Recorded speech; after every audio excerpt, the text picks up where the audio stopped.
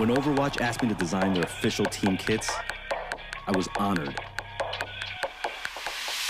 This was an opportunity to create gear that for the first time brings together the best of the streetwear world and the esports world. This is technical apparel designed with specs to provide the highest caliber athletes in the esports world with the performance and comfort that they demand. And just so you know, her armband is clipped, but it says LOVE, so you don't worry about. Designed to highlight each team's uniqueness, yet resonate with players and fans in the US, China, Korea, France, and all over the world. And of course, gear that needs to look as dope as it performs, both inside and outside the arena. This is it, the official Overwatch League kit. Designed by Staple, engineered for gamers.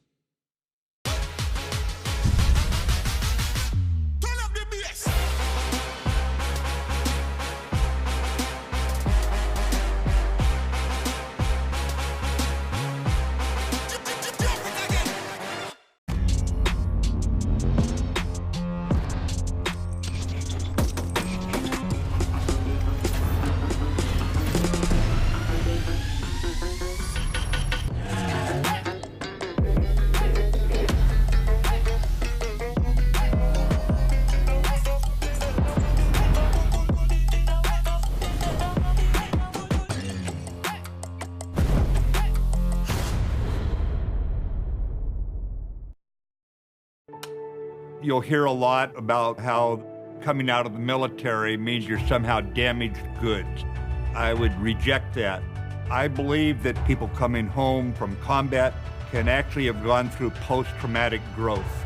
And probably the most important thing we can do is provide jobs for those who get out of the military.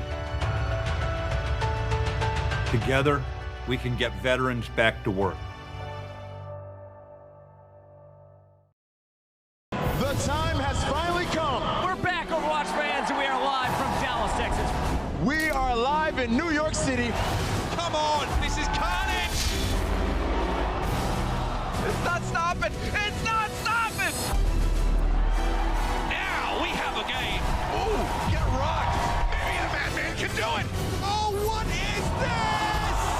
Oh, You ready?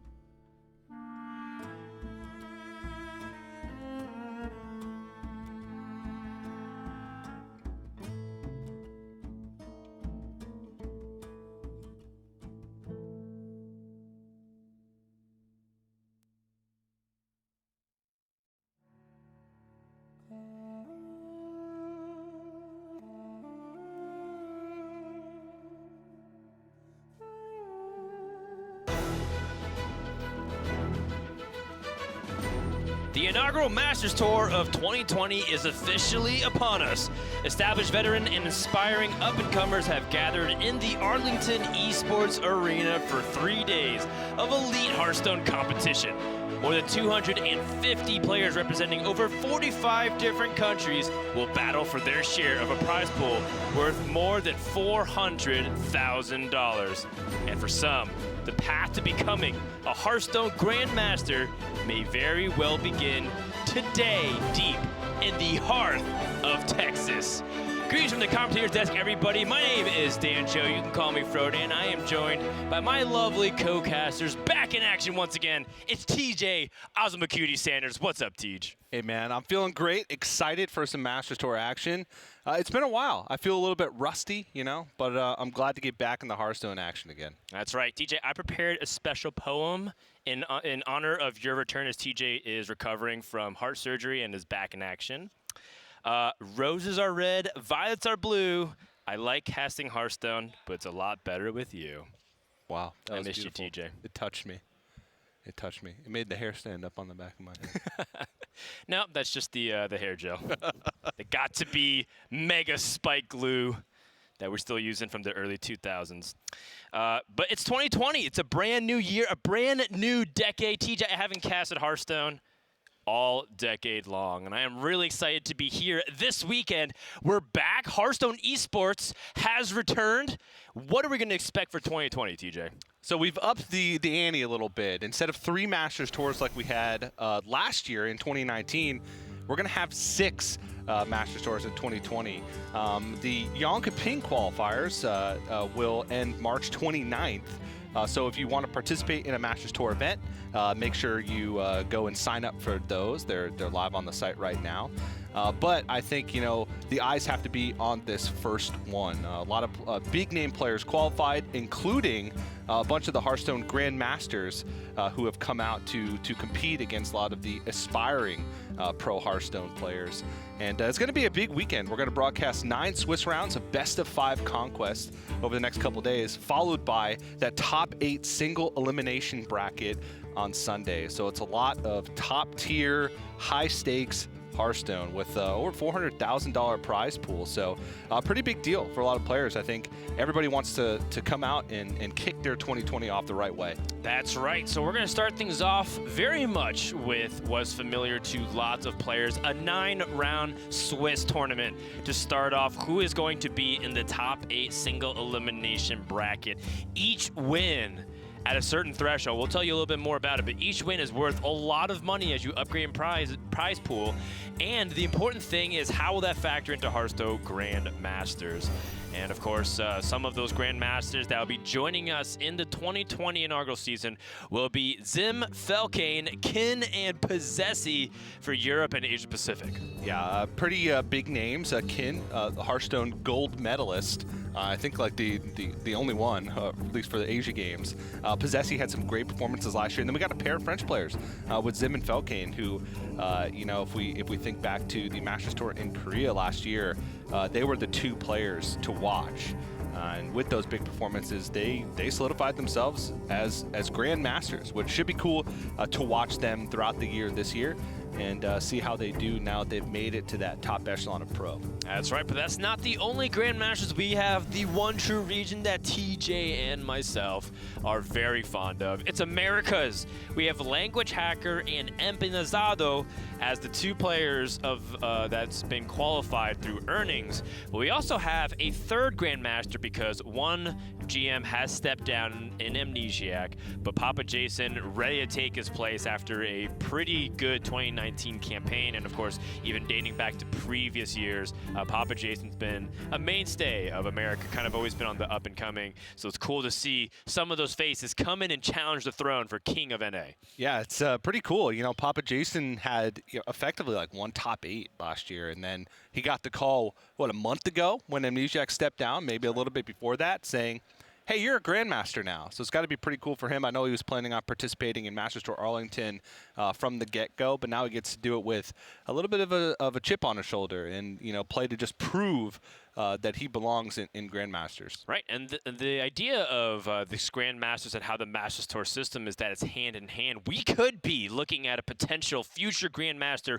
right here in Arlington, Texas, based off this field. I mean, you looked at the camera panning over some of the contestants. The room is full of these Hearthstone nerds. Love to see it from around the world.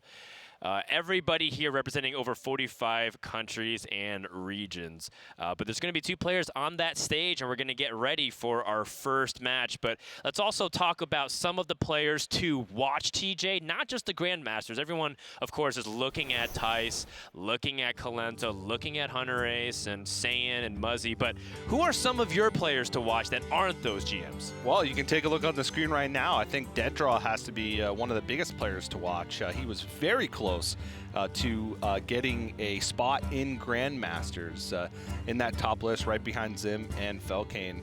Also had a great performance in Hearthstone Global Games, going in as the top earner for the UK, paired up with BoarControl. And made a deep run there.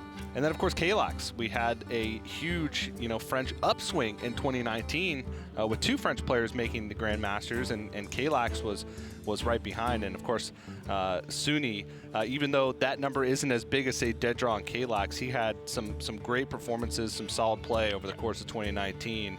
And he's one player that we have to keep our eye on when it comes to who has one of the best chances to qualify for Grandmasters at that halfway point in 2020. We talked about current Grandmasters. We've talked about future Grandmasters, but there's also some former Grandmasters. Orange and Fino, former GMs of Europe, 2 top caliber players sponsored by T1. They're here this weekend. Hoej, a player that's made it to the World Championship or regional championships multiple times, also being represented here. Killing all day. TJ's favorite player, also representing Endemic Gaming and Tars from Team Solari. Yeah, I think Orange and Fino have a pretty big path ahead of them. There's basically 2 mentalities you can have when you get relegated from Grandmasters. You can hang up your hat and say, you know what, I gave it a good go, but maybe it's time to move on to something else, or you can double down and try and make it back and prove that you belong there. Yeah. And Orange, right from the get-go, especially after such a dramatic end to the 2019 Grandmaster season with all the tiebreakers that happened in Europe Grandmasters, it was a brutal ending for both those players, and Orange right away was motivated. Fino as well was motivated, at least going into Bucharest, and now it feels like he's found it again after maybe a little bit of a break, and I'm excited to see if they'll have good performances here in these first couple Masters Tours. Well, they can join the GM versus non-GM rivalry. There's a little bit of back and forth and debate between people saying GMs are clearly a cut above the field, and some people say, you know what, they're nothing special. And that's partially what makes Masters Tour so exciting, to see that conflict between GM and non-GMs. Taking a look at how this weekend's going to pan out, we do have something special going on in Hearthstone. For the first time in history, we released an expansion as well as a full adventure content release with Galakrond's Awakening. And so Wing 1 was released last week, and now Wing 2 being released this week. Both of them are eligible to be played, as we highlight one specific card from Wing 1, which is the Winged Guardian Leviosa. Yes, Winged Guardian. That is from the east, not really, but it's really powerful card that's Taunt and Reborn, especially in those in Big and Druid decks. Yeah, it's crazy powerful, especially in combination with Witching Hour. Big and Druid wasn't really that popular of a deck before that card was released, but it gives you just a little bit extra gas in the late game, some of those big tempo swings, which, and Big and Druid, a deck that doesn't pack much removal outside of swipe. You really just need big stuff and as much big stuff as you can get. And resurrecting the Winged Guardian with Witching Hour is one of those big tempo swings that allows you to play a lot of stuff alongside it. So that's a card that I have my eye on from Wing 1. Bomb Wrangler has also found its way into a lot of Galakrond Warrior decks. That's right. I think that's a good card. And I'm hoping that we see some animated Avalanche play. Yeah? This so? weekend. I don't know if we will. I'm just hoping that we will because I think that card is cool. Along with Elemental Evocation, it also adds some big tempo plays if you can get that Elemental chain rolling. So we'll see what players are going to bring. We don't know yet because deck lists, I'm pretty sure we're just locked in right before the tournament field actually began. So we're going to be kind of along for the ride with everybody else. I like that pun, TJ, that Avalanche will be a cool card this weekend. 10 points to Gryffindor. Wing number 2 is on your screen right now as we have the Fist of Raden is the featured legendary card for Shaman, but will we see any Shaman this weekend? People were theory crafting if Explosive Evolution with Zentimo being able to target multiple minions to your left and the right side of your target. Also giving you that +3 transformation to your mana cost on the minion. A lot of questions, a lot of uncertainty. Deck lists were due just a couple of hours ago. So what do these players, what will they be thinking? What have they concocted? What have they chose to lock in for all of their lineups, as this is the first of 6 Masters Tours? But for some of them, it is quite possibly the most important one because you have to qualify for every single one. Yep. And just because you got to Masters Tour Arlington doesn't mean that you get into the other Masters Tour. However, if you're able to perform well enough in the Swiss portion, you will be able to get a ticket to future Masters Tour event, assuming you can pay your way to those events as well. Yeah, one of the other things that is cool about the Masters Tour events now is everybody that participates goes away with a minimum prize pool of 850, and instead of it being split based off tiebreakers like top 32, top 16, it's split based off your Swiss record, which is cool because everyone counts. Even later on in the day when you know that you haven't made it to top 8, sometimes that one extra win gets you a qualification for the next Masters Tour, gets you that extra $500. So pretty cool. Makes for high stakes Hearthstone all the way throughout the weekend, even once we get close to that top 8 cut, and a lot of the field has been reduced. So I'm really excited. I haven't cast Hearthstone in a while, Dan. My new heart is pumping. That's right. So what actually happened to your heart? Are you just Iron Man now? You're Tony Stark? I'm pretty much Iron Man. I have a lot of artificial parts in there. Inside there. You can hear it ticking. I'm gonna keep doing this as we go to break. They're telling us to go. That feels nice. We're on YouTube. Hit that subscribe button. And when we come back, we're gonna get started with Masters Tour Arlington. You're watching the Hearthstone Esports channel live on YouTube Gaming. Hearthstone Masters Tour Arlington is brought to you by T-Mobile. Rank up with America's first and only nationwide 5G network.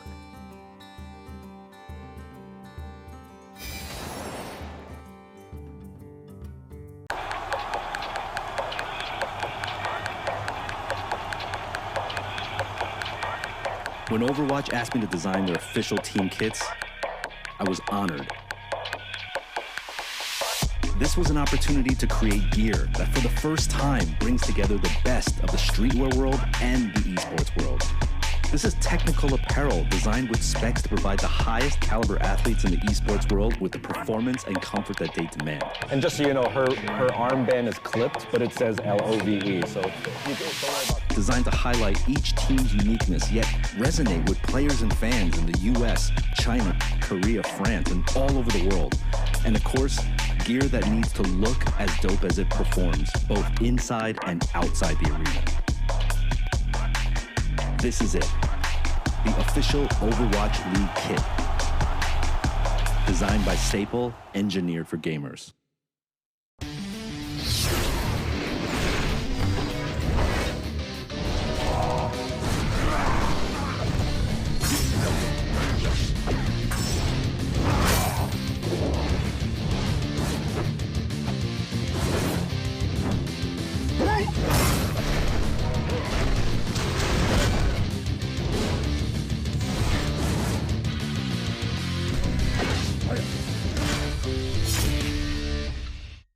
The time has finally come. We're back, Overwatch fans, and we are live from Dallas, Texas. We are live in New York City. Come on, this is carnage! It's not stopping! It's not stopping!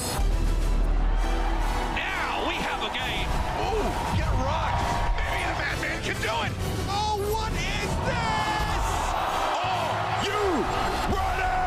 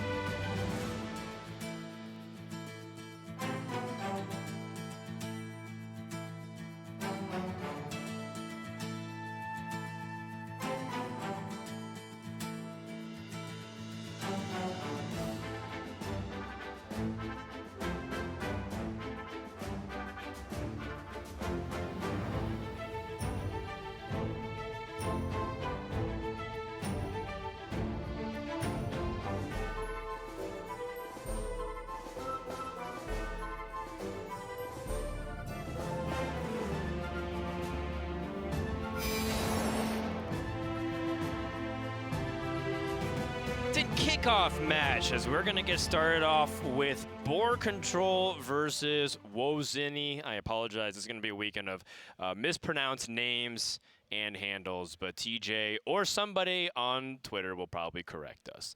But we're going to get started off with our first best of 5. We do want to let people know that we didn't cover the format for this tournament. It's going to be a 4-deck conquest ban 1 format. So what you end up doing is bringing 4 unique classes to Hearthstone, each with 30-card decks. And then prior to the series, you ban 1 deck from your opponent, and then the players cannot win with the same deck twice. They'll just keep playing whatever deck they want to, but the moment they do, it gets effectively taken off the board. And the first to remove 3 of their classes from eligibility will be the winner. Yeah, pretty much the same as what we've seen for a long time outside of, that small period of time in 2019 that I'm sure many players want to forget about, the specialist days. Back to the Masters Tour Vegas. Is that just a year ago, TJ? Not even. Not even a year ago. It was like halfway through the year that we, even more than halfway through the year that we kind of made the switch back to Conquest. But I like it. We had to reduce, of course, the number of Swiss rounds, as you saw from the last Masters Tour in 2019 to 9. But it still means we get to see a lot of Hearthstone. Players feel like they have more agency and being able to construct a lineup that can target a specific thing and ban away something else. So I'm definitely looking forward to it. If we think about how it relates to the current meta, we're probably going to be seeing a lot of like target druid, target rogue strategies because those are the 2 most popular decks.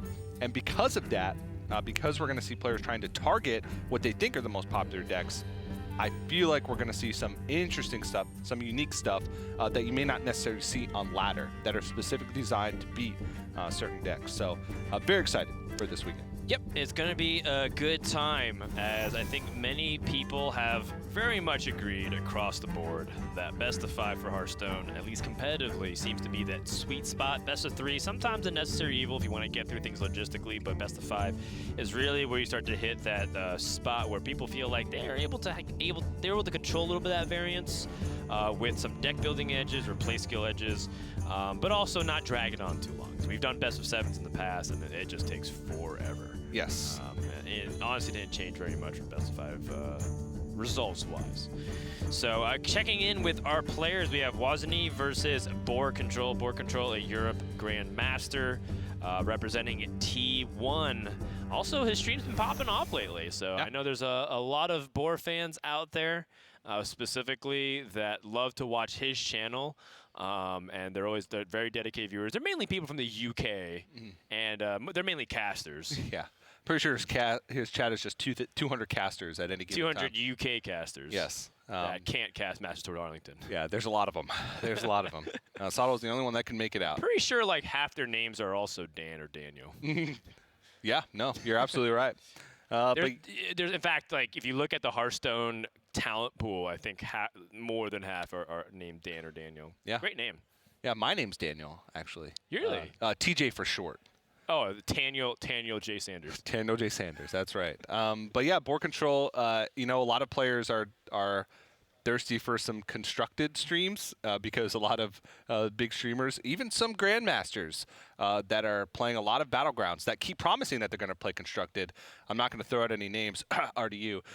But I think BoarControl, these streams started to pick up because players want that constructed content, or at least some of them do, and he has not wavered from his constructed roots, which I respect. I mean, some players, they are inherently competitive as much as it is fun to dip into other game modes within Hearthstone.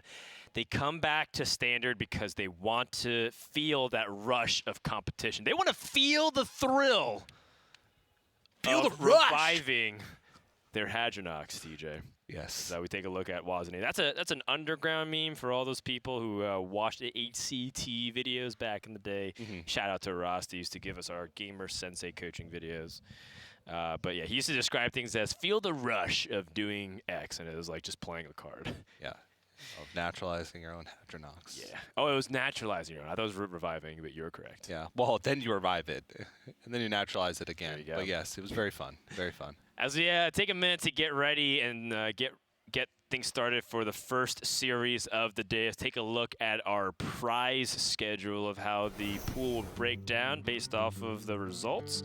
For first place, earning $32,500, and then second place, $25,000. Third and fourth place, $15,000, and then top 8 will be the last group of players in the 5-digit column. After that, we're just gonna pay people based off Swiss wins. So 7 wins get you $3,500, 6 get you $2,250, and then 5 and below get you $1,000 and under. But still, you know, great to show up, like you said, TJ, to get $850 guaranteed. But if you're able to land 5 and above each win, feels like a lot, because you know you're playing a best of 5 for $1,250. You're playing a best of 5 for, you know, potentially thousands of dollars, and it's really exciting when you start to see those high stakes Hearthstones kick into play. Yeah, and like I said earlier, it makes it so that you know, the end of day 2, where we're starting to dwindle down to a small field of players, everyone counts. Even if players aren't fighting for a top 8 spot anymore because of tiebreakers, because of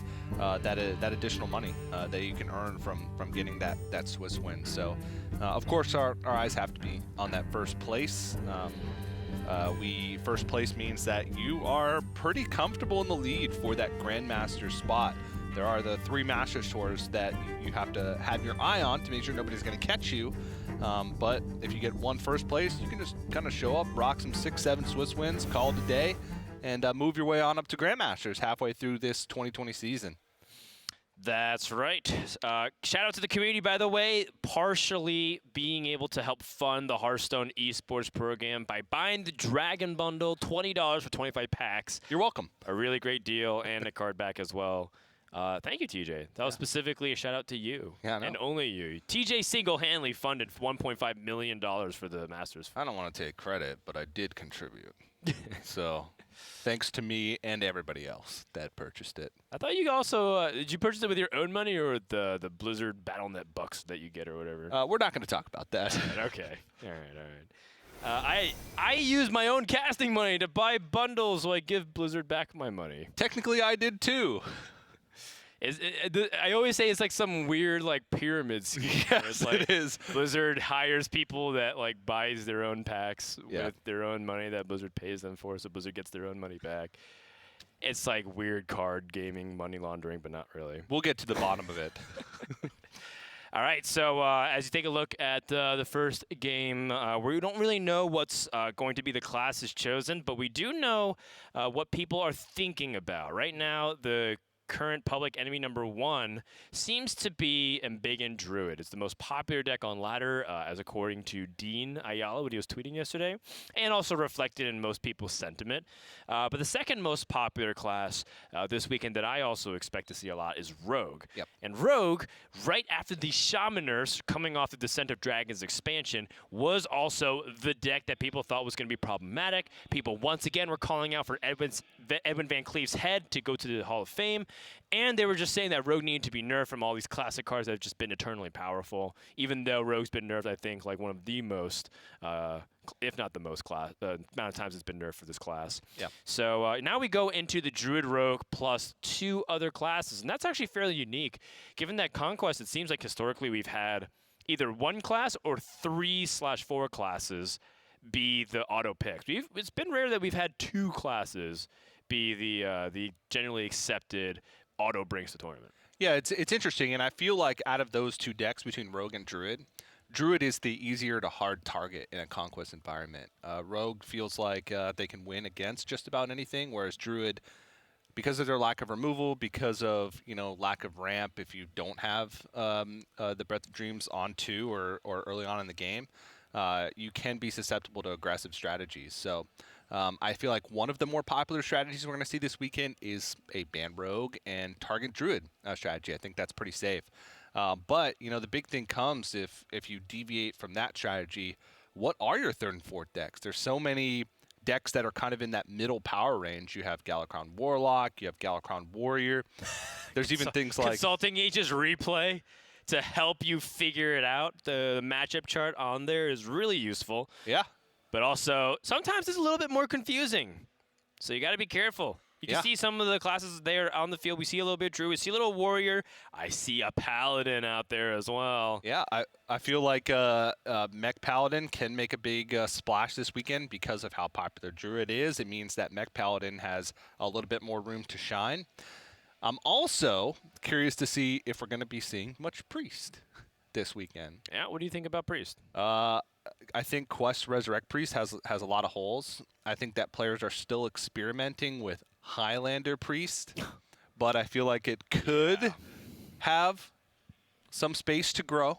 I mean, Highlander Priest is largely unrefined, to say the least. Well, I think the almost reason all Highlander decks are unrefined. It's pretty bad right now. It's bad, but you never know. The reason why I think it can be good, TJ, is because every class that has Galakrond, I think, has potential. Yeah. There's a reason why Rogue, Warlock, Warrior, and Shaman for a while were like top 4 out of the 9 classes upon release of Descent of Dragons. Although it was pretty much like Shaman being the tier 0 deck. Galakrond Shaman, for people who are not like super like frequent playing Hearthstone all the time right after the expansion, it was dominating everything on ladder. It's been a while since we've seen one class be that popular and that polarized in win rates. In favor of just being dominant over the rest of the classes. Yeah. Then after the nerf, Rogue took over for a while. Now we're kind of emerging as Druid, being a front runner for leading the metagame. But then, the thing is, you mentioned Druid has a lot of weaknesses. People were talking about maybe Warlock could potentially upset that, because if everyone's favoring the Druid and you just ban Rogue that can deal with the Warlock Zoo minions really effectively, then they'll be able to find a way to target Druid reliably. But that's the question. Can people devise a strategy, or will people even bring the Druids if they feel like it's being targeted? Yeah, and that's what's going to be cool to figure out over the course of the next 3 days, or at least over the course of today, trying to figure out which lineups are going to break out from the rest of the field and get the job done. But yeah, definitely excited to see it. All right, so we are going to figure out a couple of tech issues, and when we come back, we're going to get round number 1 started with the Swiss portion of Masters Tour Arlington. Hearthstone Masters Tour Arlington is brought to you by T-Mobile. Rank up with America's first and only nationwide 5G network.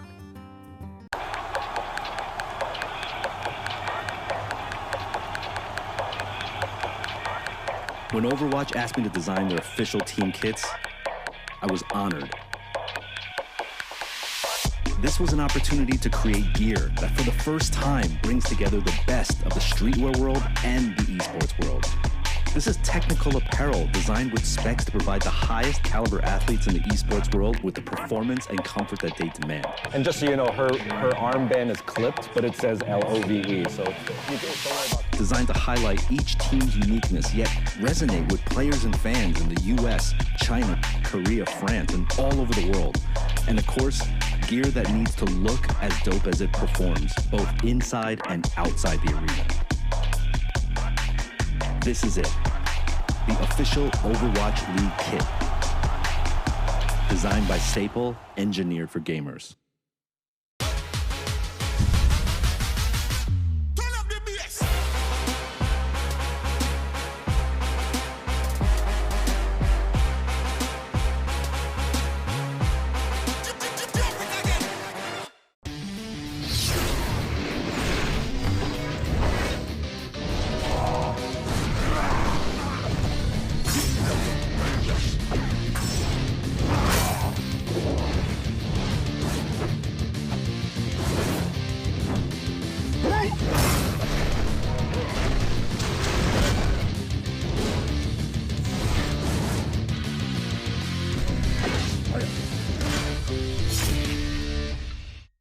The time has finally come. We're back, Overwatch fans, and we are live from Dallas, Texas.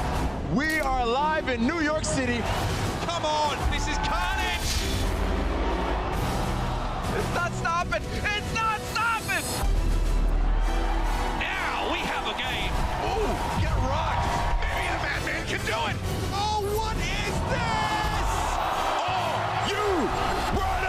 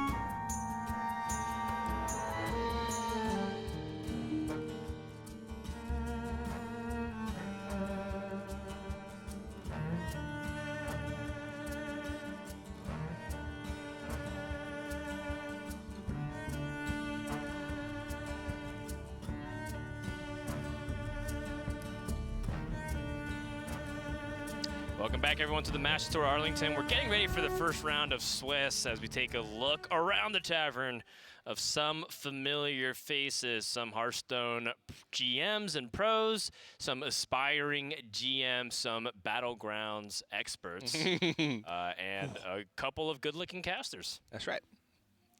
They're backstage. Oh, okay. They'll be out momentarily. Yes, don't worry. We're just the appetizer. But you can see a lot of players have already begun their round one. We're just waiting on our featured matchup to start, as we showed earlier with Boar versus woziny. So that should be up shortly. But what's been your favorite deck in the metagame to play so far, Dan?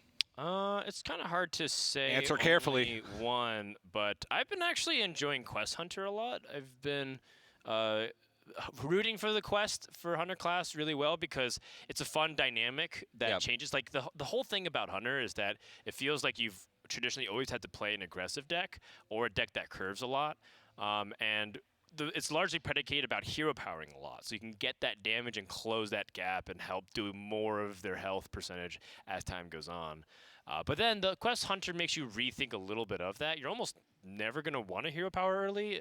You always want to just hero power after the quest. And that changes the entire dynamic of how you want to play Hunter from a traditional perspective. So it was very refreshing for me to see that Quest Hunter give new life to this class. Yeah, it's basically about just not falling behind to the point where once you complete the quest, you don't have enough time to piece together combos. What about you, TJ? I'm not sure. I think Galakron Warrior. I feel like that's a safe choice. There was a few days. It's a judgment-free zone, TJ. There was a few days, and you were spectating me during this experience that I had.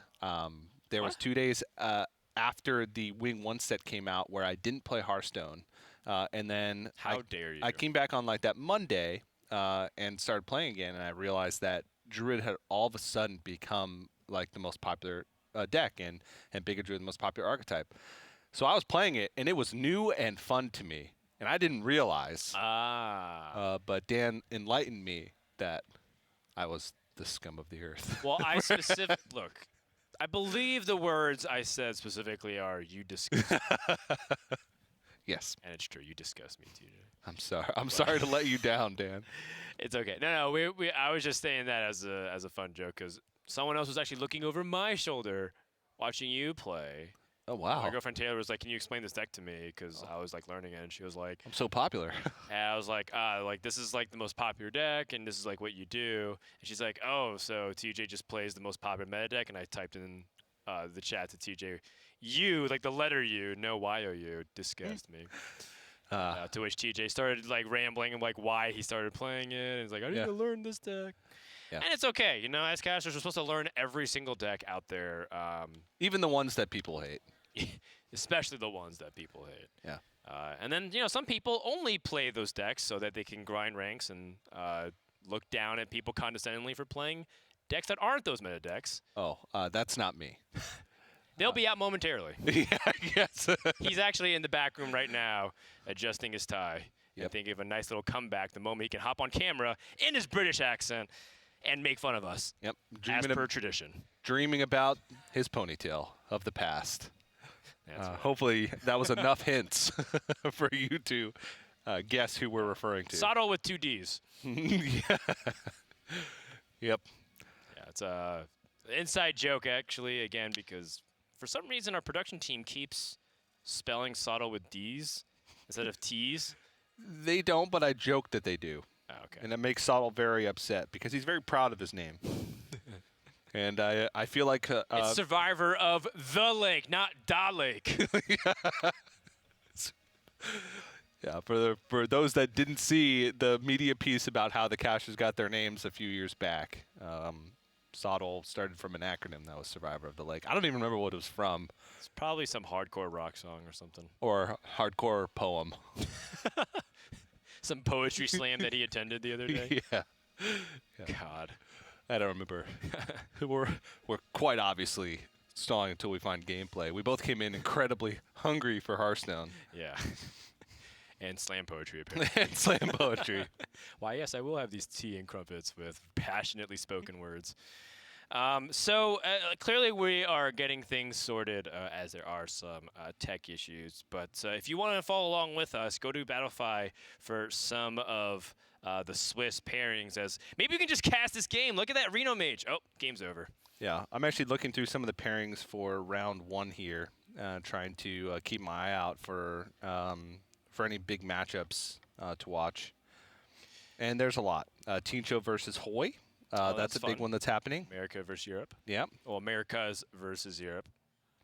You know, TJ, as you're looking at these pairings, we have a really nice jib camera that hovers over our caster desk, and it also is capable of getting uncomfortably close to some competitors.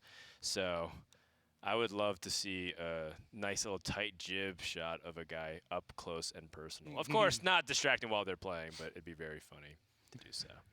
Kind of like this shot right here, but this was a hand cameraman on the floor.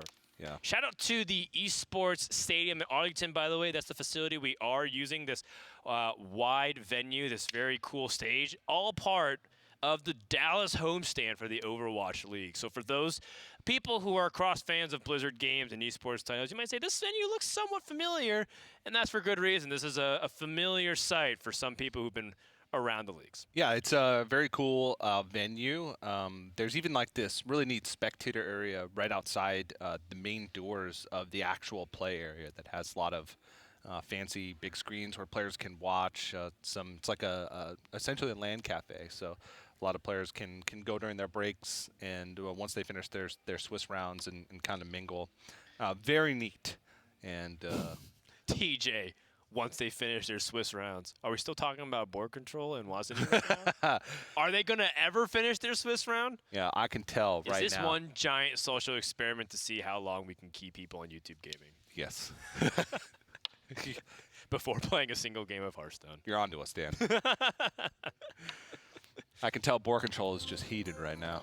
Oh, yeah. He is fuming. Yeah, absolutely fuming. He misses his cats. That's for sure. I always respect a person that's a cat guy or a cat person because it's very reflective. You know, dogs are too happy for them or too hyper or too. What are you trying to say, Dan? Oh, I'm just saying that it's pretty interesting. Like, you talking smack about dog people? No, quite the opposite. I'm just saying that dog people are awesome people. Thank you. First of all, I want to say that I want to have a cat and a dog, and make them friends. Yeah, you know, breaking down boundaries. You know, I'm not a speciesist. Wow, very progressive. Very progressive. I just think that is very funny because when you get to know somebody and then they say, "Oh, I'm a cat person" or "I'm a dog person," a lot of times the number one thing is, "Oh, that makes sense," because you get to know their personality trait. And so when BoarControl and Sottle and other people say that they're cat people, and I say, "Oh, that makes a lot of sense," getting to know them because they're generally more reclusive into themselves and not really fan of human interaction and contact. Yeah. But they love video games, and that's why we love them. They're here, and we all love games, and we all love Hearthstone. And we all love dogs and or cats. Yes, but most importantly, we love hearing ourselves talk for 40 minutes straight. That's right. With no gameplay. Oh, well, yeah, what do you want to talk about next? Some spicy predictions, maybe? Spicy predictions. What did you do over holiday break, DJ, while you were recovering from surgery?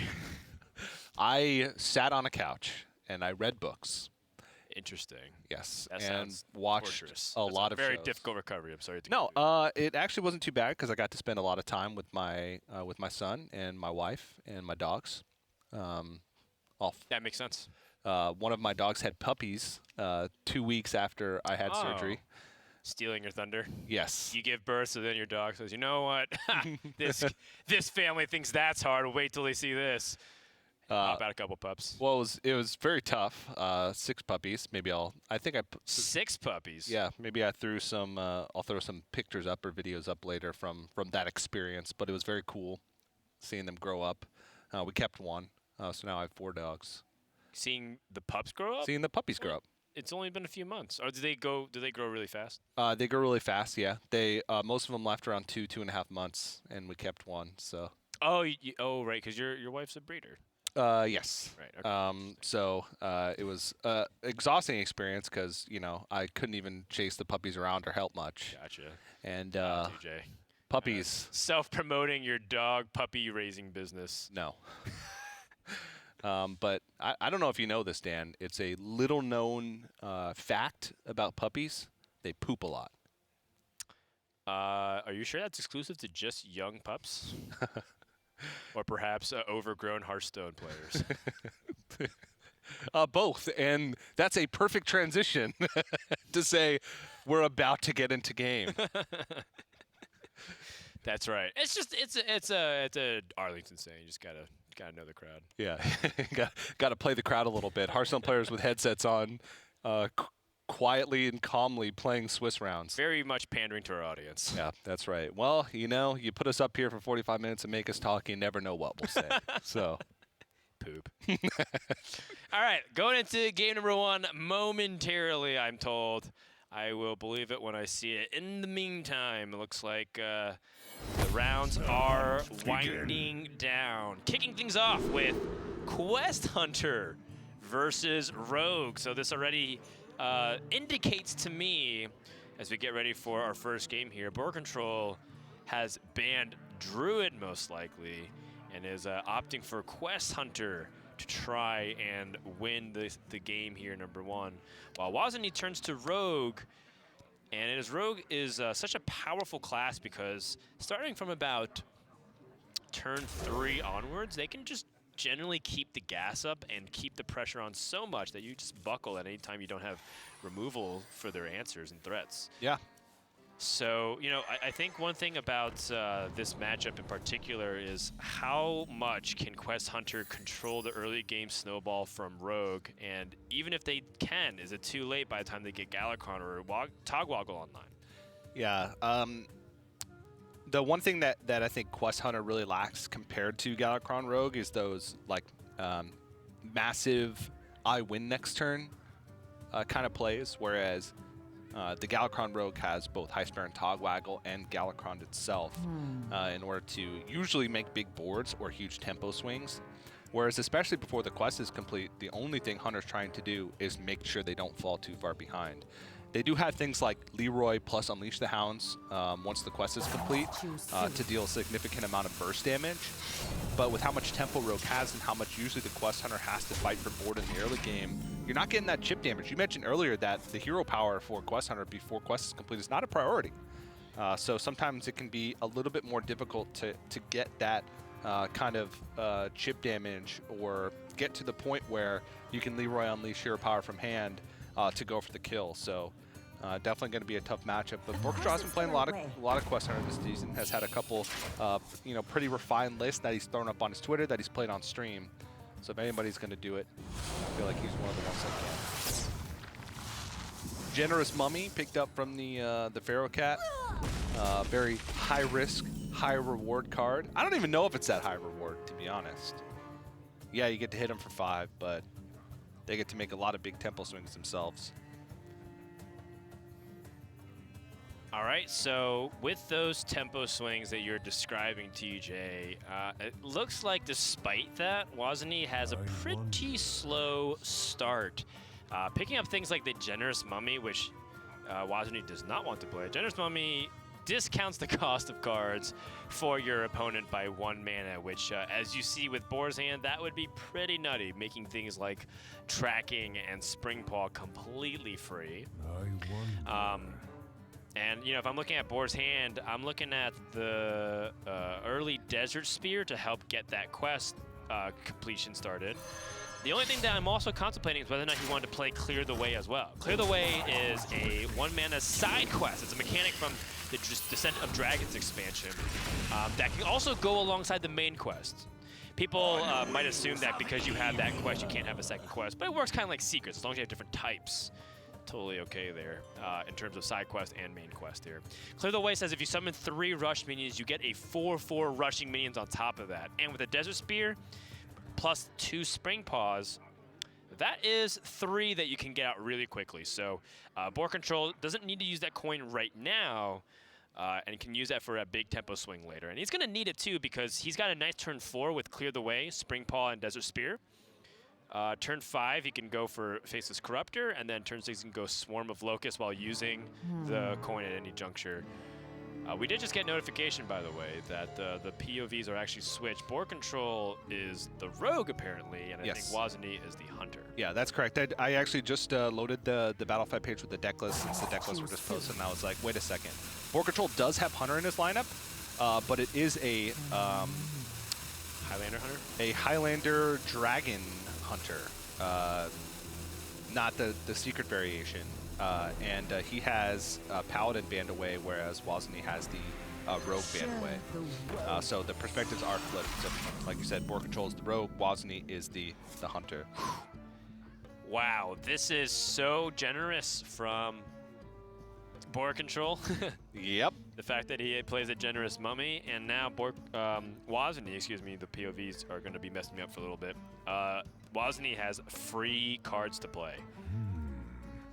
And I know some people might feel like, well, I'm just going to run out of cards, but you get the amazing amount of board presence that Rogue can't really fight back easily. That being said, Generous Money is still a 5/4 with Reborn, so it's still pretty intimidating to go up against. Yeah. And you can tell BoarControl doesn't feel too happy about having to make the decision to play Generous Mummy, just because he knows that it's a pretty big boon for woziny. Can actually, if he wants to, get the Clear the Way procced this turn and make a big swing with the Faceless Corruptor. Yeah.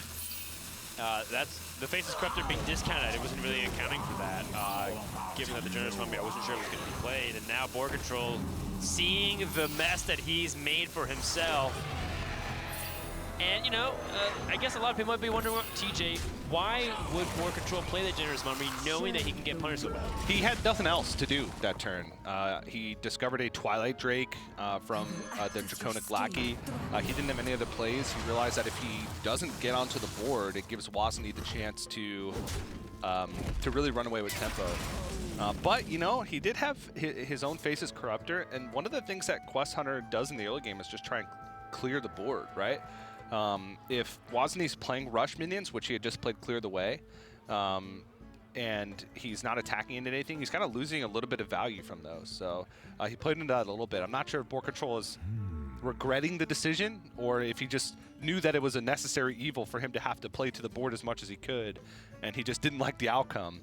But definitely not a great spot early for him, having such a slow start. But granted, the Galakrond Rogue often does have slow starts. They don't have too many early game tempo tools. A lot of times they're just trying to invoke as much as possible and control the board with value, essentially, with lackeys early on in the game until they have the big swing turns of High Spare and Togwaggle or the Galakrond, which is where they really start to, you know, essentially start to win the game. Yeah, so I was saying, like, after turn 3 onwards is kind of when Rogue can truly start turning on the gas, if they have, like, the ideal start. But you mentioned a really good point, TJ. A lot of times Rogue does it because they're playing those heavy-handed mid-range cards that need some setup, right? Like, almost all of those other cards need some kind of, like, condition to optimize its power. In this case, Kobold Lackey into the Faceless Corruptor, trying to win back the board. BoarControl able to equalize here. Yeah. But the problems are just kind of beginning here for BoarControl, because the second Swarm of Locusts into the Bloom Master Spark will guarantee this quest completion. Yeah, and BoarControl, you know, there's a huge difference between a turn 7 High Spare and Togwaggle and a turn 8 High Spare and Togwaggle. Every turn that you delay those big, powerful swing turns as Rogue, you fall more and more behind, and that Rogues really don't play Phantom Knives. They really don't play much like these wide board clears. So if woziny just plays Swarm of Locusts here, it's going to be tough for BoarControl to kind of clean everything up.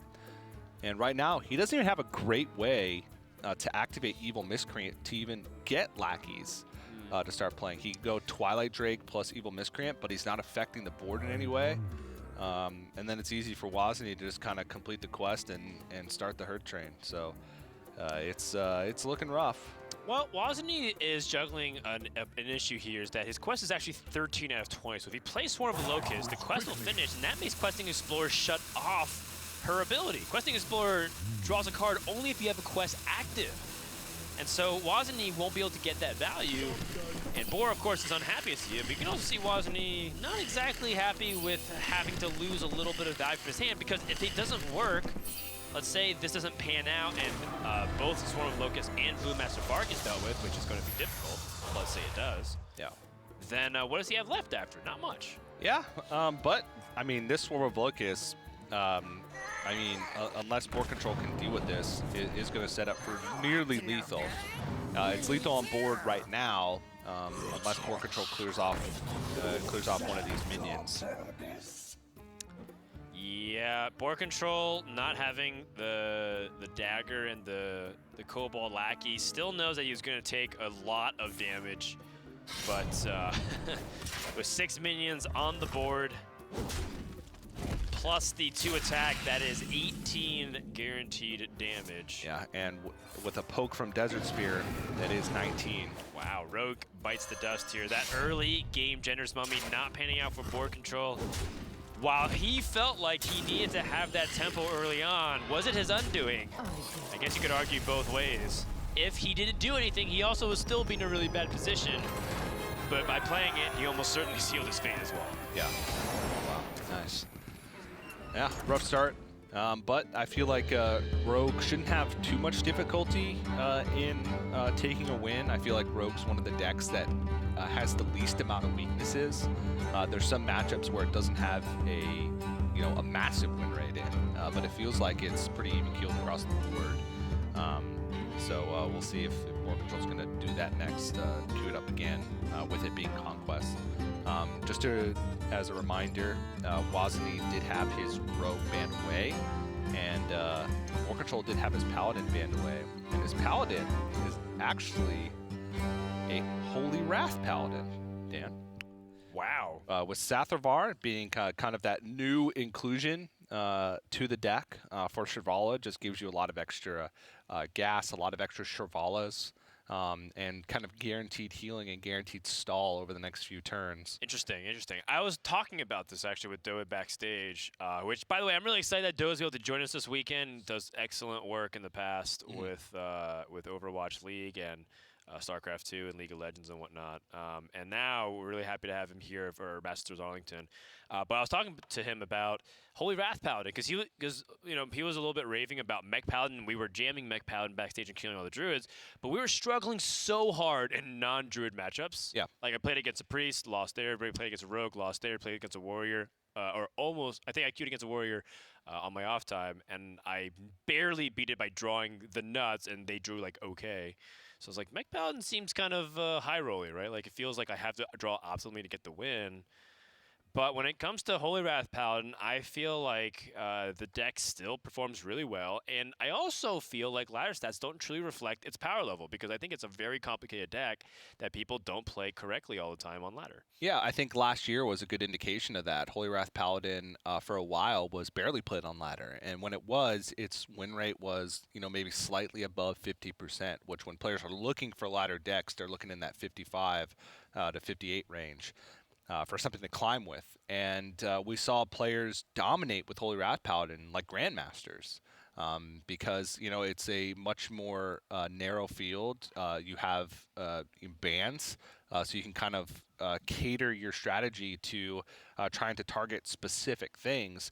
And I think that's where Holy Wrath Paladin really shines. And in the hands of a good player, I feel like Holy Wrath Paladin is even more powerful because there are some tough spots. It's, when you use timeout and, how you use your resources, managing your hand size because you're drawing so many cards.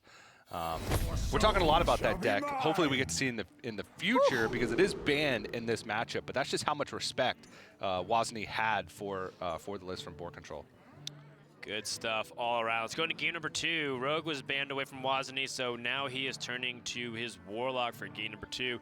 His Warlock is what many people called trash Warlock as a joke because it felt like it played a bunch of weak cards but somehow got there all the time. But he's playing basically Dragon Warlock, featuring Galakrond the Wretched. Some people call it Galakrond Warlock, but that's a little bit ambiguous because Galakrond Warlock could have a few different archetypes behind it. Yeah, you can run like a more zoo-oriented Galakrond Warlock where you're playing very heavily into the early game with Galakrond being kind of that swing turn or burst damage, however you want to talk about it. This deck with the Veiled Worshippers draws a lot of cards, and that allows you to play Zephyrus and Dragon Queen Alexstrasza, even though you're not playing a Highlander deck, there's very many 2-ofs. I've been liking this deck a lot, playing it a lot. It feels like you have so many big power turns. You have, of course, your Galakrond turn. You have your Dragon Queen Alexstrasza turn. You have a lot of early game removal with Dark Skies, with Crazed Netherwing, the 5/5 dragon that if you're holding a dragon deals 3 damage to all of the characters. And one of the things about the Warlock's Invoke ability is that it allows you to have this weird kind of board control where you can be proactive and everything's scary because of the threat of Plague of Flames. And so it kind of incentivizes players to trade more often than they otherwise would. Right. So I feel like it's a very powerful deck. And woziny, I think the Twisting Nether might be a slight off-meta pick. Most of the Galakrond Dragon Warlocks that I run into or that I played don't run that card in the deck. It's sort of a carryover from the beginning of the expansion. Yeah. Around turn 7 was when you feared Galakronds coming out. And so when people were summoning 8/8 rushes, elementals with rush, you kind of need like a Twisting Nether to answer those big shaman minions that would come out that turn. And then it also started translating to like winning the mirror, right? Having like Galakron minions or Galakron summoning demons, excuse me, with all these like 1/1s getting buffs. Sometimes you'd have that Twisting Nether just to clear things off. And then people had played different variations. Is it Handlock? Is it a Dragon Warlock? Is it a Highlander Warlock? Is it just straight up Galakron Warlock? Is it, you know, air quote, Trash Warlock? Which I thought was a kind of a brutal, mean name. Yeah. Yeah, a lot of these cards are actually pretty solid, but when people just feel like it's weird when you're playing things like Sacrificial Pact and whatnot. Yeah. In order to... well, like the original Trash Warlock played things like Elven Archer and Evil Genius and like Dragon Egg. Oh, I mean, but it didn't felt like it fit into that kind of archetype. It played like arena cards. Yeah, its only goal was to have fodder for Plague of Flames, but then players realized that the Invoke from Warlock is just such a good activator for Plague of Flames already. Like Devoted Maniac Plague of Flames invokes your Galakrond and kills off 3 minions with Plague of Flames for just 5 mana, which is a pretty insane swing. woziny is struggling a little bit to kind of deal with all these little stuff on the board. Plague of Flames is not super valuable right now because there's not a lot of, you know, high power minions on the side of BoarControl, but that chip damage is getting there. And chip damage is really valuable. Yeah. BoarControl has Leroy in the hand, plus a couple of other ways to potentially generate damage. So woziny taking damage by playing things like Crazed Netherwing could be useful. Crazed Netherwing's a 5-mana minion, it's a 5-mana dragon that says if you're holding a dragon, deal 3 damage to all characters, which is essentially just a Hellfire attached to a dragon's body. Very thematic. It is a great card to play, but woziny doesn't have it. And so what the next best option here is Shield of Galakrond, but you know, it's kind of playing directly into Boar's strengths, which is he gets to pick the optimal trades and use all these small bodies to either value trade or push face. And now he also knows that there absolutely probably is no Crazed Weatherwing, right? Oh, yeah. I mean, when I said absolutely, I meant like, well, you know, there's a chance that he might hold it back, so it shifted it to probably. Yeah, there's also a chance that maybe he had a Crazed Netherwing but didn't have a dragon to activate it. So you can't rule it out completely because that happens, I wouldn't say often, but BoarControl hasn't seen too much card draw come out. There hasn't been too many life taps, and there's really only Alexstrasza, Dragon Queen Alexstrasza, and the other Crazed Netherwing as options for actually activating the Crazed Netherwing in the first place.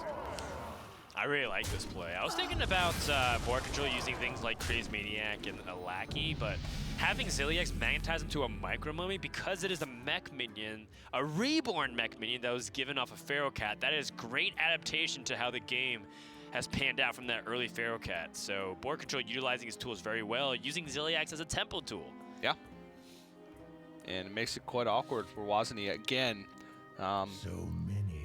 Doesn't feel super great to Plague of Flames here, but he doesn't really have any other options. The play that stood out to me first was Life Tap, Dragon Blight, and then Plague of Flames while sack pacting one of your imps because you don't need it since you'd spawn enough minions for Plague of Flames anyway. He could pick up something that he wants instead. Oh. Well, if you do the Veiled Worshipper, which allows you to draw 3 cards, you're going to just die because there's too much pressure onto the board. Yeah, I think he needs to go off with the Plague of Flames here. And, you know, kind of just hope that BoarControl doesn't have too much reload because woziny doesn't have much fodder for the Plague of Flames next turn. He does have Veiled Worshipper to reload. It's just, is he going to take too much damage in the meantime? Is BoarControl going to generate too much value in the meantime? Ooh. Galakrond, Kronks on curve to summon Galakrond. But the thing is, Boar's pretty close to be able to set up lethal for the following turn. Is there a better play than that? Like, for example, can he play Shield the Galakrond instead and push the issue? Maybe even use Praise Gal to just push into a little bit extra damage. It's all on the table here. Yeah. Ooh, so Daring Escape is a way to double down on Leroy without Shadow Step. It's just, obviously you need to do it over 2 turns. But it could be a way for BoarControl to set it up. Or Lackeys, yeah, try and provide a lot of value. Which, you know, their Lackey is one of the best and will always be one of the best in Rogue because of, usually you get at least 1 good spell. There's some, you know, rough spells in Rogue, but usually you can get at least 1 that can either be burst damage or a sap or backstab to try and push through for lethal. So woziny has invoked 3 times because we saw that Veiled Worshipper, at least 3 times. We saw that Veiled Worshipper was active the previous turn, but he still chose to invoke anyways. So woziny, if he draws Galakrond with Kronks, he could set up into a Kronks Dragonhoof, into Twisting Nether, into a Galakrond setup. But the thing about Galakrond is that you don't have a guarantee of being safe, while most other Galakronds do. Yes.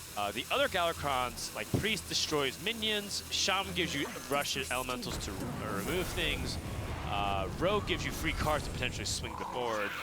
Warlock, you get demons that are random and you're not even sure if they're gonna be good, you know? They could be like Blood Imps or really weak Void Walkers and stuff. You do have things like the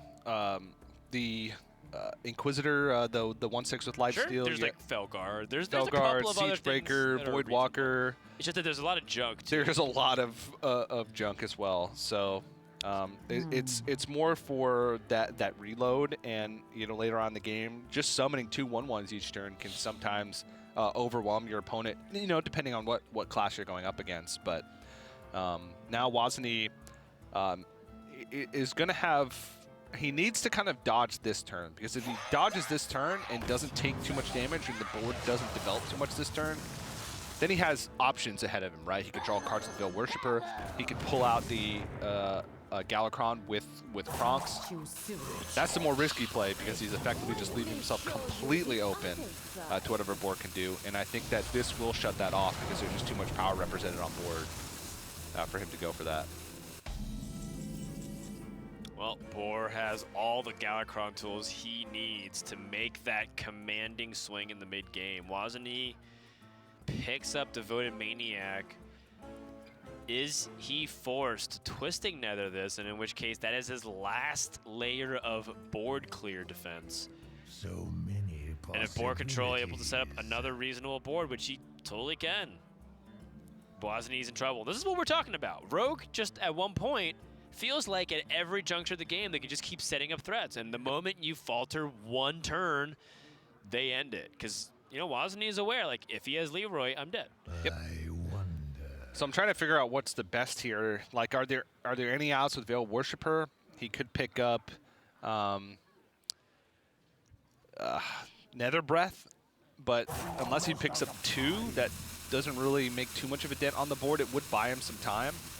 So he's just going to pull the trigger on Twisting Nether and not trust in finding a removal from Veiled Worshipper. That's the much safer play. But at some point he needs to figure out some times to draw with Kronks or with Veiled Worshipper. And maybe this is it, but... Yep, and I believe Boar just has to invoke 1 more time and Galakrond will be completed. But he also can play it on the following turn as well. You don't have to play it. You don't have to invoke before, or you don't have to invoke right now. You could just invoke the following turn, right before you play Galakrond. But you don't get the value off the hero power right after, nor do you have as much mana flexibility.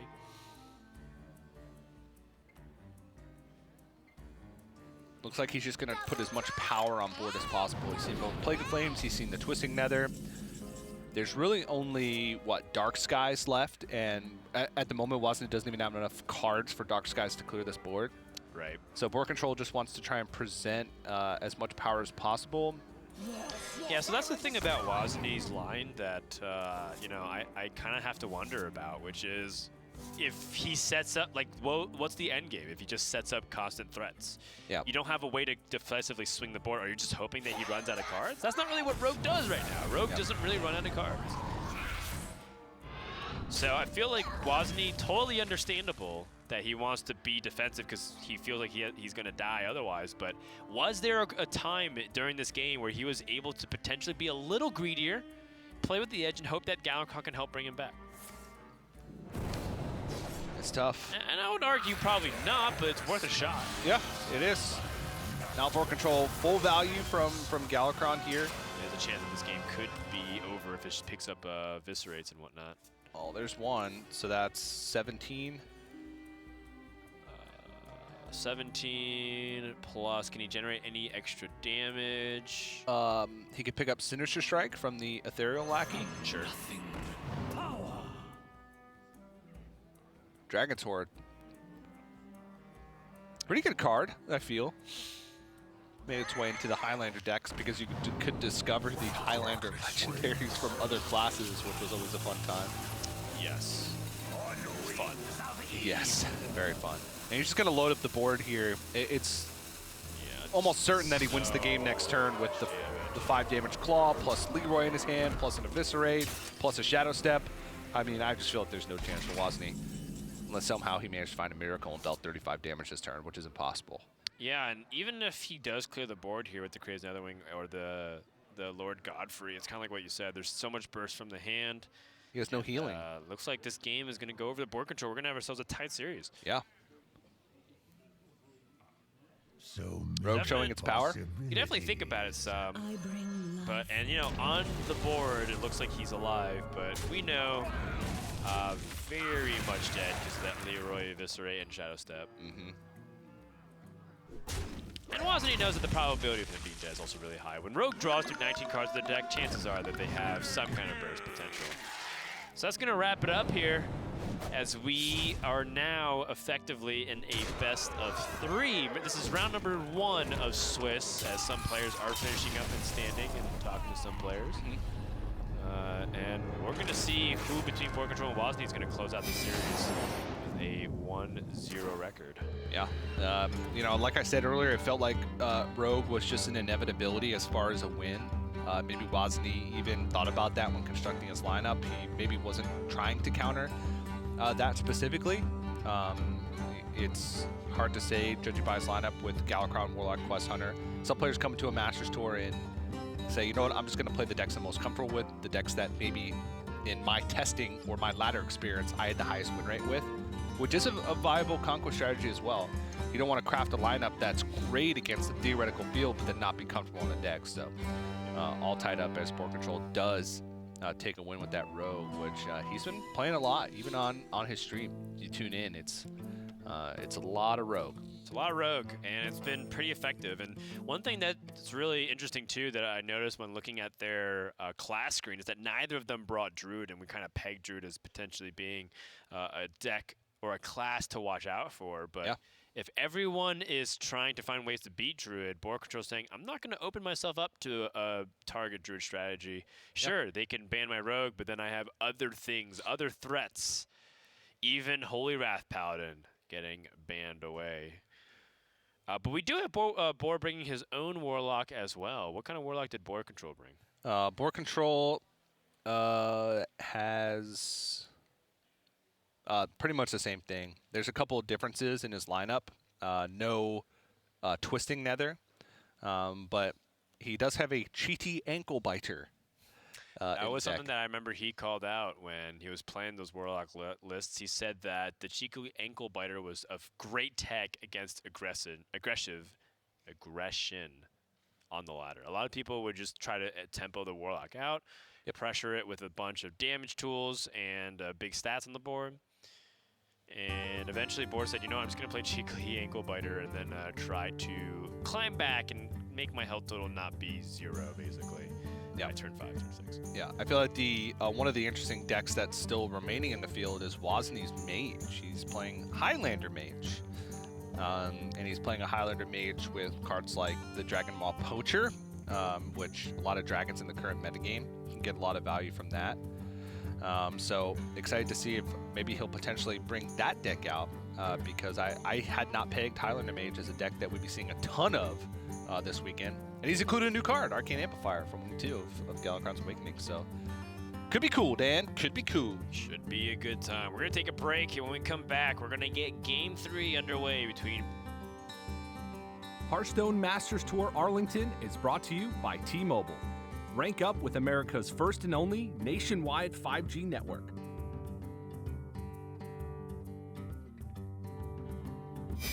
T-Mobile 5G is here, and it's nationwide.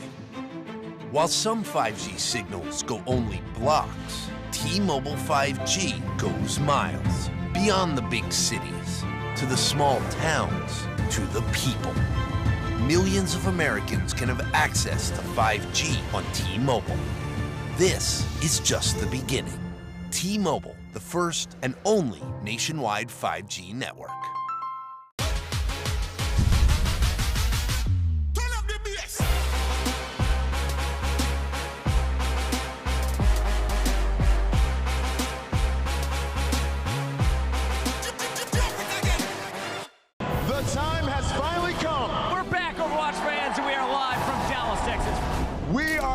In New York City. Come on, this is carnage! It's not stopping! It's not stopping! Now we have a game! Ooh, get rocked! Maybe the Madman can do it! Oh, what is this? Oh, you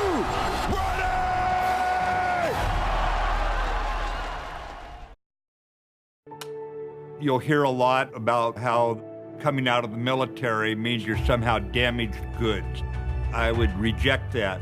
I believe that people coming home from combat can actually have gone through post-traumatic growth. And probably the most important thing we can do is provide jobs for those who get out of the military. Together, we can get veterans back to work.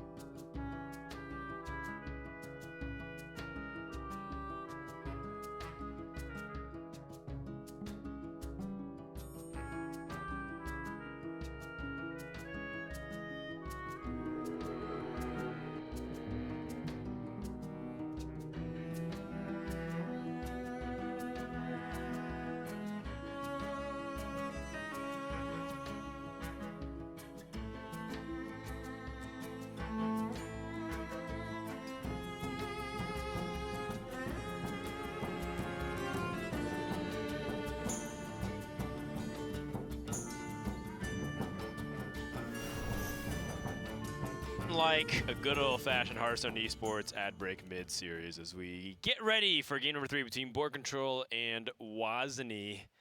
Quick shout out to all of the people that showed up, especially the viewers that are watching us on our new platform, as well as our sponsor, T-Mobile, the nationwide 5G the first and only nationwide 5G carrier. That's right. That's right. I was trying to say it backwards to test people's IQ, their anagram solving abilities, but just realized I just make it easier for everybody out there. Yeah. Yeah. Big shout out to them. Love it when people get on the Hearthstone Esports train, because it was a very... Say it with more enthusiasm. Say it with your chest, TJ. Because, well, in the past, we weren't on camera. We have been a very slow-moving train in the past, Dan. We're a slow-moving esport. We're chill. We got chill vibes, you know? We're like the turtle in the turtle in the hair. Yeah. We'll eventually win, but boy, it's going to take a while. But you know what doesn't take a while? Things to load on my 5G connection, thanks to T-Mobile. Woo! Load me up some deck lists, Dan. Well, actually, there they are. That was fast. That was fast. And you know what, Dan? You could do that nationwide. Oof. Surely it's not the only carrier that does that. Dan, I just got some news. It is the first and only. Inconceivable. That's right. Going to game number 3 is we have BoarControl versus woziny. Woziny hailing from Korea, looking to see if he can continue to make his mark on the Grandmasters path, as we will be taking the top earners from each region throughout the year and inserting them into Grandmasters, and we'll be relegating Grandmasters who are not performing. Game number 3 is this Dragon Warlock up against the mirror, but it's not exactly a mirror, as TJ was saying. However, I will say there's a lot of nuance to this matchup that you have to be very careful about. This is something that I didn't really learn except the hard way on ladder, where like I kept wasting resources that I wasn't really thinking too much about. However, I will say another thing too, is that if you are the deck list with less removal, there is a case for you to play very proactively. Yeah. If you're able to like curve out into a Galakron of some kind, you really put your opponent into a situation where they have to have the right removal tools, or else they have to twist another like a 3-minion board, or like Plague of Flames like a 3-minion board, when they'd rather do it on a big wide board and get value. Yeah, and honestly, that's really the only difference between the two lineups, is BoarControl plays the cheeky ankle biter, and woziny plays the twisting nether. And they're very different tools. They're for very different purposes. And in the mirror matchup, it's going to be interesting, whereas once it gets later on in the game, woziny is going to have access to a point-and-click board removal, whereas BoarControl is going to be healing for 1. So that's a pretty big difference, and I can imagine that BoarControl is going to play maybe a slightly more proactive, aggressive style because of that, trying to force out removals earlier to make up for that deficit, as you mentioned. Right. So, and gets on the board first. One of the benefits of being on the play is you can dictate trades, you can force your opponent to be the one to have removal. And I do like just kind of pushing face damage in this matchup, because a lot of times you're not too worried about Plague of Flames because it destroys their board too. So you might as well get the damage in while you can, and try and use that to your advantage. Yeah, this is a good move by woziny. I think a lot of people would be very tempted to use things like Mortal Coil in this position, but he's using his minions as the removal, because he knows that BoarControl will be doing a lot of the clearing. And yeah, he takes a little bit of damage, but ultimately it's still relatively the same board position, and he picks up the second crazed Netherwing, which is real nice for when BoarControl wants to reload. So coin crazed Netherwing dealing 3 damage to all other characters. This 5/5 is often very problematic, but BoarControl does have the Shield of Galakron here. Yeah, it does have Shield of Galakron. Could also go for tap plus Dark Skies, but I feel like he definitely wants to go for development here. There's nothing that he specifically wants to tap into. And again, you know, if woziny wants to try and remove this board, it's going to kill his own board too. That's the thing about Plague of Flames and Dark Skies is you can just build board tension, and that could be your way to play around removal. Because if your opponent develops or removes, then they're at a detriment because their own removal spells also kill their minions. Yeah. Dark Skies, a card that deals 1 damage to a minion on the board for every card that you have in your hand. So it works really well in a class deck. It's able to generate a lot of cards through Life Tab. But like you said, it is symmetrical removal in that it can damage your own minions as well. And I don't know if this has always been the case, but in the past it feels like a lot of the no, there was one card, because Twilight Drake is the same as Dark Skies, where it counts itself as a card. I feel like there were cards in the past that didn't count themselves when saying this how many cards you have in your hand at the time of casting. Not Mountain Giant. Twilight Drake's the only example I could think of, but that one actually does count itself if you have full hand. If you have 10 cards, it's 4 times. I don't know. Maybe I'm crazy, Dan. It doesn't. It's a 4/1 minion that gains 9 health. Oh, yeah, so it doesn't count itself. Dark Skies counts itself, so it deals 10 damage if you have 10 cards in your hand. Cool. It's a lot of boogers slinging onto the board, TJ. Yes, it is. BoarControl picks up the Sacrificial Pact. Does have a Clear Skies opportunity right now, or can just play Netherwing. Neither of them are very mana efficient in terms of establishing board presence. I guess he could play a Dragon Blight number 2 if he wanted Dark Skies here. Dark Skies is a little bit of a problematic card to use in this matchup because you want to be proactive. So if you play Dark Skies and then you play Dragon Blight Cultist right afterwards, that's a good order because then you're not hitting your own board. If he's ever ahead on board, playing Dark Skies feels bad. Yeah. So this makes sense to me. But now this opens up the second crazed Netherwing here for woziny. Or perhaps a Dark Skies Dragon Blight right back. And thus is the dance of this mirror. Because it's a mirror, you're often going to see similar removal options.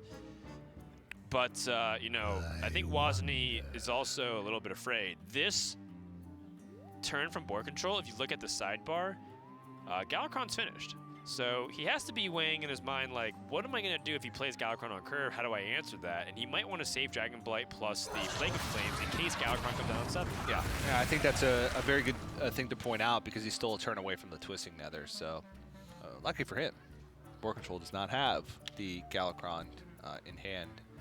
And no Veiled Worshipper, no way to get that burst of cards.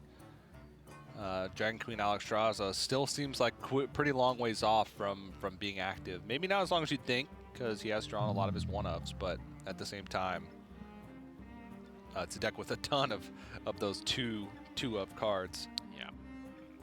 Board thinking about what's the best play. I immediately identified a Dark Skies and Fiendish Rites combination because it is 7 mana and you get to remove plus develop your own board. It's not great though. It's not great. Problem with that is he's missing a life tap, which means that, you know, his next few turns might be a little bit weaker.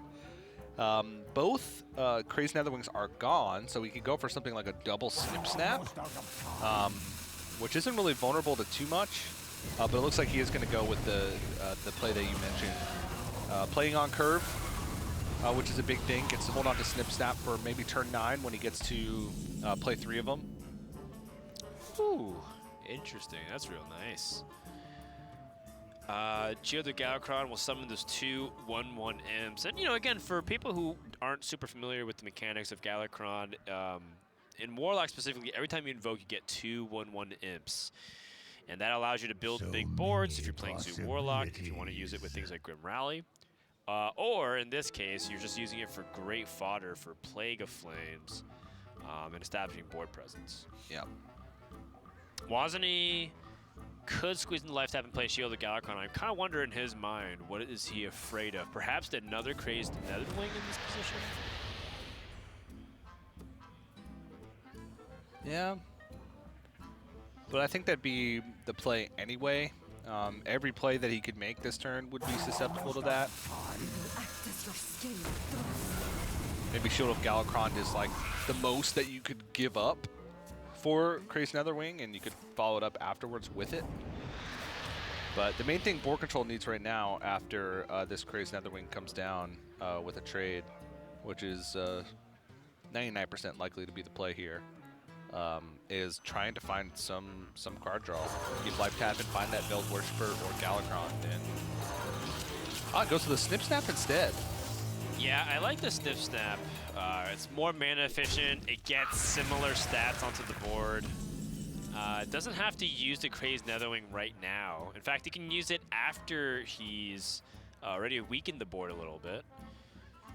Also, sort of like trying to bait woziny into establishing more board presence. Like, oh yeah, my hand might be kind of weak. I might be playing Dragon Queen Alexstrasza, maybe, maybe not. Although he is holding, or he is only 13 cards deep into his deck, so unlikely to be a case. Either way, it's gonna be enticing woziny to extend more onto the board, I feel. Yeah.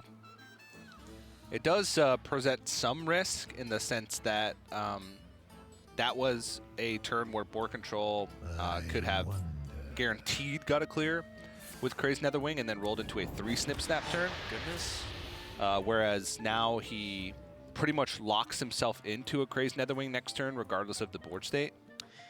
Yeah, but I mean, BoarControl might have bigger problems on the horizon. The fact that there's a Galakrond being picked up here is massive, and woziny will activate it now. The last invocation.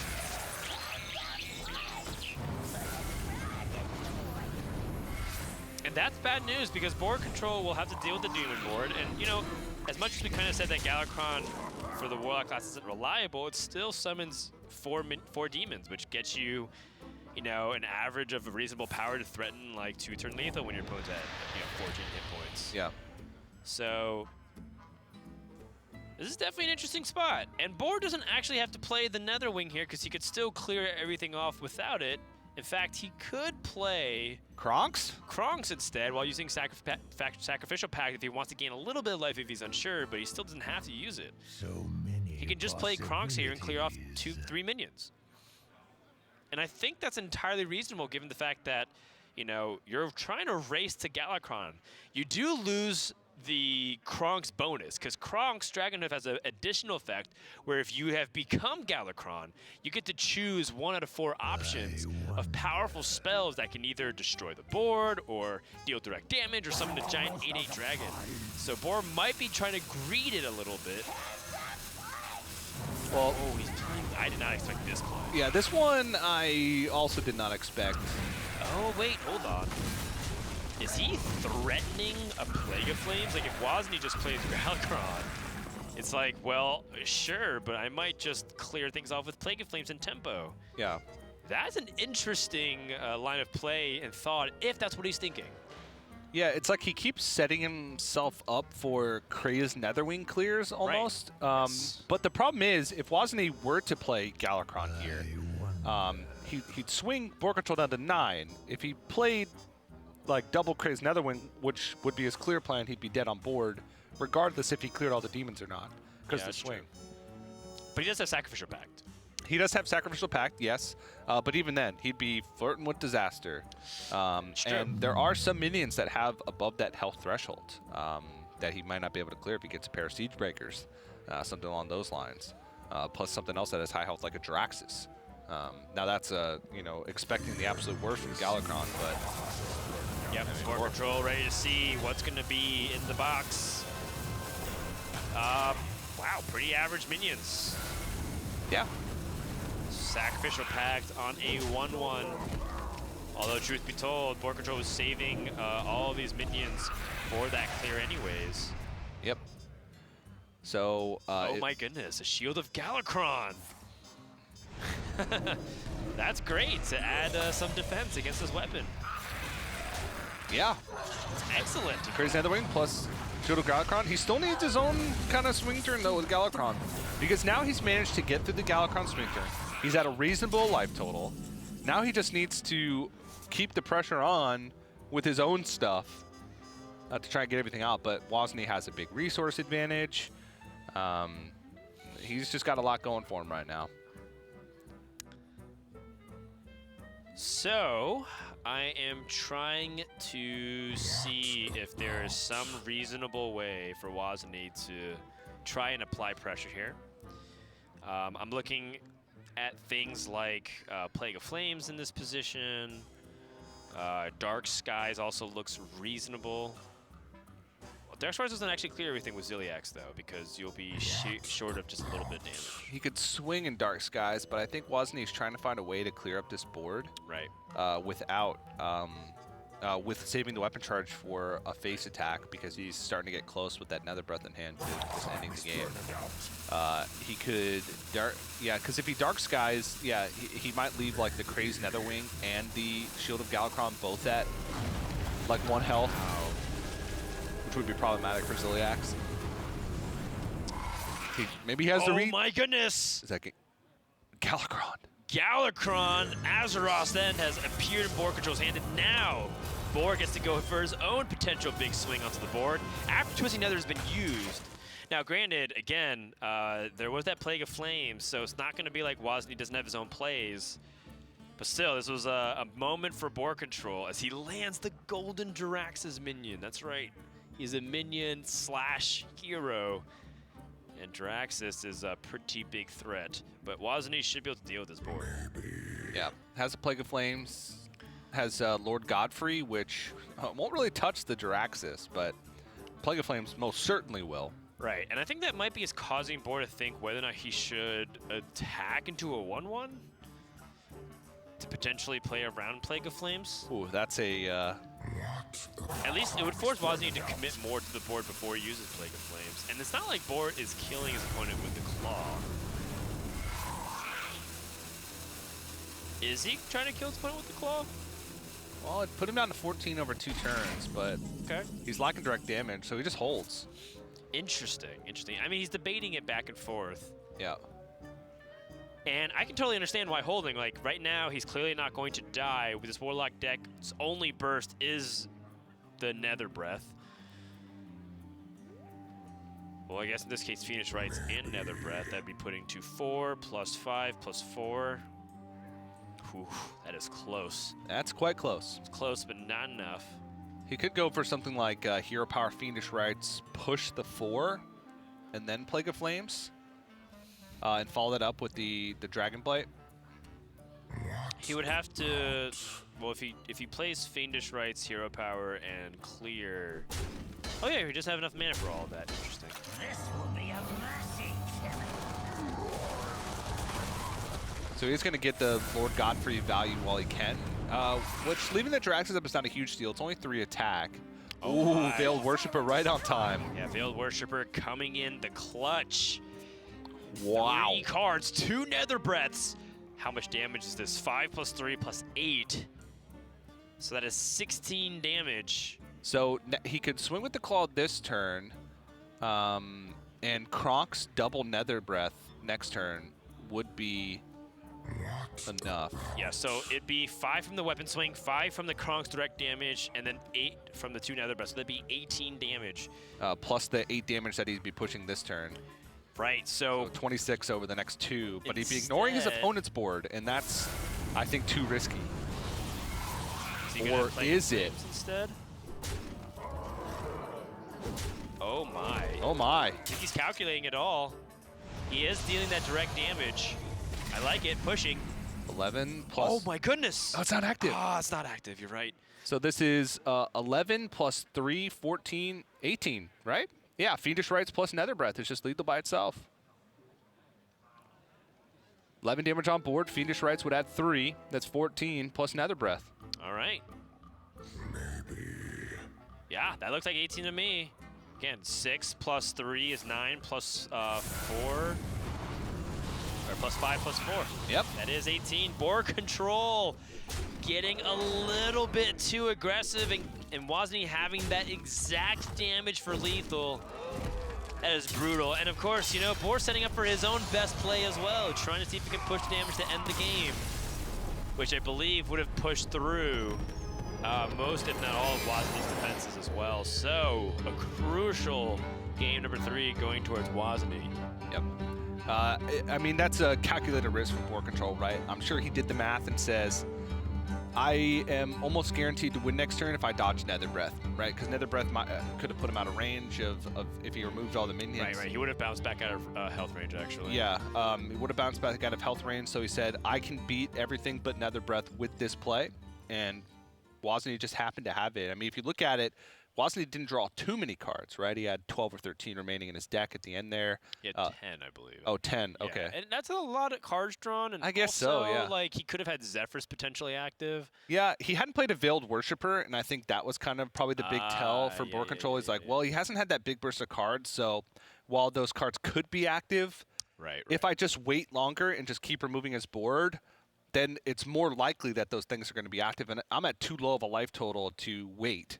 So he's saying, I'm going to take the risk now. This turn is the least likely for him to have that, so I'm going to go for it. If he doesn't have it, I win. If he does have it, I lose. But that's kind of the position that you have to put yourself sometimes when you're playing those types of games that come down to the wire. It's totally fair to say. And at the end of that game, Woziny's up 2-1 over BoarControl. And now we come down to Woziny's last deck. The Highlander Mage. The Highlander Mage.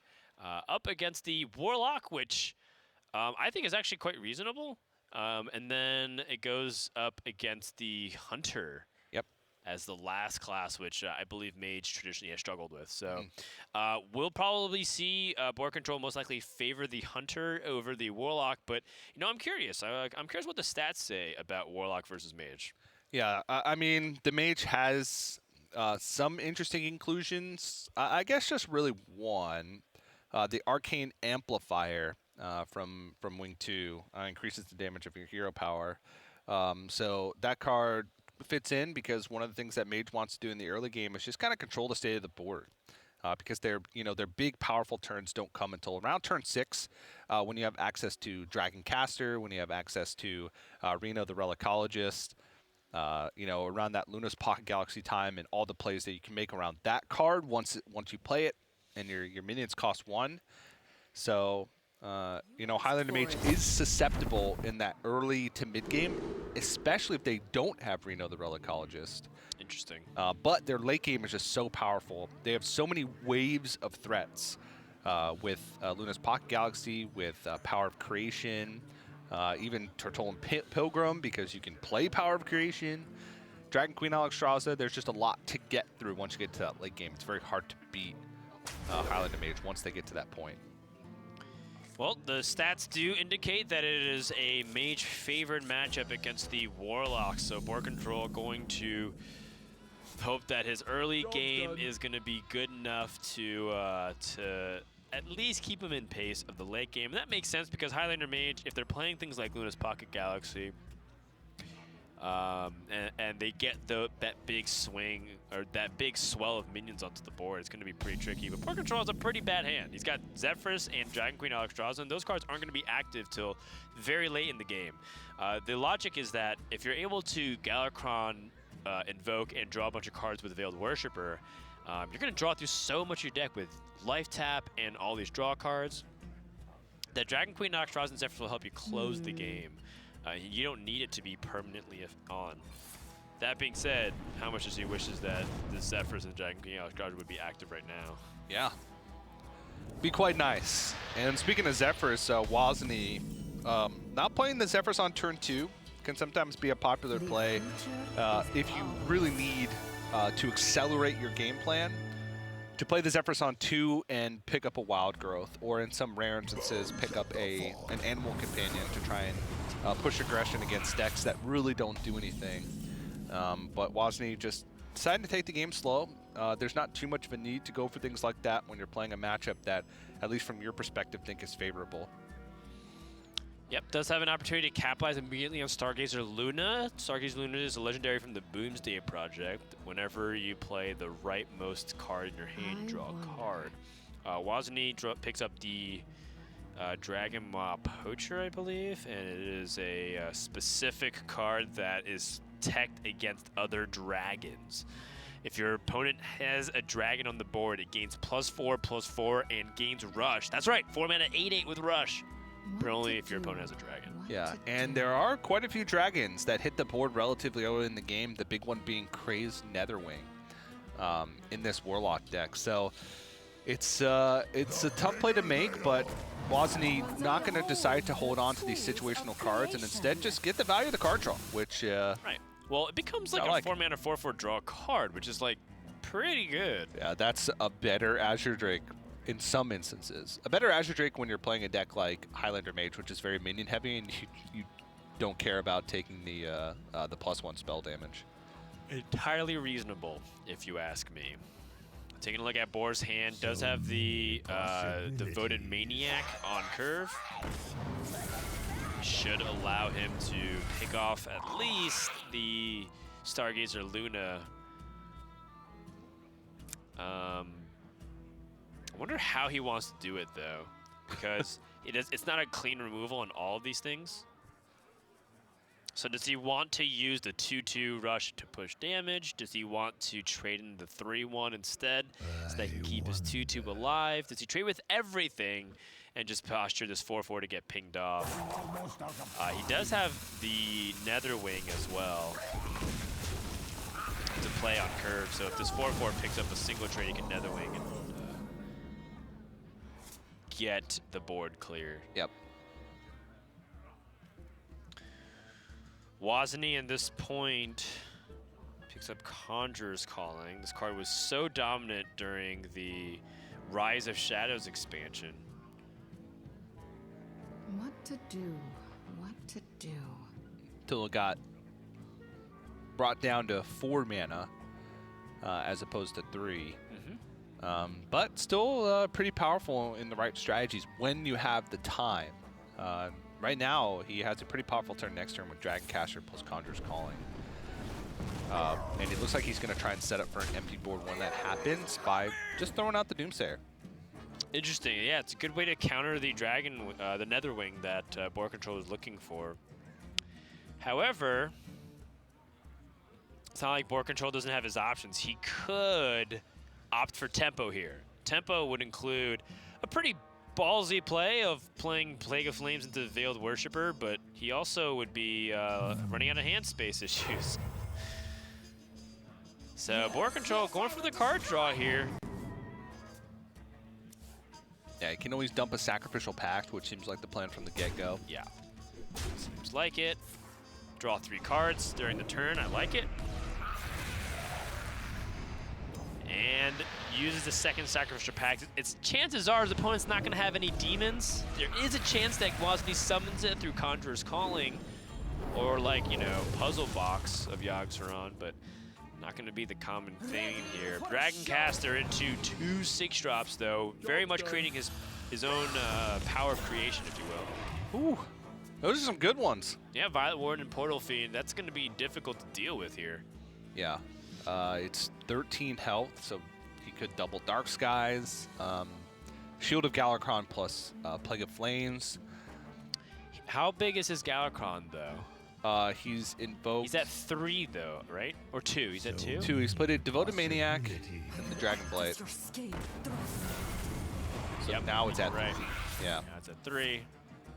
And the problem with knowing that the Conjurer's Calling is there is you have to just go for a full board clear, or else he's going to be able to double down on it. Right, and if you had more board generating tools like Fiendish Rites, you wouldn't be able to use Plague of Flames anymore because you don't have things that summon minions. Yeah. BoarControl's like kind of waiting for Woziny to drop the Luna's Pocket Galaxy. Although, I guess if he had the Luna's Pocket Galaxy, he would have played the Dragon Caster plus the Luna's Pocket Galaxy. More than often, yes. Yeah. Unless you really want board presence right now, but I'm taking 1-mana minions, Dan. Woziny has the opportunity to play Siamat into the full offensive mode. Playing Siamat as a Wind Fury and Divine Shield is often what you want to do when given the ability to be proactive onto the board by itself. It does play directly into Dark Skies, which allows BoarControl to have that swing. But, I mean, Woziny's other play would be like Arcane Keysmith, maybe Book of Specters. Yeah, I don't know. That one's a little tougher.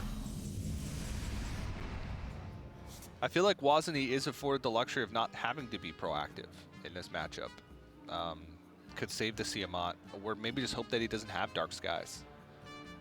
But with how many cards BoarControl has drawn, he's at 13 left remaining in his deck. It's pretty unlikely that he hasn't drawn 1 at this point, so. But now his follow-up play is relatively weak, so it was either make a weak play last turn or a weak play this turn.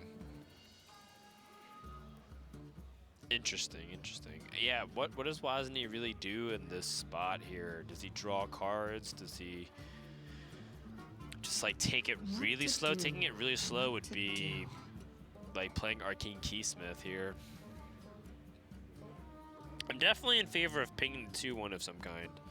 Yeah, he could Book of Specters ping, play Arcane Keysmith. He didn't play Book of Specters last turn because he wanted to spend all of his mana on the CMI. I wonder if there's anything that he really just doesn't want to let go of. Maybe the Luna's Pocket Galaxy. Woo, woo. 3 minions, nice. Pretty good. And Twilight Drake fits his mana perfectly. BoarControl nodding, acknowledging like, yep, really good. So there was 18 cards left in the deck at that point. Oh, wow. Boar picks up the 4th invocation. 3, 4, 5, and only 5 spells. So 5 out of the 18 cards were spells. So it was actually, you know, relatively likely that he hits 3 minions, or very, very likely that he hits at least 2. Well, DJ, now it's time to show off your knowledge here. Dark Sky is counting itself for the 9th damage. Yeah. It seemed weird to me the first time I used it, because usually the cards won't count themselves. At least Battlecry minions don't count themselves, because the minion enters the field and then the Battlecry happens. It does a check afterwards. Whereas that's a myth, actually. It's usually before it enters the battlefield. Yeah, but Twilight Drake is not like that. Right, I know. It's weird. And then usually, though, there's been proven that Battlecries happen before the minion. Okay. Oh yeah, yeah, and they made the whole interaction video. But Twilight Drake is the exception, or an exception, and then Dark Skies counts itself when counting damage for card. Sure. I mean, it is a little bit of an interesting factoid, but very relevant, right? BoarControl need to deal that 9th damage to that Twilight Drake. Yep. It was probably specifically put in there so that Dark Skies always did something, even if it was top decked as the only card in your hand. Yeah, that's true. Dark Skies dealing 0. Would be quite the meme. Dark Skies indeed. But cards have existed like that before, where it's a terrible day for rain.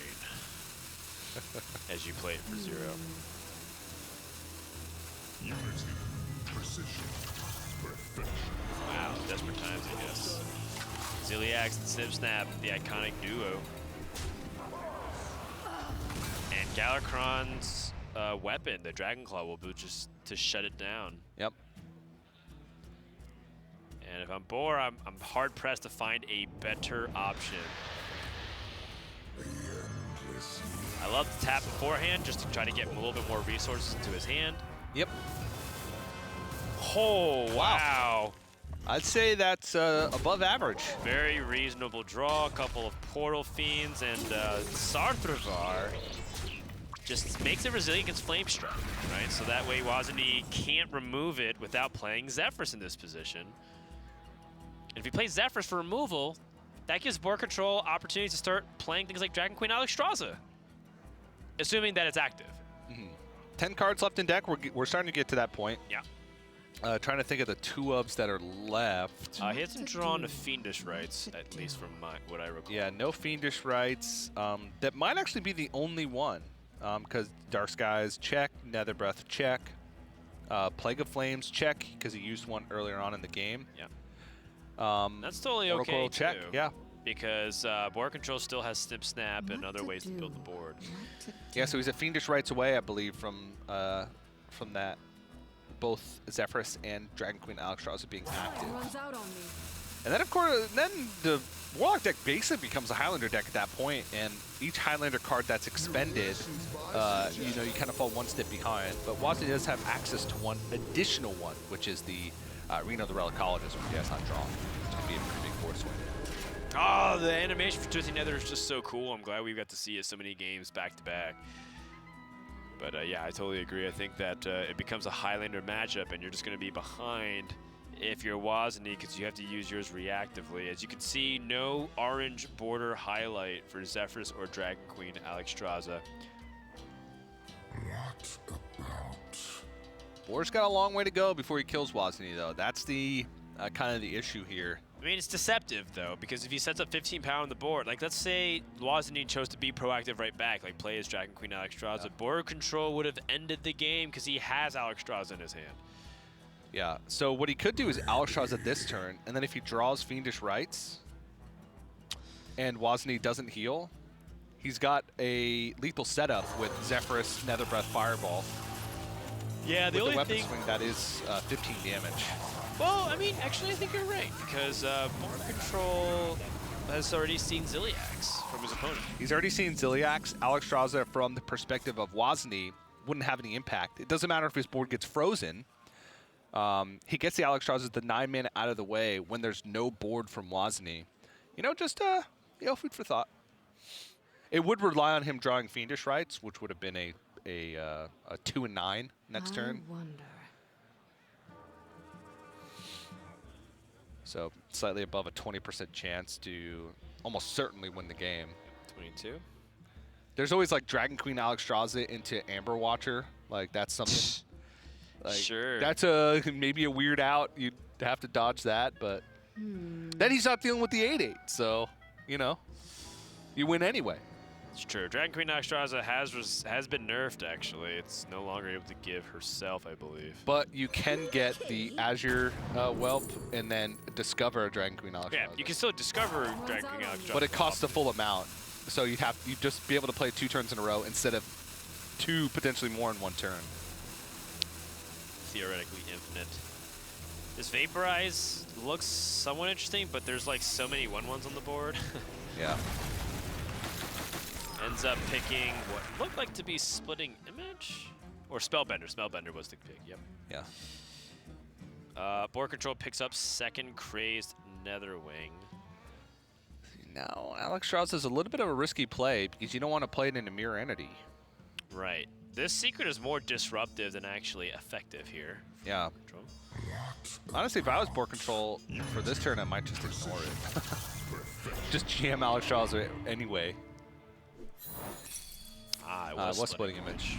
Yeah, Spellbender seems a little bit weird because there's not many spells that Borg would use to target minions. Mortal Coil is really the only one. Netherbreath usually goes face, especially at this point in the game. So. Yep, trying to draw so that way he can hit the duplicates. Finds Kronks. Kronks also generates other minions as well. Yep. Kaligos. Can Kaligos turn the tides here of some kind? woziny also has Malygos, Aspect of Magic. That is a legendary dragon card from Descended Dragons that discovers an upgraded version of one of the classic mage spells. So you'll discover, you know, an upgraded Frost Nova, so it's only 1 mana, you get to freeze all the minions.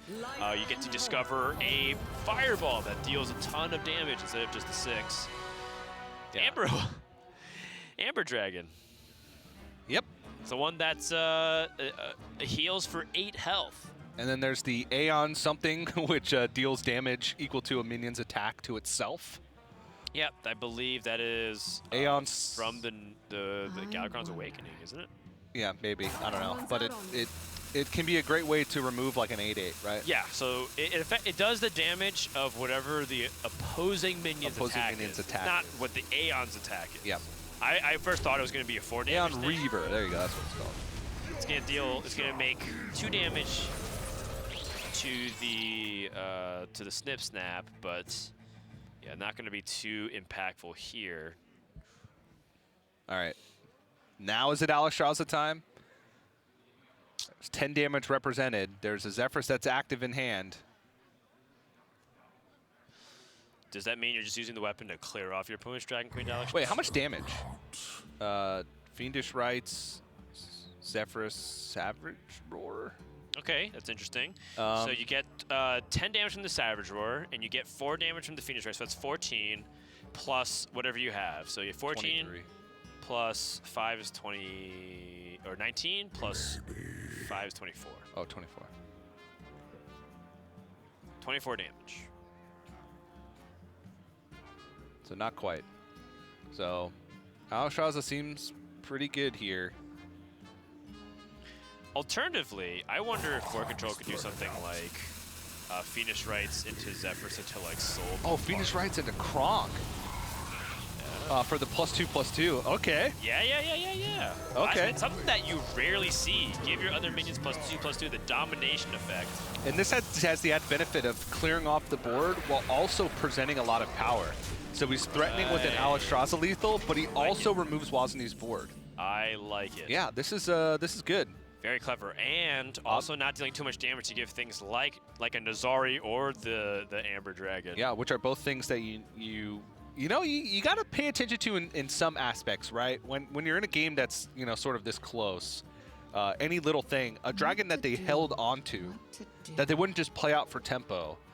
There's not that many of them that you would hold onto like that if you were just trying to fight back for the board. There's like Deathwing, Amber Watcher, Nazari, trying to think what else. Carry on Drake sometimes, I don't know. Oh, well, Flame Strike does help deal with a big portion of this. Yep. There's still 6 damage on the board left from the Kronks, plus 2 Snip Snap Microbots, so that's 8 plus the weapon is 13. Savage Roar would be 8, so it's 21. It wouldn't be enough damage. Oh wait, he has with Nether Breath. The Nether Breath or the Nether Wings as well. Yeah. So he needs all of this to survive. Yep. Alexstrasza, though, after all that's been committed, now he can set Woziny to a crucial health amount. He's already pointed it to face. Woziny already knows what this is. There's no use of trying to target somewhere else. But by targeting face, now he has direct damage. He has Nether Breath, he has Zephyrus, and he has the crazed Nether Wings. It seems good to me. BoarControl pushing in for the damage. I think you probably even want to swing at the weapon just in case your opponent plays a big taunt minion. Yep. I'm trying to think if there's any outs here for Woziny. He could Alexstrasza himself, but he holds back with the weapon to force Woziny to gain the least amount of power back from Alexstrasza. Because if he had swung with the weapon and then Woziny Alexstrasza and then Ray of Frost. Ah, you're right. He actually doesn't even have Ray of Frost in his deck, and I don't think there's a spell that he's randomly generated, so that's not a viable out. But if there was a Ray of Frost, I feel like that would be why. Yeah. Oh, I guess Frost. No, he hadn't played Malagos Aspect of Magic yet. Right, if he had Alexstrasza Frost Nova or something, that would have been yeah. But in this case, Woziny is going to throw it out there, finds the Malagos version of Flame Strike, Arcane Explosion, and the Tome. The Tome gets you 3 random spells, needs something really big here. Needs another Ray of Frost. Something! He can still get it. Tome of Intellect! It's too late at this point. He's another one! That's it. The Warlock defeats the Mage, and BoarControl might be able to make the comeback here if he's able to take down the final deck of Woziny. Yeah, which Mage for Woziny again, and the last deck for BoarControl will be the Dragon Highlander Hunter. Very interesting. I feel like I like it. I think it puts a ton of pressure onto the Mage as well, because the Mage will be just like playing Lewis Pocket Galaxy, and you're going to be playing a King Crush. Yep. As well as other dragons to pressure. So overall, I'm a big fan of Highlander Hunter. I think it's really effective. BoarControl won so hard with his Warlock, we're not going to even show you on the graphic screen what happened. Yeah. You wouldn't know it by looking at him, but he did. Oh, wait. Let's have a good game. Took my glasses off. You're not going to recognize me without it, TJ. The real Frodan revealed. Who is that good-looking twin of Frodan? Are you normally the evil one, and then when you take off? No, I'm the nerdy one. Did I do that? Good one, Dan. Yeah. Good one. All right, we're going to take a break. We were told that we're going to take a brief intermission, so when we come back, we're going to have the conclusion of our first series here of Masters Tour Arlington. Don't go anywhere. We'll be right back.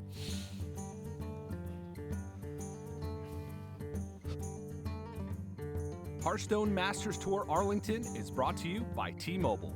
Rank up with America's first and only nationwide 5G network. T-Mobile 5G is here, and it's nationwide. While some 5G signals go only blocks, T-Mobile 5G goes miles, beyond the big cities, to the small towns, to the people. Millions of Americans can have access to 5G on T-Mobile. This is just the beginning. T-Mobile, the first and only nationwide 5G network. You'll hear a lot about how coming out of the military means you're somehow damaged goods. I would reject that. I believe that people coming home from combat can actually have gone through post-traumatic growth. And probably the most important thing we can do is provide jobs for those who get out of the military. Together, we can get veterans back to work.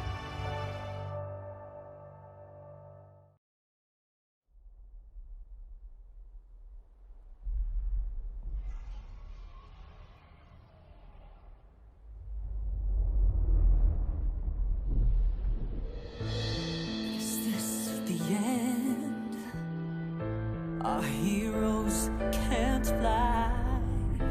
They fall like shooting stars. Will anyone survive?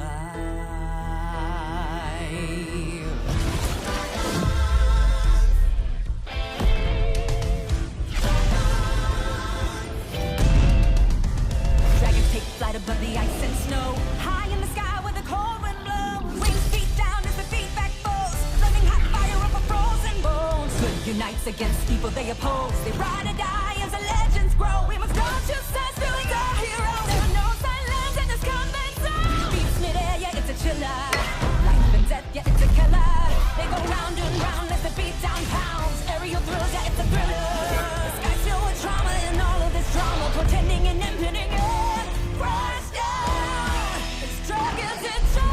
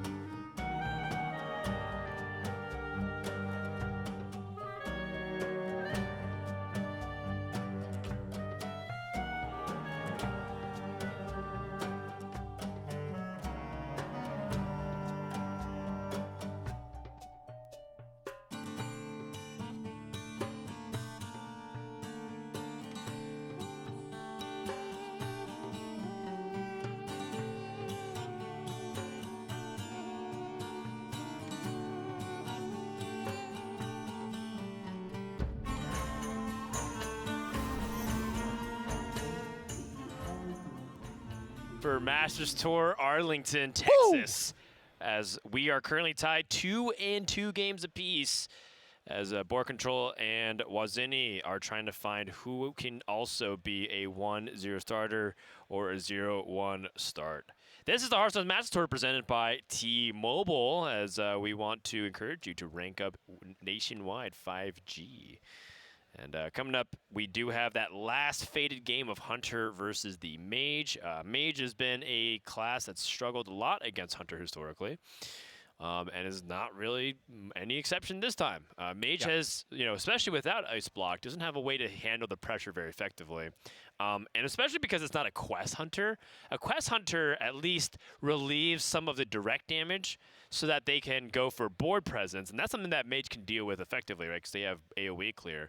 But when you have a hero power that drains your life slowly, especially if you're like trying to layer up through taunts and secrets, and then you have things that can deal direct damage, like the Dragon Tamer brand, Dino Tamer brand, excuse me, then you're just going to be in trouble long term. So I think BoarControl is heavily favored in this matchup going into game number 5. We'll see if woziny can turn the tides. Yeah, and this deck list is probably a little bit different from what you normally see from the Highlander Hunter. I feel like the majority of them are the secret variation. BoarControl does play a couple secrets. He plays Snake Trap and Explosive Trap, but that's mostly just so he can get value out of Phase Stalker. Other than that, he just has dragons, Corrosive Breath. He's got that Primordial Explorer, and like Nightmare Amalgam, Stormhammer.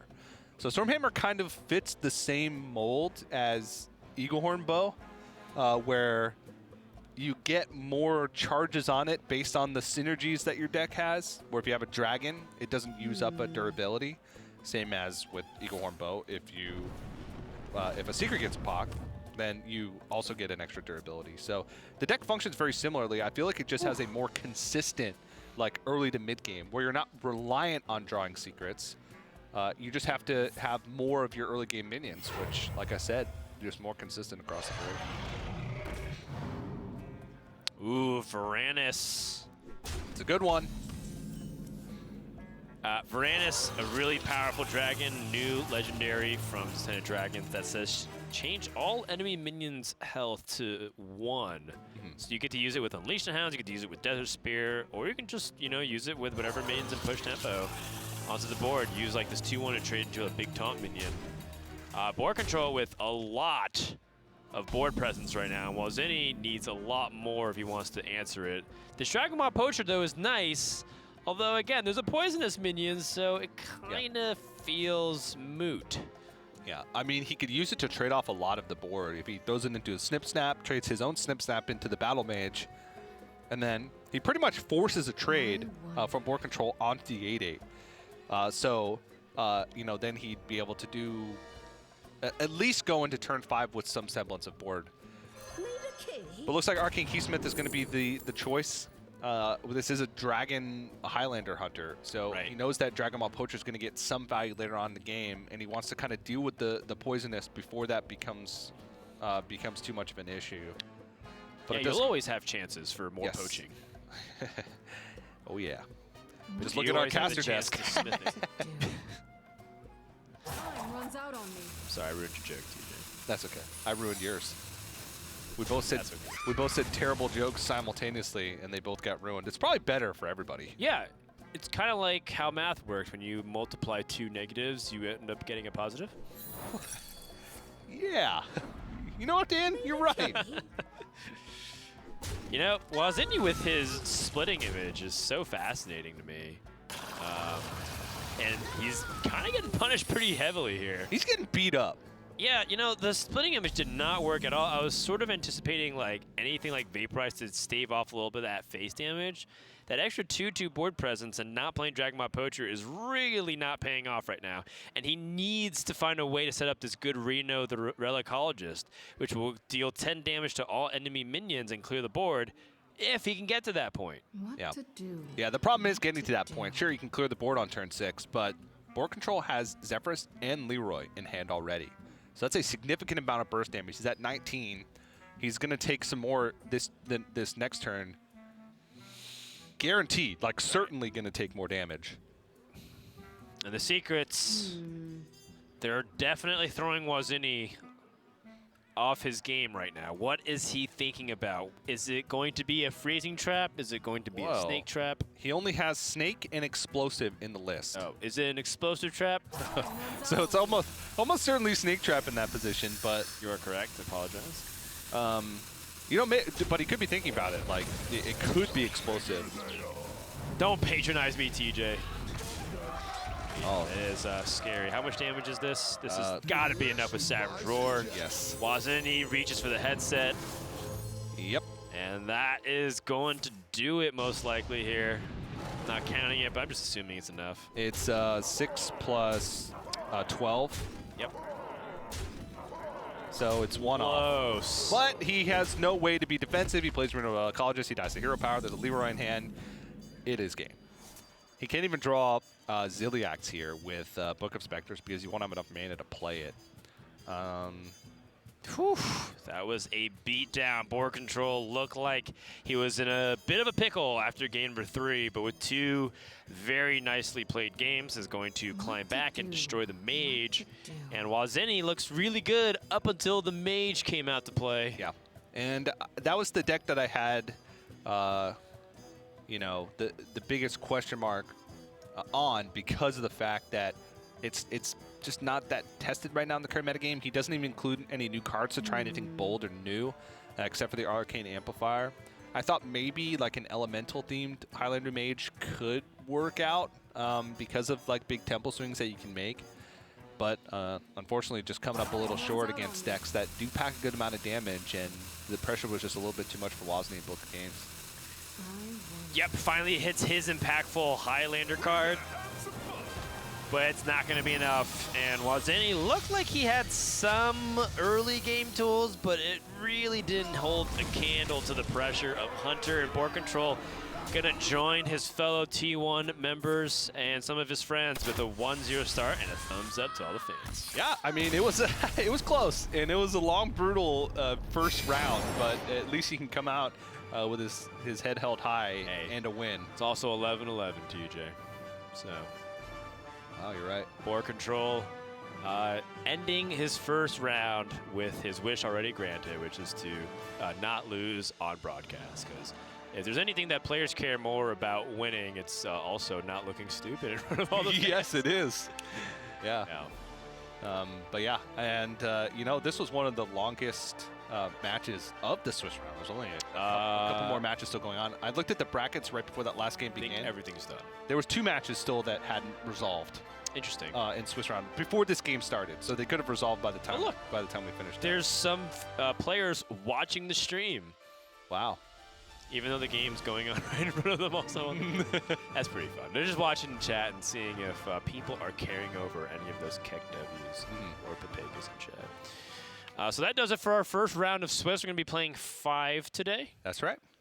And then tomorrow we'll be finishing out the Swiss as well as figuring out who's going to be in our top 8. And then we're going to wrap it up on Sunday. Yeah.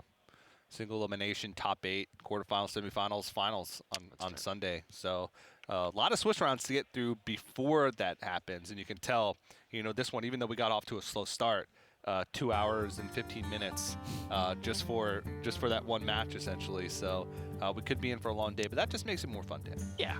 It takes us back to the old days of best of 3 specialists featuring Control Warrior. Yeah. Those 2.5-hour matches were pretty brutal, but they were some of the best times because it was with you, buddy. Yeah, that's right, Dan. We're back in action.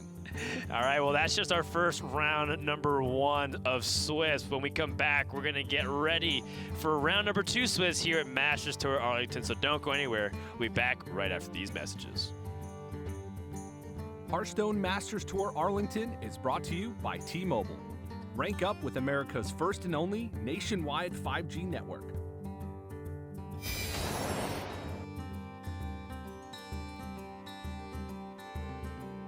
T-Mobile 5G is here, and it's nationwide. While some 5G signals go only blocks, T-Mobile 5G goes miles. Beyond the big cities, to the small towns, to the people. Millions of Americans can have access to 5G on T-Mobile. This is just the beginning. T-Mobile, the first and only nationwide 5G network.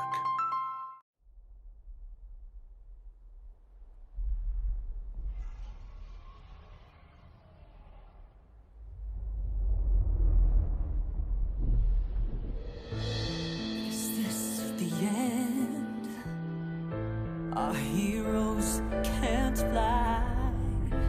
They fall like shooting stars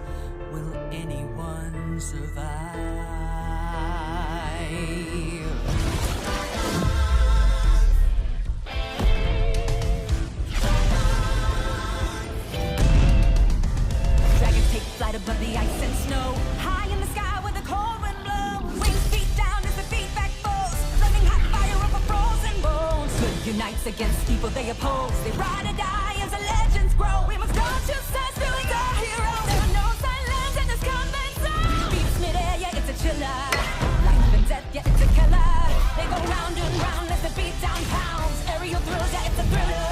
The sky's filled with trauma and all of this drama, pretending and impending, yeah. Crash down. It's dragons descend.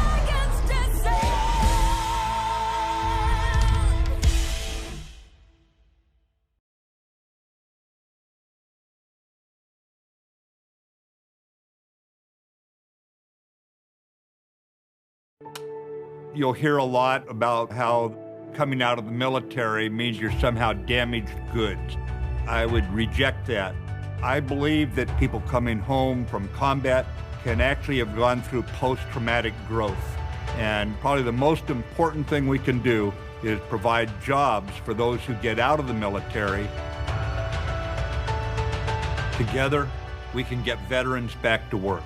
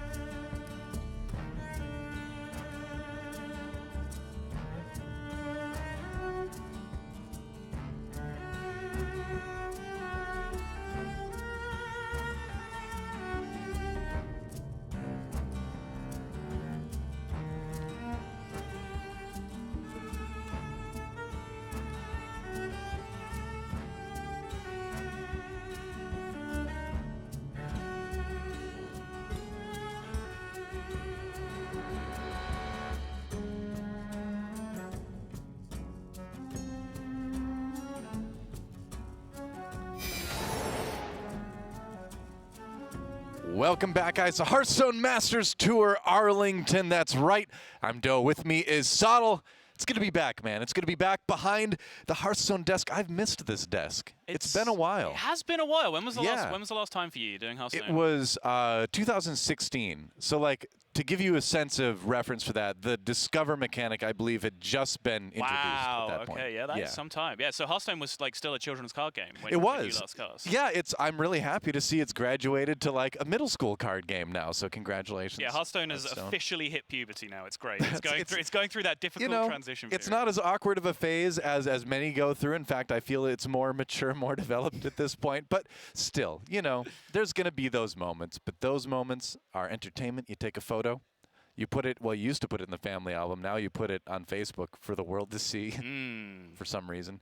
But, regardless, in another 10 years, we'll look back with much fondness on these teenage years of Hearthstone. Yeah, in another 10 years after you take another huge break from that's right. Yeah, once I go away for whatever else comes next. No, I'm happy to be back. It's going to be fun. We're going to jump into a match that's tied right now, 1-1, right? It is, yeah. We do have a few round 1 matches of Swiss to take care of before we can get into round number 2.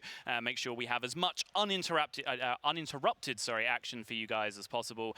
We are going to be having Mir versus Zhym coming up, which we believe is tied at 1-1 currently. I believe we're going into a game where it's going to be Hunter versus Warlock, is what we have heard. Yeah, and the Hunter is going to be on the side of Mir. That is a Highlander Hunter. He also has a Galakron Warrior, a Galakron Rogue, and actually an Aggro Shaman. Oh, interesting. I'm not sure what the exact status of the series is and whether he's played that or not, whether we're going to get to see it, but he has like a straight-up, just aggressive start Lava Burst Shaman that he's packing, so that will certainly be exciting to see if we get it. Zhym's lineup, he has got a Dragon Galakron Warrior. He's got Highlander Mage that we just saw in the previous series, just falling at the final hurdle. Then he has a Control Highlander Warrior, which is banned, and a Galakron Rogue.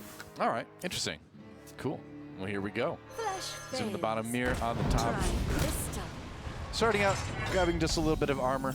Set himself up for some possible healing later. But I don't know. I got to say, Galakron Warlock or Dragon Warlock, has been one of my favorite decks to play so far since getting back in the game. This isn't quite that, judging by the Albatross, but still, Warlock's a ton of fun right now. Yeah, I mean, the Albatross might well just be in there just as a tech card to really kind of mess with some of those Highlander decks, and it's going to hit pay dirt right away here, coming up against a Highlander deck straight away. But we were talking backstage, you were asking questions about sort of tempo Zephyrus, like curving it out on turn 2. Yeah. I think these sort of mid-rangey aggressive Hunter decks is one of the decks that chooses to do it the most often because you have such a natural curve. The premium option that Zephyrus gives you for development on turn 3 is Animal Companion, which is such a good card with your deck anyway. Right, you kind of want that a lot of times anyway when you're playing many Hunter decks traditionally. So it's such an interesting card. I would say it's definitely the most interesting card that I've encountered since coming back because of just the way the algorithm works at different points in different board states. It's really, really fun to study. So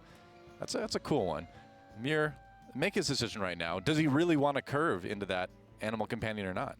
Yeah, it's because the Albatross has come out on the other side. You've got to assess the options, right? Like, Huffer is always fine. You get to deal the damage. But this Misha means that you have to take the trade, so you're not pushing some damage. And Leok didn't really do anything for you there. If you push the damage, you're then offering a value trade over to your opponent with the 4-3 over the 2-4 in that spot as well. So I think it was a pretty close decision between the AC and the Ursatron, but ends up getting the Misha, which is probably the most solid spot you could have got. Yeah, it certainly gives his opponent the most to deal with anyway. Decides to just go for the Dragonblight Cultist just to get some more stuff on the board. Get the Invoke going a little bit more. Just decides to maybe wait a little bit longer for the Dark Skies, I suppose. Yeah, Mir here using his ability to target the hero power. Most of the time it's just an extra step you have to make to target the hero power at your opponent's face, but in this spot it's actually pretty useful there, clearing out some minions, maintaining his board presence. Yeah, I like it because it makes me feel like I'm still playing Overwatch a little bit. I'm like, headshot!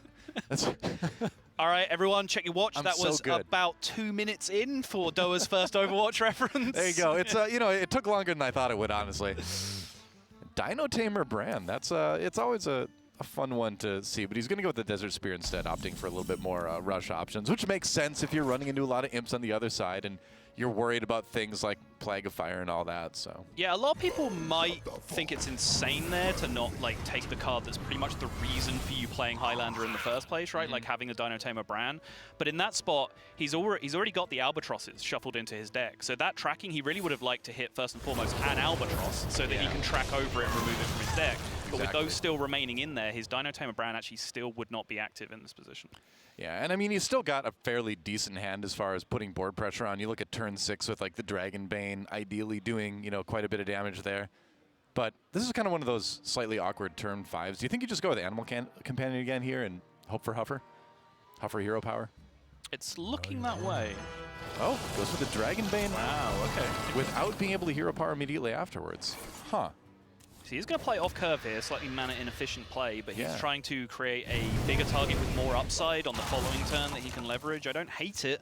I mean, it draws a removal card out almost certainly. Right. So it's kind of like I'm playing this to sort of delay my opponent and kind of take up the rest of their turn while I set up for a more ideal turn 6 theoretically. Yeah, it did give him 3-into-3 options. He had various combinations that he could have gone 3+3 on turn 6 by doing it the way he did. I suppose. And you see now that he has picked up that first Albatross out of his deck, but the Dino Tamer Bran, as we saw earlier, was tracked over, so it's of very little relevance right now. Yep. Already played the Zephyrus as well. So is he going to find the damage to clear this out? Because the longer the game goes on, obviously, the better it gets for Zhym. Yeah, Zhym has been doing what he could here, playing it very, very well and just scrapping for the board on every opportunity he can, and he knows he has those healing options that he can rely on. Sacrificial Pact coming in clutch. He now has a Ziliax in hand as well.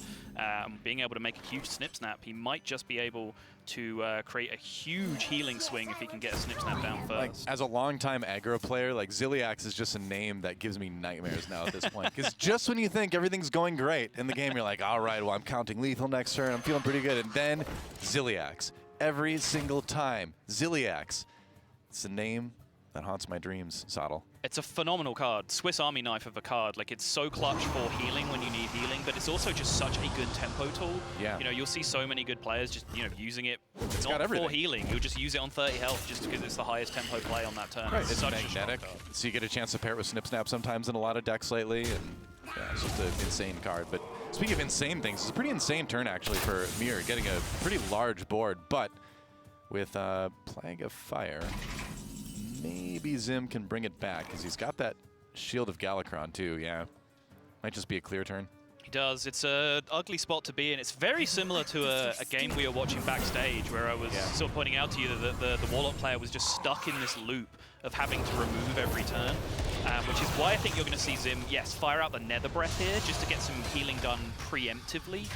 He really needs to find a spot where he doesn't have to be desperate on a turn, where he can do something proactive, where he can try and make a tempo swing. Yeah. But as long as Mir can just keep locking him in this vortex of having to defend, he can just keep reloading turn after turn. Well, you can't leave yourself with 8 health against a Hunter ever, because then it's like, oh, that Leroy hero power, I guess I'm just dead. Sure. So it's been true for many, many years.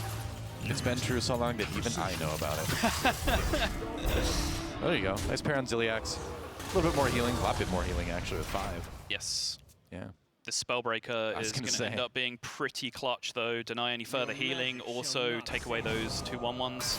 But it has set back Mir enormously. You can see he's still really valuing squeezing those hero powers in. Ziliax was a ton of tempo for him there, but he turned it down in order to get that hero power in alongside it. Really just trying to keep the pressure up as much as he can. You have to, you know? And I mean, the thing that he's worried about now, I suppose, is exactly what Zhym has in his hand, which is classic Alexstrasza, right? To bring him back up to 15 at just the perfect time.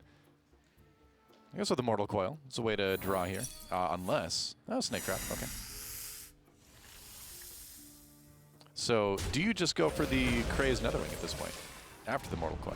That's so scary, right? I think he has to, though. The Alexstrasza is just not really doing anything now that the 1/1s have come out on the board. That's the thing. You don't want to go down to 10, but you don't want to leave him anything because you don't want to leave the option for, you know, like Kill Command or something like that. You can see that's the exact debate that Zhym is having now since he found Godfrey off the Mortal Coil. Yeah. He can kind of do the same thing without taking damage himself, which is a very big deal in this situation, but it does cost him a much more flexible removal in Lord Godfrey, which can take care of some massive board states. If you, I mean, when else are you going to do it, though? It's a rough spot. It's like you were saying, you know, he is in the position of having to be the one who responds every turn, which is never the position you want to be in Hearthstone. Or really any card game, but that's where he's at. Oh, Zephyros off the top. Active as well with 8 cards remaining. Yep, so even after the Crazed Netherwing, could probably count on a pretty beefy heal. Looking at Healing Touch here, it looks for Zhym.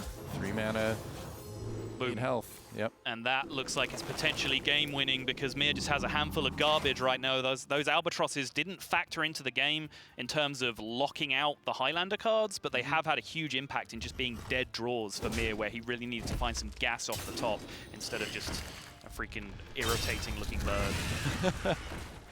It is the Albatross in all senses now for Mir, but he does manage to find a board clear, of course, using the Scarab from the weapon. Yeah, works out pretty well, but yeah, it seems like things have swung. And yes, okay, wrap it up. That's where you type the GG if you could to your opponent in Hearthstone. But well fought, I concede, works just as well. So there you go, victory for Zhym, and the Warlock takes the lead in this series 2-1. Yep, very, very clean victory. I think you saw the difference there, at least you will have seen because you were privy to this conversation. Of the difference between that and what we saw in the previous series where I was talking to you about finding that turn where you can then be proactive. I think Zhym did a much better job of that, where he wasn't just scrambling every single turn, and he took that one turn to do a little bit extra defensive, so he didn't have to be as defensive on the following turn, so he could start being more proactive. I think that was a really big deal. A lot of times that Galakron version of Warlock operates a lot like a control deck would be, where basically you just control literally the state of the board until you find that one swing turn where you then kind of like seize everything, and that's exactly what happens. So that is that Warlock deck operating at peak efficiency, basically. It is. It's a very flexible deck. I think it's a deck that we'll be seeing a ton of today. Oh yeah, for sure. Interestingly, I sent out a tweet just before we went live, just asking for predictions from people of who they thought would win the tournament, but also what they thought the highest win rate deck would be at the end of the tournament. And Galakron Warlock in any variation was not really something that I saw being mentioned, which does surprise me a little bit, because I think it does have the potential to be very, very effective in this format. Yeah, as we move into next game here, game number 4, I was talking to Raven a little bit on Twitter earlier today, and he was saying the same thing about Warlock, because it's a very strong deck right now, and it's something that not a lot of people are going to be banning out because of Druid and Rogue. So yeah, probably at the end of the day, could very well be the deck with the highest win rate in the tournament. As I have now just learned that Raven agrees with me, I am almost certainly wrong, and please forget that I ever said that. When I said that, you guys didn't get to see Subtle's face. When I said that, his face like just crinkled into this like look of confusion and like revulsion, where it's like, what? Yeah. Tempo Zephyrus again coming out here from Zhym. Yeah, this time with the mage. And what do you grab here if you're Zhym? Goes with the wild growth for a little bit faster mana development. Yes, I think the Wild Growth was the best option there. Interesting that Backstab came out and ate up one of the slots there. It ate up the Animal Companion slot, which actually might have been potentially the pick if it did, if it was offered. But Zephyrus there offering a Backstab against a 1-3 in the early game is slightly less than ideal, I would argue. Yeah, doesn't take care of it in a lot of cases. I'm going to explore, see what he finds here. Okay. Bright wings for everybody! Well, I was going to say, yeah. Is this Heroes of the Storm? Brightwing everywhere, man.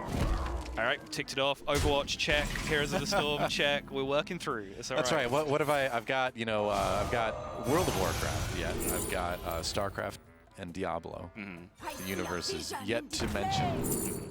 And then all the unspeakable games that you've also cast that we're not going to talk about. Well, yeah, I'm not going to talk about those kind of things on this lovely broadcast, but let's talk about StarCraft 64 for a second. No, let's go way back, and what a great version of StarCraft though.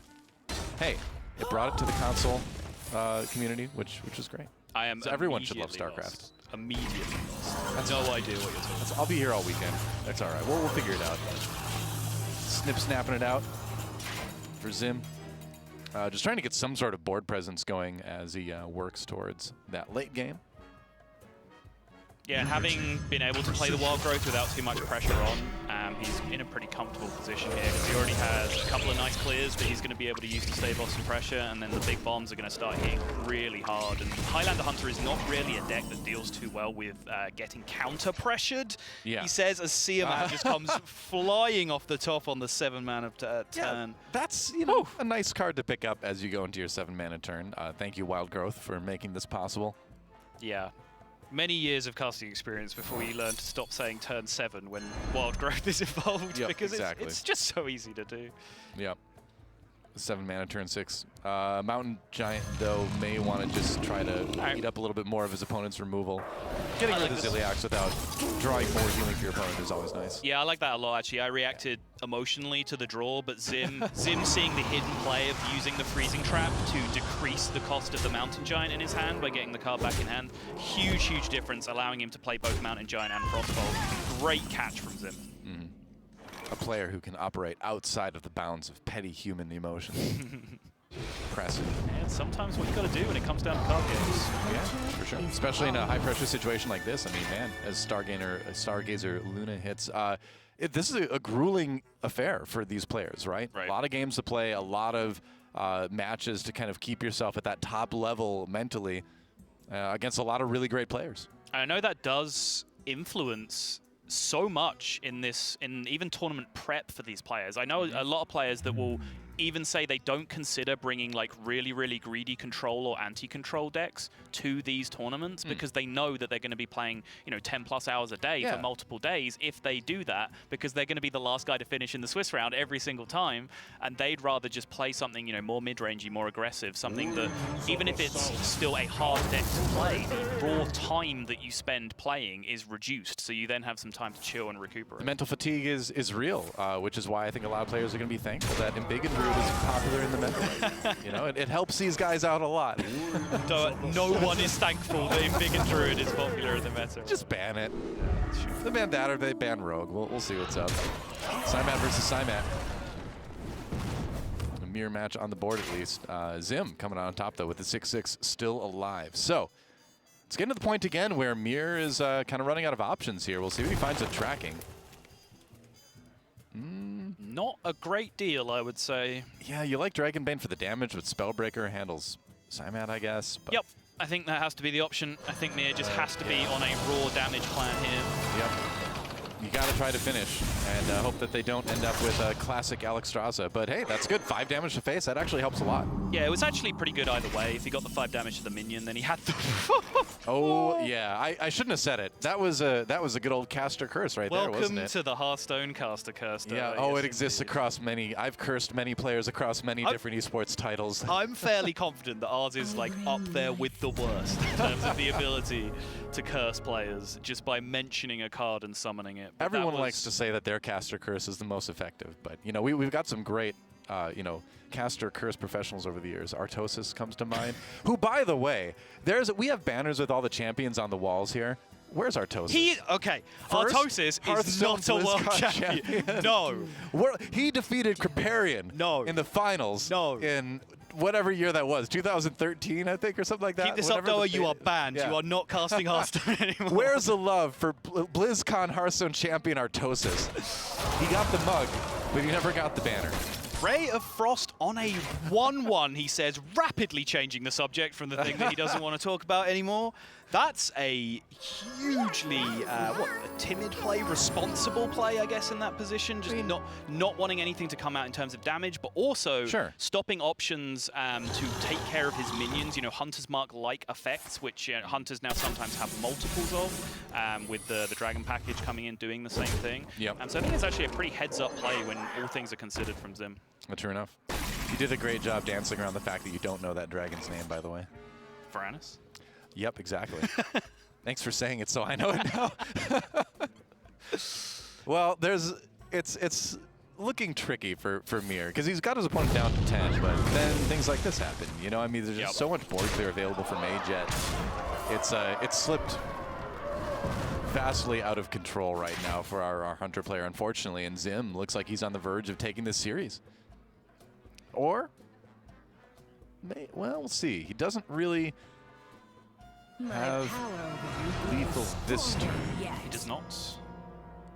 He really needed to find himself, say, Dino Tamer Brand immediately that turn. Could have just straight up ended the game. But now 3 damage only needed from Zhym, and he has so many ways to find it. He's going to go Malygos Aspect of Magic, looking for Frostbolt, Fireball, any of the upgraded forms that will deal direct damage. Yeah, well, there's Malygos' missiles.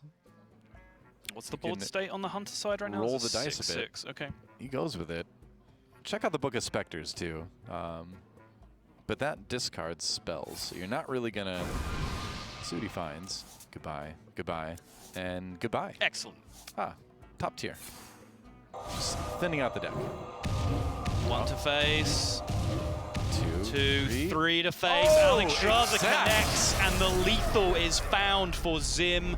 I will say that He had the hero power too. He did have the hero power too. But I do think, like, in our limited sample size of that game, it did look like he was getting slightly fortunate on a couple of the outcomes. You know, the Alexstrasza draw. The Alexstrasza on 9 was insane. Gave him so much security to be able to execute a game plan. Symat on 7. But he didn't even end up playing that Symat though. But it was, but I do also want to accentuate, like, when you are handed draws like that, the game is still losable. And I think he made some really, really smart decisions to maximize his chances when he was given those few breaks of the Alexstrasza draw or whatever else. You know, little things like the Ray of Frost being played, the Mountain Giant play where he froze the Snip Snap back into his hand, found that hidden line that I wasn't quite considering at the time. So I think very, very well executed series based on what we saw there in the last 2 games. Yeah, it's going to be fun to watch him as he goes on through the tournament because, like you said, just really good sort of like management of risk versus aggression, which is kind of the thing you have to do in Hearthstone. Is you want to say, you know, well, you know, am I going to, you know, judging what do I think I'm going to draw next? You know, what do I think my opponent's going to do next? You always have to balance that risk versus how much damage you want to try to put into your opponent. Yep, and I do seeing Mage there fail again as it, or is Mage succeeding there, I guess, is the contrast from the previous series where Mage was the deck that wasn't able to get over the line against BoarControl.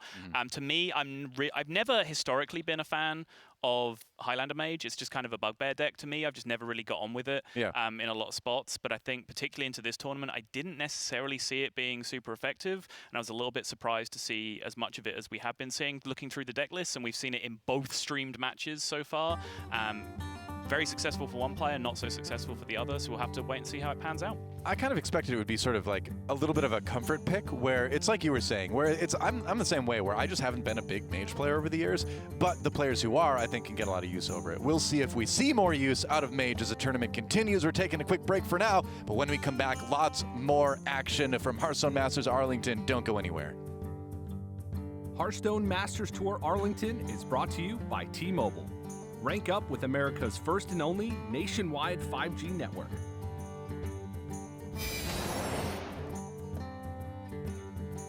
T-Mobile 5G is here, and it's nationwide.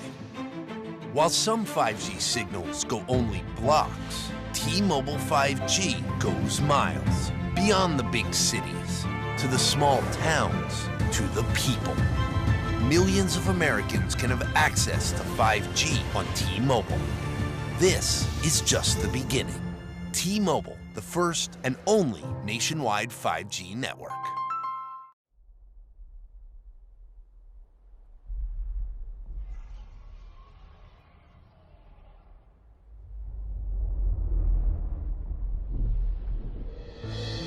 Is this the end? Our heroes can't fly. They fall like shooting stars. Will anyone survive?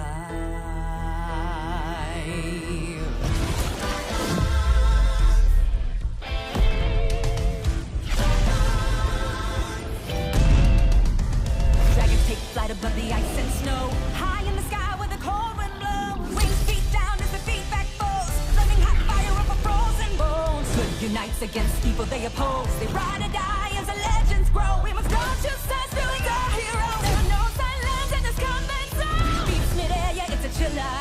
Life and death, yeah, it's a killer. They go round and round as the beat down pounds. Aerial thrills, yeah, it's a thriller. The sky's filled with trauma and all of this drama. Pretending and impending end. Crash down. It's dragons descend.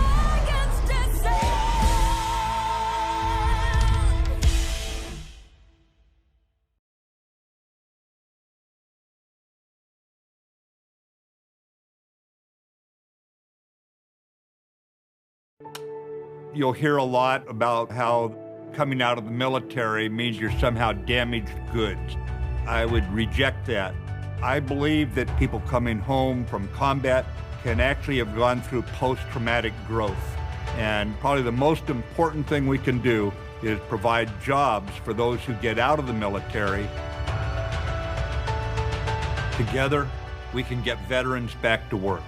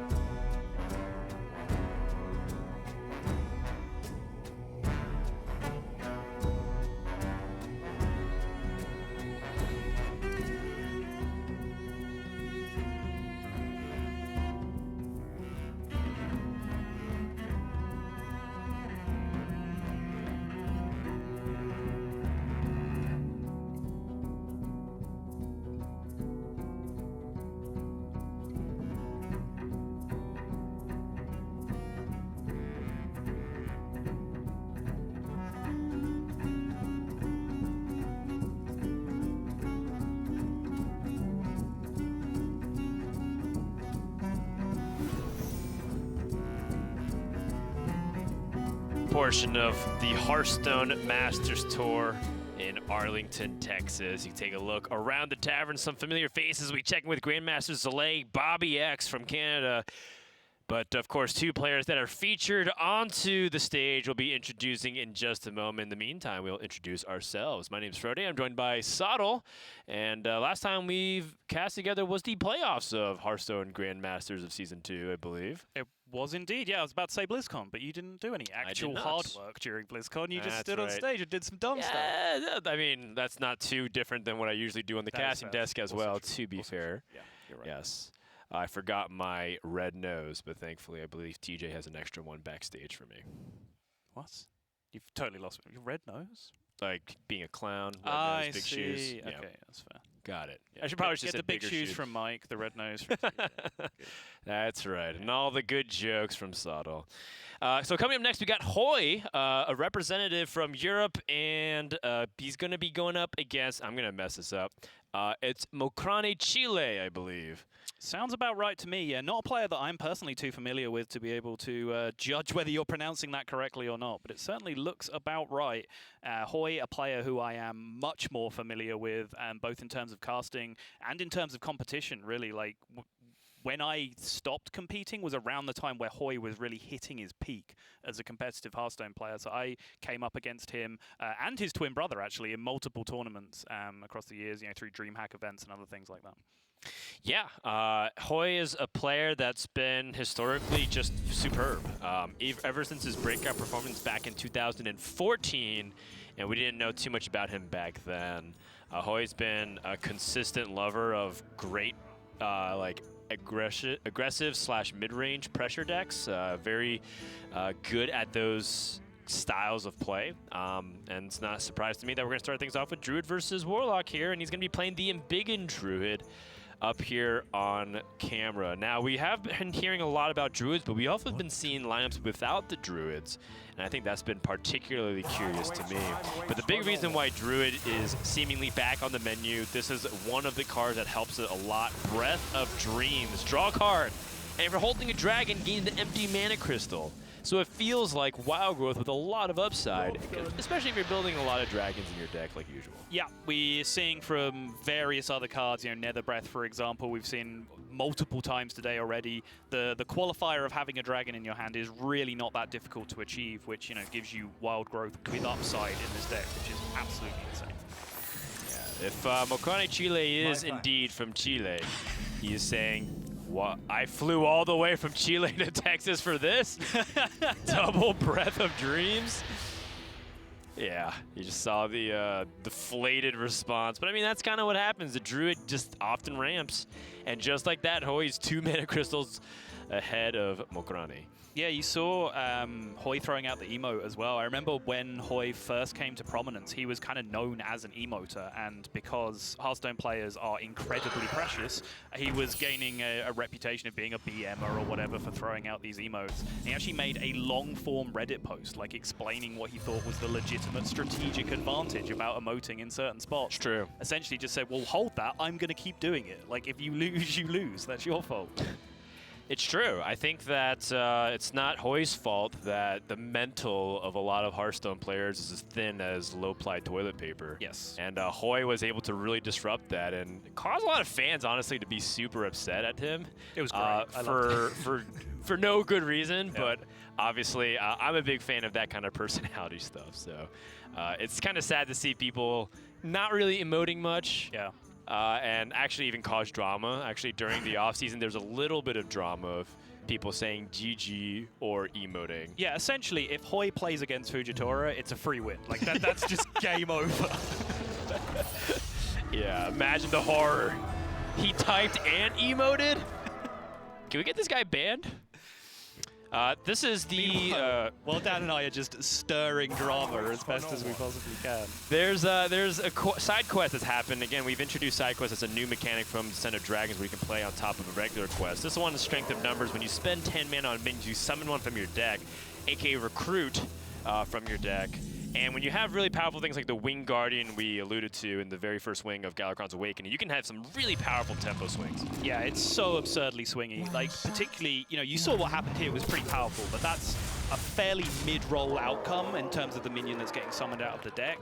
The deck hasn't even been embiggened at this point as well, which can make it even more ridiculous. Like, those quest completion or side quest completion turns are some of the most swingy turns in Hearthstone right now, and I think because we're in such like a tempo swing heavy meta, it's why this deck is as powerful as it is, that it can do things like that. What to do?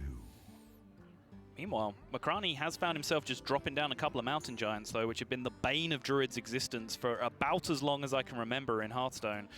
Brief flirtation with Naturalize, but since that's bitten the dust, it's a very, very difficult card for Hoej to deal with here, but he might just decide that he's going to continue to try and be as aggressive as possible.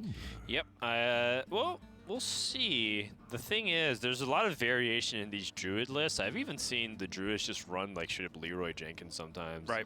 I don't have the deck list pulled up in front of me. It's on the Battlefight website if all of you want to join us at home, largely because we're just kind of being told the same time you guys find out at home what the series is on stream here.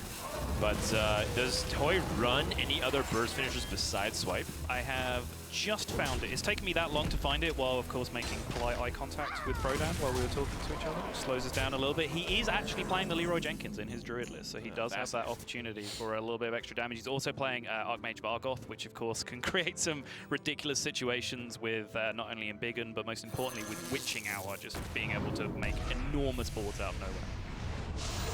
Neither player seems to really want to confront each other's boards, so they're just putting on a ton of pressure, but this is just enough to close it out here. Hoej has the swipe, and the lack of respect on both sides ends with a Hoej victory because he was able to get out just a little bit more onto the board in time to get this swipe victory.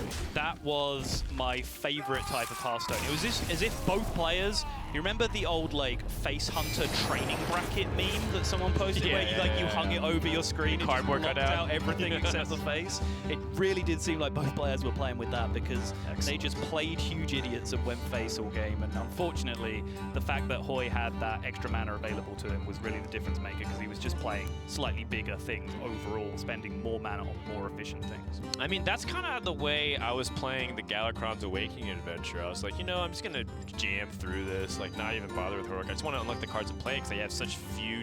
I don't have that much time to practice for Masters Tour Arlington, so I just ignored every minion that the opponent played in the PvE adventure and just went face if I could.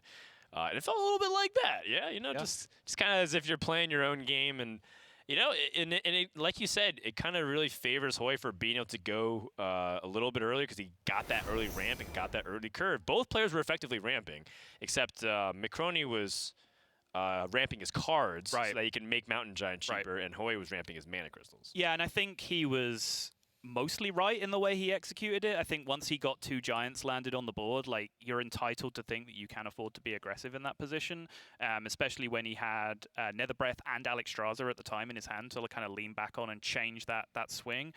You could potentially look at that the other way, where maybe he could play a trading game and try and get himself to 9 mana, and then he can just Alexstrasza for the push anyway, so then all that damage he would have done would be irrelevant in that position. But I think totally within his rights when he gets 2 Mountain Giants down on the board to think, all right, I'm just going to race you. Both these players are 1-0, I believe, as we tend to feature people who are undefeated in the very early rounds. But if you, again, you want to follow along with us with deck lists, you can go to battlefy.com. As we go into game number 2, we have Warrior versus Warlock. Galakrond Warrior has risen a lot in popularity just over the course of the expansion. I think people just kept kind of like underestimating it because there's other decks taking the spotlight, Shaman, Rogue, and now Druid, but I still think Warrior's very solid there. Yeah, now that I see the lineup in full, like what you were saying at the very start is just so perfectly accurate. This is such a Hoej lineup. He just has the Galakrond Rogue, efficient, mid-rangey, aggressive deck. He has a Quest Hunter, again, efficient, mid-rangey, aggressive deck. Galakrond Warrior, same thing.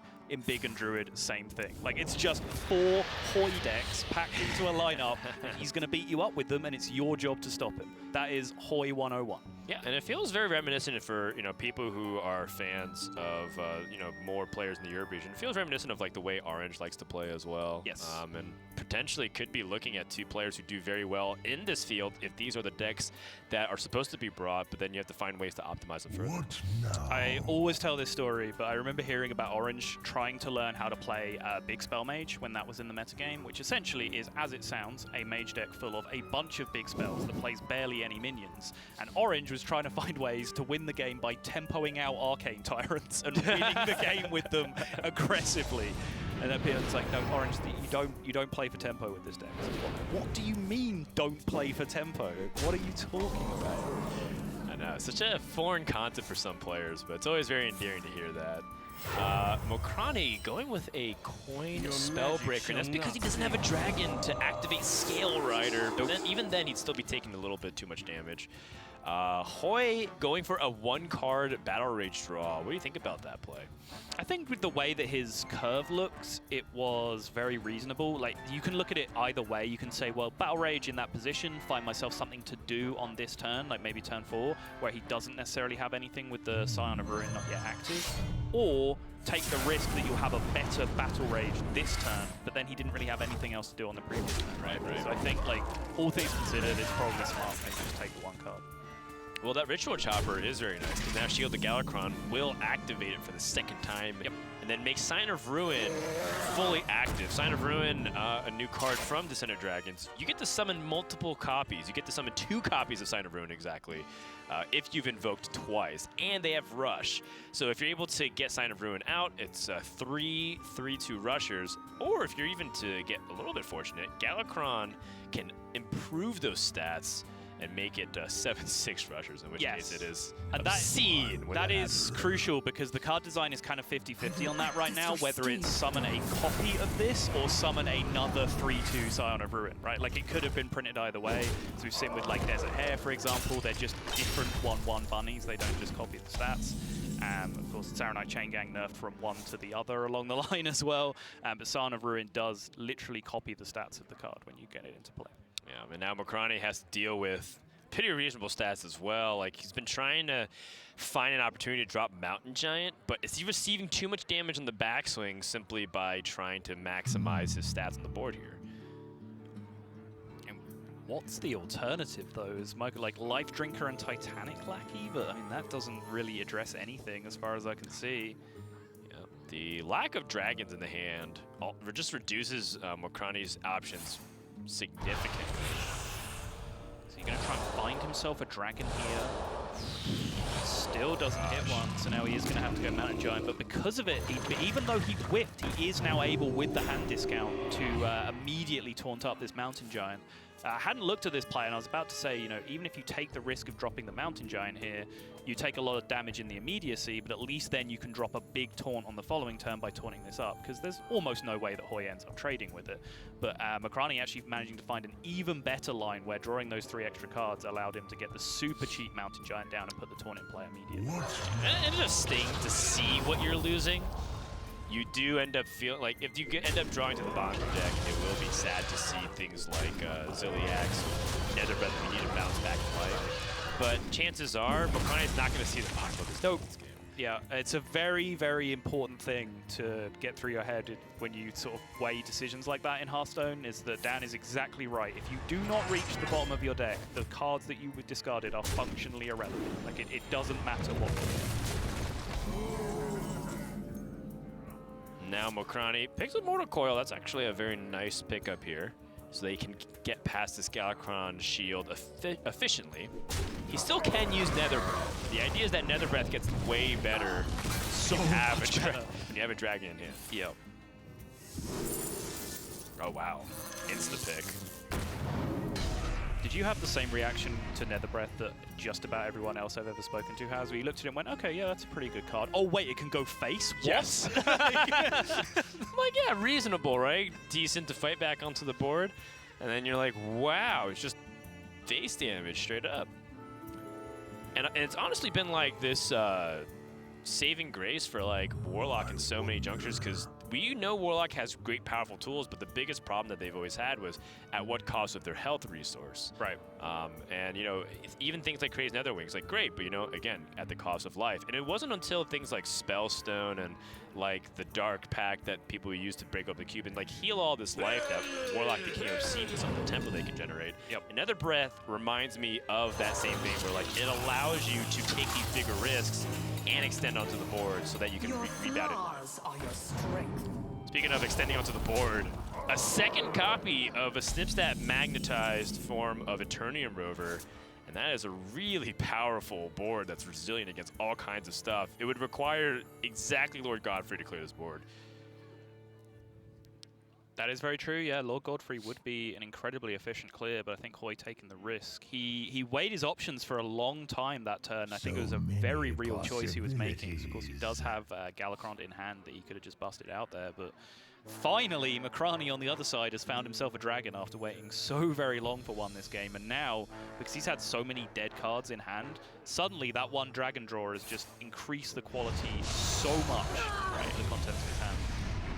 And the irony, of course, that he kind of needs another dragon, too. Mo dragons, mo problems. Yep. Hoej's Galakrond, I believe, is only at stage 2 out of 3. So playing this wouldn't give him the Dragon Claw 5/2 weapon to get past the taunt efficiently. That being said, he still has his Devoted Maniac, and if he draws another Ritual Chopper, he will be able to get it across. Unless, am I mistaken and miscounted the number of invocations? No, I think you're playing spot on. The Cruel Taskmaster does increase his efficiency quite a lot this turn as well. Does indeed. Given that he has a board clear available to him because of that. Like, the Cruel Taskmaster allows him to get past the taunt, then the Devoted Maniac will give him a rusher plus the 3 attack, so he doesn't have to use his second Eternium Rover to clear. He can instead just use it to push face damage. You do always have to ask yourself the question, though, when you have a Galakrond in your hand that you're sort of saving for greed, so you can get the weapon, so you can get the doubled up effect, whatever it ends up being. You've always got to ask yourself the question, like, am I doing anything impressive this turn if I don't play Galakrond, right? Like, you have to be happy with your turn. And it looks like Hoej is fairly happy just holding on to that Galakrond for an extra turn. Push the extra damage. Yeah, so he'd rather keep this minion, which makes total sense to me. He doesn't want to actually lose the Eternium Rover. Yep. So Hoej even finding small ways to optimize instead. Yep, no, I like this. Very clean. Saves 3 health on his Eternium Rover, takes a little bit of face damage himself instead, and of course using the minion with Rush as opposed to the minion that's just on board and can attack face means that he's pushing more damage as well. Perhaps people are starting to realize a little bit more why the pros have jokingly called this version of Warlock Trash Lock, because there's just a lot of junk right now. Feels like we need a Marine Kondo this hand. Yeah, this is much, much closer to, you know, the actual inception of Trash Lock. You can see that Elven Archer and so on in there as well, but that Spellbreaker being found again is super clutch. It's a big draw, although can Mokrani afford to go face here or trade? Oh, he is. This man has no respect, and I love it, Dan. He does not care. It's amazing. I'm so happy. Yeah. And is he dead? Because you get 3 attack from the Galakrond, and then the Inner Rage? 9. Ah, it's 9 damage. Inner Rage, Bloodsworn Mercenary is available. Didn't find himself a playable minion, though. Yeah, a lot of times you're hoping to pick up some of those cheap minions, in fact. Like things like Town Crier can just comes out as a 5/6. The Galakrond effect draws minions from your deck and gives them +4/+4. And so because you have a very specific tutoring effect, you often go for like big combos like those Sign of Ruin and Bloodsworn Mercenaries that we're talking about. But sometimes just getting big stats on the board is also really good. This Bomb Wrangler that Hoej has picked up, which is now a huge Bomb Wrangler, could on its own in this position just be too much for Mokrani to cope with. You can't Dark Skies it. Right. You don't really want to Nether Wing it. That is definitely a tricky proposition. Hoej, thinking about the trading, he's just cleaning up. You know, I was definitely in favor of going for a more aggressive game plan and trying to set the Warlock to critical health totals, but this burst damage might have been the undoing of Hoej. if he didn't. Yeah, I think he is just a little bit scared by how aggressive Mokrani was on the previous turn. Like, you know, from the psychology side of the game, Hoej has every right to feel like he was the person being super aggressive in that spot. And then Mokrani on his turn went, no, hit you in the face with a 3-3. What that does to a player is make them question, what's in his hand? Like, why does he feel entitled to do that in the position that he's in? So I think Hoej definitely respecting the ability for Mokrani to have a lot of burst damage in this position. Yeah, this is a tough spot for Mokrani because if he uses Crazy Netherwing, he is dead. He goes down to 5 life. He knows the hero power gives 3 attack to Hoej, and then he also knows that the Crazy Netherwing won't be enough to push him back over. So he's going to go for a Dark Skies soft clear. Interesting. Well, I think the with Awaken that, pickup yeah, the Awaken is going to pickup. drop the Invoke, the Hero Power Invoke on top of that, and that is the 8 damage that Hoej needs. Hoej is going to go out to a very, very clean 2-0 lead. I do like the way that Mokrani's been playing. Like, I would have to like pay a lot of attention to decide whether what he's been doing is optimal, but I will say I like it. I love the disrespect of just saying, no, I don't care how behind you think I am. I'm going face. Beautiful stuff. Yeah, he's taking that aggression that honestly is something that the person sitting across from him is also familiar with. Hoej does that a lot too. So he's taking that kind of play style and combining it with like the KC tempo of like just whipping out cards really fast, quick. Yeah. Once he's convinced of a play. Of course, Mokrani took time to think about certain things on particularly difficult turns, but generally I can appreciate a pushed pace of play because I think that, you know, we're talking about, you know, we jokingly talked about how some players can struggle with mental in Hearthstone, but putting, you know, giving people less time to think also is a real thing. I've heard a lot of players get annoyed because they feel like their players play too fast, and that just kind of throws them off their game a little bit. So if you're really comfortable playing that quickly, like Casey and some of these other players are, then I say why not go for it. Yep, there is a lot of factors to, you know, live play in tournaments. We talked about, you know, Hoej's emote game being a factor in that. I think the speed that people play, body language as well, facial expressions. You have so many different things that come into a sort of live environment where you can more directly influence opponent who's sat staring you in the face most of the time. You look at all these tables behind us. The players are sat this far apart from each other, staring each other in the face. It's a huge, huge factor. See, I'm a big proponent of pay-to-win emotes in Hearthstone. I would love it if the Hearthstone team gave us like 6 different ways to customize emotes to tell my opponent that I don't think very highly of their play, but in a very nice, polite way, so that way it's a little bit ambiguous.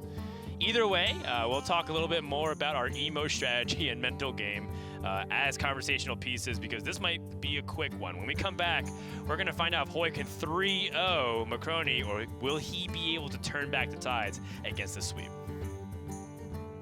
Hearthstone Masters Tour Arlington is brought to you by T-Mobile. Rank up with America's first and only nationwide 5G network.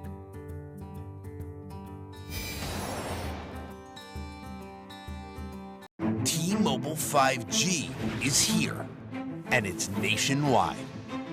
While some 5G signals go only blocks, T-Mobile 5G goes miles, beyond the big cities, to the small towns, to the people. Millions of Americans can have access to 5G on T-Mobile. This is just the beginning. T-Mobile, the first and only nationwide 5G network.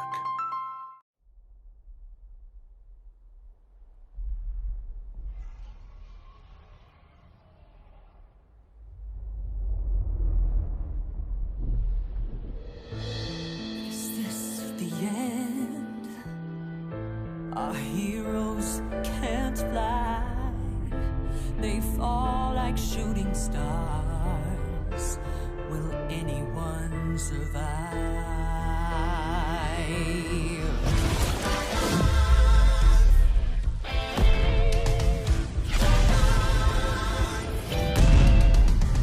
Dragons take flight above the ice and snow. High in the sky where the cold wind blows. Wings beat down as the feedback foes. Flaming hot fire over frozen bones. Good unites against people they oppose. They ride or die as the legends grow. We must go to sense, doing our heroes. There are no silence in this combat zone. Beats mid-air, yeah, it's a chiller.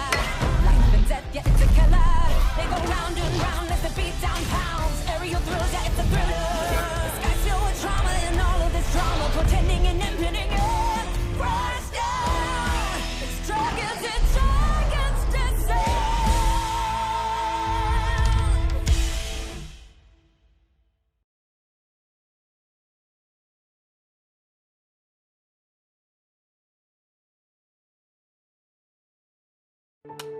You'll hear a lot about how coming out of the military means you're somehow damaged goods.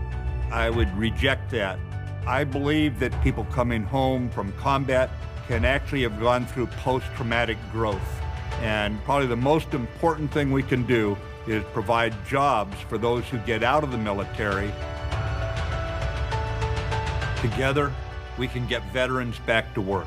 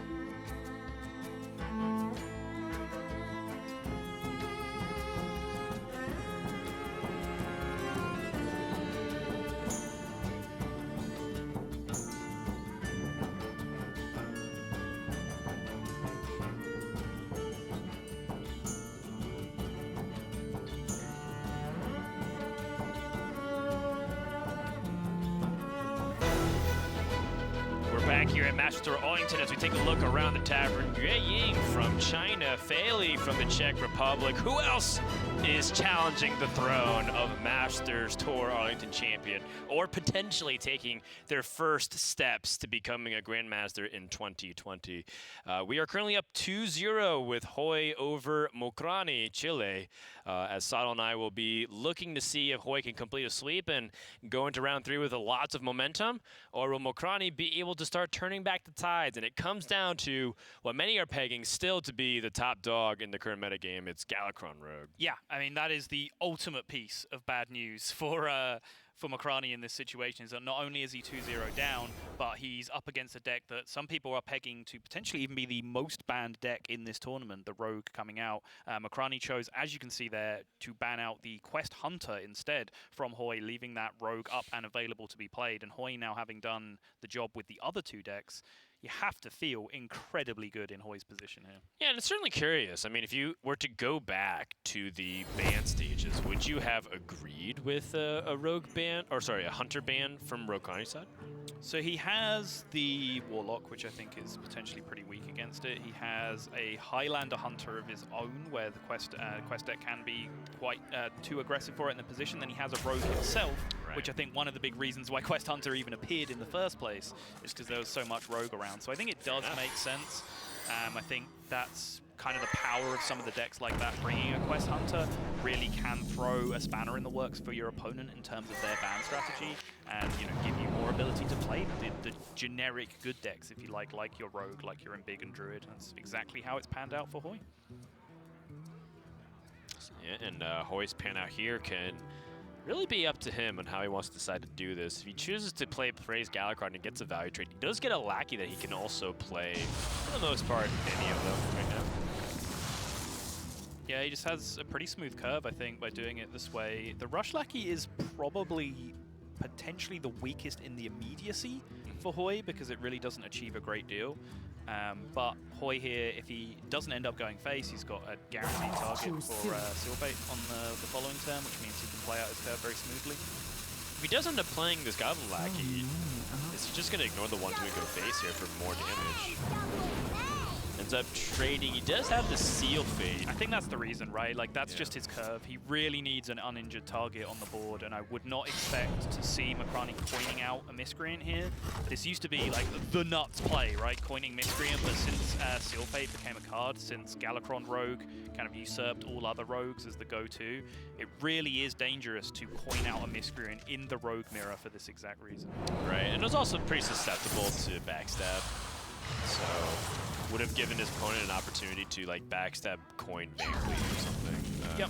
Could have been scary. Instead, he daggers up, he takes face damage himself, and you see because of that, Hoej then has to seal fate away his own minion, reducing the effective consequence quite a lot. And now, with that freedom being granted, MokraniChile says, nice, all right, miscreant time. I got the seal fate out of my opponent's hand. Little does he know there is a second one locked and loaded, though. Yeah, for now, Hoej still has the opportunity to go for a Draconic Lackey first if he wants to see if a dragon can fill out his mana curve. Sure. If he just finds Amalgam or something, just wants to test boards. Yeah. There's not that many great options, though, to be honest. And he might be struggling, too, because things like the Faceless Corruptor does require something to be on the board. So unless he's willing to Shadow Step away, doesn't seem like that's going to happen. Not out of the realm of possibility, though. You could Shadow Step the Draconic Lackey, then have the Faceless Corruptor for the following turn. I think that's a very real play that he might be looking at here, yeah. Interesting. It now has options for Twilight Drake, which is a lot quicker, but he has some good tempo tools and the Twin Tyrant. I guess good is a very generous way to describe it. In Arena, it's pretty solid. But you're a generous guy, though, Dan. Thank you. Call it good. I liked Derek Brown's comment where he, when BoarControl played Generous Mummy, it said, "Generous Mummy, more like Generous Dummy." The level of wit that you have been known to expect from illustrious Hearthstone caster Derek Brown. Oh, by the way, can we talk about how when you had technical difficulties earlier in the pre-show, you just spent 10 minutes dunking on me specifically? Like, what was that about? Look, I'm a loose cannon. I just had to aim somewhere, and I aimed at everywhere else, and eventually I was like, all right, well, backstage, we haven't hit those guys yet. Fair enough. Raven might not be here, but he does still exist. He is still the default target if you need a moment like that, okay? Just want to make that clear. He's a target big enough that spans across the entire Atlantic Ocean. That is exactly right. Hard to miss that one. So Hoej discovers another dragon here. Crowd Roaster, with the fact that he has a dragon in the hand, might be a viable option. I feel like cards like Alexstrasza set yourself up in a lose-lose situation a lot of times because you can't afford to spend the 9 mana without like having a bunch of other free stuff to do. Right. It's just not a rogue card, is it, Alexstrasza? Like it's just so rigid in what it does, whereas rogue prefers fluid cards essentially. How about a move? Well said. You do see the Faceless Corruptor play. He did set up while we were somewhat distracted. We debated that play. Hoej did go down the line where he Shadow Stepped the Lackey to set that up. The effect of that is that he does kind of turn his play face up for the following turn to MokraniChile. Like, MokraniChile will have known that exactly this was happening that turn based on that Shadow Stepped Lackey. Right. But he just didn't really have anything that could effectively play around. Right, because he had used his coin. Yep. Had he known that that was going to be the case, probably he would have done something else. Cold Blood to trade. No, you let me down!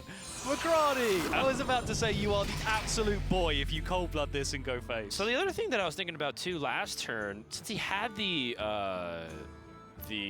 Titanic Lackey taunted minion, I was wondering if he should have cold blood the previous turn too, because he would have been able to double dip on that, both on the attacking end and on the receiving end. Because if he knows Hoej's going to go for a Faceless Corruptor, he wants him to trade into those things. Sure. So I'm curious too, because this form of Cold Blood, it was just a 2-mana eviscerate, essentially. Yeah. And I will say, like, I think it's entirely responsible in that situation. You know, there was a lot of pressure coming back the other side. It just, from everything that we've seen from MokraniChile in the previous couple of games, like, I was so sure he was just going to jam Hoej in the face, and then he let me down. Fair enough. Well, Hoej has a second Faceless Corruptor. Has this Siamat, by the way. That is an important distinction given that MokraniChile playing the Highlander version of the Rogue as opposed to Hoej playing 2 ofs. He is not, no. Oh, interesting. He is just packing a Siamat in there, just at the top of his curve. I mean, you don't require yourself to be a Highlander deck to play Siamat. Nope. It's just kind of, it does just kind of fall in that bucket, right? Where it just feels like a Highlander card because it's kind of just about good enough to go in any deck. So when you're having to play 30 individual cards, I get it. That makes sense. It's perfectly valid to throw it in other decks as well. Yeah, people have described Siamat as feeling reminiscent of Ziliax, although nowhere near as versatile, I would say. But in terms of just like how good it feels to play it and feel like you have answers, and I mean, it is pretty versatile in itself. Crowd Roaster, a card that Mokrani is not expecting. Yes, that's right. A Dragon Galakrond Rogue, thanks to the Draconic Lackey. But that's not going to really hold a candle to CMOD that has Divine Shield and Rush if Mokrani chooses to go for it. Also, there's a Van Cleef play available, both with similar results. Yeah, and then this is in the third option as well, just Shield of Galakrond alongside the Eviscerate as well, which, you know, with that Galakrond in hand, I think Mokrani does have to feel pretty keen to just drop as much of his mana as possible on using those Invoke cards and get that thing built up. Definitely. Funny thing about Flick Sky Shiv, by the way, is that it eliminates things on your side. So if Hoej chooses to play Flick onto a Shield of Galakrond, might end up hamstringing his own deck as well. Have you ever seen someone flick a Flick? Options. I have not, although that does sound pretty funny. It's really dumb. I've seen it once, and genuinely, like, my opponent clearly had to do it to stay alive on that turn. But it's just hilarious to watch. Just right, and it's like, well, I mean, I've already committed my flicks, so you're just like, right. like, yeah. Flickception. Mokrani has interesting hand for this situation here. I kind of wonder how you can utilize CMON, as my first thought. With extreme difficulty. Options. Yeah, I guess like part of what makes Tiamat pretty fascinating is that you can give it Divine Shield and Wind Fury, and then give it Goblin Lackey's Rush, so it can actually get like, interesting. 3 yeah, trades. okay. I wasn't even looking at that. Plus it has like +1 attack.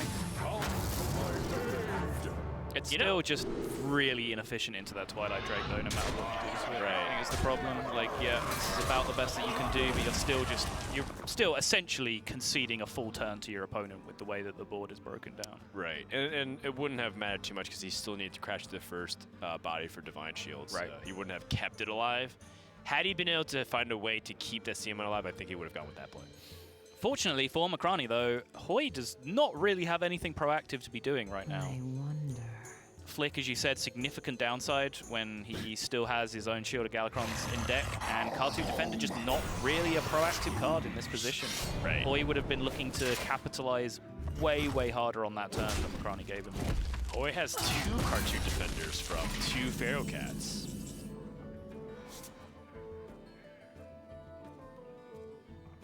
And now Mokrani picks up Devoted Maniac. Is that the last piece? I think it might be, yeah. Last piece to finish the Galakrond puzzle. The Galakrond Millennium puzzle. It's very Egyptian themed on this board.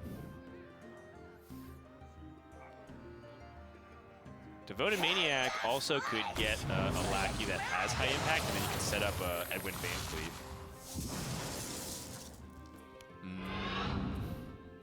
Not exactly what we're going for, but hey.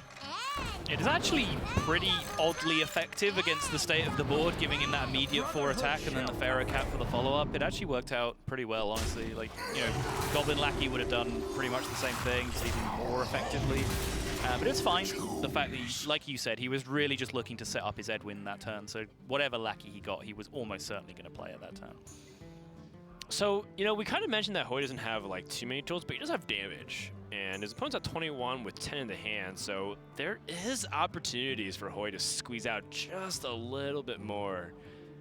So and I'm kind of wondering here, options. the Flick Sky Shiv is killing the Van Cleef, but he doesn't have much to follow. No, he's going to flick the 2/1/1s. There's 2 of them. Obviously. Why would you kill one thing instead of 2? Yeah, and kill every Goblin Lackey that will ever exist. Imagine if that's exactly how it would work with Flick, where it's like no longer can you even get it. You just delete it from the RNG pool. Your opponent plays a Draconic Lackey, and you're like, oh god, yes, flick that. I don't want any of those in my pool anymore. Well, now please go away. That's interesting. Obviously, way too good, but... Yeah, the problem Hoej has here, though, like you say, he does have damage, but there's a world of difference playing Galakrond Rogue. Trying to push for lethal from 20 seems very, very doable if you have Galakrond in your hand. Right. Because that extra 10 damage from the claw is so huge. And since he doesn't have that, since he doesn't have Kronk to be able to guarantee it, he's so much further away from lethal than he would be otherwise. For reference, Mokrani still doesn't have the fully upgraded Galakrond, otherwise he would have played it. Looks like he's at 3 out of 4. finds a Dragon Queen Alexstrasza, but does his deck even have the support for that? You mentioned that he has multiple 2-ofs. Perhaps he has to wait too long to activate it, and he does end up choosing the Onyxia instead. Yeah, 16 cards remaining in deck. It's likely to be some time before he's able to activate an Alexstrasza, even with Galakrond drawing multiples of those cards. Leroy, Shadow Step, Leroy, Eviscer. Oh, what?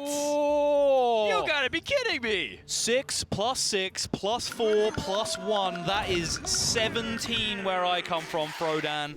That is exactly the draw that Hoej was looking for. And Hoej, the babyface killer that he is, I'm waiting to see the emotes. Are the emotes coming out? Not when and he purely does in the beginning to make him upset in the very start, but there's no need for bad sportsmanship here. Hoej gonna wrap it up with a clean 3-0 sweep. Mokrani, did he again get a little bit too aggressive? Did he have choices there? He did. He could have played Galakrond just for the 5 armor, but he still would have had to deal with the 4/4 threat. It's reasonable at the time, but in hindsight, was there other decisions to be made? That's a tough question to answer. It's something that I did vow I was going to keep a really stringent eye on this tournament, is like people being unnecessarily greedy with Galakrond, right? Like, I think we were so used to the first Galakrond deck that we all saw being effective was Zhym, right? And that one got to full upgrade for free. You almost never played Galakrond without fully upgrading it in that deck, because it was so easy to do so. All the other versions of Galakrond decks, I think you really do have to look out for those spots where you're just playing like a level 2 Galakrond instead. But I think specifically in the Rogue Mirror, that extra 10 burst damage from the Claw is so huge in terms of setting up situations like you saw from Hoej there, where you're just threatening lethal, that I think it was reasonable for him to do it the way that he did. Yeah, sure. And I mean, there's also context clues too. My opponent's holding a Reborn minion that he hasn't played in a long time. He plays Flick Skyshift and nothing else, right? Like, what is his hand holding? Right. It could be more bursty or like situational cards, like if I'm low on health. Right. So I think the clues are there, and I'm sure if we tap into Mokrani's mindset or even interview him, he would be able to justify his plays. But I mean, that one stings, right? Because you feel like there was a chance. However, if we also look at the big picture, he's down 2-0. Yes. His best matchup is a mirror 50-50. Yes. It was a tight spot to be in. Yep, for sure. I mean, when you get to this level, of course, it's important to point out that no one has just turned up here, walked in the building, and got to play, right? Like, you have to go through an incredible qualifying process to even get to this position. So no one plays a game on stream here is at the level where they're just doing things because they're doing things. Everyone has a thought process, everyone has reasonings. It's just sometimes your reasons suck. Like, sometimes you're just wrong, and that happens to the best players because Hearthstone is hard. No one plays it perfectly. Well said. With that, let's go ahead and wrap up the first half of round 2 of Swiss. When we come back, we're going to have bonus coverage to check around what's happening in the tavern and what's happening in Swiss. So don't go anywhere. When we come back, more Masters Tour Arlington presented by T-Mobile. Hearthstone Masters Tour Arlington is brought to you by T-Mobile. Rank up with America's first and only nationwide 5G network.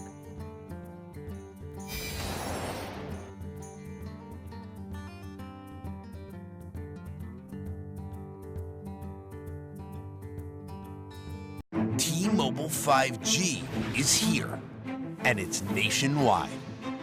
While some 5G signals go only blocks, T-Mobile 5G goes miles, beyond the big cities, to the small towns, to the people. Millions of Americans can have access to 5G on T-Mobile. This is just the beginning. T-Mobile, the first and only nationwide 5G network. You'll hear a lot about how coming out of the military means you're somehow damaged goods. I would reject that. I believe that people coming home from combat can actually have gone through post-traumatic growth. And probably the most important thing we can do is provide jobs for those who get out of the military. Together, we can get veterans back to work.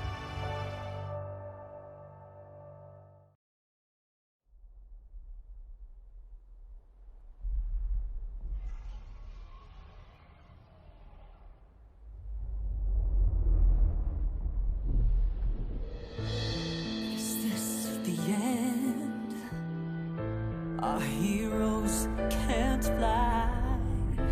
They fall like shooting stars survive.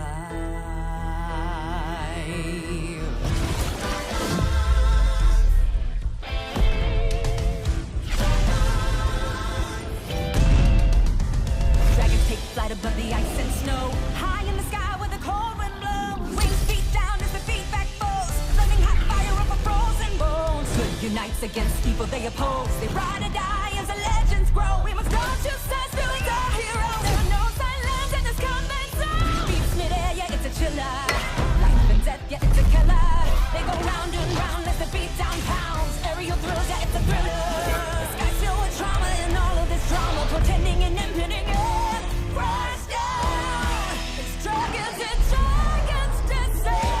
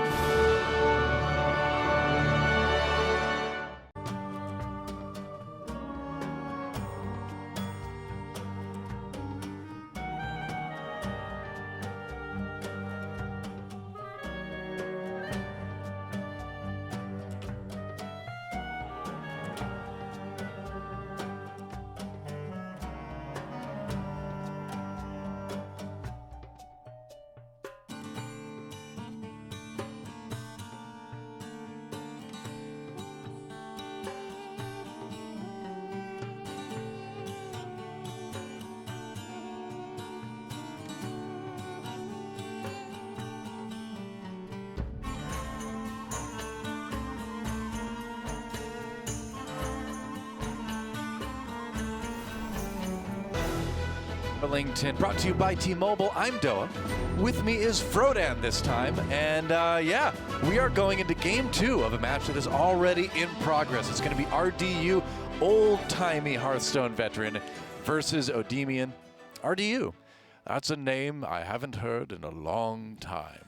A long time. Wow, that was excellent, Doa. Have you ever done voice acting before? No, but I'd like to at some I feel point. like you really could. That'd be really fun. well done. Thank you. Do the I good appreciate Deckard that. Cain or the. Stay a while and listen. Dude, that's fantastic. Really, that's a whatever the maybe- equivalent of Pog is in YouTube. Whoever does whoever picks the voices for Hearthstone cards out there, Doe's your guy. Freelancer. I'll by do the some way. of those. Freelancer, by the way. That's right. Yep. Which is why one of the many reasons I'm back in action here on the Hearthstone. Good to have you stage. back, man. It's good to be back. I was saying it feels good being behind this desk again. I miss the old, weathered wood of the inn.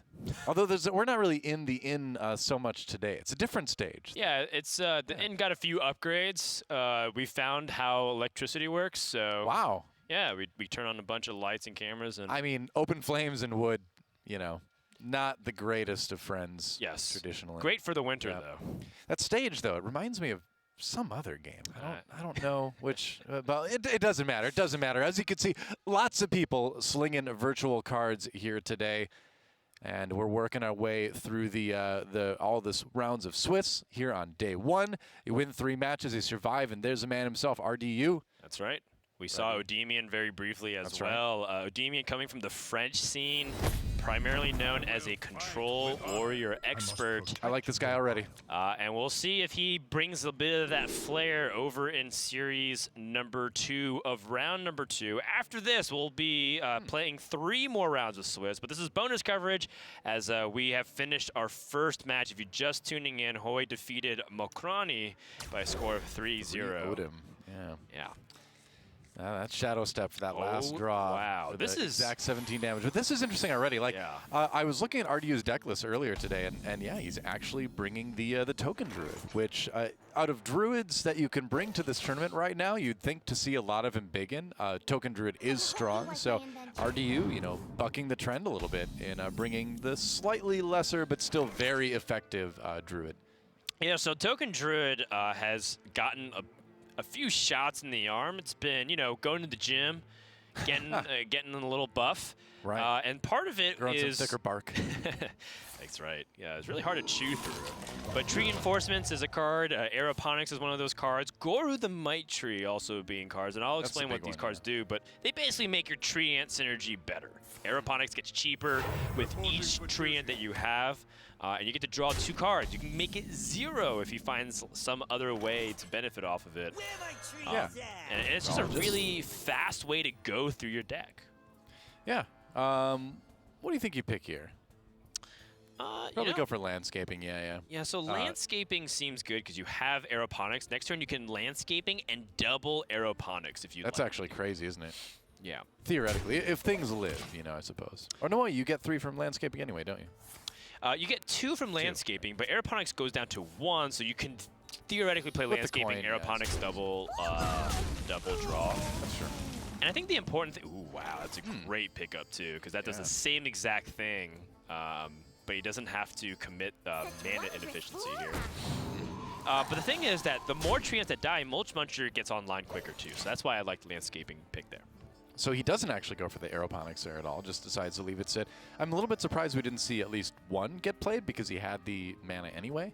He wants the Goru. Goru the Might Tree gives a permanent +1/+1 buff to all treants for the rest of the game, regardless if whether or not they're more of a island tropical treant or they are more of the old woodland variant of it. The OG treants. Yeah, the OG treants. The scary haunted ones. Right. Or just the regular ones. Yeah, these treants are on vacation. They went on airplane mode a while ago. Do not call them different leaves. Usually when you go on vacation, you don't quite like become what the place that you went, you know, unless that place is like Burning Man or something, you know. Gosh, yes, that's where the trees are. They're at Burning Tree Inn. Burning. That doesn't sound like a place any tree would want to go. Come to Burning Tree. Well, I guess Burning Man doesn't sound like a place any like human being would want to go to either. That's true. Yeah, we are a very interesting species. Mysteries of the universe. Meanwhile, in Odemian's camp, he's got a full hand. He needs to dump a little bit. So even if he chooses to go for this Elven Archer dump, he's basically going to be susceptible to overdrawing. However, he already has 2 of the most important cards in Shirvala, obviously, and the Holy Wraths. So, I mean, fundamentally, those are the 2 cards you need to make it work. Yeah, you just got to do enough damage to blow someone up with Shirvala, and then it's GG, you know? Absolutely. So RDU can summon these tree landscaping and get 3 aeroponics, which is fantastic. Everyone knows 0-mana card draw is bonkers. Well, card draw is like arguably the strongest thing you can do in the game, in pretty much any card game, because it just gives you more lines of play, you know? Yes, exactly. More options. Ooh, Savage Roar. The classic.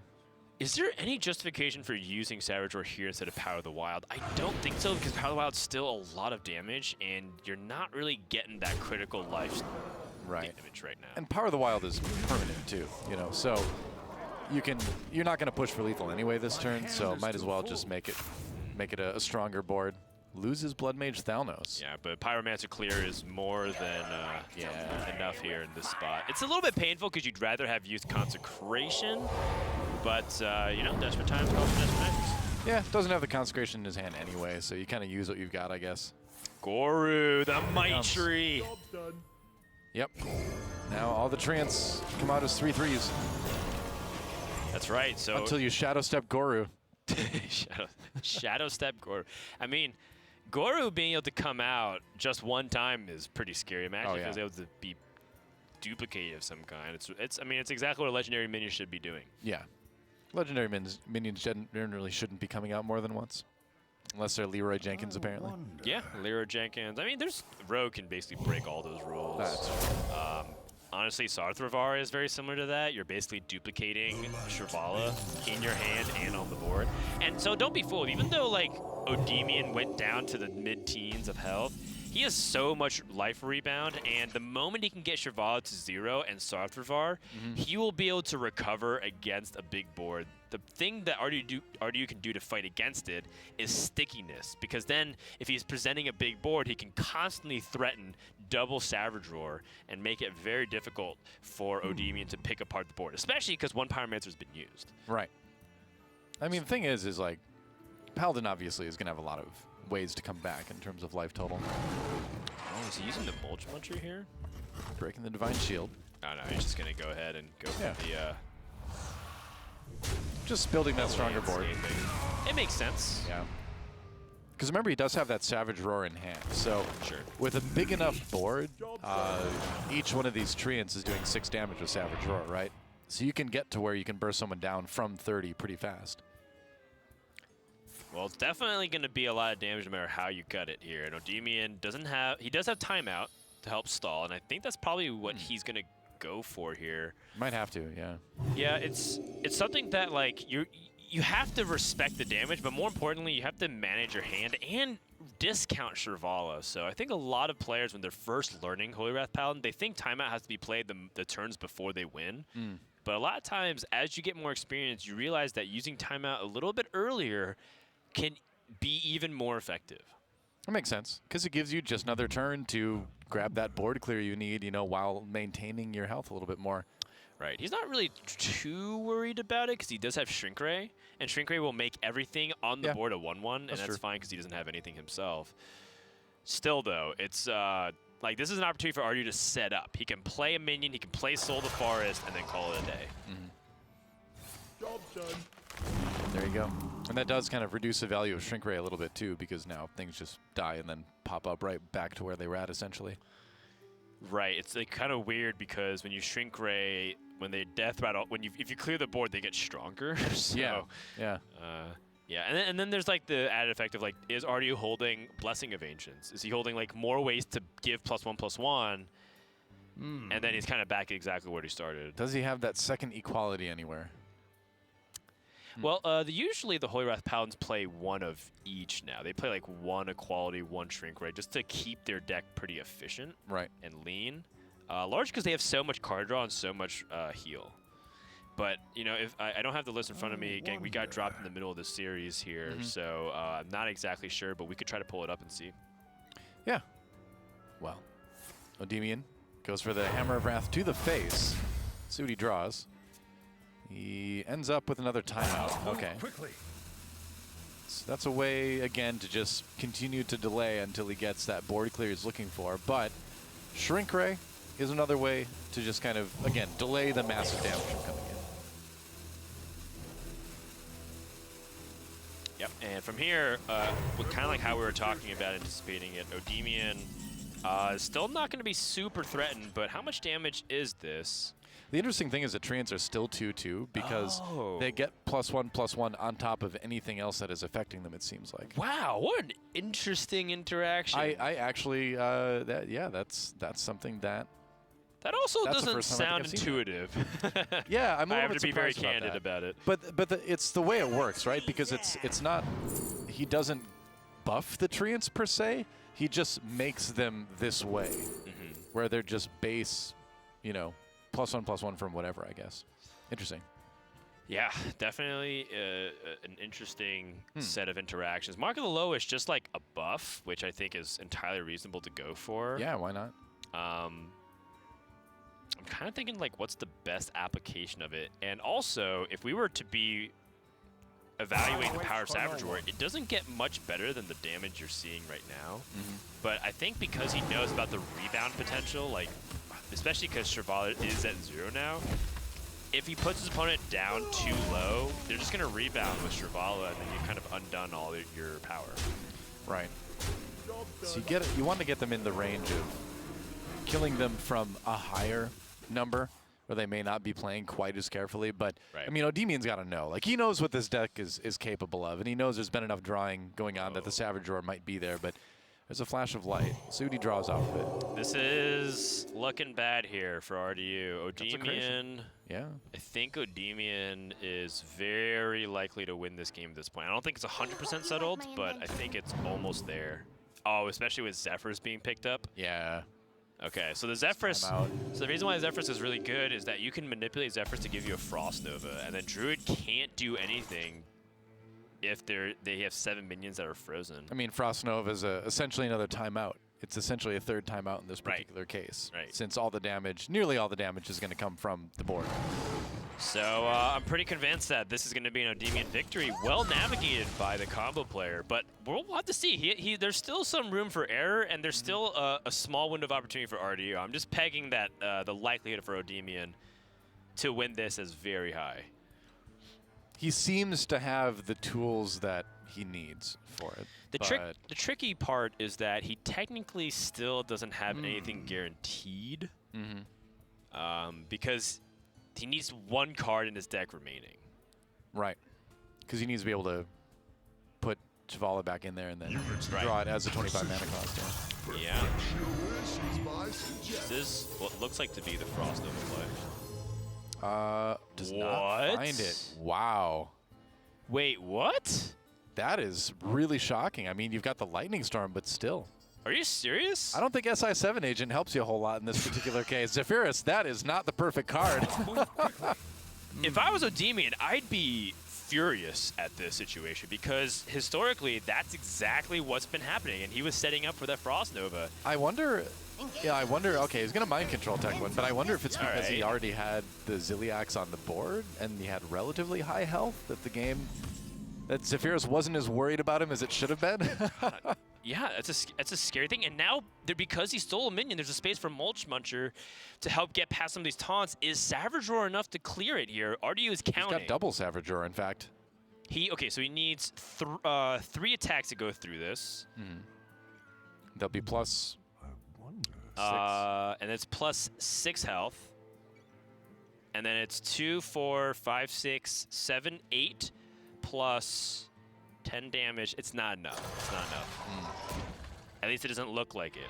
Wait, no, he has 2 Savage Roars. Yeah, Wait, it is double enough, Savage Roar, right? Because he gets +4 to all the minions. Yeah, each of them would be 10 attacks. So he goes to 28. So this should be lethal. But we'll have to see if my math is off here. I'm not even going to try to do math. You were doing that, I was like, hey, man, you go for it. Good luck. It's all the math. Yeah, I think it's exact lethal. He mathed correctly for exact lethal. Wow. Wow. Zephyrus is fired. Yeah. Well, that was kind of a shocking end to that game. I'm no floored. Frost Nova, no way to get rid of all the minions because, again, they did have the Death Rattle that brought back more Treants, so even the Lightning Storm wasn't going to do it, despite the fact that that would normally clear all the 2/2s and get rid of most of the threat. But wow. I'm really shocked because that was like Odemian could have been at worst 50% chance to win the game if I'm not misremembering the draws. Like he could have been also drawing another card draw. Like let's say he did another Novice Engineer that we're not paying attention to. Then you can Novice, Shirvala, Shuffle, and then go for the lethal, and he would have been winning. So really tough L here for Odemian, and you know, my heart goes out to him. That's a really frustrating situation because I feel like in that situation, Zephyrus should be offering you that. Like you said, Lightning Storm with Death Rattles. It's like you don't want to trigger these Death Rattles. The SI7 Agent is what really shocked me there because against a full board, I mean, yeah, he's gonna maybe do 2 damage to a Treant, and that's gonna immediately come back. But you know, mind control tech, I guess that can make a little bit of sense too. But I don't know. I think maybe it was a combination of already having the Ziliax out and being relatively high health that Zephyrus was kind of confused about what to offer. Well, we know the restrictions that Zephyrus works with. One, it tends to want to fill out your mana, so it wants to offer up to 3 mana options to best fill out your curve. Okay. And then 2, it recognizes things based off what's at face value. So he recognizes the stats on the board. He recognizes that there is a Death Rattle minion, not what type of Death Rattle it is. Sure. And it only offers classic cards. So these are like the 3 conditions that we kind of like really put within our minds. And a lot of times people, even on that board, it was kind of like you know, would he offer, you know, Mass Dispel or something instead? And I kind of wonder in Odemian's camp, you know, what has changed with Zephyrus? And if so, I feel like we would need to know or test it. Is Zephyrus okay? That's the thing we're going to ask ourselves for the rest of this weekend. What has happened to poor Zephyrus? He's been overworked. He's in nearly every deck right now, it feels like. Every single Highlander deck, and you know, maybe he's just getting a little bit tired. Well, you know, I've been going on Twitter more. How's that going? At my own risk of my mental health. But it seems like that's been a common occurrence, that Zephyrus is just really not offering the things that people thought, and that's Although, you have to think that you're probably only seeing the negative cases because people don't post when Zephyrus offers them what they think he's supposed to. True, but Doa, Zephyrus card text says the perfect card. Wish for the. It does say the perfect. It also says wishes for the perfect card. Doesn't say get the perfect card. Ah, all right. Because all right. anyone, we know. Touche, my good sir. Other, genies and djinns in history, like they may give you a sort of a tainted version of what you ask for. They are pretty fickle. Where it's, it's like, I would love to be bestowed with a great treasure, and so it teleports you to the bottom of the ocean inside of a shipwreck. So it's like, well, there you go, but you're also drowning. So you never know. That's right. So Those Zephyrus spirits can be tricky. Zephyrus has turned. That's right. He may have. He's become an evil. He's become a troll. He's become a Jafar instead of a Robin Williams genie, a nice genie. What lore don't you know? Pretty much that's it. All right, we've maxed I out. don't know cricket lore. Well, let's pray you never have. And I'm talking about the sport, not the insect. Ah, got it. Well, both really. My statement still stands. So there's a game going on. It's this time Odemian brought back his Paladin against RDU's Galakron Warlock, again seeming to trend towards the Dragon version of Galakron that we see most people run.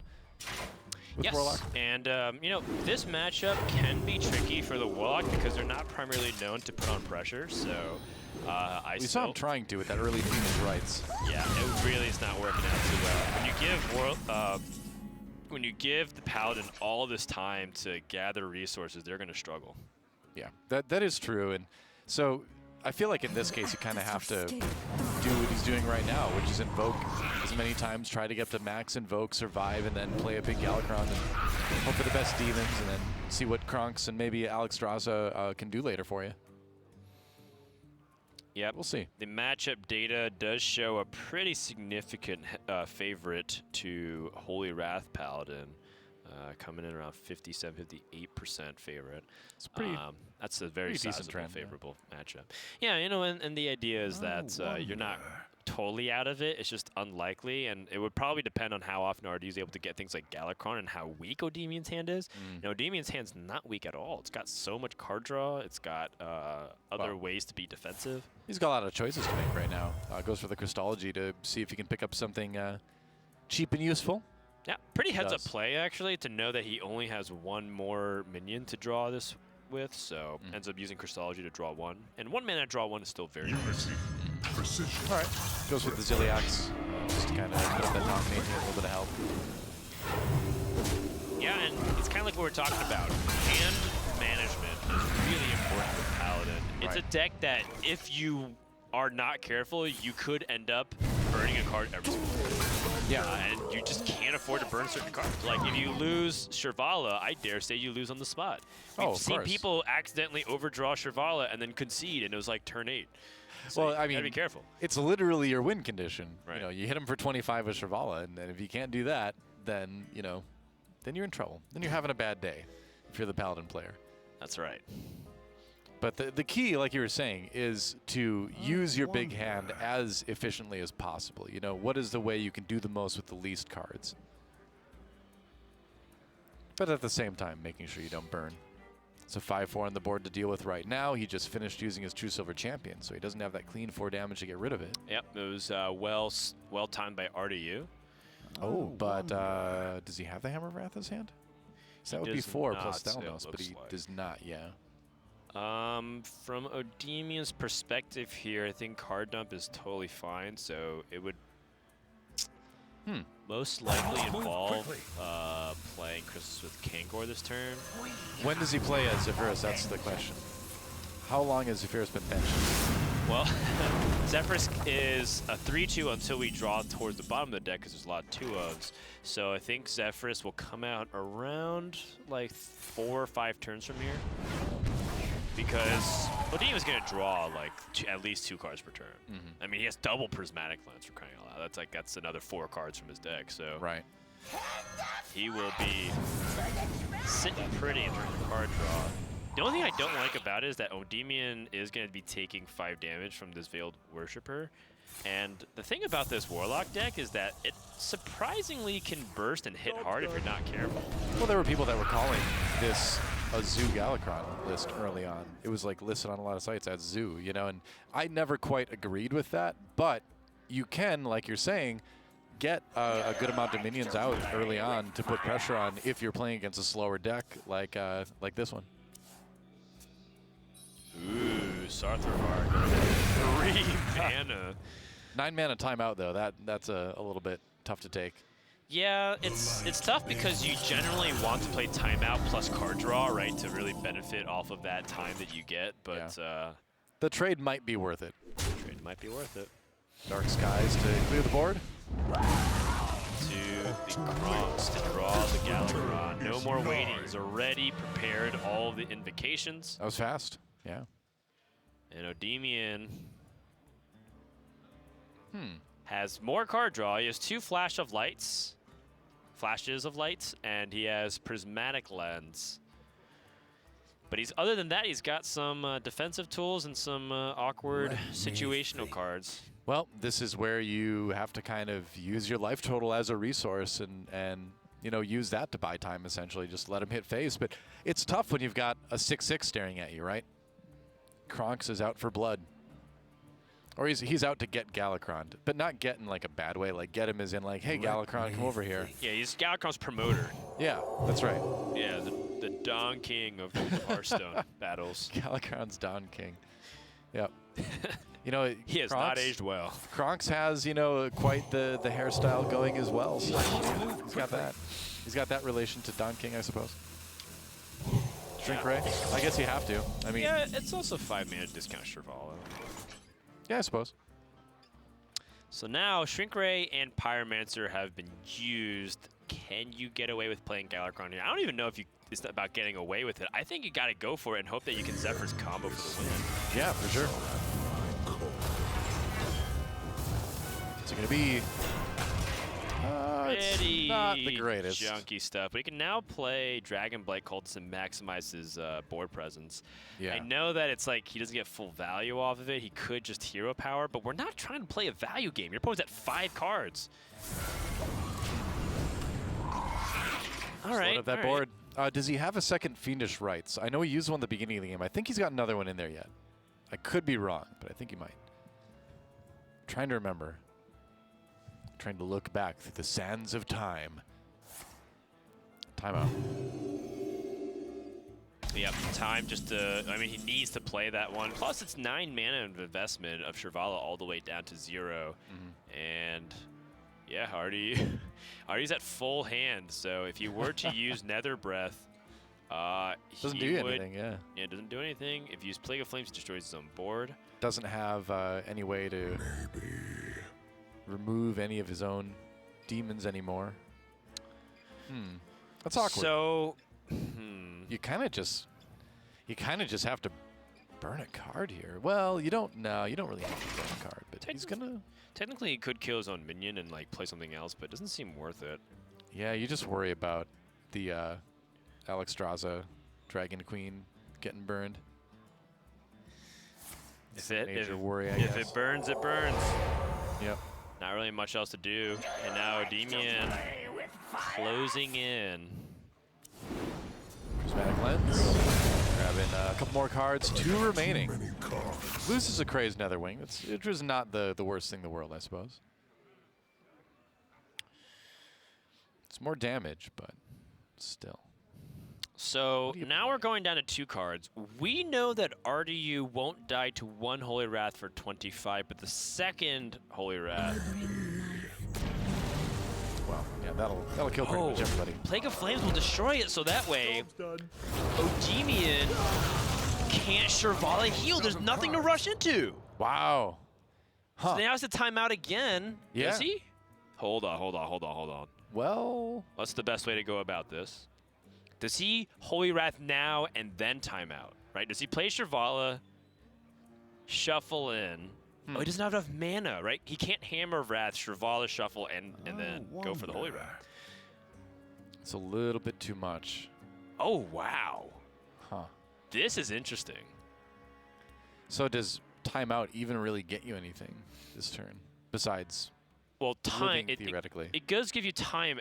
The question is whether or not Odemian has to go for a percentage chance to get Shivala instead of a full 100% chance to draw it, right? Because the idea is that he would time out now and wait. Right. But now RDU's kind of put himself in a situation where Odemian times out, RDU waits, Odemian doesn't play, only combos for 25, and RDU wins. He's thinking about going for it. Yeah, I think that's his best chance. He might have to double shuffle here. He might have to Baleful Banker twice, or maybe StormFever instead. Or Baleful Banker and StormFever. Any/all of the above. Baleful Banker sends it back to the library. Okay, times out. Okay. Hammer of Wrath. He has to hope that he doesn't draw Shivala. He does. Oh, okay. And now RDU can just Plague of Flames this. And nothing was lost on his side. Yep. In fact, I wonder if it's better for RDU to draw as well. Like, what if he played Veil Worshipper and then Plague of Flames? Is that kind of bad? Is he missing anything from his deck? I mean, where he could just hero power Plague of Flames instead? I don't know, because you're getting to the point now, too, where Veiled Worshipper gets kind of dangerous. I think if you're going to not play it now, you kind of can't play it at all because you're going to start taking lots of fatigue damage, but we'll see.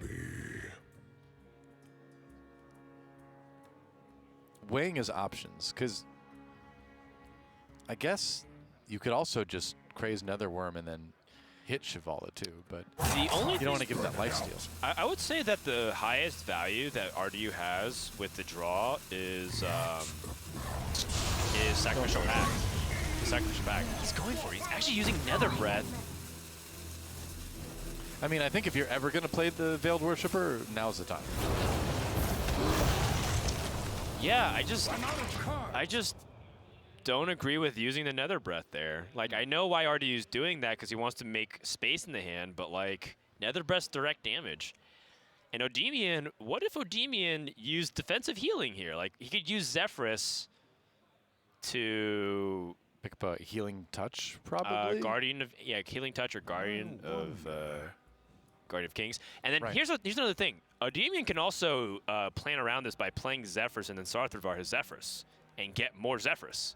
So like, he has outs here that we aren't exactly used to. This is an unusual situation. And Zephyrus, I got a tweet from Celestial on. Shout out to Chad. He's a great designer and also does a lot of answering on Twitter about Zephyrus because I think it was mainly his jurisdiction. He's saying that it works perfectly fine because it was reading the situation of the board just being 2/2s of clearing, although it doesn't really show the death rattles, right, which would have been worse. But is Zephyrus okay?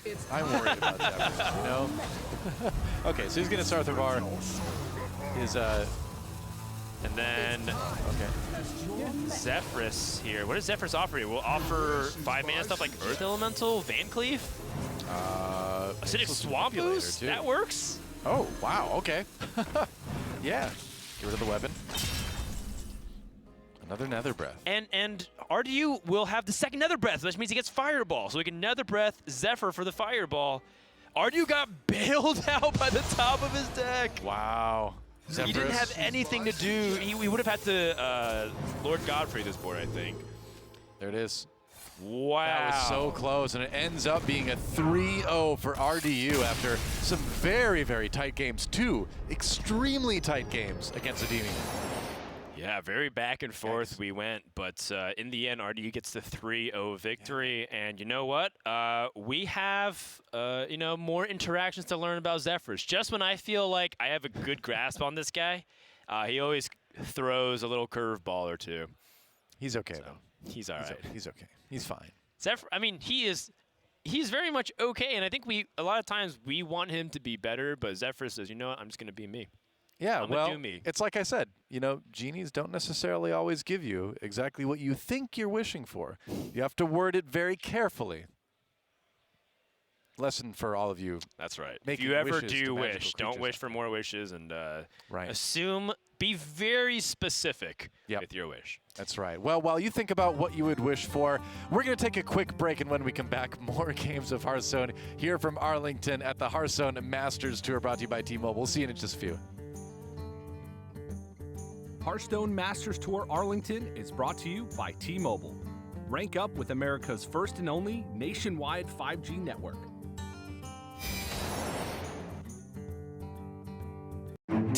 T-Mobile 5G is here, and it's nationwide. While some 5G signals go only blocks, T-Mobile 5G goes miles, beyond the big cities, to the small towns, to the people. Millions of Americans can have access to 5G on T-Mobile. This is just the beginning. T-Mobile, the first and only nationwide 5G network. You'll hear a lot about how coming out of the military means you're somehow damaged goods. I would reject that. I believe that people coming home from combat can actually have gone through post-traumatic growth. And probably the most important thing we can do is provide jobs for those who get out of the military. Together, we can get veterans back to work.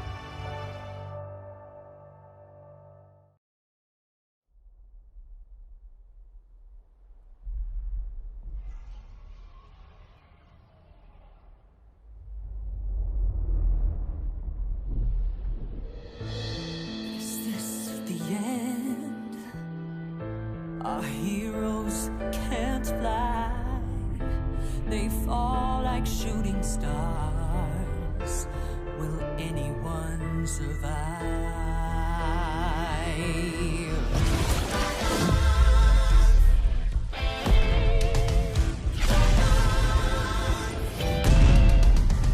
Dragons take flight above the ice and snow. High in the sky where the cold wind blows. Wings beat down as they beat back foes. Flaming hot fire over frozen bones. Good unites against people they oppose. They ride or die as the legends grow. We must go to sense doing our heroes. There are no silence in this combat zone. Beats mid-air, yeah, it's a chiller.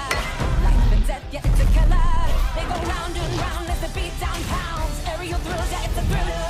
The sky's filled with trauma and all of this drama. Pretending and impending, yeah. Crash down. It's dragons and giants descend.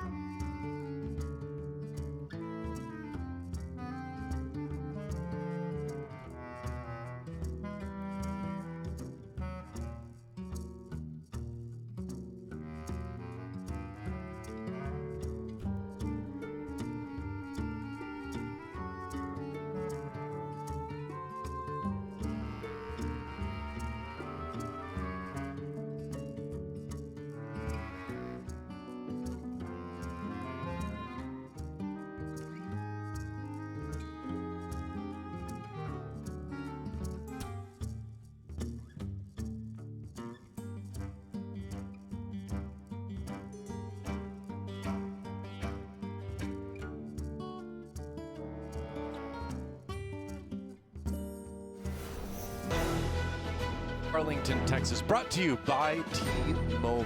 Doa, Frodan, here for another game, and this is going to be a good one. I'm very excited about this one, actually, because we've got two of the greats, man. We've got Firebat versus Surrender. We're going to jump in with them going into Game 5, so this match is going down to the very last moment, but great set of players. We got a BlizzCon champion and one of the best players Korea has ever fielded in the game. That's right, who also got top 4 at the World Championship the year Tom60229 won. Many have pegged Surrender as potentially the one that was promised, right?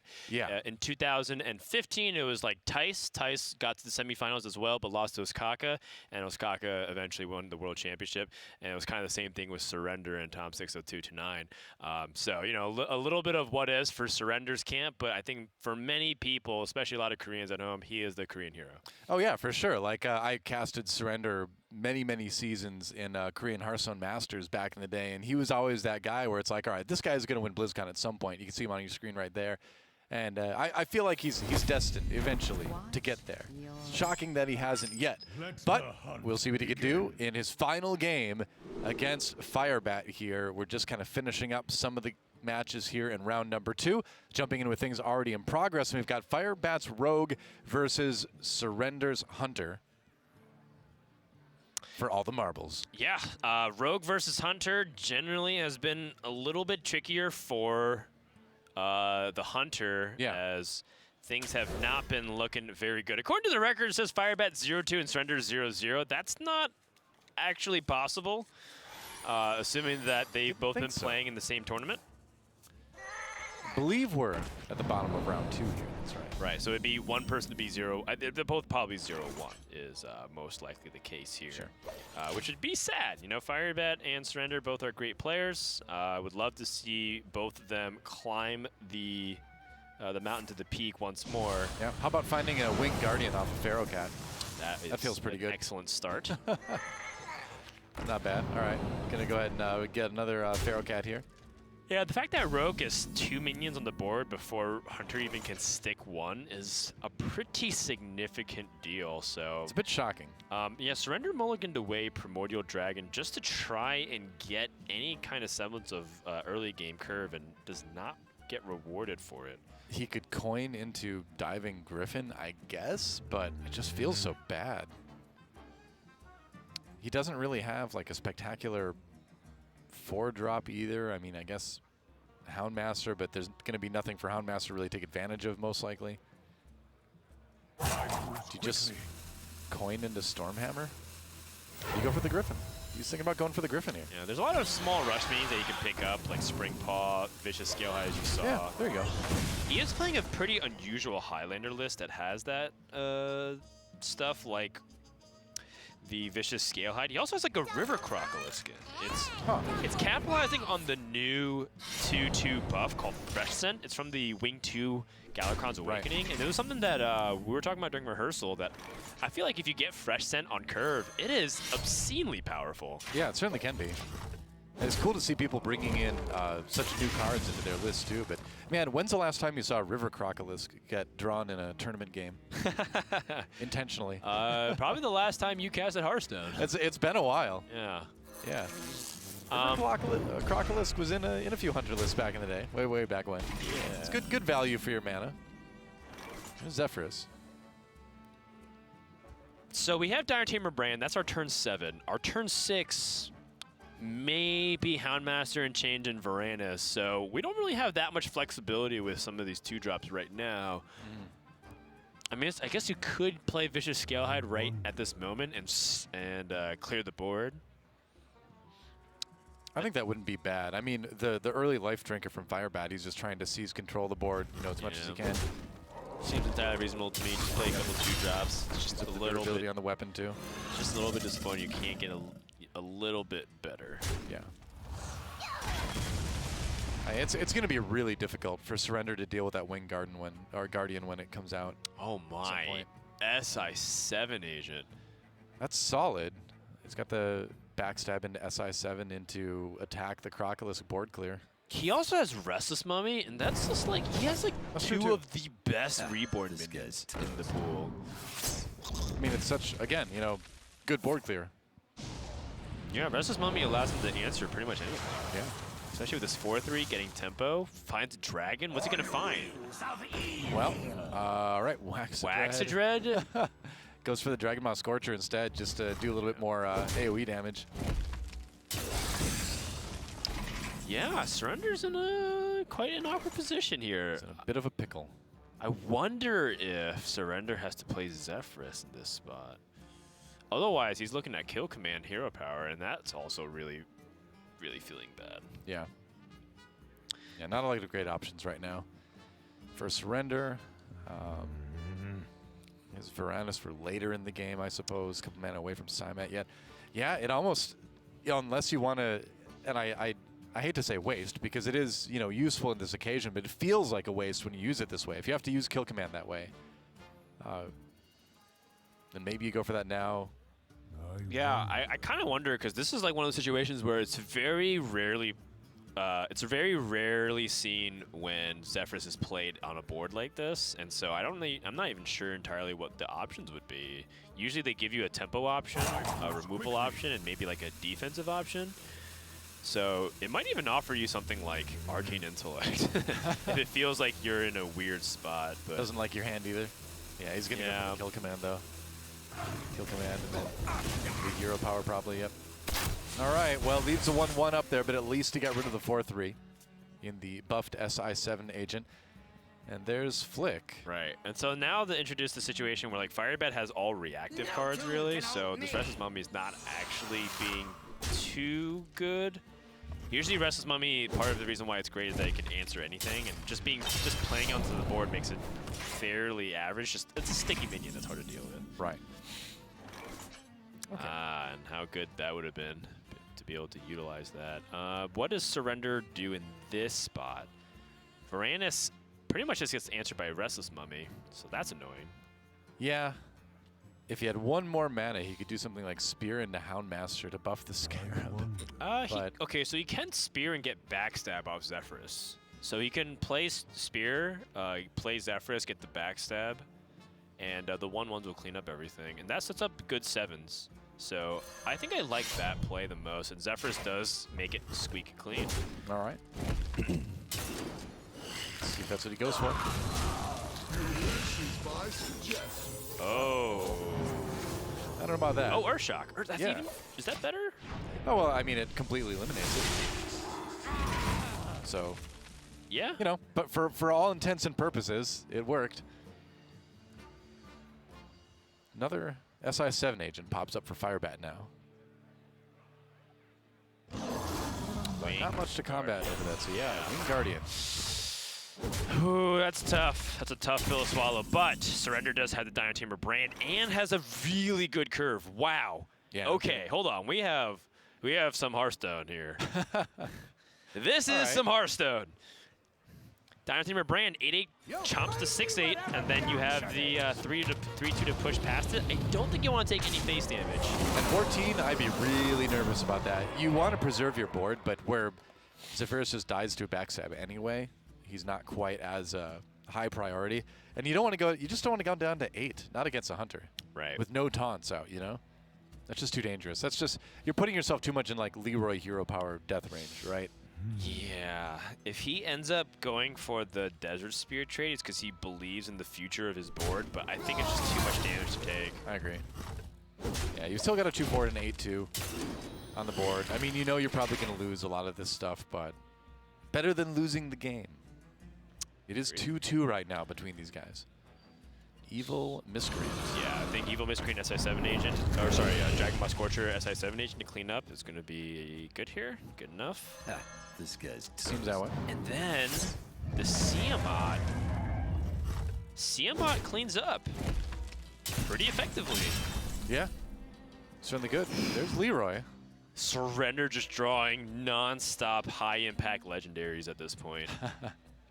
It's 3 in a row, but I think you do have to go assignment at this point. So here's a question. Would you go for Siamot and Divine Shield? Oh, sorry, Rush and Divine Shield, or would you go for Rush and Wind Fury? Probably Divine Shield, because I don't think you can kill your opponent if you even land the Wind Fury next turn. Yeah. Whatever keeps it the same. Yeah, I would say Divine Shield and Rush. Yeah, because you want to clear the 3/6 for sure. Definitely Rush and Divine Shield. Most likely Divine Shield.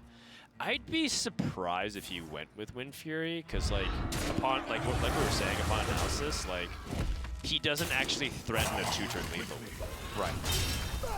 Still gets to clean up with the Locust like we were talking about. And I love the idea of just putting a 6/6 on the board and saying, all right, now use a card to deal with this. Yeah. I mean, he's got some answers, but you're going to Sky Shiv it, certainly. Well, Flick Skyshiv comes down to the board. This is a card that Firebat revealed for the expansion, so only fitting that he gets the ability to use it triumphantly. Although, does he get the last Such laugh? a great card. It's a fantastic card. Well, let's find out what Dragon Queen Alexstrasza brings you. Emrys. Oh my goodness, Leroy becomes a gigantic threat. However, Firebat's so close to lethal. He's got 5 damage on the board, 4 from the Viscerate, 1 from the Dagger, 2 from the Cobalt Lackey. He is 1 damage off lethal, it looks like. Again, 5, What 7, is he going to 11, draw 12. with the... What Lackey is he going to get from the Devoted Maniac? That's the question here. Right, and he has 5 mana tied up to the Cobalt Lackey Dagger Eviscerate, so he does have room for one more. And Goblin Lackey with the +1 attack should be enough. Is it? It should be Great enough. Math. 6 plus, 8 and 4, and then one more. That's right, so Firebat able to just narrowly get over the hump. Look at the intensity of the board he was facing. If he was not able to deal with that, then he would have just died on the following turn. Wow, that was an insanely close game, but Firebat takes it in the end with a 3-2 victory over Surrender. And those are two players, like, I would be shocked if either of those players were eliminated day number 1. We're going to probably see them go pretty deep in the tournament if past results are any indication, which they should be. Yeah, and it's important to do so because if you get relegated as a Grandmaster, but you're still one of the highest earners from the Masters Tour, your spot is reserved. So, like, you will be, like, relegated, but you get this spot back for doing it. So it's a really good safety net. It's a lot of money, too, on the line. Yeah, of course.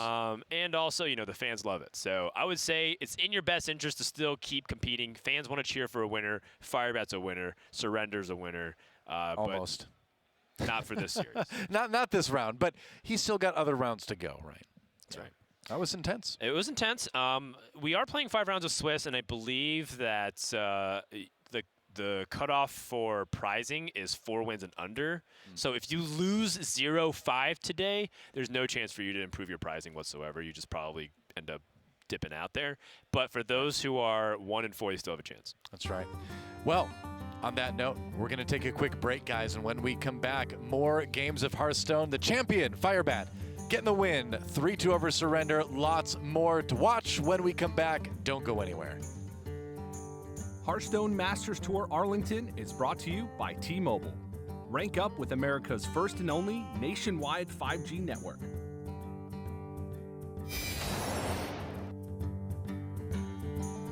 T-Mobile 5G is here, and it's nationwide.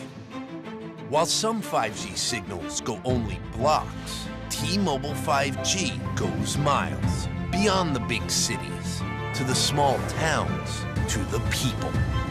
Millions of Americans can have access to 5G on T-Mobile. This is just the beginning. T-Mobile, the first and only nationwide 5G network.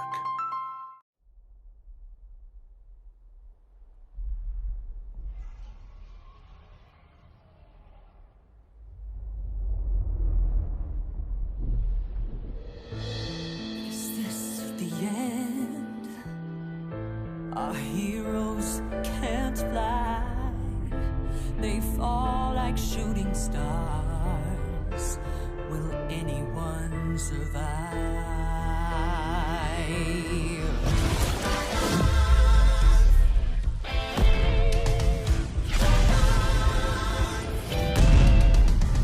Dragons take flight above the ice and snow. High in the sky where the cold wind blows. Wings beat down as the feedback falls. Flaming hot fire over frozen bones. Good unites against people they oppose. They ride or die as the legends grow. We must go to sense doing our heroes. There are no silence in this combat zone. Beats mid-air, yeah, it's a chiller.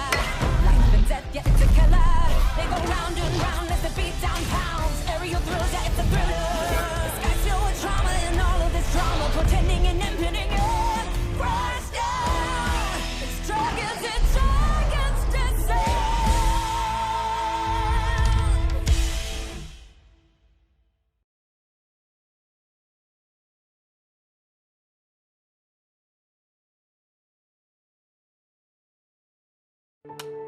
You'll hear a lot about how coming out of the military means you're somehow damaged goods. I would reject that. I believe that people coming home from combat can actually have gone through post-traumatic growth. And probably the most important thing we can do is provide jobs for those who get out of the military. Together, we can get veterans back to work.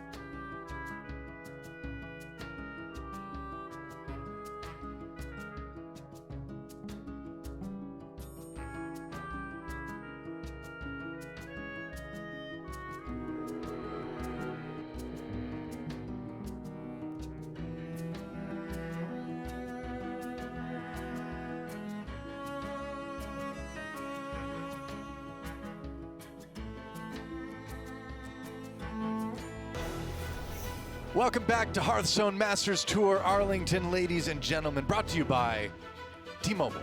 That's right. Or if I had a fedora, I would tip it and go, T-Mobile.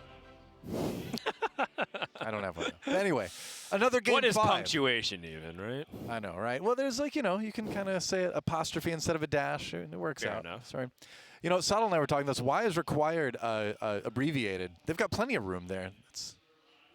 You notice that? Yeah, we gotta have a real sit down with our graphics guy. Let me tell you.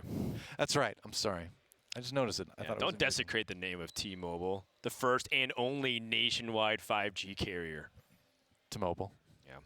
Yeah. I actually do use T-Mobile, by the way. Me too. It's Me too. fantastic. Yeah. Because of the international plan. That's exactly why I use it. Okay, great. Because we're esports professionals. And ladies and gentlemen, esports professionals, they cut off me. Oh, it hurts. We'll save it for when you're on camera. Anyway, we travel a lot. That's the point. Bozzzton versus Turner is going to be our next match. We're jumping into another Game 5 here at the end of round number 2. As we finish up some of the last matches going on here before we move on to the next round of Swiss play here in Arlington. It's another intense one, 2-2, as we have Bozzzton bringing the Rogue against Turner, also bringing the Rogue. Yes, Bozzzton, the sexy Swedish Slayer. His real name is Elias Sibelius. You can't really write it better than that. Just sounds like a menacing villain from some sci-fi fantasy like film. A main character from a Dr. Seuss book. One of those things. Yeah. Versus Turner, which, you know, quite frankly, I don't know too much about Turner, but I do know that Rogue's a good class, and all these players that have qualified for Masters Tour Arlington are no pushovers. They had to have grinded through the open system, or they were proven themselves over time, like being a Grandmasters or previously qualified Masters. Yep. So now we go into the game. Rogue mirrors often decided by early game tempo, and it's difficult to evaluate both these hands because they're so combo dependent, right? You have Miscreant and Edwin Van Cleef. What do you think about the Cartoot Defender in Turner's deck? That's an interesting little tech choice. I feel like I haven't seen a whole lot of it. I think that playing Cartoot Defender is really good if you're playing a Death Rattle Rogue, but for the most part, when you generate it off of Pharaoh Cat, it's not really like something that you're actually looking. Pharaoh Cat. All right. But you're fleshing out your curve, and this is like something that we talked about. Turner has like great tools in his hand, but they're all like combo dependent, and now he's passing on turn 3 with no guarantee of a turn 4 play. And this is something that I feel like a lot of Rogue experts will look at this hand and probably say that Turner's making the right choice. But like at the same time, I have to kind of wonder, are you just like guaranteeing yourself just going to be eternally behind for the rest of the game? Because your opponent's on the coin, most likely you're going to have a play. Well, you run into a lot of these situations too where, you know, Sottle and I were talking about earlier, where you are the one responding to your opponent's plays every turn. And the single turn, the first turn where you can't respond, you suddenly lose momentum in the game to an extent that you're probably going to lose. And right now, Turner seems to kind of already be in that position. Yeah. And, you know, there's a lot of reasons to not play those minions for tempo. If your opponent's playing Seal Fate and they need an undamaged character, you're giving them a target. Otherwise, Bozzzton would not have a target. True. If you play something, you give them a backstab activator. They might backstab Miscreant, and they don't have to use their coin. So you have to be mindful of those activations you're giving your opponent. It's not about what you can do. It's all about what your opponent can also do in response. Of course. Let's see what Faceless Lackey brings in. All right. Some beef on the board. Yep. Yeah. Okay, so Shadow Step does give Turner plays, just not great plays. Not really. I mean, he could, you know, Shadow Step Edwin for a, you know, a medium-sized Edwin that it would immediately die. Yeah, it would be a 6/6 Edwin, but nothing super impressive. And then Miscreant can activate one time, also not that impressive. If I'm Turner, am I using Eviscerate here? I don't think so. That feels so bad because you're going to spend another 1 mana to put the Miscreant back out again, you know? Right. So not going to be able to play the lackeys. Yeah, he doesn't even have like anything to help catch him up here. Like the catch-up mechanics are things like Heist Bear and Togwoggle, so then you use like the treasure to get 3 free cards. I like that he at least got a Cobalt Lackey, at least sets a little bit of free damage on the board that he can use to clear. A Titanic Lackey at least is more sticking power for your minions. So it's not the worst ever. I mean, you're always happy when you get like Ethereal and Draconic because you like to discover things, right? But it's not terrible in this situation either, I suppose. Yep, that you do. What's the last mana crystal going to be spent on? Is it a Pharaoh Cat or is it a Titanic Hydra? Oh, Titanic Hydra. Titanic Hydra. Wow, we're going way back now. That's a really powerful Lackey if it's able to do that. I was going to say, yeah. The Pharaoh Cat or Titanic Lackey. Pharaoh Cat here probably sets up the most plays, and this is your last Lackey for now. Also, Titanic Lackey has use late game. This is something that I think I see a lot of people do. They favor Titanic Lackey for tempo, but if you're playing a matchup where it's very aggressive on both sides, having Titanic Lackey in the late stage of the game can be really useful to throw off your opponent. You also want to have a Lackey around for Togwaggle too, just in case, but he is going to go ahead and throw it down to make the Miscreant into a 1/5 taunt. Saves the Pharaoh Cat. So if we look at deck lists for Rogue, what is he like really afraid of on 5? 5 seems to be a weak point for a lot of these Rogue decks. They tend to play Shield and Galakrond and nothing else. It is curious. Yeah, throws out the 6/6 Van Cleef to give his opponent more to worry about there. But there are answers from Bozzzton. Yep, Pharaoh Cat. It's got a few different options. You can go and do the Eviscerate on it. You can put out enough minions to just straight up, well, maybe straight up kill it. Depends on if you can get through that 1/3. So Bozzzton has he doesn't have Galakrond even upgraded once, I believe. So yeah, I think you're right. I don't think he's invoked yet. Yeah, so setting up Galakrond is not going to be Micro Mummy. It's always fun. Yeah, Micro Mummy. It's also just sticky. I think this might be a sap play on Van Cleef. Could be. One of those things where it's just like, all right, I don't want to deal with it later. You put in a little bit of work to make that Van Cleef, you know, as large as it is. Now you have to do that again. Yeah, and he's also invested a lot of, well, one, it clears the board, but two, he also invested a lot of his lackeys into it. Now nice. Van Cleef can't come back as a big 6/6 minion, and Turner is stuck in an awkward spot. And if he uses Flick Skyshiv, he's going to be hurting his own deck. If he uses it on the Miscreant, for example, he's going to lose his own Miscreant. I learned that the hard way when I played this deck for like when I played Flick for the first time. I did that exact thing. I'm like, wait, why did it hit mine? Oh no! You only need to do it once. Who am I? This is a nightmare.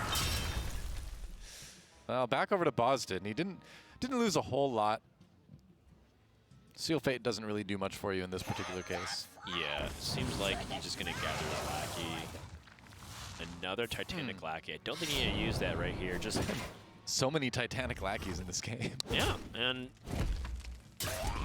Bozzzton is just ahead. He's not that far ahead, but he's ahead, and that's enough usually for the Rogue to feel comfortable. Let's see what the Ethereal Lackey gets us. Assassinate is kind of nice, actually. Any dragons in the traditional Rogue deck? I don't think so. Nope. No, I don't believe so. There's beasts. There's mechs. Yep. There's no dragons, though. What is this, a game of Battlegrounds? That's right. Hey, it talks about dragons. We'll see them eventually, maybe. It mentions the word dragon. Yeah. Dragon's in there. Another evil miscreant for Bozzzton. Yeah, and I think the evil miscreant here does still seem pretty reasonable, but Ziliax is also very appetizing in this position too, because you can trade and then Ziliax, which sounds great. The only thing is that if I'm Bozzzton, I gotta figure out ways to improve the options in my hand here. I think I still favor miscreant slightly. Yeah, I mean, you set yourself up for more next turn. Which you lackey. Depends on the lackeys you get. Yep, very solid. Get you a 3 mana to a 4 mana because it transforms it into 1 cost more. Right. The average cost of 4 mana minions, though, has been dropping. It seems like to me, and this is just my theory, that the odd costs seem better than the even costs right now. But that's just my thing. I'm sure there's math to just prove me wrong. Odd deck players back in the day would probably agree with you. In terms of just like the average of what you expect, right? Like the average 3 mana minion now has improved so much to be like generally 3/4s, and of the thing. And there's been like more, like there's a lot of dragons and stuff at 9. Sevens have received a pretty decent amount of good stuff. Well, I noticed too, you know, in prepping for this over the last month, like it just seems like the numbers on minions themselves are just bigger overall. Oh, sure. I mean, like you're just playing with a lot more bigger minions. Yeah, people talk about Descendant Dragons quite possibly being the most powerful expansion we've ever seen. Yeah. Well, especially if you play a game like Embiggen Druid. Like, I know Embiggen is involved there, but even without there, that's a lot of. It wouldn't have been feasible to run that many big minions in some of the metas we had previously. It's fun. I like playing with big minions. Yeah, it reminds me of Ramp Druid from back. Yeah. Yep. That was popular for a long time. I mean, still kind of exists, you know, in a newer form, actually. But. Shield of Galakrond finds a Draconic Lackey. This was the most passive play, I feel like, outside of Cartoon Defender. And I'm curious about this. Did Turner upgrade his Galakrond? Because if so, I can understand that, but feels like he's asking, oh, you know what? He probably tried to bait out a little bit of removal. Could be, yeah. Togwaggle. Icebear Togwaggle most likely going to pick up the Wondrous Wand to pick up 3 free cards. It's so unlikely when you pick anything else with the Wondrous Wand, unless you're feeling like really saucy and you just want a bunch of legendaries to throw out there, you know? Yeah, I mean, sometimes you have no cards to draw, so. I had that too. Yeah, you just like, you get Togwaggle at the bottom. You can either pick Goblet's one of my favorites to pick, because I think it's super trolly. Like, oh, I just have a handful of like all evil miscreants, and that's just funny. Yep. But, yeah, like sometimes Togwaggle calls for that situation. Turner has that Twin Tyrant. That's a new card from the set that deals 4 damage to 2 random targets. But, you know, it's not really great when your opponent's board's filled with a bunch of 1/1s and 1/3s. No, it doesn't really hit great stuff. The Cobalt Spellkin might come up with something useful, though. Yeah. 1-mana spells are generally okay. Like, you could work that possibly into a Van Cleef turn, but I don't know. He's got Flick as well. Yeah, Flick is funny because it does kill both microbots on the board right now. Yeah. Don't forget about Cartoon Defender either. Yeah, so I thought Cartoon Defender was a candidate to come out the previous turn, and Turner did not go for it. It's kind of one of those cards where you just have to sort of throw it out there as the sacrificial minion, you know, yeah, at some point. So here's the problem. If he doesn't deal with Togwaggle, his opponent can get more value off of it. Wow, two Dragon Swords. Whoa. Oh, okay. Dino the Relicologist. That he goes for Bonsomdi, though. Really? Just. Okay. Whoa, he is in Teemo Sep. What? Wait, hold on a sec. All right, that was a little bit insane. Okay. Cobalt Spellkin, you the real MVP. Okay, a lot just happened in that final few seconds there, but we may not have to worry about it. Right. The takeaway is that I think Turner's in trouble. Yeah, I think Bozzzton might just win pretty soon here, depending on what he draws. Well, I don't know. There was an option for some pretty crazy stuff to happen with the draws that he might have found with the wand, but looks like this game is going to go on for a while. Yeah, it's not going to end immediately, but Bozzzton can like start to tighten the noose a little bit. Yeah.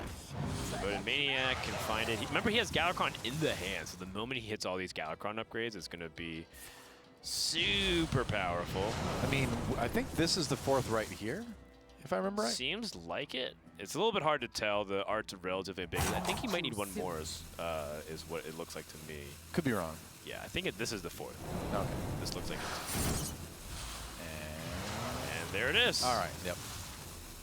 The art is a little bit more subtle with the Rogue versus, like, the Warlock. The Warlock's just, like, pretty obvious when it goes, like, nuclear green. His tiny T-Rex arms become more prominent. Yeah.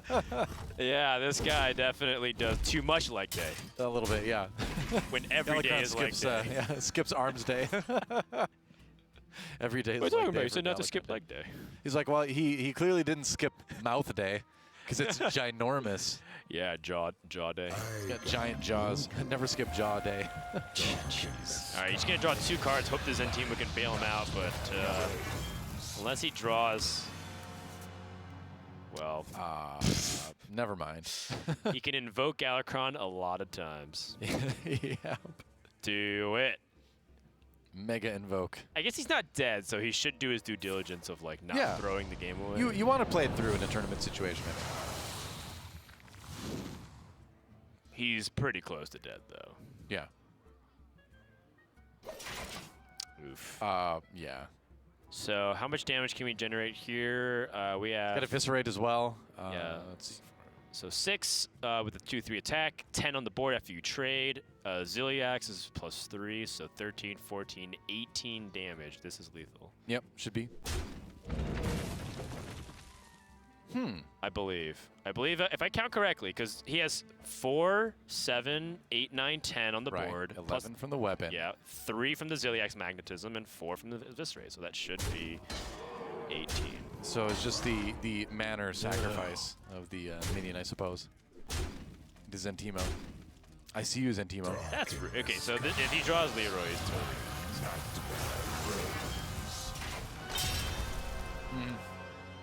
All right, well.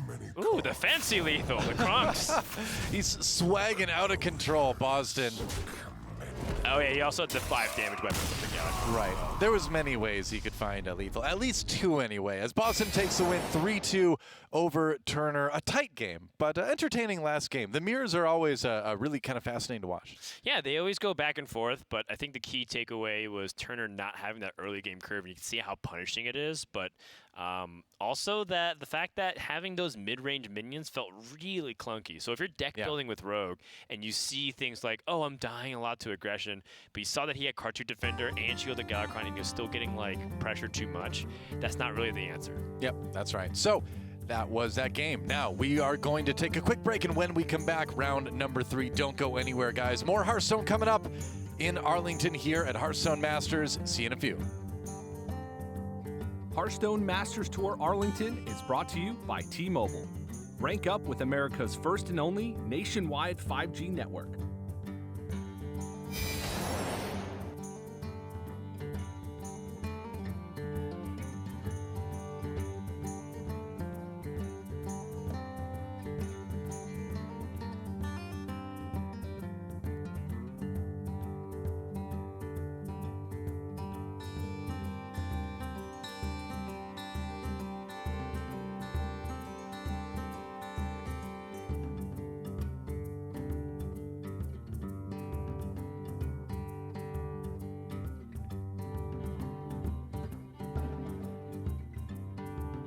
T-Mobile 5G is here, and it's nationwide.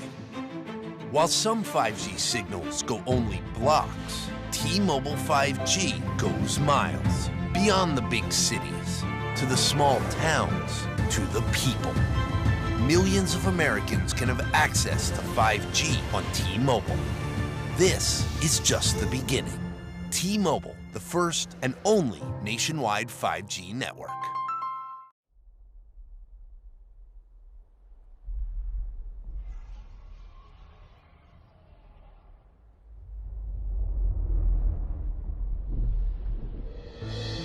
Is this the end? Our heroes can't fly. They fall like shooting stars. Will anyone survive?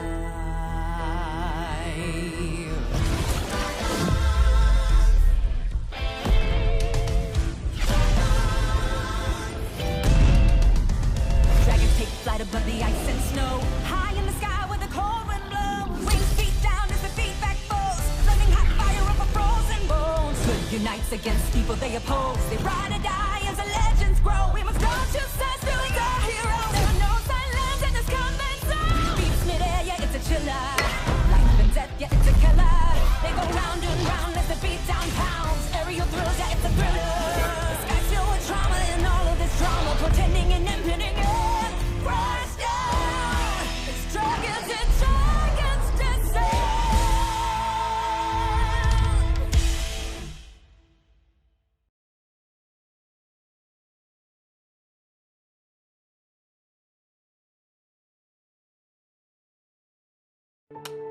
You'll hear a lot about how coming out of the military means you're somehow damaged goods. I would reject that. I believe that people coming home from combat can actually have gone through post-traumatic growth. And probably the most important thing we can do is provide jobs for those who get out of the military. Together, we can get veterans back to work.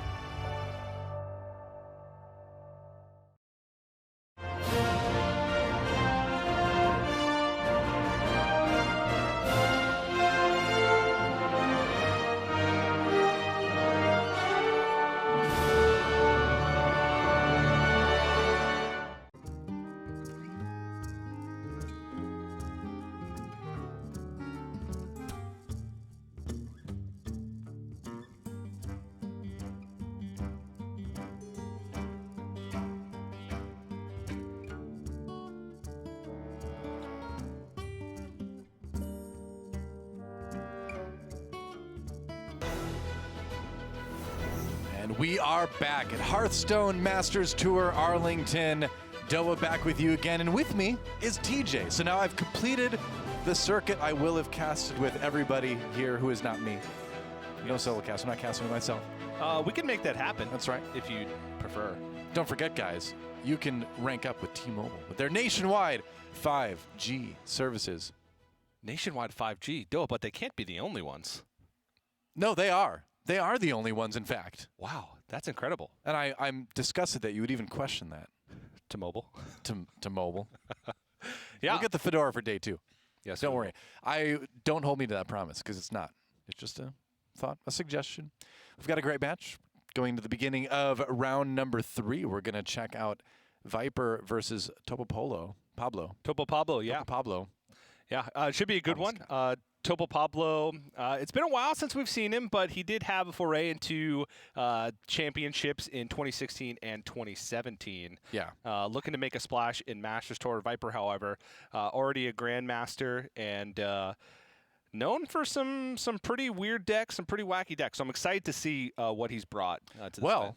You don't have to wait very long, because, as if you didn't like T-Mobile enough already, we've got a T-Mobile Deck Spotlight to bring you. So let's send it over that. It's time for our Deck Spotlight, presented, as I just mentioned, by T-Mobile. Viper is bringing Holy Wrath Paladin. So we've seen this one a little bit already, but why don't you take us through it? Yeah, the Holy Wrath Paladin, it's pretty similar to, the Holy Wrath Paladins that we saw in 2019. The only difference being that Sathravar at the 9-mana slot, which gives you quite a few options in the late game. Yeah. Of course, you get essentially 3 extra Shirvallas, 1 for burst healing on the field, 1 to your hand, and of course, 1 in your deck. So it allows more flexibility with that Holy Wrath combo in later stages of the game. And just gives you more burst healing potentially throughout some stages. And Holy Wrath Paladin, it's not a great ladder deck because you can't kind of narrow down the field, and you can't expect what your opponents are going to bring. But if you're able to take a band away, if you're able to target something specific like in Conquest, it thrives. And in the hand of a fantastic player like Viper, it is a deck to be feared. Yep. It's so cool to see Holy Wrath kind of be core to a win condition again, because there were decks in the past that were Control Paladin decks that won off of Holy Wrath plays, but not quite like this. Not the big 25 damage burst. Yeah, I remember, there were some meme decks that involved just ripping Holy Wrath on 5 and hoping you pulled out a Molten Giant. We always built, everybody built those, right? Everyone tried it a couple times. Topo Pablo bringing in the Galakron Warlock, but specifically it looks like more of the or a little bit less, actually, of the Dragon angle with that. Yeah, he does run like Zephrys and Dragon Queen Alexstrasza, but this also seems the Bone Wraith and stuff. Also Bone Wraith and Elven Archers. Yeah. So a little bit different than the Galakron Warlocks that we've seen so far today. I almost feel like this is like a slightly older version of the deck, where you would run things like Elven Archer to empower stuff like Plague of Flames a little bit more. Yes. I feel like we've seen people kind of move away from this style, but it's still decent. Like that worked for a reason when it came out. Yeah, it did, and it does give you, like we saw BoarControl earlier had the Cheaty Ankle Biter in his deck, and it's kind of similar to that, where you get to ping something off and then Plague of Flames to kind of clean up a board state. That's right. And it does give you, like, it buys you time in the early game sometimes to get you to turn 5 for the Netherwing, so it can definitely be good, but, the core of the deck is still there.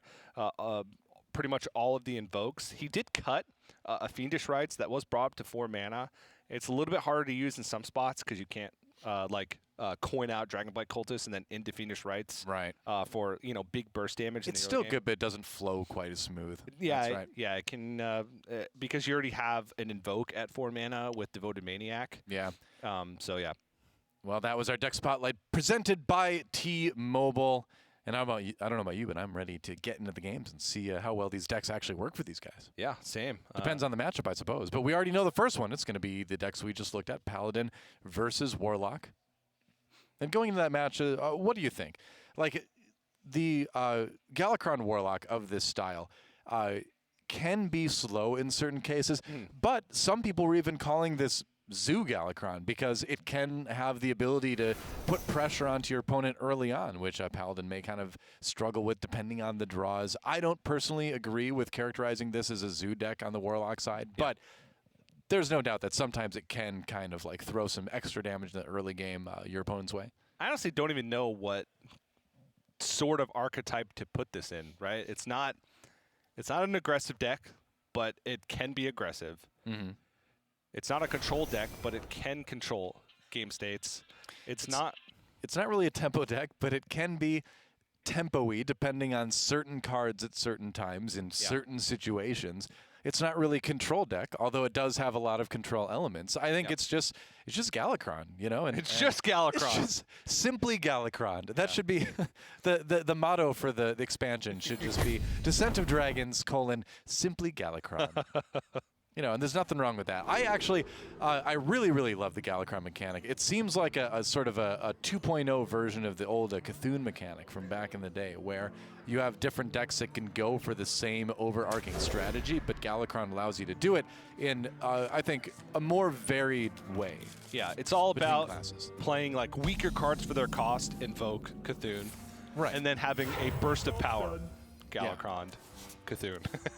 But instead of just doing a bunch of damage and chilling like a boss, like Cthulhu did, Galakron does all sorts of different things. He changes your hero power. You become Galakron himself. Yeah. In real life. That's right. The ultimate role player's dream. Yeah. Play outdoors, otherwise you'll become gigantic and wreck your house. Yeah. So getting into it, you just agreed with me on that. You just went with it. You're like, yeah, sometimes you become Galakron. What, you don't become Galakron? Well, internally. Yeah. Except for the tiny arms. I love Galakron's tiny arms. That's just the greatest thing about Galakron. Yeah. It's this big dragon, tiny little arms. Well, if you invoke him fully, his tiny arms will scratch you in the face for 10 They don't get any bigger, though. No, they don't. They just get sharper. Which makes the weapon that he gets from being fully evoked that much more interesting. It should be called Tiny Claws. How does he pack that much power into those tiny claws? That's right. It doesn't hurt you. It just makes you itch. Yes. Which he must kick you. He's got claws in his feet, right? I wonder. You know, Adele, you just blew my mind. He's got it. So he's got to be kicking you with those claws, right? Yeah. But how close does he have to get? He basically has to be laying on top of you to hit you with those tiny arm claws. But I feel like we're going down a dangerous path here if we just assume that Galakron has feet. So yeah. I mean, he must, but who knows? Yeah. Lore experts of Hearthstone, formerly Heroes of Warcraft, let us know. Let us know. He's not a hero, but he is from Warcraft. Yeah. Maybe he is your hero, but if he is, then you're a bad guy, I guess. But to each of their own. Whatever floats your Galakron, as they say. Well, so Warlock versus Paladin. We saw Acolyte of Pain come out along with the original lackey, the Silverhand recruit, Uther's lackey. No additional effect, but Hearthstone was a different game back then. Yeah, he just hangs out. Yeah. No Crystology. Not too much card draw except for the Prismatic Lens in hand from Viper. I mean, the hardest parts of Holy Wrath Paladin are once you get to the turns where you're trying to balance timeout usage, and once your hand gets to the point where you're having to balance hand size, where you have so much card draw in hand, and you can't figure out what cards to play and how to play them efficiently. It's a really unique skill set, I think, as far as if you look at the meta as a whole right now. It requires a kind of a different sort of mentality than a lot of the other decks. Yeah, where you You're not necessarily caring. The hardest parts are managing your own game plan and not so much reacting to your opponent's game plan for a while, right? Especially if your opponent is also not doing too much in the early game. You're like, well, how do I draw cards super efficiently while making sure I don't overdraw key pieces of my deck? Yeah. While making sure that I'm dumping cards when necessary that I won't necessarily need later on in the game. I think this. Would you say it bears a little bit of similarity to like Miracle Rogue back in the day? Miracle Rogue, maybe Freeze Mage, I think is probably the better indicator. But at the same time, like Ice Block and Timeout, while people draw comparisons to those two cards all the time. Sure. Timeout's much harder because you have one turn of immunity instead of just immunity until I die. Yep. And that can be difficult to manage sometimes. Like in this instance, Viper could have just played Prismatic Lens, but then he would have, his hand size wouldn't have been made any better, and he would have had to make this play the next turn. But development in this case ends up being better than just pure card draw. Yeah, because now you put yourself in that position to still draw cards later, but you also have a series of minions on the board that your opponent pretty much needs to respond to. Because even though it's a bunch of weak minions, together they become strong. Just like the Planeteers when they summon Captain Planet. Yeah, their powers combined. And in this case, Captain Planet is. Well, I guess he's not Galakron because it's the Paladin doing the summoning. I guess it would be Shirvala. Or it'd be Azeroth herself with the power of the light and all that. Lore knowledge coming out strong right now. We've, Overwatch. No, lore knowledge. Oh, lore? I thought you said Overwatch. Sometimes I just... You're just looking for it. I just hear Overwatch sometimes. Someone across the room said Overwatch. They're summoning me. I wake up at night, I'm like, oh, Overwatch. Yeah. And we're talking about World of Warcraft. Yeah. Or Hearthstone, the artist formerly known as Heroes of Warcraft. Yeah, the Hearthstone MMO. Yeah, that's right. The game based on Hearthstone. Yep. All right, well, there's a Christology picked up. Better late than never, at least in this case. Sure. A little bit of draw there. Yeah. And still, hand size is still good. He's at 8 cards, so he can continue to draw with Novice Engineer, Blood Mage, Thalnos if he so chooses. Do you throw the Blood Mage Thalnos out now, or do you go like Novice Engineer and then Silverhand Recruit? I think right now, Viper's just in a position where he has to draw as many cards while keeping his hand size in check because Topo Pablo has shown that he's playing this game slowly. He hasn't done much. The spell damage really doesn't come into effect too much. So I would just throw it out there, get the card draw while you can, increase your options. Shield of Galakron, possibly. Yeah. The Dark Skies doesn't look super appealing. No. I think you go Shield here. Yeah. Shield of Galakron, get those invokes. He already has Galakron in hand. The hard part about the Warlock deck is just getting damage on early. That's why I liked Viper's play last turn, because he had board presence to fight, if Topo Pablo were to just develop. And that's crucial because just protecting your life total early on gives you so many options later on in the game, and it makes the game difficult for the Warlock because, yes, they have a lot of reload with, the Galakron, with, Dragon Queen Alexstrasza, but what they don't have is a way to kind of finish a game when they can't develop board presence. They can't just kill you from 30 from hand. And Paladin has a lot of removal. Yes, they certainly do. Something Paladin's always had in spades. Deciding how to play this turn out, though.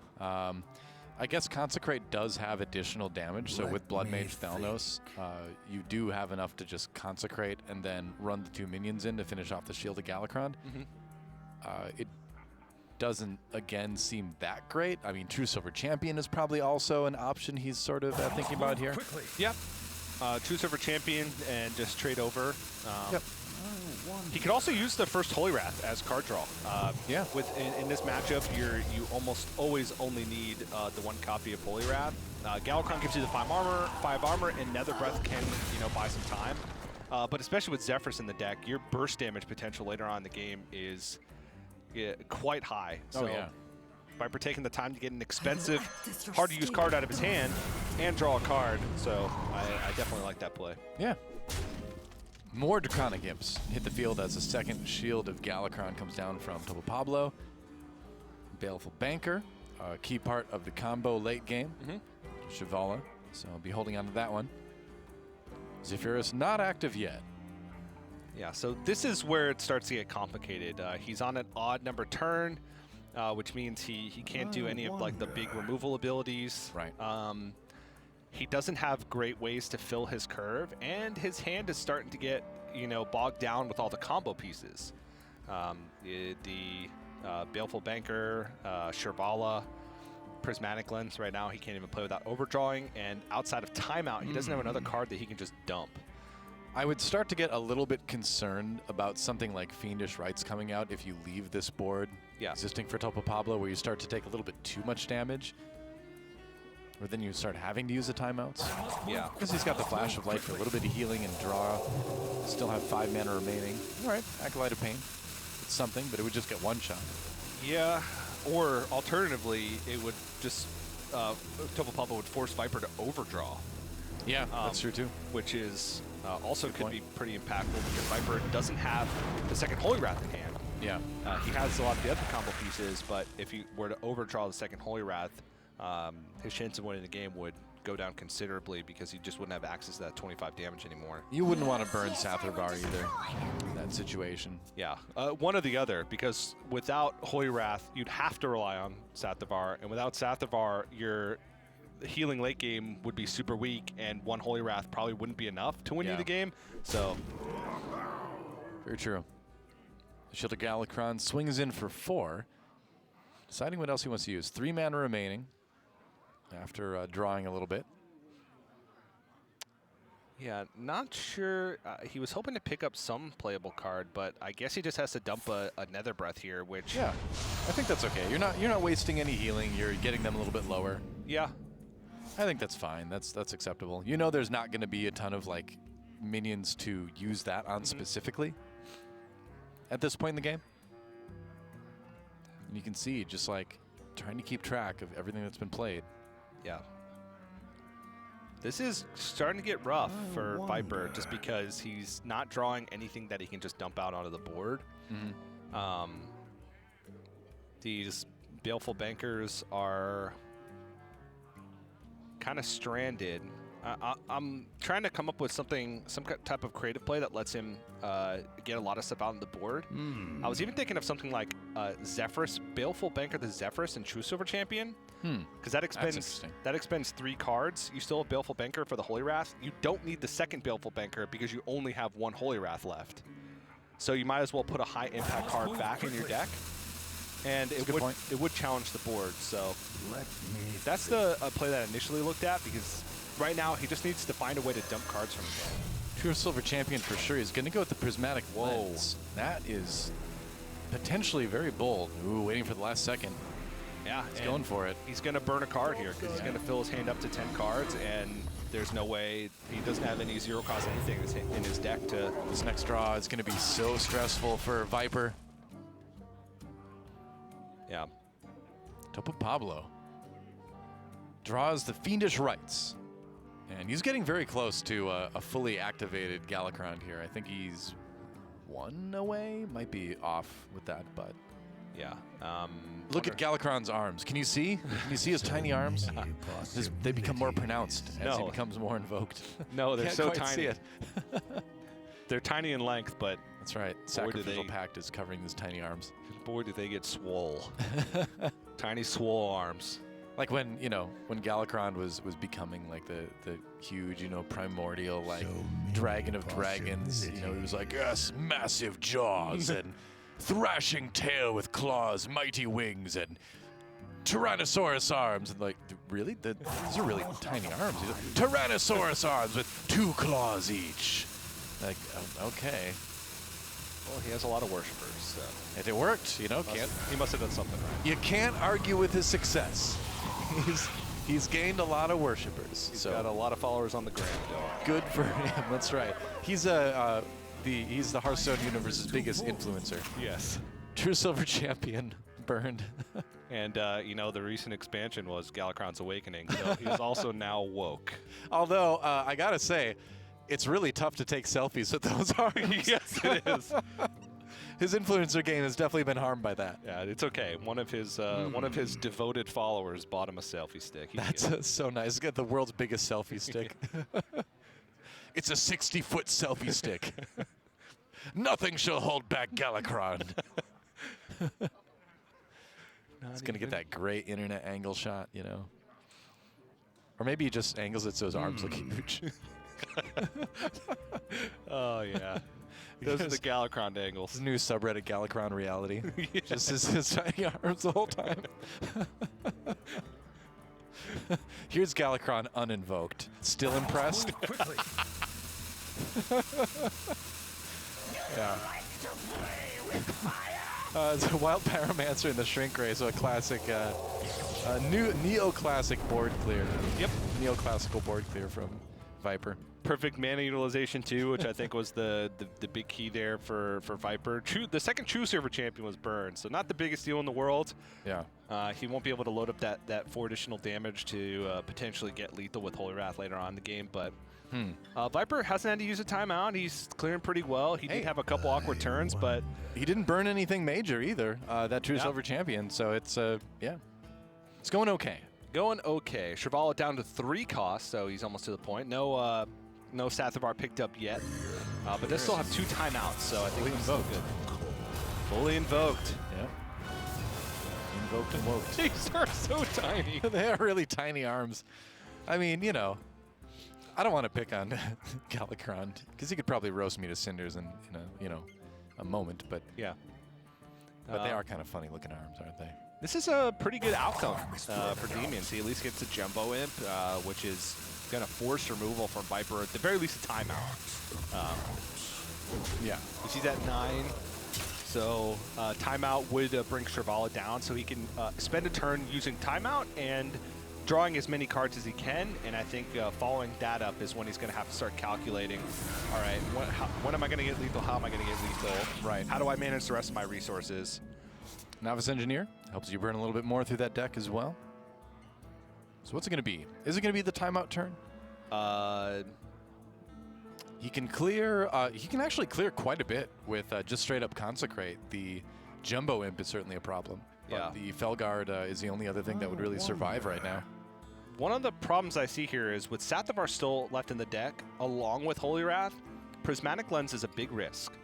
Only 6 cards remaining, which means that if Holy Wrath, which is his only copy remaining, and Sathavar get pulled, Holy Wrath will go to 9 mana, which would mean he wouldn't be able to do any combos. He wouldn't be able to fit in Baleful Banker. So until he draws one or the other, I don't think Prismatic Lens is an option for Viper unless he wants to take the risk because... Oh, he's taking the risk.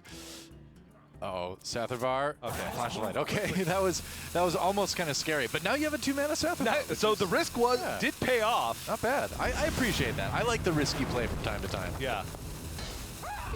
Yep. Gonna just drop the Shrivala. Now it's Engineer. And Sathavar again to get it back in the deck.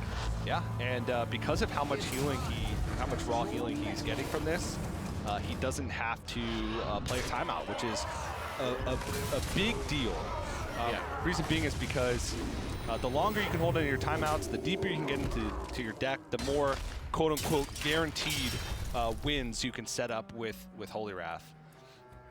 Dragon Queen Alexstrasza not quite activated yet. Yeah, still 12 cards left in this deck, and you can see just the disparity of card draw between the 2 decks. I think it's a Digo Kronks and just clear everything. It seems like it, and then what do you do with your remaining mana?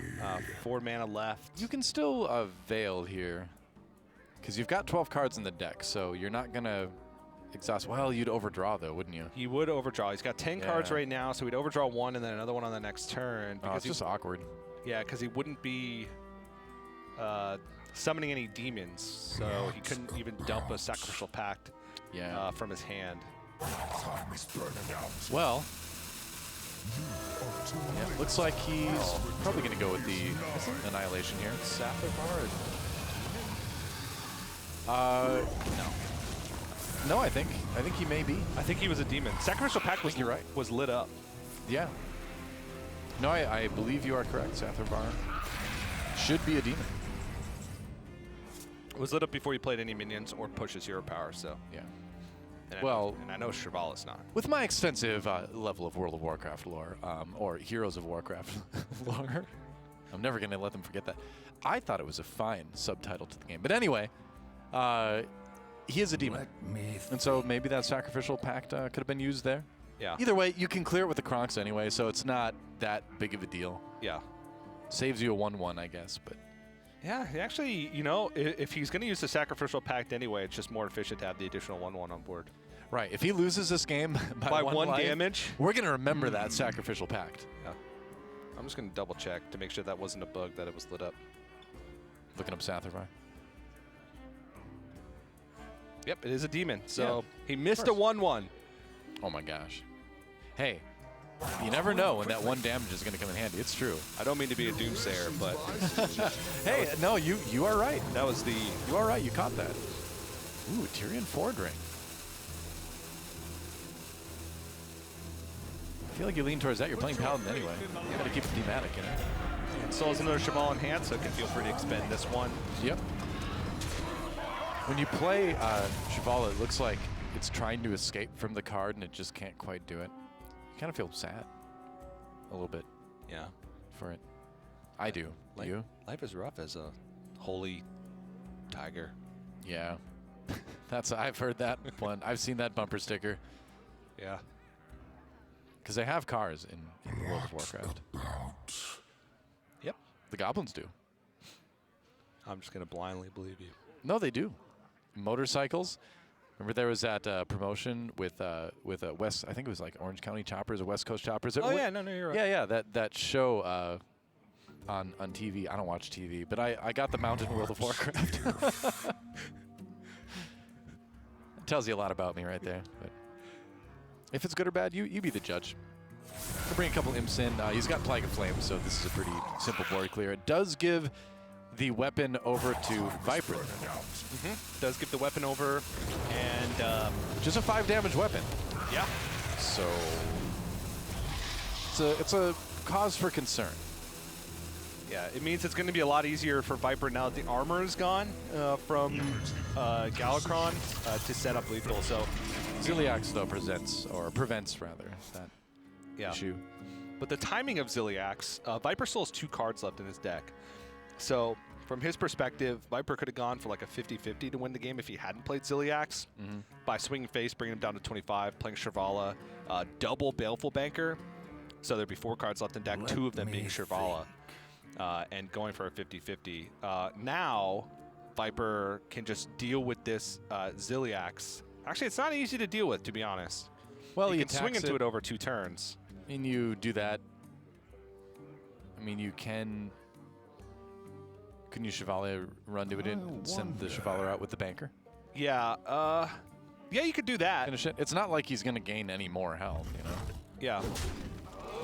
But I think he just wants to set up for lethal the next turn. Because by drawing 1 card, his deck's going to be empty next turn. True. So he can Shirvala, attack Shirvala into Ziliax, swing face, Baleful Banker, Holy Wrath, and he wins the game. So unless Topo Pablo gets... Zephyrus or a taunt, yeah, so a taunt or Zephyrus into weapon destruction now that it's active. True. Because you could get the ooze if you play Zephyrus now. You've got enough mana. Now he's just still do. Yes, he's making sure that Zephyrus is going to be smart enough to offer him the Acidic Swamp Ooze, which he is getting 2 mana remaining, and Viper. The play he made last turn was specifically designed to give him lethal if there was no taunt or weapon removal. And now he has to... I actually think that because of that play, he's out of damage. Yeah, because you can't really do another 5 with that board. Yeah. The True Silver Champion burn looking like it was a bigger deal than we had initially thought. Or the first Holy Wrath usage, I guess. Yeah, it could come down to that. But it's, you know, predicting like eventually late in the game Zephyros will give you Acidic Swamp Ooze to remove your Tyrion Ford Ring weapon, you know. Yeah. But, you know, you couldn't really count on having a Tyrion Ford Ring weapon at that point either, so... Yeah. You can definitely raise some questions about how things played out, but... Yep. So Viper is just saying, I hope you don't have any removal for this Shirvala. That's really what it comes down to. So I can push for 7. He's got a taunt, though. He also has Dark Skies, so. Yeah, Dark Skies plus set up pretty much anything as long as it doesn't damage you. As long as it doesn't deal 5 damage to you, you're good. Well, he can do 8 damage with Dark Skies, right? So that just cleans the board right there. Yep, cleans the board right up, and then he's got a wealth of options to follow this up. I'm thinking both Wraith plus the Dragonblight Cultists. Yep, the taunt makes sense. He might think about fitting in the hero power, but I think you might as well just put on as much pressure as possible because Viper is completely out of removal.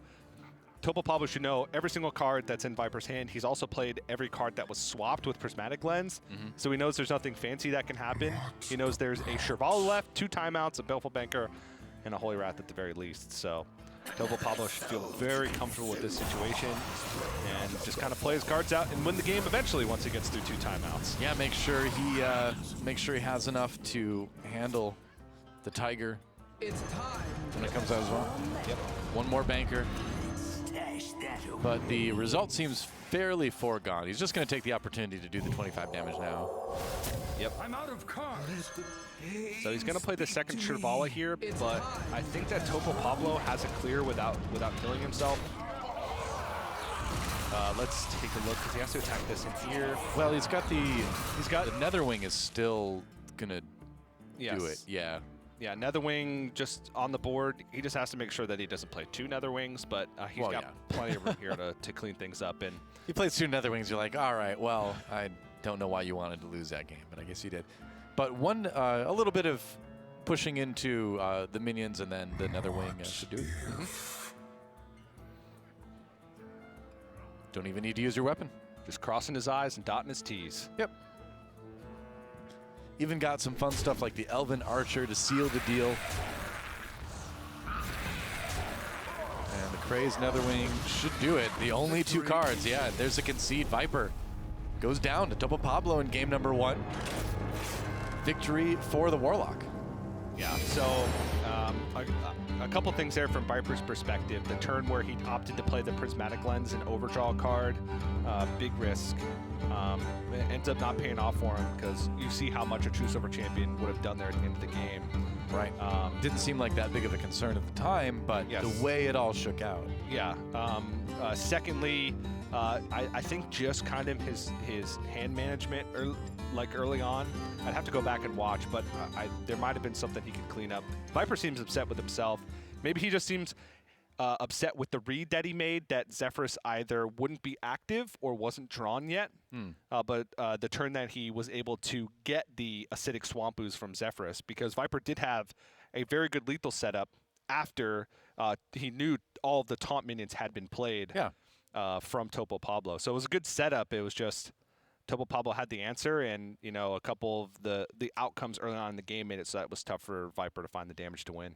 In the end, though, it's only game number 1. It is a best of 5. We are playing the Conquest format, so he does have time to come back. But where you've got to get a win with every single deck, to move on, you do kind of feel that pressure, that regret that you were so close. And that's a game for Viper where it's going to feel like he had the win and it got away from him. And that is, I think, the worst game to lose. Like it's easier to take if you just kind of draw poorly sometimes, or your opponent just overwhelms you in the early game. But when you had that game, or you at least believe you had that game, and then you make a mistake and it slips away from you, that feels awful. So it is tough to go on. So this is what we're talking about, where this weekend it's going to just require a lot of mental fortitude from these guys, because this isn't the only game he's playing today, obviously. This isn't even the only match he's playing today. This is just one of 5. And so you need to keep it together all day long to make it to day 2. Yeah, and both these players should have no trouble, dealing with that mental endurance. They've been around for a long time. They've played on big stages. They've played on small stages. They've played these, long and grueling days of first day Swiss competition in big card game events are always exhausting. And I think over the years we have both played in our own first days of big weekend-long card game tournaments in different games, and it is a grind. But I've never played in day 2, Doa. Oh, really? I very rarely played in day 2, so yeah, I'm not that much. Not for a long, long time. Ooh, double timeout in the opening hand to start for Viper. No Crystology once again in the opening hand, so doesn't have, that massive way to start his card draw engine. Sure. Shirvala and Sathabar in opening hand as well. His hand is... It's pretty rough. He did draw the Novice Engineer at least for a little bit of card draw going, but pretty strong start. Double quests already for Topo Pablo. Consecration. That's going to be handy a little bit later on for Viper against a deck like Quest Hunter. Yeah. The problem with Quest Hunter is almost every board becomes threatening once the quest is complete. True. You have to really be kind of paying attention to the breakpoints. Leroy plus Unleash the Hound is a big one. Granted, you're not usually making huge wide boards as Paladin, so it's not as threatening. But Viper's really going to be struggling here because his card draw is severely lacking. And the longer Topo Pablo is able to just kind of play out minions, Let me think. and, complete his quest without having to worry about Viper's acceleration into his combo, he's going to be feeling pretty good. Right. Just goes ahead and drops a Crystal Smith to have something on the board at least,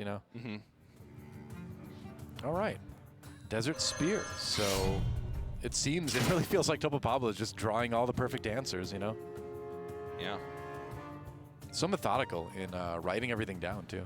Yeah, that's track of everything. That's a big thing when you're playing in events like this. Is we for a long time in Hearthstone Esports, players weren't allowed to take notes. Yeah, I was kind of surprised to see that actually. Yeah, it changed last year, and even in Grandmasters, players are even able to use Hearthstone Deck Tracker.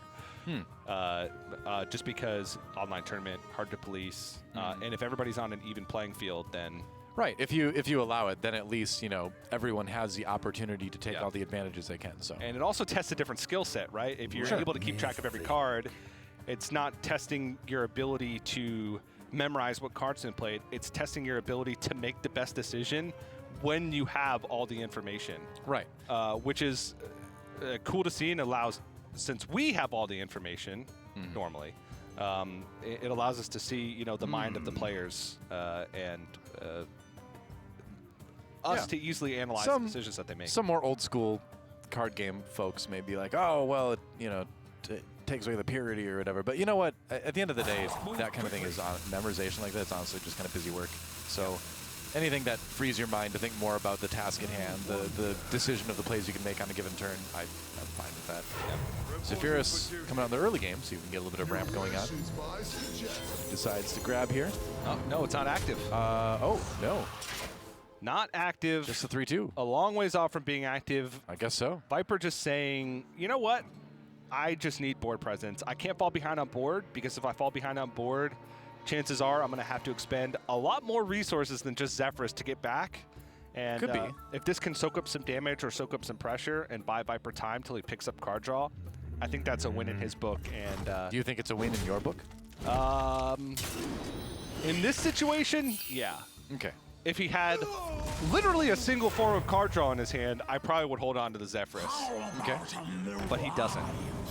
There's 0 card draw in his hand. It is rough, and it really hasn't gotten any easier as the quest is completed. He gets the extra minion. And scary board. I mean, you could remove some of this with Consecrate, but you're still left with a 4-2. Card draw. It is card draw. It's a little bit late. Thalnos and Holy Wrath. Ooh, all right. You get a 2-mana Holy Wrath later in the game. That might be good. So this opens up the possibility for quite a few things. Holy Wrath being at 2 mana lets you Shirvala, Baleful Banker, Holy Wrath, Zephyrus, Fireball. Right. For a or Lava Burst, whatever you prefer. Sure.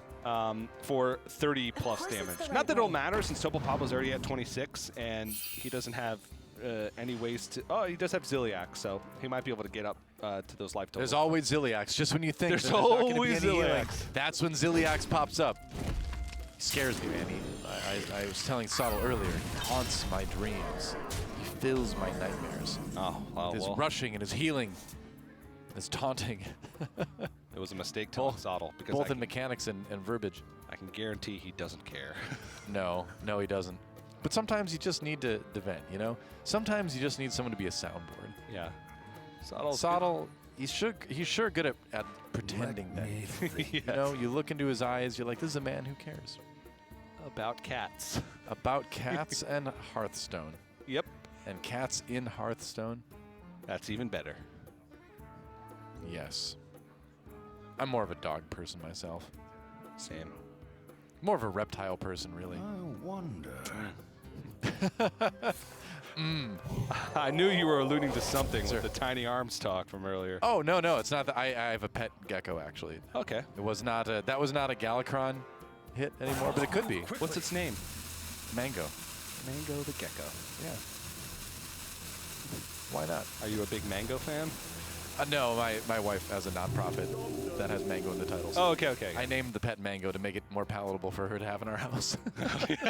That was the strategy. And she knows it. Solid. And it worked. Solid. It's okay. Meanwhile, back with Tova Pablo. This is starting to get out of control. Yeah, it's not looking great for Viper. Obviously, Paladin can draw full board clears on pretty much any given turn, but it's, you know, he's already taking some damage. His hand is not looking super inspiring. He does have a board clear in his hand, but yeah. It's So rough. The primary concern for Topo Pablo now is once his quest is complete, unless he connects with minions, he has no way to deal the damage he needs in order to kind of activate his combo. So the main lethal combo for Quest Hunter in a lot of games is Leroy, Unleash, plus the quest, which is 14 damage. So that's like the point that you need to get to, especially against Paladins, since a lot of times they just won't play minions unless they're certain that they won't die to that specific combo. And so it's about getting to the point where you can deal 14 damage from hand, and he's still a ways off because Viper does have ways to kind of clear up board states here. He has Wild Pyromancer plus Consecration, Wild Pyromancer plus Shrink Ray. Both of those do leave Ziliax on board. And 8 out of 20, so decent ways to go. But Swarm of Locusts will help. We'll see what he decides to go with. I think the Ziliax really throws a wrench into your plans, because you probably, if Ziliax weren't there, you could argue Wild Pyromancer Consecrate would be the play. The fact that he is there kind of changes things a little bit. Let me think. What do you think about Shrink Ray? Like here, or just as a card in general? Just, you know, both, but mostly here. Okay. Mostly here, just as a way to kind of reduce the incoming damage. It is more mana efficient. It looks like he's not even going to use it with Wild Pyromancer. So this is a play specifically to set up for Wild Pyromancer Consecration next turn. Right. The problem is he takes 6. So at least 6. 8 potentially at minimum. Yes. But I think with being at 26, he's pretty confident. And with Sea Giant being played, now with Shrink Ray used. Yeah, well, I mean, Wild Pyromancer Consecrate doesn't quite do the job anymore now, but yeah. So that was kind of the issue I had with just playing the Shrink Ray by itself with Flash of Light is Topo Pablo plays 2 Sea Giants in his deck. Sometimes in Quest Hunter you won't see it at all, or you see it as a one of, but he does play 2 in his deck, which means that at this point, 17 cards remaining, relatively likely that he has 1 in his hand, and that was the big punish for playing that early. Because if he plays Wild Pyromancer Shrink Ray, he only leaves 1 minion on the board, which is a 1/1 Ziliax. Sea Giant is nearly full cost, which means he can't play it. So then maybe next turn you could Flash of Light, pick up something to pair with Consecration, or Topo Pablo would have had to develop Swarm of Locusts or something similar, which you could just consecrate away. So I don't know if Viper was accounting for Sea Giant and just hoping that he drew something that could deal with it, or planning to use timeout this turn regardless, but that is the second timeout, which is a big resource to expend with 12 cards still remaining in your deck. Yeah. Taking a while to make the decision. It is a tough decision. It is quite tough, and honestly, I'm not sure, because you're taking 8 damage if you Wild Pyromancer Consecration. Right. And it looks like he's just going to double Consecration, which means... Oh, and he can play extra Cheval. This is count Cheval fully, but he can't bounce it back And you can't give up your Shivala that easily, or you just throw away your win condition. Right. Without a way to guarantee that Shivala just doesn't die, you can't do that. You have to take the 8 damage at this point. Yeah. But this does set him up for 10 damage. Yeah. It does set him up for next turn being able to go Shivala, Sathavar, Shivala. A lot of burst healing. Very true. Big board. Does set up things for a little bit later in the game. So as long as Topo Pablo can't come up with lethal from hand this turn, Viper has a chance to come back. And you can see Viper looking a little bit more positive right now, where he's kind of thinking the same thing. He's like, it's unlikely, even with the Sea Giant out there, that he's going to be able to burst me this much at this turn. Yeah. I don't even think there would be a way. Probably not. Bone Wraith comes down. Leroy Unleash, Leroy Hero Power the same, 14 regardless. So he must have thought about that. No Hero Power as well. True Silver Champion is a draw for Viper. So do we see the big Shivala play? I honestly think outside of timeout, he doesn't have a huge, a big option here for what he can possibly do. This gives him 5 mana Blood Mage Thalnos. Oh, nice. So appealing. So much mana for such a little guy with spell power and a darkness. But like you mentioned, this is definitely going to be the better way to go. Gives you that more board presence.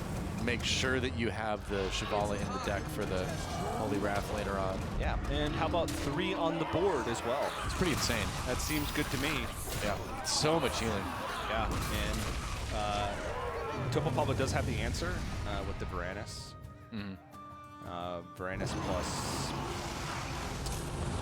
Trying to figure out a way that he could not have to use Unleash, and I think that's wise. Unleash is really his only damage from hand that can go face. Yeah. So if you can remove a board without using Unleash the Hounds, it's usually wiser to do so because of Unleash the Hounds' additional value once the quest is complete. Yeah, of course. There's a flash of light.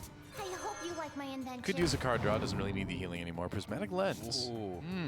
Interesting. So there is still Holy Wraths and Shivala left in the deck, which means that he could run into an awkward situation, but he has not used the first Holy Wrath, so he would have a second one in order to make that happen. But he's trying to think about all the possibilities here. If there's any way that Prismatic Lens can backfire hard enough to where it would discourage him from playing it. It's such a dangerous card. Especially with Sathavar added. Yeah. If you really, I mean, if you nowadays you really have to think it through before you throw that out there. Yeah. Or you could just say, you know, sometimes Hearthstone's going to be Hearthstone, but I'm going to jam it whenever I can, no matter what, anyway. That works most of the time. Yeah, that's how I. Not all the time. I never think about consequences when it comes to playing Hearthstone. Me neither, man. I only think about how can I make that number 30 above my opponent's head go lower every single turn. Mech Paladin. See, he's playing the wrong Paladin. That's how. Yep. So champion. Just gonna sit on the weapon for now. Ooh, another Unleash. Might come in handy later. Faceless Corruptor is a constant threat and good board clear, good little tempo advantage to turn your Murloc into another 4/4. I'm trying to think, you know, how Topo Pablo wants to navigate this. I was curious if he was going to make this play, how fast he wanted to complete his quest, right? Because he could have made a play there that held on to his steady shot hero power one more turn. True. By like just playing Faceless Corruptor, and that would allow him to like weave in 2 more damage. But if he thinks that this board is going to stick, oh no, it's actually better to do this because he has enough mana to complete the quest and his hero power. So this actually pushes 2 additional damage outside of holding onto his hero power for another turn. Right. The Roar bringing the 2/2 attack buff to his minions. Acolyte of Pain is the draw. There's a 3 mana Holy Wrath there. So what do? You don't have that other Consecrate. No. You've got the Pyromancer, which with Flash of Light, Pyromancer can clear nearly all of it. He could go for a Holy Wrath onto the Varanus right now and evaluate. If it hits for less than the amount that it would need for Wild Pyro and Flash of Light to kill, then he could always go for timeout in that case. Yeah, and he can still do it too, no matter what he draws with the Flash of Light. Draws a Baleful Banker and the Wild Pyromancer again. Move quickly. Oh, okay. Yeah, timeout just for the second spell, and then yeah, make yourself immune. That's a nice one. Yeah. Now Viper is comfortably out of the what would be 17 damage range with 1 minion on board. From Leroy plus Unleash the Hounds plus the hero power. So feeling comfortable now, and Topo Pablo starting to get to that awkward point once the quest is complete for Quest Hunter. My opponent's at a high life total. I have access to 2 charge minions, and the maximum damage I could possibly deal from hand is 14. Yeah. How do I win? That's the tough part here. He has to stick a minion, which is also tough because Unleash the Hounds plus Faceless Corruptor is really the only play that he can make to get development on board while still holding on to the combo. Where you've got an extra Unleash, I don't think that's the worst play ever. Yeah. You know, you can buff them too with your hero power, so they've got that going for them. 2 6/4s with Rush? Wow. That's strong, you know? Just maybe not super strong right now. And he's actually just going to wait. Yeah. There's the Shirvala. So the combo is near to being online. I might even just go... No. Okay, so let's count the damage here for Topo Pablo. With 2 minions on board, that'd be 20. Plus 1 damage to his Holy Wrath. Spell power. No, from the perspective of Topo Pablo. Oh, sure. He'd Leroy Unleash, which would summon 4 hounds. That'd be 10 plus 8. Oh, no. It'd be 18. Math, guys. Math. No, 11 plus... Plus the roar. No, yeah, it'd be 10 plus 10. Sorry. I'm crazy. Dude. So it'd be 20. I was right the first time. I don't know why I questioned myself. So it would have been 20. If he had played a 3rd minion, it would have been 23. So getting into dangerous territory there. I don't even want to attempt that math. Viper thinking about that, though. Stress mounting. Yeah. Because that is the quintessential combo for the Quest Hunter. And especially if your opponent just hero powers, passes, and does nothing, you kind of have a good idea of what their hand looks like. Right.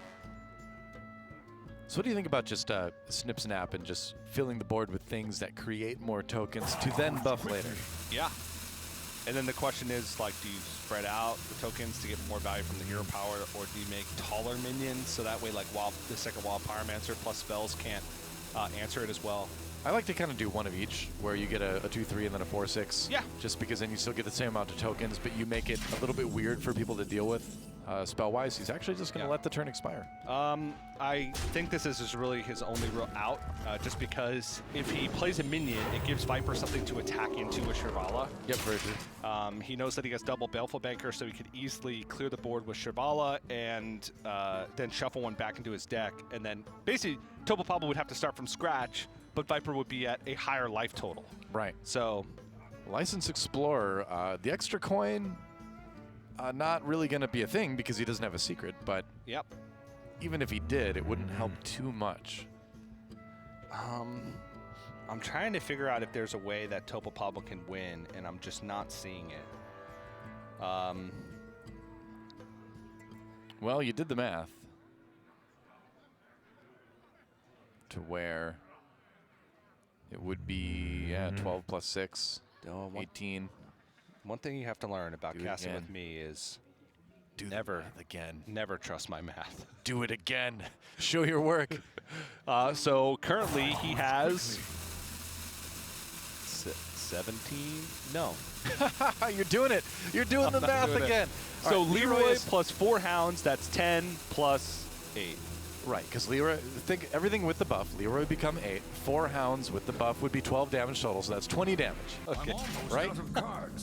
Yeah, it'd be 20. It'd be plus 10 because there's 4 hounds, and it'd be 2 times. Each hound would have 3 attack each It'd after be the 20. buff. 3 times 4 is 12. Thank you, Noah. Leroy is 6 damage normally, plus 2 with the buff is 8. So that's 20 damage. Yes. Yep. All right. We got there. We did it. We did it. I was an art major, ladies and gentlemen. And that's my excuse. I don't care if you believe it or not. If you think that's a valid excuse, it is my excuse. I'm sticking to it. I was a math major. Well, there's no excuse there. There's no saving you, man. I wasn't. Oh, okay. I believed you. I don't know what you majored in. Did you major in anything? Broadcast journalism. Oh, well, there you go. That's applicable. Not for math. No, not for math, but for esports. Yeah. Microsoft Word has a word counter for you, so. Nice. You don't have to, are you saying that people who don't have a word counter go in and manually add all the words in their article? It's like, yes. Oh man, I'm at 1,998 words. It was supposed to be 2,000. Better recount. Swarm of Locusts could at least fill the board.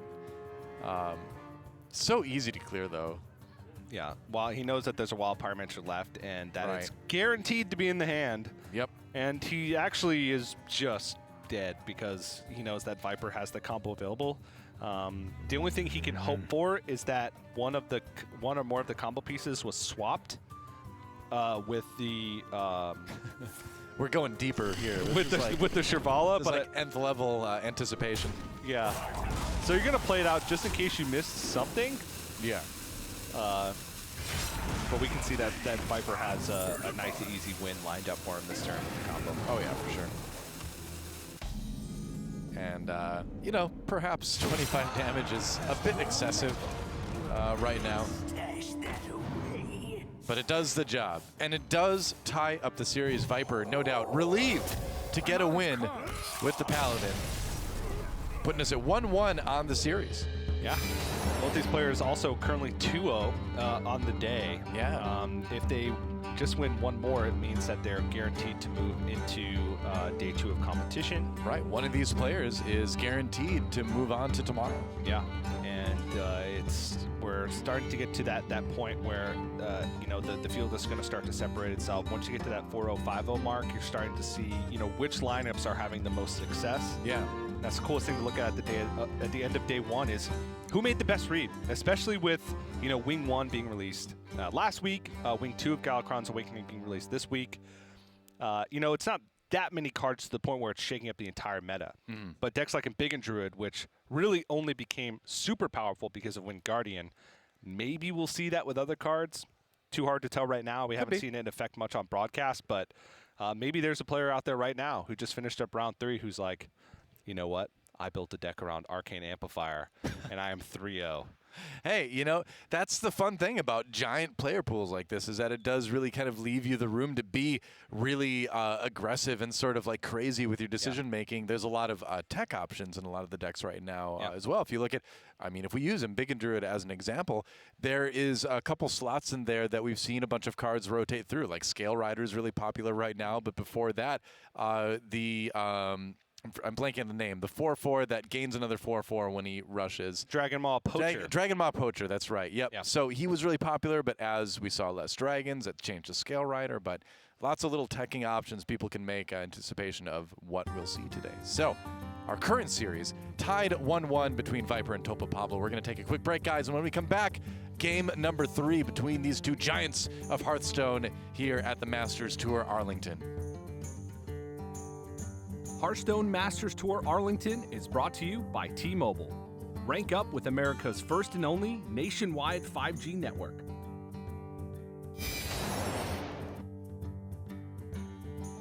T-Mobile 5G is here, and it's nationwide. While some 5G signals go only blocks, T-Mobile 5G goes miles, beyond the big cities, to the small towns, to the people. Millions of Americans can have access to 5G on T-Mobile. This is just the beginning. T-Mobile, the first and only nationwide 5G network. You'll hear a lot about how coming out of the military means you're somehow damaged goods. I would reject that. I believe that people coming home from combat can actually have gone through post-traumatic growth. And probably the most important thing we can do is provide jobs for those who get out of the military. Together, we can get veterans back to work.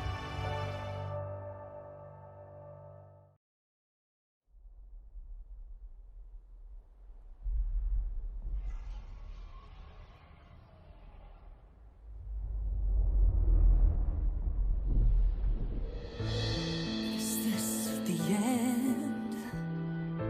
Our heroes can't fly. They fall like shooting stars. Will anyone survive?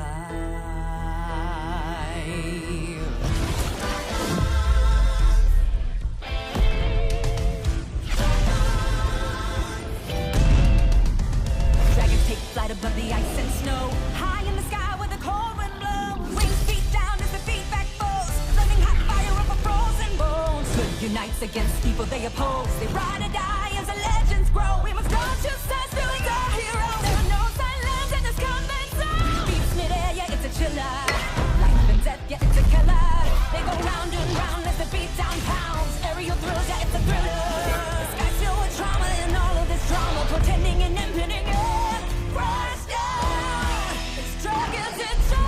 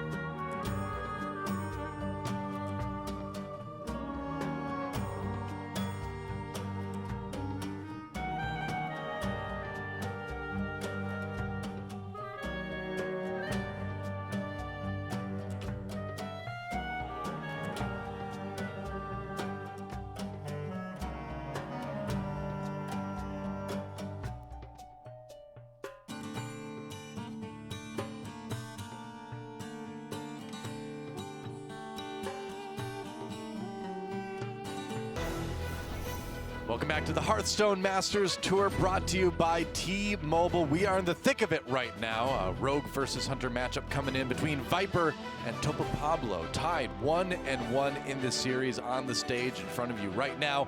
Doa and TJ with you to call the action, to joke about Galakron's arms, and do everything else that's expected of a Hearthstone caster. No, the first two were pretty much it.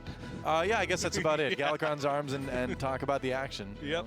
In, the percentages, which way those fall, the pendulum, it's a pendulum. It swings, I'm pretty one-dimensional. Well, we saw the Paladin get a win. Yes. So that's a big relief, of course, for Viper. That can be a tricky one. He has elected to go with Rogue as we go into game number 3. All right, Doa. Yes? It's time for some spicy meatballs. Oh, really? Okay. Viper is playing a Malygos Galakron Rogue. Wow. All right. So we're just kind of slamming two archetypes together here. Yes. He is playing Umbral Stalker, which is a 4-mana 3/3 that if you evoke twice, add 3 coins to your hand. This allows you to go for plays like Malygos, Sinister Strike, coin, eviscerate coin, Sinister Strike, which is a lot of damage. It is 16 plus 9, 25 damage. Great math. He seems to like decks that do 25 damage combos. Yeah, in fact, I think that's the theme of his lineup. He's also playing a I love how happy you are about talking about it. It's like, just wait till the next one. A Shutterwalk Shaman. Oh, no. A Galakrond. It's a Galakrond Shaman, which... Yeah. If you somehow get 3 8/8s on board and buff one of them by one attack, that's 25 damage. That's 25 damage. And if you do that all in one turn, wow. His deck is, it's themed around dealing 25 damage in a single turn. So this could be called the big 7/5. Yeah. So yes, that is Viper's list. Wow. Very cool. That's fun. Early on in the game, it operates almost exactly like you would expect a Galakrond Rogue to operate. Sure. It does have, all the invoke cards, Feral Cat. The only downside to it is that your early game is a little bit weaker because you're more likely to have dead cards in your hand. And that's why you have things like Bone Wraith as well that you hope to get from Feral Cat. Yes. Feral Cat's there to give you that little early to mid-game sort of filler. Yes. And like preparation he has, sometimes you can like prep Seal Fade or prep Fan of Knives. Sure. But basically it sacrifices some of the early to mid-game prowess in order to make sure that you have a more linear win condition in Malygos, which is very Viper-esque. He does seem to like going for the big combos. Yes. All right, so just an attack and a remake on the dagger. Turn 4, Bone Wraith seems like a solid play. He's got a decent curve going, actually. Bone Wraith on the other side coming in. And Topo Pablo couldn't quite pull off the win with the Hunter despite completing the quest last game. We'll see what he can do this time. The removal isn't quite as prevalent, not as quite as board sweeping in Rogue as it is in Paladin. Yeah. So you've got a chance for a couple tokens to get through that you can buff later. He does have Fan of Knives, which is not an inclusion in most of the normal Galakrond Rogue lists we've seen, which actually does have give you a good amount of help against Quest Hunter, because we saw it in the first match of the day with BoarControl taking on woziny. He just died when woziny played a Swarm of Locusts because he couldn't kill 7/1/1s, and then he just buffed them and died. Yep. But if you have Fan of Knives, you can kill 7/1/1s. That may be something that Topo Pablo's not expecting. Although we can take a look at the list, I suppose. But. Maybe he's expecting it, but he's not happy about it. Sure. It could impact his gameplay. He may feel less comfortable playing a Swarm of Locust on an empty board if he's not trading them into anything, because he knows that it could be swung by just a Fan of Knives in hand. Right. Then you're doing things like keeping track of how much is drawn, how many cards are left, what's been used, the likelihood of that Fan of Knives being in the hand. Yeah. And this is what I was talking about. Double preparation drawn with no spells to discount. He will get a Lackey from Shield of Galakrond, which is pretty crucial since he's got Togwaggle in his hand too. Yes. So next turn he can go Goblin Lackey, Togwaggle, and then the next turn he can go Prep Treasure. So that's good, but that's a 3-turn setup, and that's assuming Topo Pablo does nothing. Yeah. So, and hunters aren't known for their doing nothing on their turns, so seems unlikely. Deciding now, just kind of taking some time to think. And that's one of the things is that even if you've done everything you think you're going to need to do in a turn during a tournament like this, there's nothing wrong with taking the rest of your turn and just letting it run out to sort of think through what might be happening in the future turns. So, or sometimes you're like, all right, there's nothing else to do. No, they're actually just thinking it through, which is fine. Yeah, there was an option to coin out the Goblin Lackey and get a really good trade over the Bone Wraith. You could eliminate it, yeah. But then you have no Lackey in hand for Icebear and Togwaggle. Your plays beyond that are pretty rough because Flick, you pretty much want to save for when a Swarm of Locusts turn comes out if you don't have the Fan of Knives available to you. Right. I mean, really, Togwaggle is your key to having like a stable 6-7-8 mana. Yeah, and sometimes you just hit Malygos from the treasure. And it's 0 mana, and you don't have to worry about Umbral Stalker or coin shenanigans. You just have to kill him. Yep. So Topo Pablo trying to decide the best way to remove this. Just use his health total with the Desert Spear. I like it. Yeah. Licensed Adventurer was active for the moment, but he's not going to play it this time. Yeah, just going to weave in Hero Power, which I kind of like it. Puts the pressure on Viper. Might make him feel a little bit more uncomfortable. I'm trying to see. This is 6, 7, 8, 9, 10, 11 damage available on board. The thing is it makes the Togwaggle play a little bit riskier now because you can do that, but you're looking at death if you do, potentially.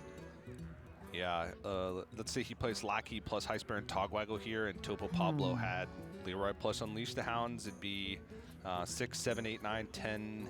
Oh no, he wouldn't be able to play Unleash the Hounds because he wouldn't have the mana. Yeah. So I don't think there's a way that he actually dies here because there's no way for Topo Pablo to complete the quest and play it. So this is about the only turn he would be able to play the Lackey plus Heisper and Togwaggle. I guess you're just a little bit worried about something like Animal Companion Kill Command. Yeah. Which I guess, no, you still need the hero power with that scenario, don't you? Maybe a little bit short. Yeah, and I don't think Topo Pablo plays Kill Command. No. Yeah. So trying to account for everything, but he's actually going to go for the flick on the Bone Wraith and then prep out the Eviscerate. He's just worried about how much damage he's taking. Yeah. I mean, I can understand it. But then it goes back to what you were mentioning earlier, you know, when do you do the Togwaggle turn, right? Because now Topo Pablo, in theory, just responds with more minions on the board. You feel compelled to remove them. You can't quite get rid of all of them. And you kind of start playing from behind, which is that situation that we talk about all the time in Hearthstone, where you are the one having to respond every turn to your opponent. Yes. Which is pretty much going to result in a loss unless you can finally get that swing turn. One of the sayings that I like to go to all the time is play to win, don't play not to lose. Yeah, exactly. And I'm not saying that that's what Viper did in that situation because obviously he calculated his play quite a bit, but players can often find themselves in a trap where all they're trying to do is stay alive, and they're not thinking about what their win condition is. Sure. And ultimately, that is a detriment because you need to always be thinking about what my win condition is and when you can take the risk of maybe I can win next turn, but be at risk of dying. And that's a higher win percentage than if I just try and remove everything my opponent's trying to do. Right. At some point, you do kind of need to accept that you may die in the next turn, but if you don't, you win, you know? Yeah. So he's going to go for the Togwaggle turn now. And he can prep out the treasure as well. Yep. And hope he gets something good. Yeah. Hopefully find some way to either get onto the board or remove the board. Ideally both. Hey. Oh, the Black Knight. All right. I like the Black Knight. And the Fan of Knives, too. Which is not as helpful, but something anyway. I wonder if he even wants to use it. Allows him to clear off the Murloc as well as the 3-2 along with the Dagger Swing, and it looks like he is just going to go for it. So, okay, yep. Black Knight on Ziliax to open up the shot on the Licensed Adventure. He is 3 more damage. He is dead to just Leroy Jenkins in this situation. That is true. Faceless Corruptor is not Leroy Jenkins, though. But he could become Leroy Jenkins. Or he could make Leroy become him. Yes. He could also probably become him, too, you know, in the lore. Because he's, you know, he's faceless. He can take on appearances. He can give his appearances out. But who really wants to look like that guy? Let's be honest. It's kind of, I mean, besides, like, Davy Jones, I guess. Maybe Galakrond. Galakrond? Because it's like, man, look at those arms. Yeah. They're huge. But it looks like Faceless Corruptor is probably the only play that he could really make this turn. So he could go, I don't know. Maybe he wants to push some face damage. So I was thinking Hedge Clan, Hogseed, trade, and then Faceless Corruptor. But maybe he wants to try and weave in a hero power here to make Leroy an out. But either way, Leroy plus hero power being out, even if he misses the 2 damage with the Expressing Support. Right. This works too. Yeah, reduces the incoming damage theoretically, but there's Galakrond, and that would be a little bit more armor, but just Galakrond would not be enough. He's only invoked once. Yeah. So he only draws 1 card. So essentially all you get is the armor. That 1 card, debatable on if it's going to help you. I mean, there's... trying to think of the absolute best card he could get that costs 0. Now you can just play Conks? Ziliax here. You can just play Ziliax here, clear the board, get a little bit of healing done. They've only got 2 cards in hand. So I think you can kind of feel comfortable from that perspective. Yeah, and you know Leroy is not one of those cards because Right. you would have died last turn. At least not the 2 cards that are in hand. It could come off the top with 15 cards remaining. It's pretty unlikely. If you play the Ziliax, you will have a taunt as well. Yes. Even if it is an easy to remove taunt. Because the Divine Shield is gone. Choose Sue. Yeah. Ziliax cleared, push your damage to face. Yeah. He is worried. There was a part of me that wanted to play the Shield of Galakron just to get the Galakron pumped up to one more evoke level. Sure. The 2 cards. I think instead of leaving 1 card. any minions on the board is just too risky right now, though. All right, Swarm of Locusts will complete the quest. Swarm of Lorkists is the insects that tell you all about the story of Reno Jackson and his conflict with the members of evil. That's the one thing I appreciate about Doe is anytime you make a misstep, he makes some type of I'm here to save it. Perfect reference. I'm here to help you out. I think I need it. I think I misspeak more than every other caster, so it's a perfect pair. Oh, I don't know. I will fight you on that, or I should say I will like foot you on that. He's gonna get his board clear as well, and present lethal unless Viper's able to find something big here. Now you are missing Fan of Knives. Yes, a little bit. So you Galakron and hope for exactly the second Fan of Knives as your one card. Yeah, I mean you seal Fate. Okay, you can't seal Fate, and so you seal Fate Shield of Galakron. All right, so you have enough mana from 1 Lackey. So ideally, you take 1 off board. Ideally, you get Kobold Lackey. Yep. And you take 2 off board. So that's 9 damage with 4/5 worth of taunt in the way. Yep. No, that works. That works. Sure. That's So ideal. Let's say many you get Draconic Lackey, which is probably worst case scenario because it has no board effect or effect to be able to try and clear things up like Ethereal Lackey could end up picking up Backstab. Yep. Then you leave. This is the best way to get the most off the board, and you're going to have 9 health remaining, which is terrifying. But at least you've got a large taunt that's going to soak up some of that Witchy Lackey. You don't want to use that right now. Oh no, double Witchy Lackey. He went for it. He's going for it. All right, no. All right, he went for it. That was. Yeah, I guess it'd still be enough in there with the hero power. There are quite a few 6-mana taunts. Like Violet Mage, there's Sunwalker. Those are just the 2 that I could think of. Sunwalker. Wow, get the Divine Shield in there and everything. Yeah, so there are quite a few 6-mana taunts, but would you take a however much chance to hit a 6-mana taunt or just get your guaranteed taunt? Well, I mean, the thing is another hero power would make that taunt very quickly clearable, and then he'd have easily enough damage for lethal, Yes, I suppose. actually, he was dead no matter what. Yeah. Yeah, no, so that's a correct play. That's true. Yeah. I always forget that hero power is not just a one-time use. I know, right? It is. You can actually you can use it once a turn, which is unheard of for hero powers. This is this is something back in my day, hero powers were hero powers. They didn't change all the time. Sometimes they got better, but they didn't change completely. So I told you, Doe, that I'm the king of misspeaking, and he's dead no matter what. So he needed actually something extra from the Witchy Lackey in order to survive, because it would have been he would have daggered 1, and then it would have been 15. No, wait, he wasn't. Yeah, he was. Because if he daggered 1, he would have gone down to 9, and then it would have been 10 on board. Right. So he needed a more than 5 health taunt. Because there would have been at least 3 surviving after the taunt died, which would have been 9 damage. He also knew, I believe he had a second Spring Paw in hand as well, the links that comes off the Spring Paw. Yeah, he had some rush in hand as well. So, I think because he had the boar as well, the boar rider. So he had multiple rush minions to add to that. So honestly, he was dead no matter what. Super dead, no chance. Watch. But enough of that. Enough about us forgetting what hero powers do. Let's move on to the next game in this series.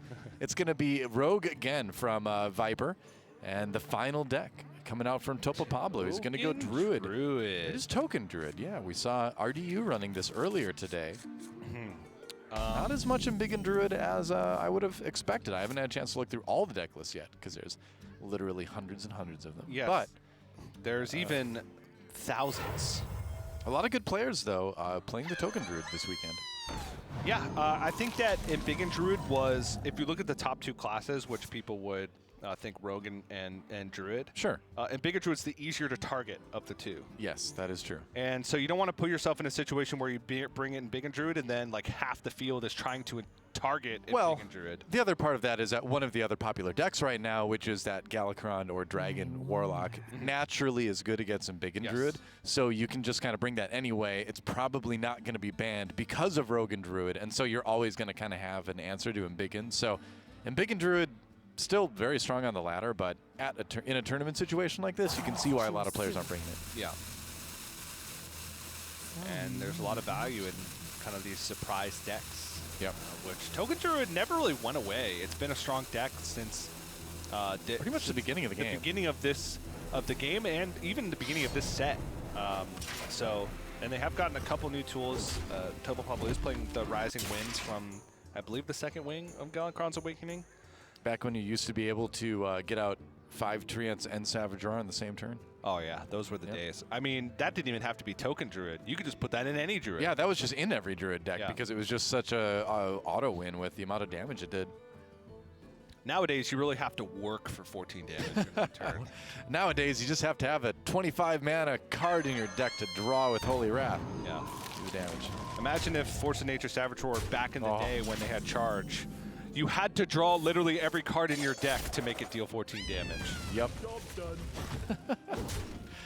Yes, Force of Nature Savage Roar. It felt like every single game back in the day ended like that. Then the nerfs came, but that's good.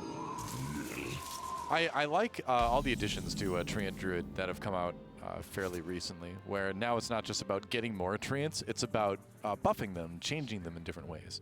Tropical Treants, deciduous Treants, coniferous Treants. That's right. But at the end of the day, they're still all Treants. One big Treant family. Exactly, yeah. All working together to slam your opponent in the face with a big old log. And burn down the Orc's fortress. That's... Well, you got to be careful about burning things with Treants. That's true. Yeah. That's more the elves. Want to do that. Was that a Warsong Gulch reference? No. So many options. All right. It was more of a while the battle for Helm's Deep was happening. Oh, that fantasy universe. Yes. Oh, okay. I know you are familiar with Ents. many fantasy universes. I get and it oftentimes get them mixed up. But they didn't really burn down the Orc's fort. No, Helm's Deep was the human fort. They just stopped the Orc army that was retreating. They actually did the opposite of burn down the Orc's fortress. They saved a fortress. Yeah, they flooded it. See, that's why I didn't understand it, because it didn't make any sense. But I get it now. Come on, keep up with me, Doa. There's always one thing that's incorrect that you have to solve. It's like everything I say is a puzzle. It's been a while since both of us have been on this stage. Me a little bit longer than you, but still. Yeah. Getting back into it. Meanwhile, Shield of Galakron comes down to soak up some of the Treant damage. Shield of Galakron taunt is really Viper's Helm's Deep. But this time the trees are attacking too in this scenario. I don't know. Rewriting. This is our soft reboot of Lord of the Rings that we're describing to you. We're writing the script right now. The Draenei are basically the Alliance version of Orcs, but not in any way possible. Well, because they're like the. No, everybody's friends now in Warcraft. Yeah. What a bummer. Thanks a lot, Burning Legion and Scourge, ruining a perfectly good war between the Alliance and Horde. Went on for 3 games without issue. Now everyone's friends, healing the world's open wounds. You know what I'm talking about? Amen, brother. That's right. Preach it. I am. Magni, I'm coming for you. So the Black Knight here is really the only thing that makes much sense. He could go for Flick, but the problem with it is that There's going to be so much later on where Flick is going to be useful, where Black Knight is not getting any value at all if you don't use it on that minion specifically, because there's just no taunt minions outside of the tree enforcement. I guess there's a Nubisat defender, but he only runs one. Topo Pablo only runs one copy, so it's not as likely, and you might as well take the value while you can while playing it on curve. So many Rising Winds, and that's a card that just came out this week, actually. Yes. For to be playable, and it's really strong, especially in decks like Quest Druid as well, when suddenly you're playing 2 mana for a draw and a 3/2 token. Yep. Strong here too. It's just a good card in general. Getting another 3/2. Speaking of Lord of the Rings references, the Eagles are coming. They look very similar. Yeah. They're giant. Could have just taken Frodo to drop the ring in the volcano just with the Eagles, but I guess they were busy. No. I don't know. They had other things to do. They had a schedule to follow. That's right. They're very busy, you know. Being released at football games or something like that, you know. Things Eagles do. Well, that Black Knight is looking very lonely on Viper's side of the board. He's looking for more clear. You could go for a Togwaggle turn because you've got the Lackey in hand. But then he is dead. Then he is dead. That is the problem. Being dead is an issue.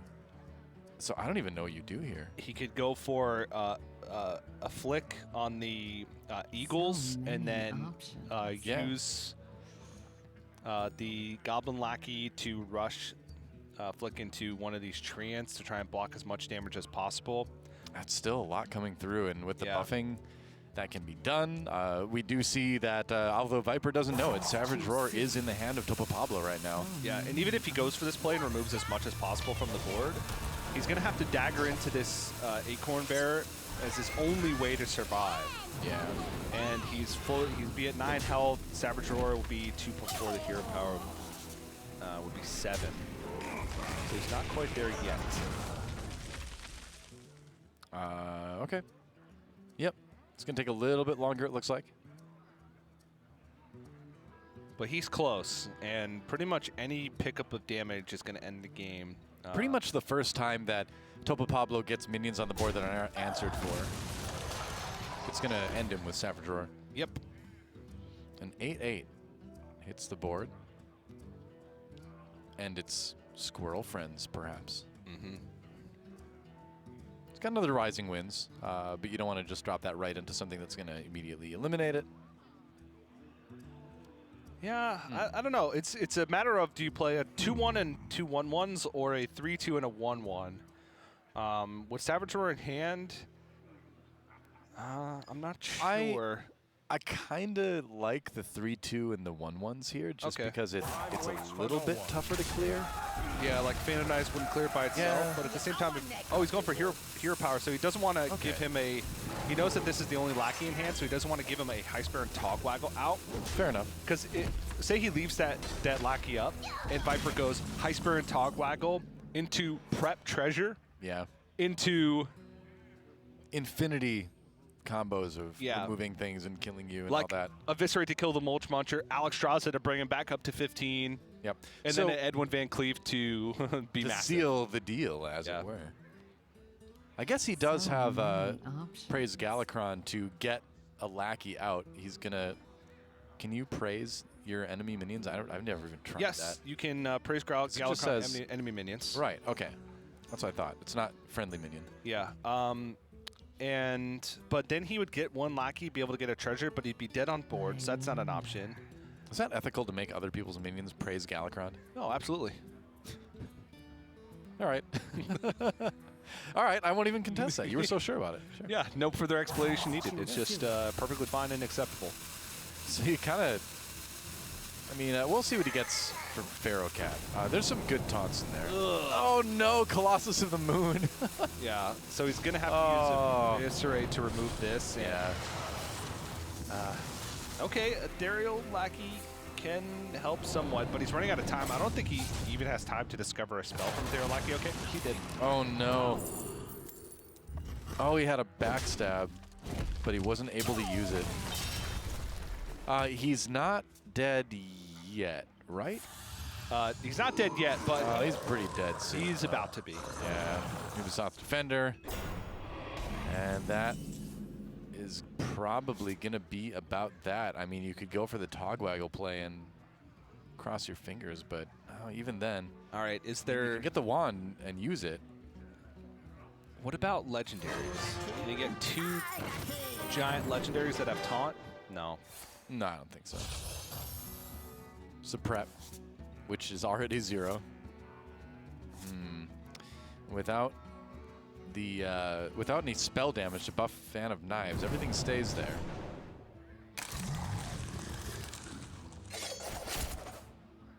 Seal Fate, not going to help. You can get rid of the 3/4. Yeah, but that'll do it with Saboteur in hand from Topo Pablo. Any minion that he leave on this board would be death for Viper. And he can only clear off a few. So yeah, Savage Roar plus the hero power will do it. And not even needing the hero power, just can attack with face. And Topo Pablo will topple Viper 3-1 in the end, winning those last 2 games in a row and moving up to, I believe, 3-0 on the day. And that means we will see him tomorrow. Yeah, an impressive start for Topo Pablo, and more of just like a pretty consistent strategy. We're just trying to, seems like fight for board with every single one of his decks, and it works out. Viper trying some fancy stuff, going with the Malygos variation of Galakron Rogue. Yeah. Bringing Holy Wrath Paladin to the event, which I was looking through deck lists earlier, and a surprising amount of people. He came into the series 2-0 as well, so it's not like you see this stuff and oh, this is wacky, it's not going to work. It may be a little bit wacky, but it certainly has been working. That's the first series he's lost today.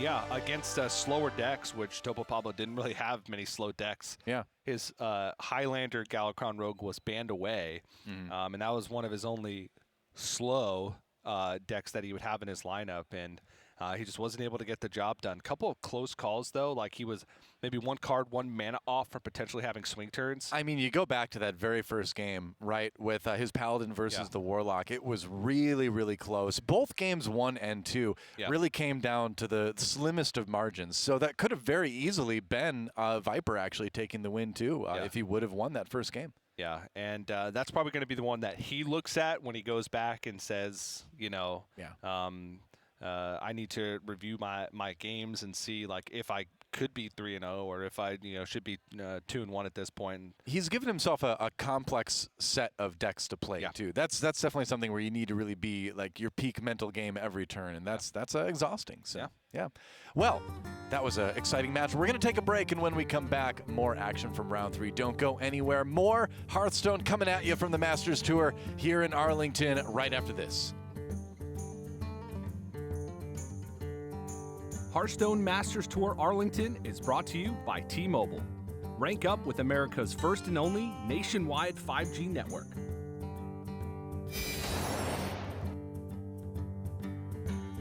T-Mobile 5G is here, and it's nationwide.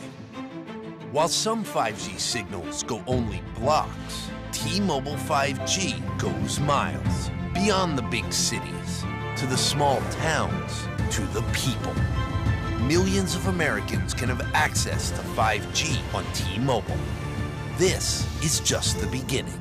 T-Mobile, the first and only nationwide 5G network. You'll hear a lot about how coming out of the military means you're somehow damaged goods. I would reject that. I believe that people coming home from combat can actually have gone through post-traumatic growth. And probably the most important thing we can do is provide jobs for those who get out of the military. Together, we can get veterans back to work.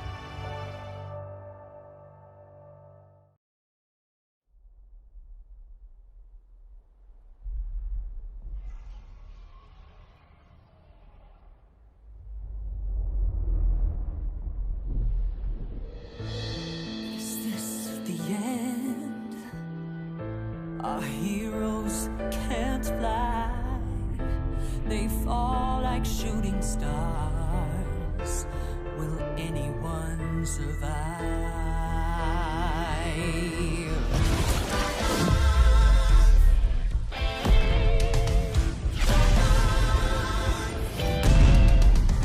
Dragons take flight above the ice and snow. High in the sky where the cold wind blows. Wings fights against people they oppose. They ride or die as the legends grow. We must draw two sides, feelings are heroes. There are no silence in this combat zone. Beats midair, yeah, it's a chiller. Life and death, yeah, it's a killer. They go round and round as the beat down pounds. Aerial thrills, yeah, it's a thriller. The sky's filled with trauma and all of this drama, pretending and impending, yeah. Crash down. It's dragons descend.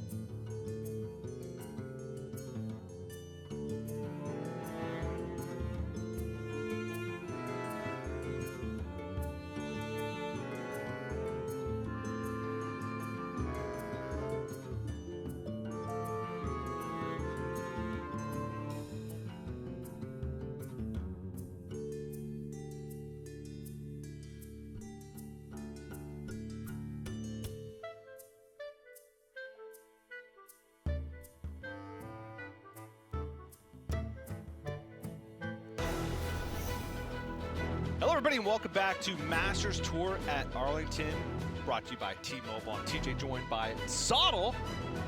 Hi. It's been a long time since we've cast together, all the way back to Season 1 playoffs of Hearthstone Grandmasters. We did a week in Season 2, right? No, we didn't. We definitely did. Okay, all right. How you doing, Zottle? TJ just altering reality. I am doing great. I very much enjoyed sitting back and listening to TJ and Doa cast some Hearthstone, sort of. I learned a lot. Really? Did you? Not about Hearthstone. No. But about lore of various fantasy worlds. I had that exact conversation about Galakron's arms with Doa backstage before he came out here, so I was just getting serious deja vu the whole time. I've never heard Doa laugh like that. He really enjoys it, and because of that, it made me really enjoy it. But we're still getting through round 3 of competition right now, and I was promised that you have a presentation of sorts. I do. I've been making myself useful backstage while I was being entertained by you and Doa. I figure since we're about halfway through the day, might be a decent time for just a meta report and a look at some of the stats and how decks are performing throughout the day. So just in terms of representation, the most popular deck in the tournament, as we go in here to NAGON versus StormFever, picking up again, this is a round 3 matchup. Galakron Rogue, no surprise, overwhelmingly the most represented deck in the tournament, but it's also the most banned, so I'm kind of excluding that. Below that, the most popular decks are Highlander Hunter, Galakron Warlock, and Galakron Warrior, all at very similar representation in the tournament. There's one deck that has a favorable win rate against this in this tournament against all 3 of those. Can you guess what it is? Token Druid? Nope. That's all I got. Holy Wrath Paladin. Okay. So that is very much looking like the deck right now, and it is the highest win rate deck in the entire tournament currently. Galakron Shaman and Combo Priest are actually higher at the moment, but they have a pathetically small sample size, so I'm excluding them. The top 3 win rate decks in the tournament right now, Holy Wrath Paladin, Galakron Warlock, and Highlander Mage, actually. Highlander Mage, interesting. Yeah. We saw that in the first round of the day, and it looked like it was struggling. But very small sample size. Yep. Which, you know, I like to draw big sweeping conclusions from, yeah. So there you go. There's a little stats blast for you. And if you want a few more stats later on, make sure you smash subscribe, ring that bell, give us a like spike on the stream for more stats later on. And leave a comment below. There you go. Or to the side.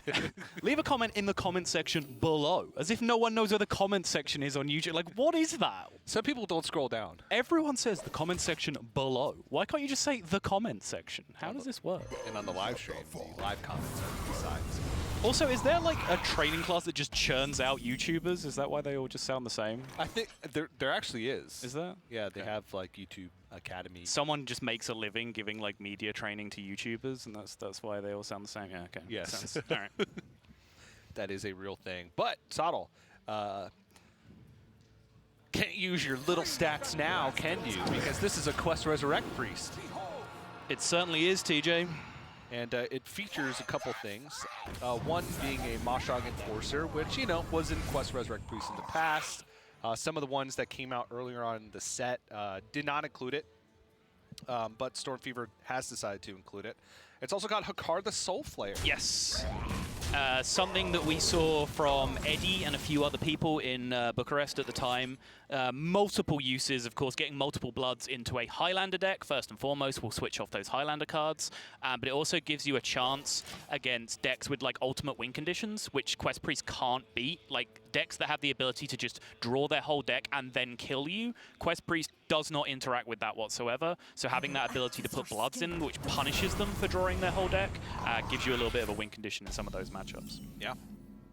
But I was expecting to see some Quest Resurrect Priest going through the tournament, just because it's maintained a pretty consistently high win rate since pretty much the beginning of the set. Yeah. It has. I don't know if I'd put it in like tier 1 at any point, but it's been consistently tier 2, even with other decks rotating out. That's right. Throughout the top of the metagame, throughout all like the balance changes, and now with some new cards.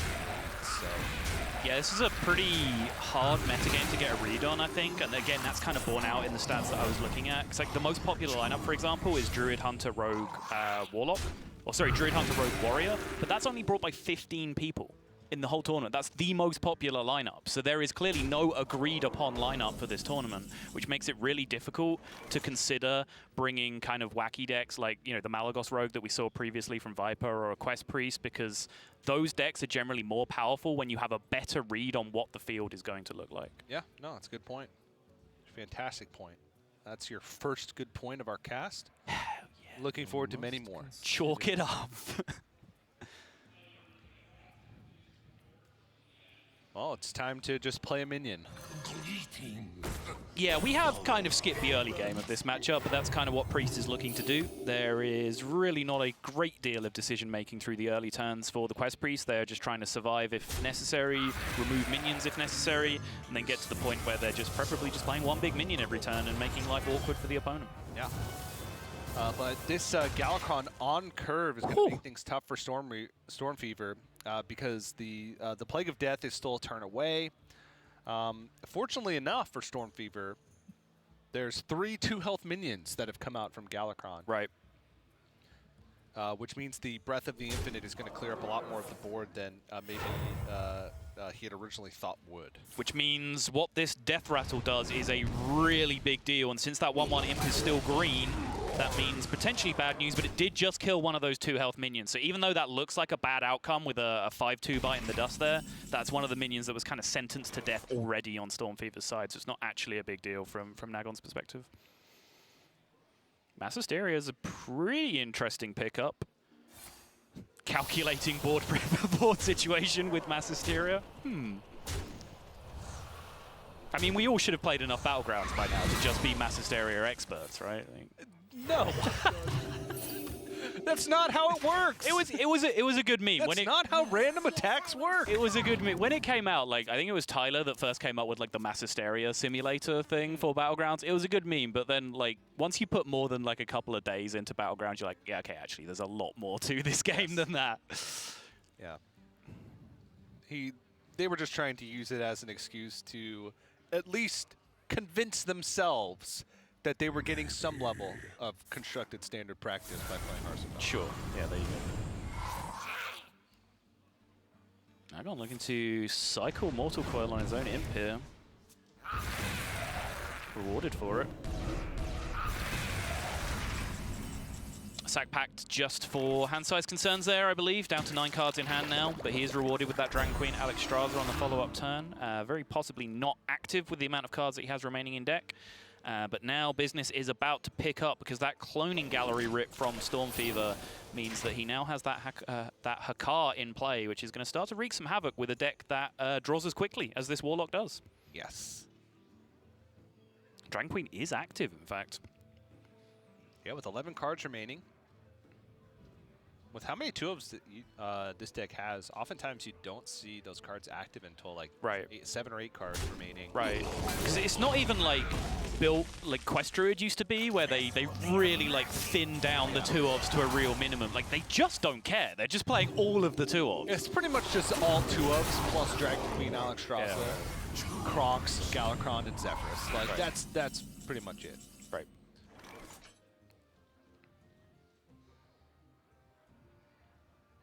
Moshog Enforcer, no Mass Resurrection yet for StormFever.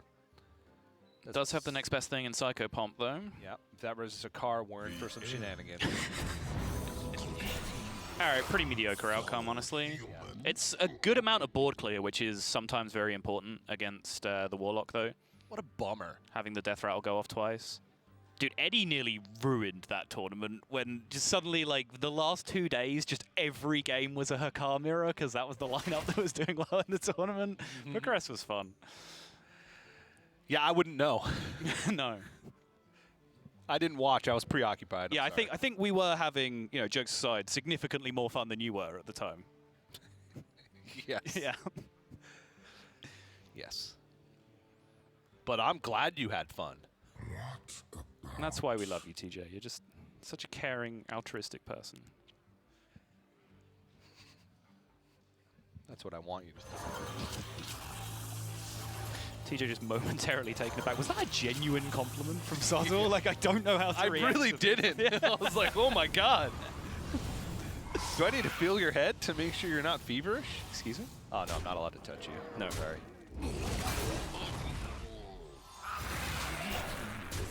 Oh.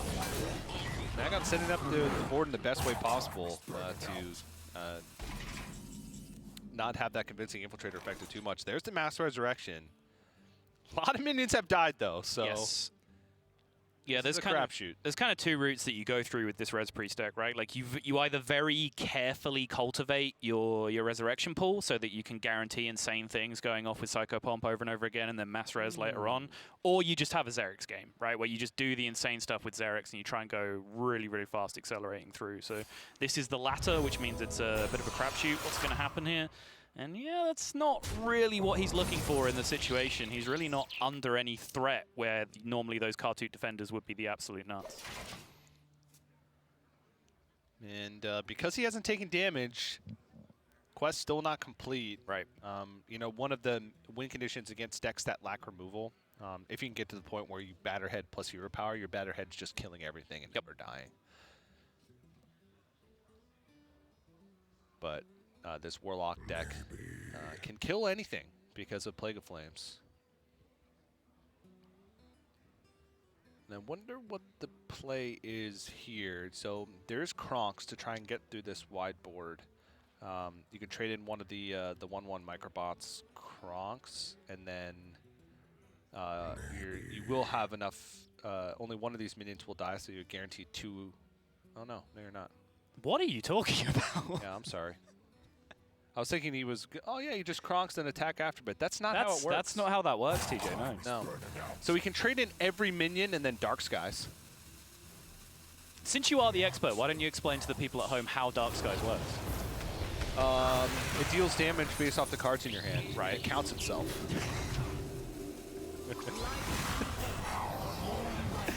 We'll just let that one sit. No, I can't. I can't let misinformation stand. It's not misinformation because it counts. No, it counts itself. I means it accounts for its card text.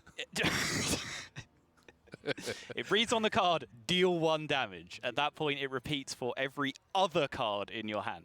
It does not count itself. That's what I've been saying all day. Of course it is, TJ. Just keep telling yourself that. You must have misunderstood me. I'm sorry. Yeah, my comprehension is just the worst sometimes. I apologize. Yeah, it's okay. We all have lapses in judgment at one time or another. Yeah, I mean, your lapse in judgment was many years ago when you hired me to come and terrorize you for several years afterwards. Don't you put that on me, Ricky Puppy. Yeah, no, it's fair enough. Shout out to Rob Wing, I guess. Yeah.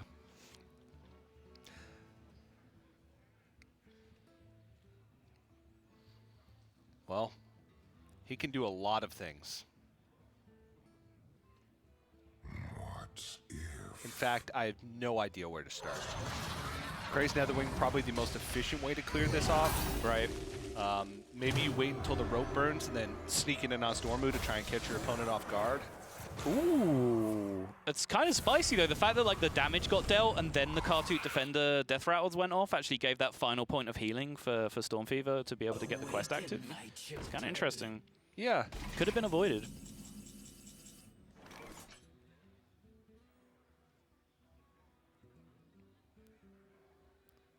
Still no? Has a blood been drawn yet? I believe not, no. So both players kind of running on borrowed time. NAGON maybe a little bit more so since he's deeper into his deck. Yeah. This game will start to accelerate very quickly, so I don't think NAGON wants to take this very slow. You can tell he's trying to... he specifically played enough minions to where if StormFever didn't interact with this board, then he would be able to kill him with Alistraza. These are some ugly mass reses from StormFever's side. I mean, it's buying time. It is, sure. If the plan is just wait out the blood clock, then sure, these Kartuk Defenders are certainly not bad.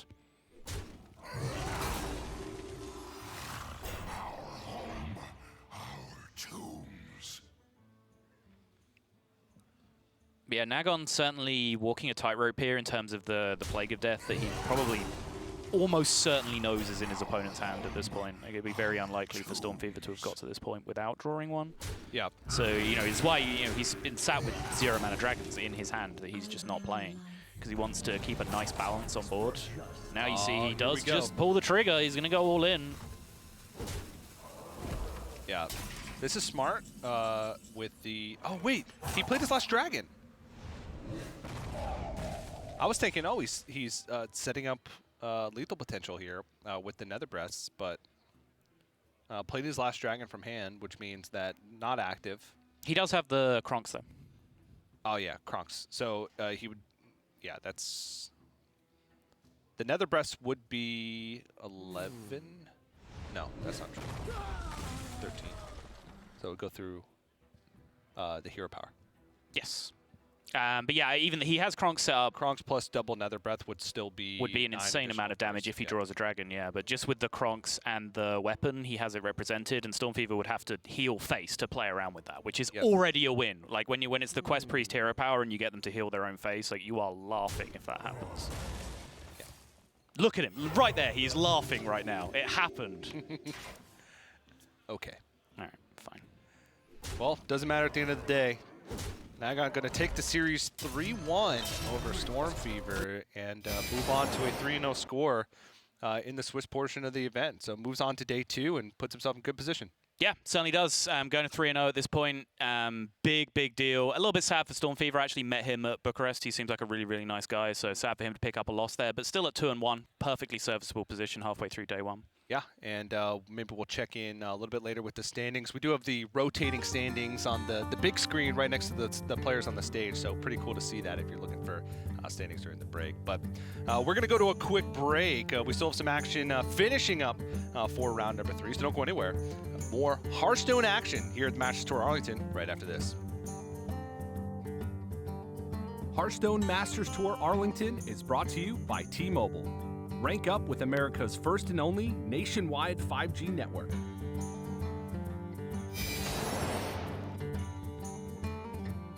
T-Mobile 5G is here, and it's nationwide.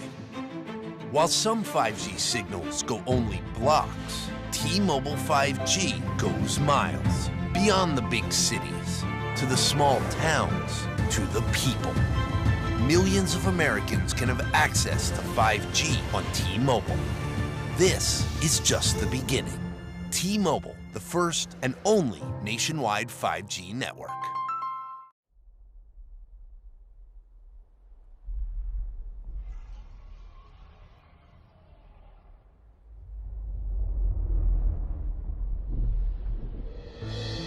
Is this the end?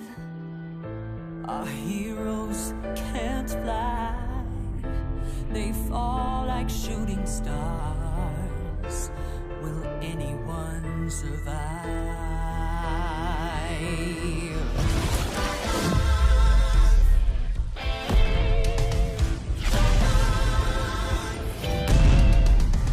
Dragons take flight above the ice and snow. High in the sky with a cold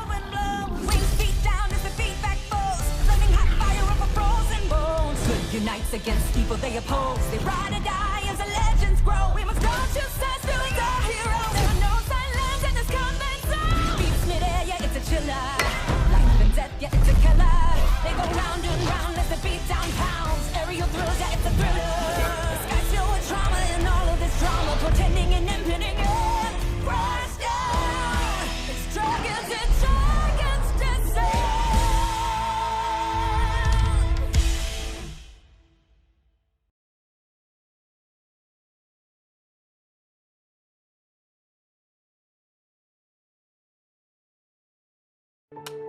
You'll hear a lot about how coming out of the military means you're somehow damaged goods.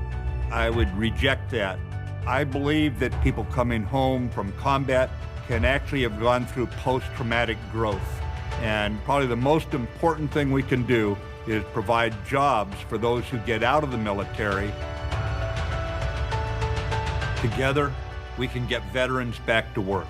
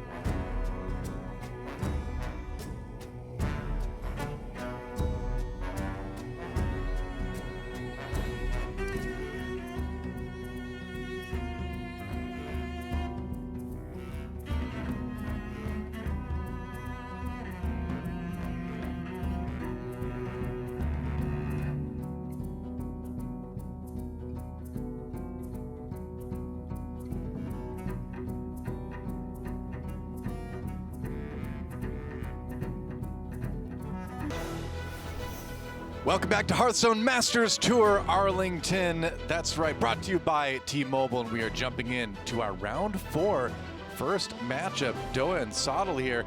And Sottle, you were taking a look at the standings, and we've got a number of people already achieving a 3-0 status moving on to tomorrow, right? Absolutely, yeah. And there is a plethora of existing Grandmasters in there already as well as some other notable players. There's Faeli, who we'll be taking a look at right now, one of my favorite players. I think one of the most underrated players in the world. And Grandmasters such as Firebat, Bunnyhoppor, RDU, Bozzzton, bloodyface, Rivius, all sitting at 3-0 as well.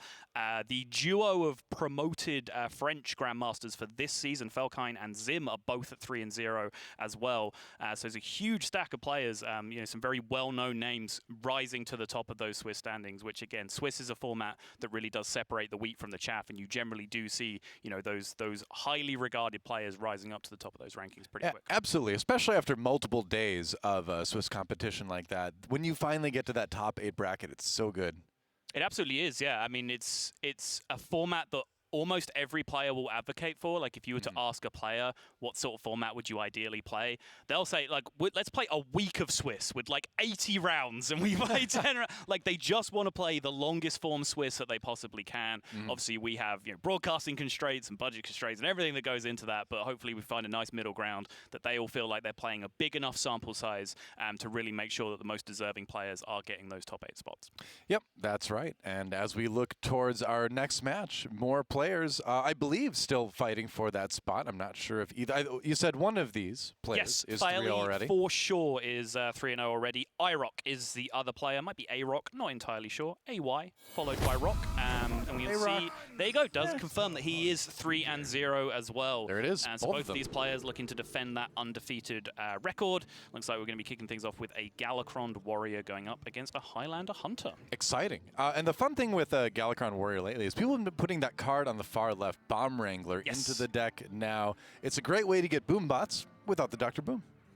Yes, indeed. And the boombots are certainly the exciting part of that equation because no one's putting a War Golem in their deck, and yet Dr. Boom is one of the most oppressive cards that we've seen for quite some time. One of the most misevaluated cards in Hearthstone history because I think when boombots first appeared, no one really quite grasped how good boombots were. So everyone thought that the original Dr. Boom was kind of hot garbage before it was playable, and then the first time it happened to you, you learned real quick how good boombots were. You know, I don't want to be that guy, but I was never in the initial camp that said Dr. Boom was trash. I was like, anytime, because from the card gaming background I have, I feel like any time where your mana is at least equivalent to the attack and health of a minion, that's even. That's where you break even. So anything beyond that makes it possibly a strong card. And when you get 2 extra minions, and those minions do damage when they die, even if it is random, I was like, I don't know, I think this could be pretty strong. And it ended up being pretty strong. You heard it here first. Doa knows better than Trump. Yep, that's true. All of them. Yes. Well, let's check out where we're at in this game. We've got a little bit of armor generation, and the Ritual Chopper feels so good. Doing that 4 damage. I have to say, Galakron's Warrior buff is probably the most easy to forget of the Galakron buffs, I think. The actual, like, invoke effect, you mean? The invoke effect, right. Sometimes you just forget that you have that 3 attack. Sure. At least I do. If you are if you are a refined smoker, you will never forget that you have that 3 attack on your face. That is true. That is true. You just need to have that experience and jamming your face into your opponents. I was more of a control warrior player than a face warrior player. Get out of my sight. Overall, back in the day. Really? Now, that's the opposite reaction that a lot of people have. I don't know who you're talking to. Honestly. I mean, face decks are face decks. You know? Yeah, but control decks are control decks. Yeah, but, you know, they both have their pros and cons. Yeah. I just enjoyed Control Warrior. I don't know. I like playing big, powerful stuff, and it was fun to sort of make sure I have to use the right thing at exactly the right time. Otherwise, I don't have the right removal when I need it. Sure. Yeah, so there were some challenges to it that were enjoyable. It's weird. In other games, I traditionally am very much an aggro player, but for Warrior, at least, only Warrior, really. I enjoyed the control matchup. Okay. Well, Snake Trap drawn by a Faeli.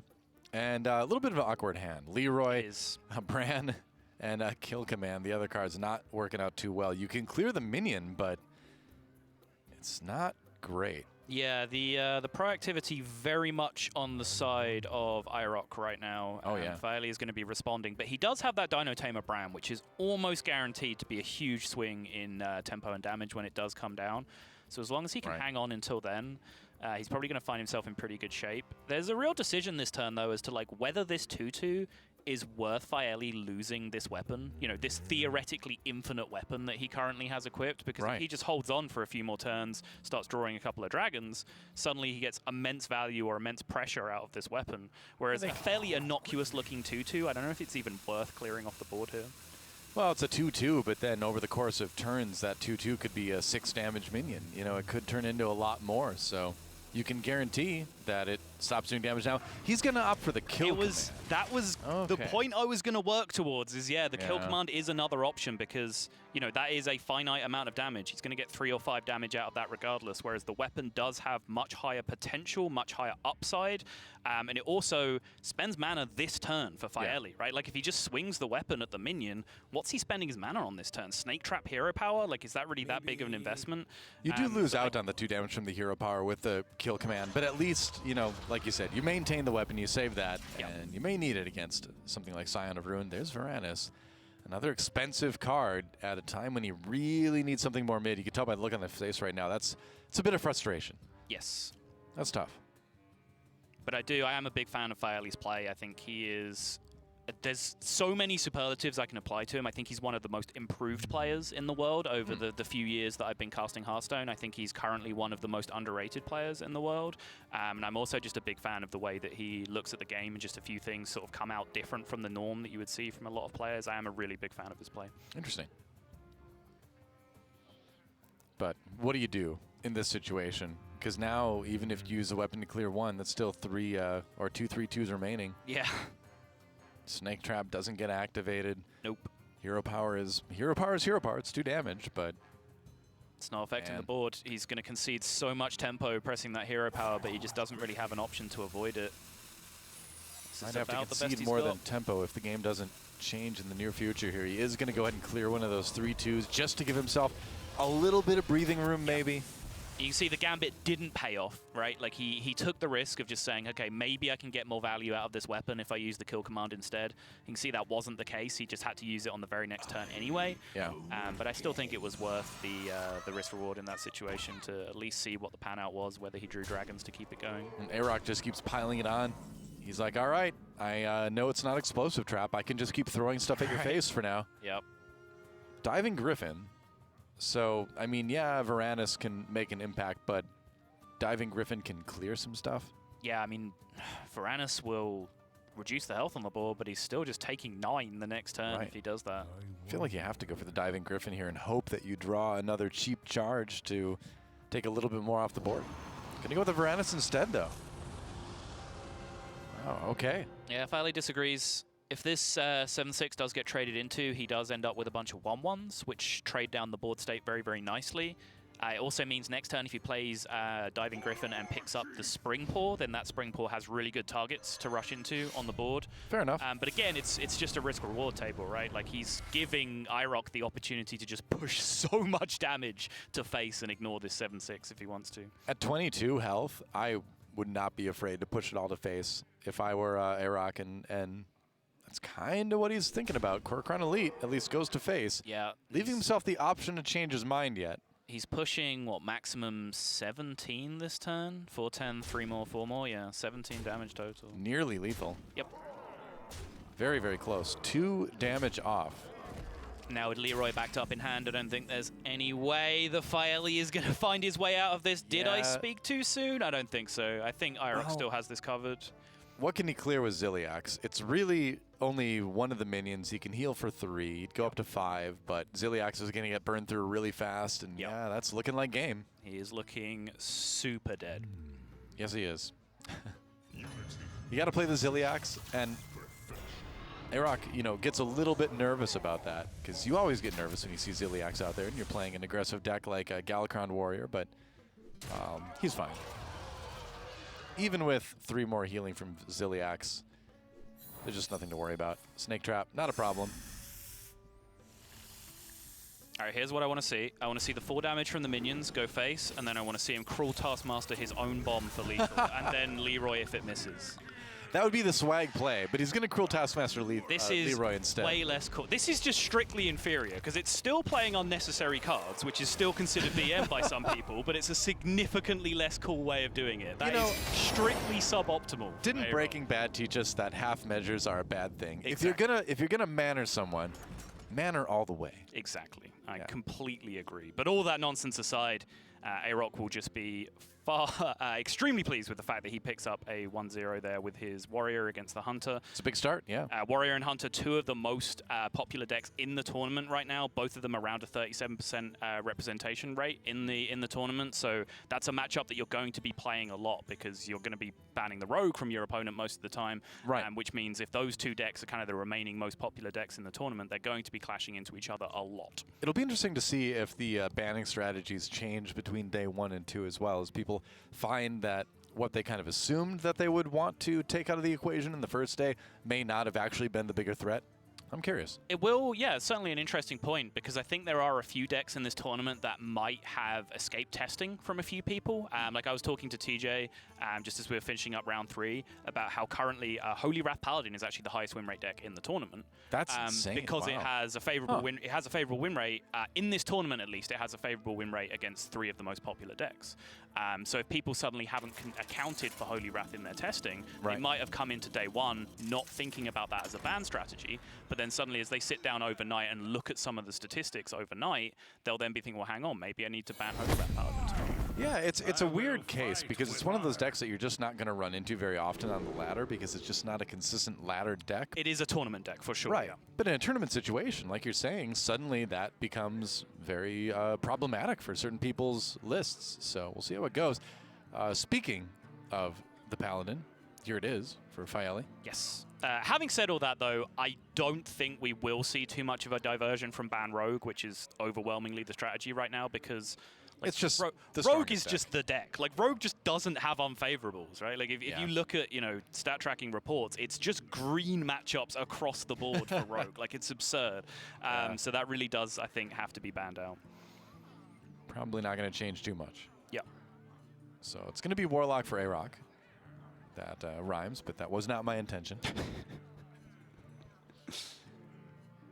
I have more than one dimension to my casting.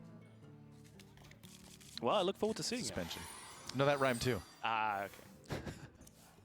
You mocked me, but missed the joke. I did. I'm sorry. So who really was mocked in that situation? You played yourself, Sottle. That's what I'm saying. Sorry, that was the most polite burner. So who really was mocked in that situation? Learning from the best, right? Some Minnesota in me coming out. Christology pickup in the early game for Faeli, kept in the mulligan. We haven't really been seeing in the stream games, like the Christology games for the Paladin. We've seen Viper in particular struggle with some really ugly hands. It was literally the last card in his deck in one of the games, was Christology. Yeah. And his opener was like Sathravar, both timeouts, and a Zephyrus or something, just about the worst possible. Ended up playing the Zephyrus for board presence. Yeah, he just Bloodfen Raptored it. It was great. I enjoyed it. A Bloodfen Raptor, that's a callback. Still around. Yep. Not really any different. Rivercroc, very much still around. Rivercroc is in this tournament. It's in Dex. Yeah. I was shocked by that. I was like, Rivercrocolisk. Yep. I haven't seen you forever. The absolute boy. So I'm paging through, and I'm like, oh yeah, that guy. Back in the day, 2014, Rivercroc, Coin Hound Master, game over. Absolute game over. The classic, right? Speaking of good matchups for Holy Wrath Paladin, though, this does seem to be one of the better ones. I will confess I don't have much personal experience. As we were saying, this isn't really a deck that crosses my mind to test in a ladder environment, because you just don't see it really on ladder. It's just so hard to test during a ladder environment because you don't get the matchups that you're looking for, So my actual matchup knowledge with Holy Wrath Paladin is very much out of date, but just looking at the stats, both from ladder statistics and from the stats in this tournament, this matchup in particular against the Warlock seems to be extremely good for the Paladin. Yeah. And again, a lot of that is because this Warlock tends to play things a little bit slower in the early game, and you do have advantages where, the Draconic Lackeys suddenly provide a drawing engine for the Acolyte of Pain. Now, you do need to be careful with the Paladin, obviously, that you don't end up overdrawing, but still, getting to make that choice is pretty strong. What do you play here, though? Novice Engineer, maybe? Still draws you a card. It does, yeah. The overdraw is starting to become a small issue here for Faeli. He doesn't have to be too worried about it. Overdrawing is not the end of the world, because your goal is to empty your deck anyway. If one of those cards gets burned instead of played, fine, as long as it isn't one of Depends on the card, a few specific cards. And we had this discussion earlier, myself and Frodan, about how if you don't draw to the end of your deck, then burning a card is essentially negligible. It's an entirely neutral effect on average. If you do get to the end of your deck, then it does become relevant, which specific cards you end up burning. Perhaps coin Thalnos as well, yeah. Yeah, so this means now that AyRoK can force maximum 2 card draws out from Faeli, which will take his hand from 7 to 9, which is perfect for him. Yep. Not burning anything there. Just going to drop the Craze Netherwing to take everything out. Baleful Banker, that's a combo piece, and Prismatic Lens. Yeah, no sign of this hand stalling out on card draw just yet for Faeli, but he is going to start to have some problems with mana efficiency. With the amount of even-costed cards that he has in his hand, these odd-numbered turns are going to be hard to play efficiently. Because you don't want to just shrink ray on curve the single minions. So. No. Sometimes you do. Genuinely, there are matchups where, that might happen. All right. Well, I said that, so naturally. I was on your side there. I wouldn't have expected that just on instinct. But, again, I was making the point about mana efficiency, and it is very, very important. Mana efficiency in Hearthstone, in general, really, really good. If you're a beginner, and you want one lesson to improve your game of Hearthstone, spend all your mana every turn. Of course, yeah. Like that will increase your win rate exponentially. Well, any resource in any game that you don't use that you don't get back the next turn is, you know, resources that need to be utilized. But in this deck in particular, where the spells that you cast are discounting your Shivala as well, suddenly that mana efficiency becomes even more important. It's a good point. It's a really good point. And as I was saying, like, the odd numbered turns are very awkward for Faeli's hand right now because almost every playable card is even cost, which means that, you know, all things considered, maybe just throwing out the Shrink Ray there on turn 5 was reasonable. Seems solid now, in retrospect. So what's it going to be for AyRoK? Zephyrus, just out there as a minion right now. The Bad Luck Albatross as well, which can mess things up for Faeli a little bit, makes it difficult for him to get through his deck, mainly. Yes, certainly does. Not quite the effect that it has in the Highlander matchups, where it just straight up shuts off a bunch of the cards, but it still, you know, extends the deck size, which is a useful tool to have against the Holy Wrath Paladin. Definitely. Let me think. Thinking hard is Faeli right now. This might be a turn for Hammer of Wrath. Cycle through, spend 4 more mana. Some other choices. Yeah, I'm suddenly, again, kind of learning this matchup on the fly, which is very interesting. It's kind of the way of tournament metas, is you have to experience tournament metas to learn tournament metas. There's really no other way of doing it. Just considering, like, the idea of Albatrosses being in your deck plus the card Prismatic Lens, like, is that an upside for you in some situations? Because you can then rip a potentially really cheap spell off the outcome. The 1 mana Sathravar. Whew.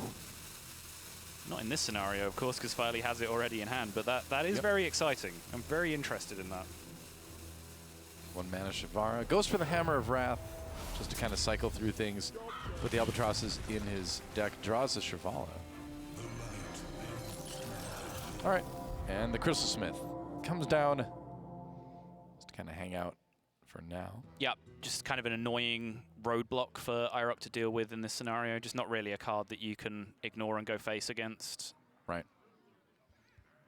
Now with the Shivala and the Sathravar both drawn for Faeli, his Prismatic Lens is very safe in this scenario. There's very little downside to using it. So he is free to just spike it out as a card draw whenever he wants. And again, with those Albatrosses in there, he can end up with a very, very cheap Holy Wrath, which massively increases your burst potential if you don't have to spend 5 mana. I mean, since we're talking about it, it's almost certain to happen, you could say. So that's just kind of how it works. Yep. Gonna have to get rid of something else first, I suppose, because he does, I believe, have 10 in hand right now. So he has to do something. Consecrate seems like an option here, just to clear the board, drop a card from your hand. But he can't, like, Consecrate and Prismatic Lens. Gonna Flash of Light instead. He can still Consecrate. Tree Silver is a reasonable card to get out of hand here as well, that frees up some hand space for him.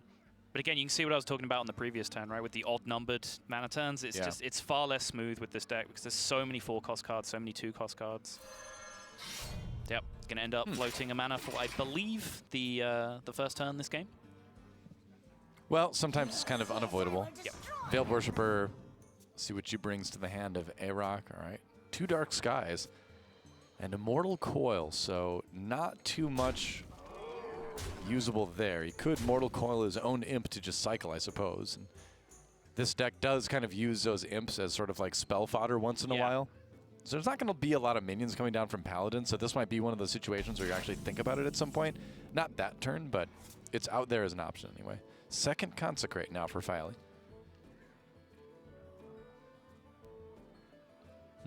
So currently with 10 cards in hand, Faeli really can't get optimal usage out of his Prismatic Lens, which is kind of a problem for him right now. He'd need to, you know, spend 1 card first before Prismatic Lens even drew the 2 cards. Yeah. Then even if he were to do that, he then still has to play another card to avoid overdraw on the following turn. So he is having some hand size constraints right now.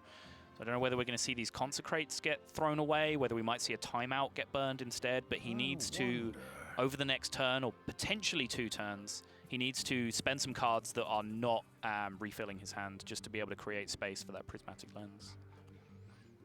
I think the Consecrate is certainly one of those to think about, just because it does remove 3 minions from the other side at the same time. It feels kind of scary. Okay, goes for the Holy Wrath. So if you grab some damage out of that, just grabs the Crystallology. Crystallology instead. Crystallology.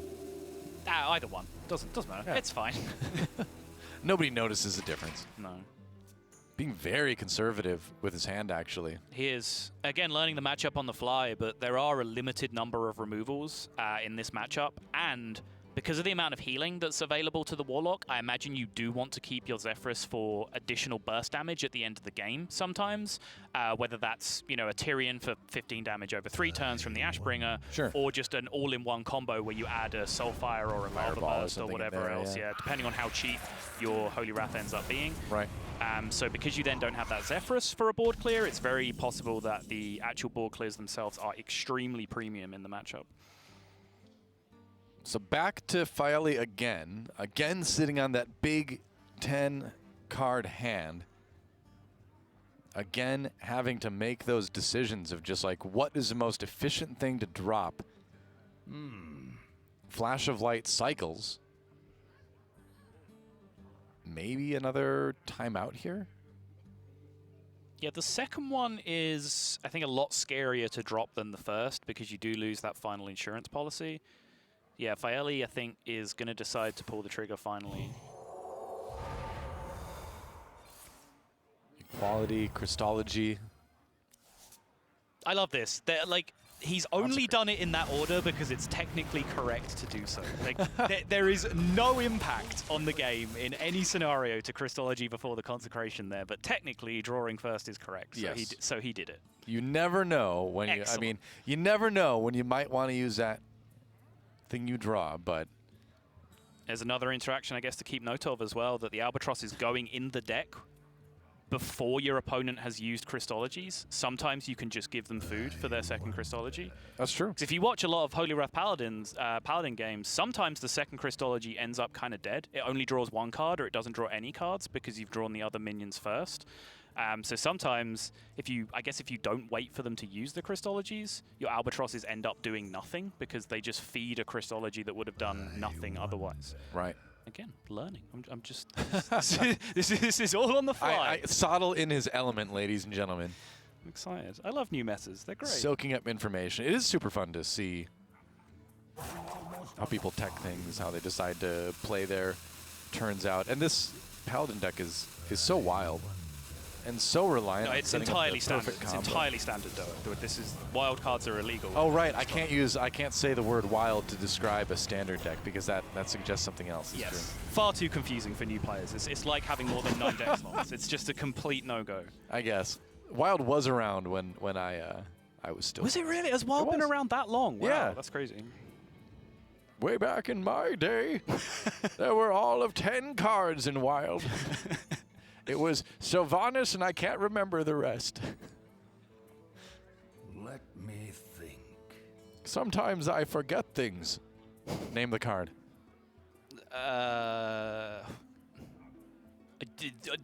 You found my absolute weakness because I play on mute. It's a mate. It's either Dalaran Mage or Ancient Mage. No. Really? Well, you were closer on the second one. What is it called? I can't remember.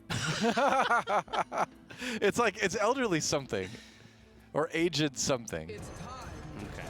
If it is Ancient Mage. It is Ancient Mage. We just had it confirmed. It was Ancient Mage. Hey, I didn't say you were wrong. I just said I didn't remember. You said no. I did say you were wrong too, didn't I? Honestly. Come on. Try and get one over on me You're like far that. too trusting, Sottle. I see what you're up to, Doa. Come on. I mean, I wasn't really quoting the card. Just genuinely, sometimes you forget things. You know, it happens to everybody. The correct answer was Doa. Maybe I'll be a Hearthstone card someday. Maybe I already am. All you have to do is win a world championship, like 4 years ago, since they stopped doing that. Apparently. Didn't help Artosis. No, it's because he's not a world champion. We can't keep doing this. Sacrificial Pact on Sathravar. AyRoK knows what's up. We saw that being missed in, I believe it was your series, right? We did. With TJ, yes. That's right, yeah, it was missed. And sometimes the Sacrificial Pact, you use it on your own Draconic Imps so many times where you just start to not think about demons possibly being on the other side. But yeah, AyRoK on top of his game today. Absolutely. And now for Faeli, he's made his first push with the Shivalas and the Sathravar, and he has used up one Holy Wrath, and his opponent is still above 30, which is potentially problematic for him to be able to put the burst combo together, because he is limited to the one push of 25 damage with that one remaining Holy Wrath. You need to find the damage from somewhere. That might be a Tyrion Forward Ring. I'm trying to remember if he uses Zephyros earlier. I don't think so. I don't think he it's did still either. in there. Double Shivala drawn, of course. Prismatic Lens. Let's see what this finds. Albatross, and oh, there it is. Wow. That's what you're talking about. That's the exact scenario. See, remember when you talked about it, and I'm like, well, now that guarantees it's going to happen, because that's just what happens when you're casting Hearthstone and you talk about something theoretically happening. Yep. It happens. So if Zephyros is remaining now, that is so much potential damage, because a free Shivala, a 2-mana banker, a 2-mana Zephyros, and a 1-mana Holy Wrath is only, what, 5 mana being spent in total, which means Zephyros can offer burst damage up to the cost of 5, which, Fireball is available for 6 extra, for example. Lava Burst is 5, Fireball's 4, right? Yeah, so it's definitely some options. A little bit of board clearing going on. Shivala comes in to finish the job. Yep, completely spare Shivala at this point. Thank you, Sathravar, for that one. Just able to leave it on the board. A play that you will rarely see. I thought of the joke, but I won't make it. People at home. I'm sure they know what I'm talking about. Laughing to yourself. Yes. It's a play that you'll rarely see, but Sathravar really has changed the dynamic. You do kind of get that extra free roll Shivala that you're seeing here from Faeli. It's not just about the banker anymore. Right. Another one of the things that kind of pushed this deck into a possible, you know, or a successful deck in the tournament so far. Absolutely. Yeah, big surprise. Highest win rate deck. That's crazy, actually. Yes. As I mentioned with TJ, a Galakron Shaman and Combo Priest are actually the highest win rate decks in the tournament, but they have a pathetic sample size, so I'm not counting. Well, there is that too. Yeah, where I think like one or two people have brought those decks and done well with them. So maybe they're good, maybe they aren't. But in terms of a reasonable sample size, Holy Wrath Paladin has the highest win rate right now at 57%. Information correct as of the time I walked out to this desk. I'm a little bit surprised that someone even brought the Shaman. I know people have been testing it a lot lately, but it's kind of one of those I'm not like the other Hearthstone players moves at this point in the meta, it seems like. It's a big baller move to bring a deck that's been nerfed like 3 times already. Like, you just still think it's good enough. They nerfed the cards, but they didn't nerf me. There you go. Yeah. Still play it just as well. No, you can't. That's actually impossible because the cards are different. But people brought it anyway. Zephyros enters the hand of Faeli. Yes. Last turn. Shrink Ray, the draw this time around. So with AyRoK at 32, he is currently slightly out of range of the damage, not including the True Silver damage. I believe Shivala and a Holy Wrath for 25 plus a Fireball is the maximum one-turn damage for Faeli right now under current conditions, which would be 31. But if that True Silver champion can be preserved as well, then Faeli does have a one-turn lethal setup here. If he's able to empty that deck and guarantee it. Prismatic Lens will draw the last 2 remaining cards in his deck, another banker. No spells left, so he only finds the 1 draw in fact. Oh, you're right. The remaining card is another minion. Wow. He's going for it, putting a copy back in the deck. Yep. Going to go ahead and use the Flash of Light to redraw it as well here. This is essentially a free roll, right? Because he has a 50-50 chance of drawing the other card, and then he just gets the Shivala on the following turn anyway. So it's kind of free to do it in that position where he's going to empty his deck on the following turn regardless. Yeah. And vice versa, and then you're going to have the Shivala for sure to draw for the 25 damage. He does preserve the True Silver Champion too, which is the crucial part of all of this. Yep. Like we mentioned. So what can you do here? Dragon Queen Alexstrasza might be able to bail you out. Maybe. And that looks like it's going to be the play. He's thinking about it. Wow. He needs some everything dragons right now. Like, I know, right? They need to clear this board. They need to taunt. Healing up this 1 extra point of health would be very helpful as well. That does not, I don't think, nope. do it. No. Don't see it helping. I mean, that's a big Varanus, but doesn't really do the job. Yeah, and as Mortal long Coil to remove a little bit. Yeah, but it doesn't matter. The damage on the board is completely irrelevant apart from the True Silver Champion itself. So as long as Faeli executes here, I believe he is going to square this series up to 1-1. Well, it's a maneuver he's done many times, I believe. Holy Wrath comes in. You do the 25 damage, and then Zephyrus delivering the perfect card. Just want which a in this mental case note of what it offers you for 5 in this situation. It's a Fireball. It's Consecration Fireball. Yeah. Okay, duly noted. Boom, Fireball. True Silver Champion not even needed in the end because of that 1 extra damage retained on board. Yep. And Faeli gets himself over the line. I said that looking at the stats in this tournament, looking at ladder stats as well, that matchup in particular does look extremely good for the Holy Wrath Paladin. Again, confess, not played that matchup a ton myself, not played Holy Wrath Paladin a ton in this expansion, although I am a big fan of the deck historically. But yeah, looking, you can kind of see just off that 1-game sample size that even though Faeli had to do some kind of suboptimal things, he used 1 Holy Wrath, so he didn't have his maximum, 2-turn damage potential at the end of the game. He got his hand stuck in the middle of the game, which can happen sometimes. Even despite that, he did look very, very smooth. Like, he had a lot of wiggle room at the end of that game to be able to get over the line. I see what you're talking about now as the players and the first 2 games at 1-1 about Faeli's play. He plays so optimally. You can tell that he's really trying to do the exact right move at the exact right time every single time. Which, and there doesn't seem to be like sort of an aura of like aggression or risk taking. It's like, what's the minimal risk, most like perfect Android robot play I could possibly make? And it worked really well that game. And I think with that kind of deck, that's the kind of style you need to use. And it's building good habits. You know, we talked about a position there where like, this doesn't matter, but he's doing it anyway. That's what it's all about. It's about building good habits. So when it does come to a high pressure situation where your decision really does matter, you have that ingrained in your muscle memory to just do things the right way. Sequence things correctly when it doesn't matter. You will do it automatically when it does matter. That's right. Repetition pays off. Well, you have a chance to work on some mental repetition, some practices, as we're going to take a quick break. And when we come back, we will see how the rest of this series shakes out. Don't go anywhere, guys. We'll be back with another couple games of Hearthstone Masters Tour Arlington in just a moment. Hearthstone Masters Tour Arlington is brought to you by T-Mobile. Rank up with America's first and only nationwide 5G network.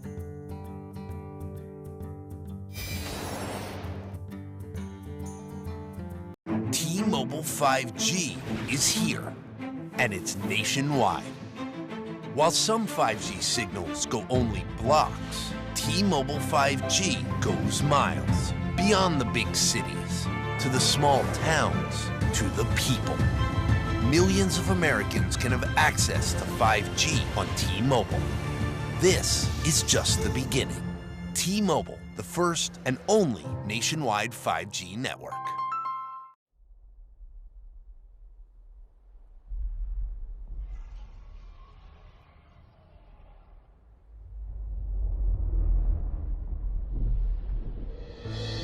Is this the end? Our heroes can't fly. They fall like shooting stars. Will anyone survive?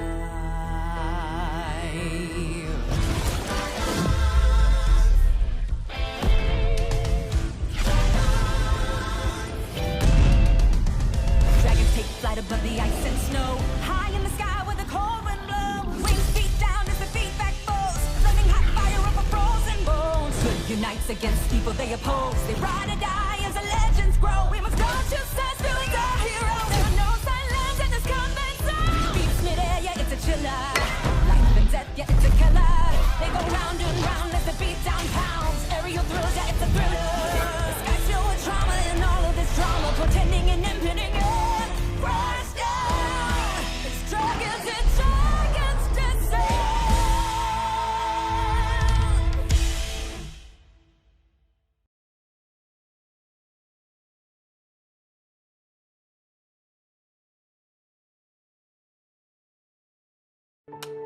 You'll hear a lot about how coming out of the military means you're somehow damaged goods. I would reject that. I believe that people coming home from combat can actually have gone through post-traumatic growth. And probably the most important thing we can do is provide jobs for those who get out of the military. Together, we can get veterans back to work.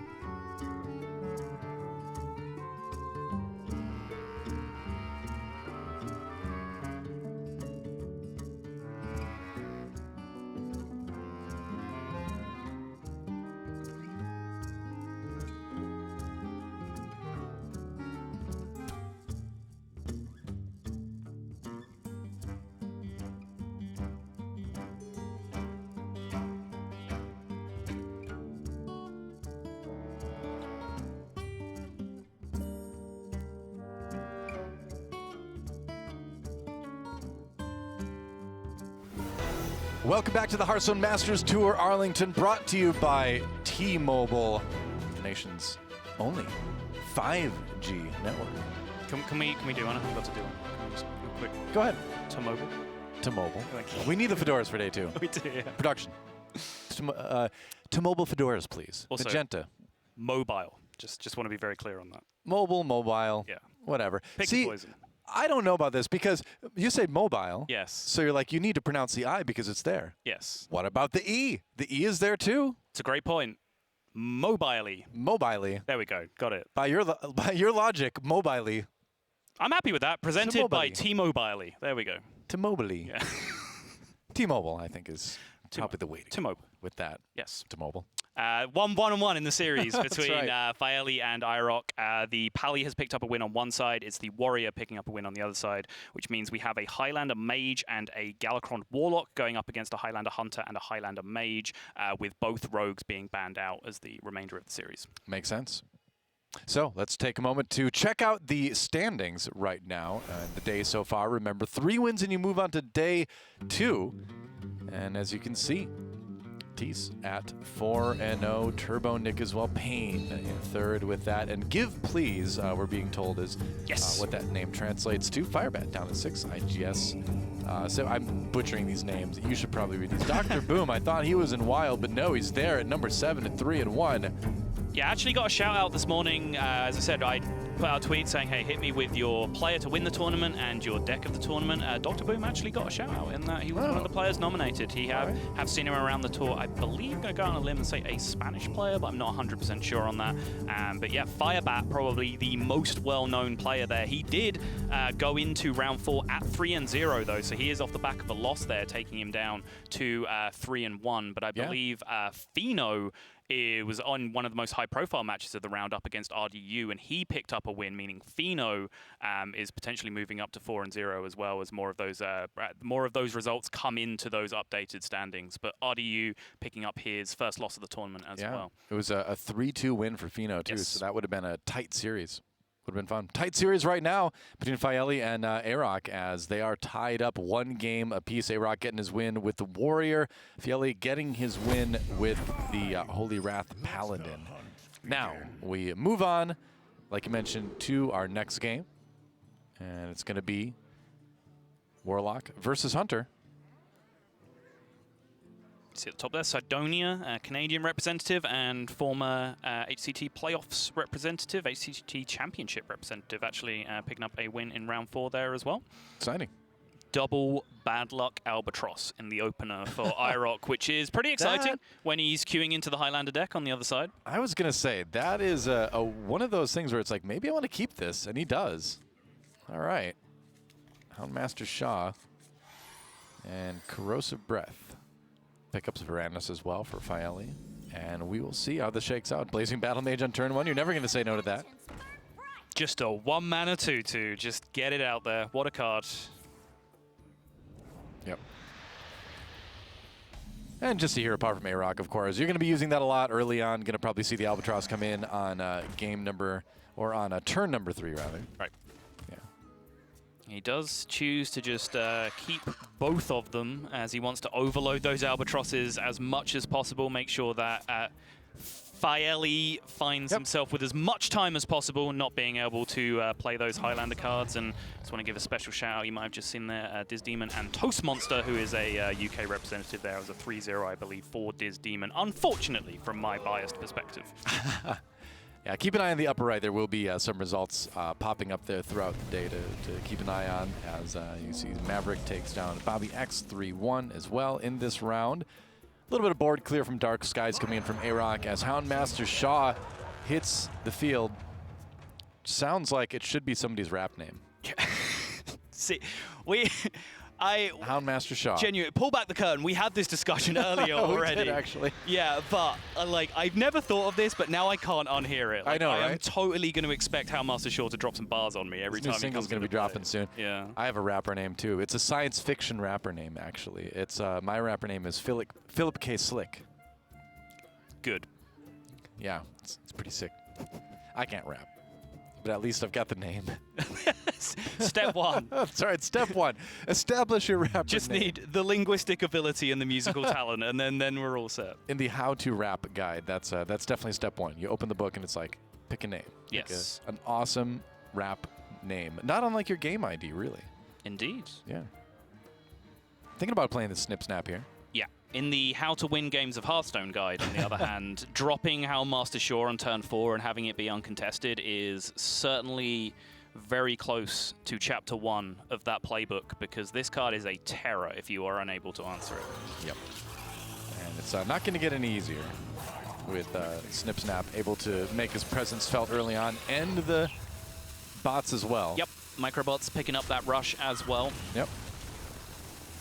Is this Snip Snap going to come down separate, or is he going to magnetize? Chooses to magnetize. He's going to make it a little bit bigger. Yeah, which I kind of like, because the 3 damage is actually a very nice breakpoint for things like Crazed Netherwing, for example.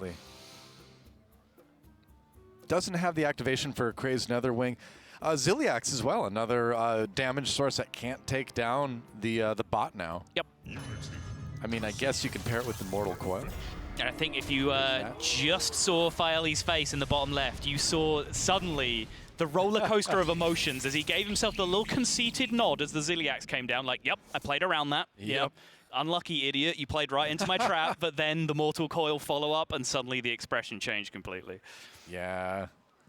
I always forget about the Mortal Coil, but he's got some good answers for the Ziliax at least. He could use the Corrosive Breath, although that would give him a little bit of an awkward rest of the turn. Yes, it's so much damage being pushed, though. Yeah, it is. I feel like you kind of want to play Varanus as well, but then you're leaving yourself open to getting your board removed pretty easily in that case. Yeah, if you play Varanus, you have to give the healing to AyRoK as well by trading the 1/1 into the Zillion. Yeah. So. I think he has so much ability to be aggressive here that I personally really want to seize on the back of that. It is an awkward turn with mana usage from Corrosive Breath. I definitely see that, but the aggression it represents, I think, is so huge. Well, you kind of want to hero power as well. Yeah. What if you... no, he's going to go there as a Tron. All right. You could also go with Dwarven Sharpshooter and hero power Ziliax in this case and just push the rest of the damage through. It's very fair, actually, yeah. Yeah. I like that, too. Looks like that's the line he's going to go. And I like this because it saves a card, you know? It absolutely does, yeah. You're right.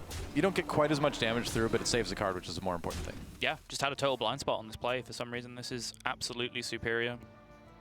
Still has that Corrosive Breath, still has the Dragon in hand, so it's going to deal the damage regardless. Like, that's going to happen. Yeah. And 3 damage comes down from the Crazed Netherwing regardless as well. So now AyRoK getting a little bit low.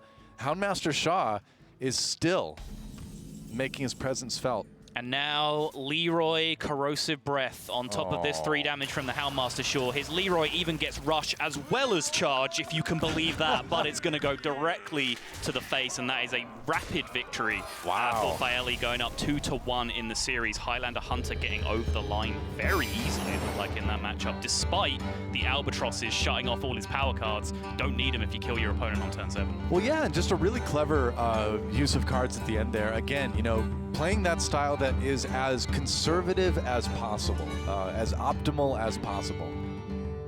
It's interesting. I feel like he's got like a team of accountant brain cells in his brain that are like, yeah, we could do this, but our core efficiency will be slightly higher if we move this slightly to this side and all that. Yeah, and it's working out. It's coming out in the Hearthstone play. It's cool to see. There are certain Hearthstone players where I just kind of want to live inside their brain for a while. It's like Hunter Ace often just looks physically pained by how intelligent he is. Like as if his brain is about to overheat at any given moment by just the level of genius that's firing. About to just explode from his skull to just but at the same time, the opposite spectrum of that, you know, the cool, calm, and collected range doesn't really show too much emotion, Faeli, but really over the past 2 years has had 2 incredible seasons in terms of consistency of top 8s and top 16s, consistency of hitting cuts, and also consistency of overall win rate. But it's just sometimes, unfortunately, if you don't hit that one big win, that just doesn't really pay off. You know, you don't make it to Grandmasters, you don't win that big tournament where everyone remembers your name 6 months, a year, 2 years down the line.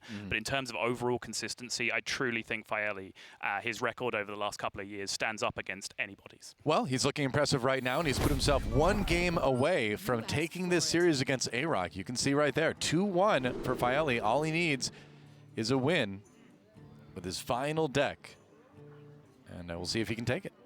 Yeah, it's going to be the Highlander Mage, the last deck to go over the line. I said early on, I think round 1, I said that this wasn't a deck that I was expecting and not really a deck that I was a big fan of. After 3 rounds, it is the third highest win rate deck with a reasonable sample size in the tournament so far. So yeah, we talked about this a little bit earlier too, where Mage seems like one of those decks where it's really kind of a comfort thing, right? Where it's like if you play a lot of Mage, and Mage seems to be one of those classes too historically, aside from like the Mech Mage era of way back when everybody played that deck. Yes. But you know, a lot of Mech, or a lot of Mage decks rather, tend to be a little bit more cerebral and a little bit more late game, and you just requires you to think of things in a different way, and that kind of goes all the way back to Freeze Mage at the very beginning of Hearthstone. And so I've always felt like Mage was just one of those classes where either you're a Mage player or you're not a Mage player. And it fluctuates as well, because I will say, like, I was a Freeze Mage player. I loved that deck. I jammed, you know, hundreds and hundreds of games of that deck and feel like I was pretty good at it. But for example, like Reno Mage, the original Reno Mage I'm talking about. Yeah, Reno Mage V1. No, hated that deck. So I just completely stopped playing Mage for an entire expansion, you know? Like, it really does fluctuate, but I do agree with you. I think it is a deck that really does foster specialists, I guess. Like, you really do genuinely get attached to playing Mage. Absolutely. Zephyrus coming out early, grabbing the Pocket Galaxy, I believe it was. He took a Wild Growth. He took a Wild Growth and played it already. Right. So he's just ramping up with that Pocket Galaxy in hand already. I got so into our Mage conversation. With the Pocket Galaxy in hand already, though, like that Wild Growth is such a good pickup because it ramps you to that Pocket Galaxy so much quicker, and then your deck is broken at that point. Like, it's so strong once Pocket Galaxy comes down. Quite good. Yeah. Yes. And you can see AyRoK knows he's going to have to take a little bit more of an aggressive stance against his Mage deck to try to rush down fairly early. But Arcane Amplifier, man, this is another Mage card that just came in to the game this week through the adventure, the Chapter 2 of the adventure. Yep. And it's starting to show up in a lot of Mage decks. 2/5 with upside? Yeah. Yeah. I mean, sure. Sign me up. Elemental Mage runs it too. I don't know if we're seeing any Elemental Mages in this tournament, but it is being run in the Highlander Mage as well. Yes. From Faeli. So yeah, because of my curiosity, not really expecting this deck to necessarily be a huge power play in this tournament, I did take a look at some of the matchups specifically it was winning. And the 2 big ones in this tournament, at least so far, seem to be this Warlock deck and Galakron Warrior that it's performing well against. So again, Faeli looking like his lineup construction is doing a lot of the work for him right now because he's just finding favorable matchups because he's bringing high win rate decks. Man, Mage versus Warrior is just like a classic matchup that Mage has always done well on, even in World of Warcraft. Yes. Again, specifically apart from the Freeze Mage era, that's the one you didn't want to play. Freeze Mage, and then Mech Mage could overpower Warrior from time to time. But if you had like a greedier build with some late game, you could definitely get there a lot. Sure. But in World of Warcraft, man, I played Arms Warrior. Trying to chase down mages, no fun. See in the top corner there, Eddie picking up a victory. Eddie, the most recent Masters Tour champion, having picked up the trophy and then very quickly put down the trophy again at Masters Tour Bucharest. Yeah. I believe we do have the new and improved single-piece trophy. Yeah. Oh, we have the technology now. Yeah. We have the technology. Amazing. Empty board, Pocket Galaxy, turn 7. Wow. That's crazy. The fastest turn you will see all tournament, and AyRoK with the correct play of acknowledging the brilliance of the empty board turn 7 Pocket Galaxy from Faeli. Doesn't get much better for the mage player at this point. It honestly doesn't, because Stargazer Luna is already in hand as well, which is the card that you want to have after you've played that Pocket Galaxy, because you can suddenly just draw your entire deck in one turn if you chain some minions off that. Pretty much. I was wondering if he was going to go Reno this turn. It's not as much board clear as you could ask for, but it's close, right? I mean, it is 7. I agree. I think it's very strong. I think Faeli, again, just sort of paid some lip service to the idea of like Arcane Keysmith Conjurer's Calling, for example, as an alternative. But a couple of 4-drops, pretty mediocre against the board that he was contesting there. So I think Reno is the responsible play in the situation. Well, getting an open 4/6 on the board is pretty solid. Yep. Another breath, though, going to bring him right back. Ends up with 1 net healing for AyRoK. Calicos. All right. Yeah, Faeli does not need any encouragement. He is going to try and absolutely rip this. You can see AyRoK be like, all right, well, that's how it's going to be then. Well, another Lunas does not help that much here. Anything he picks will be free, though, which is very important. Oh, wow. And it does mean that, there you go, having the Caligos plays around one of his outs, which was you can just draw an expensive spell off the top, and then your Luna's chain is interrupted. But because you play Caligos, any expensive spell that gets drawn costs 0. Oh, just get to play stealth. 2 6/6s for 0. All right, one short of doing the Blizzard and keeping the chain going, but still. It's pretty strong. Yep, still a pretty effective turn, I would say. Yeah. Being able to theoretically keep his legendaries safe as well. In the next turn. I guess no, you don't get the battle card with the dirigible, so I don't know what I'm saying. I just like the dirigible. I can admit that. So what do you do here? Do you polymorph? Yeah, I was kind of thinking that. You don't have the mana to finish it off, but interesting. You know. I was thinking about Keysmith, looking at possibilities of splitting image or counterspell, but counterspell is a lot weaker with this deck that plays a bunch of 1-mana spells, and your opponent still has the coin. Yep. And here's the Plague of Flames to clear the board. And so the magic may be over, but the minions are still cheap in Faeli's deck, so that's never going to change, such as a 0-mana 8/8. Zero cost Mountain Giant. I am curious about again, when I was thinking about playing an extra minion, that was something that I was thinking about, because he did kind of leave the board state exactly for an Invoke plus Plague of Flames clear.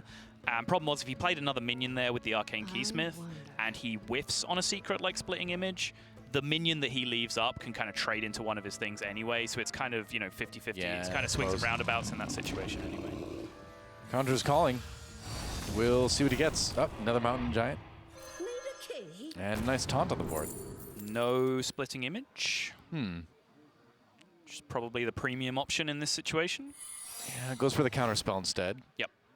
Since that was probably the best out of the 3 for the board, or the game state, rather. Yes. Vaporize, Flame Ward, not really going to do anything here. Like I said, counterspell, pretty low value, because there's a lot of low value spells, and AyRoK still has the coin in hand, which Faeli will certainly know. I mean, if you can eat a board clear with it, that's the ideal situation. Yeah, I just don't think that's realistic in this position. I think AyRoK is much too smart to play into that situation. He's just eating the coin. Yeah, he still had the coin, too, from way, way back. Yep.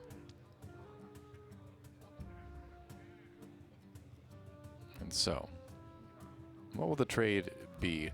I guess you've also got the Dark Skies as an option. Not enough to destroy everything, but there's Lord Godfrey. Yep, Godfrey plus the Breath will be a full clear here. Yep, that's true. Yeah, because it's going to end up doing 4 to the Mountain Giant. It will do 6 to the Mountain Giant. Oh, you're right, it will. Another death. Another breath. A little bit of healing. Suddenly, Faeli just running out of steam just a little bit. It feels like his one pop-off turn was just not quite powerful enough. It was answered very, very easily by the Plague of Flames from the opponent, and now he is just starting to run out of pressure just a little bit. That's interesting. The missile launcher. Oh, oops. Oh, no. That's Hearthstone. Yes.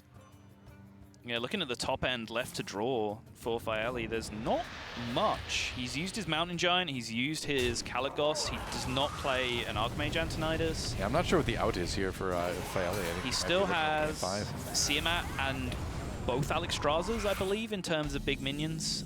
But again, those coming one at a time. It's only really the Dragon Queen Alexstrasza, I would say, that's just a huge impact in one turn from this point.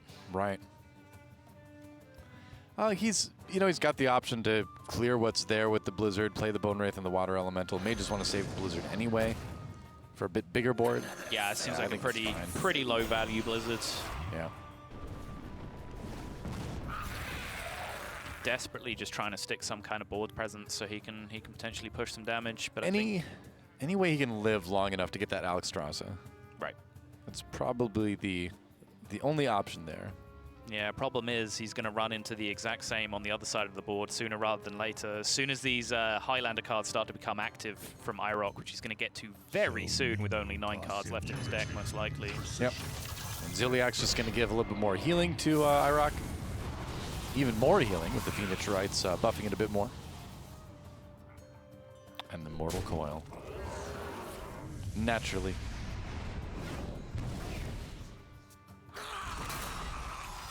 I almost forgot. Yeah, you gotta kill the Reborn one. Yes. There you go.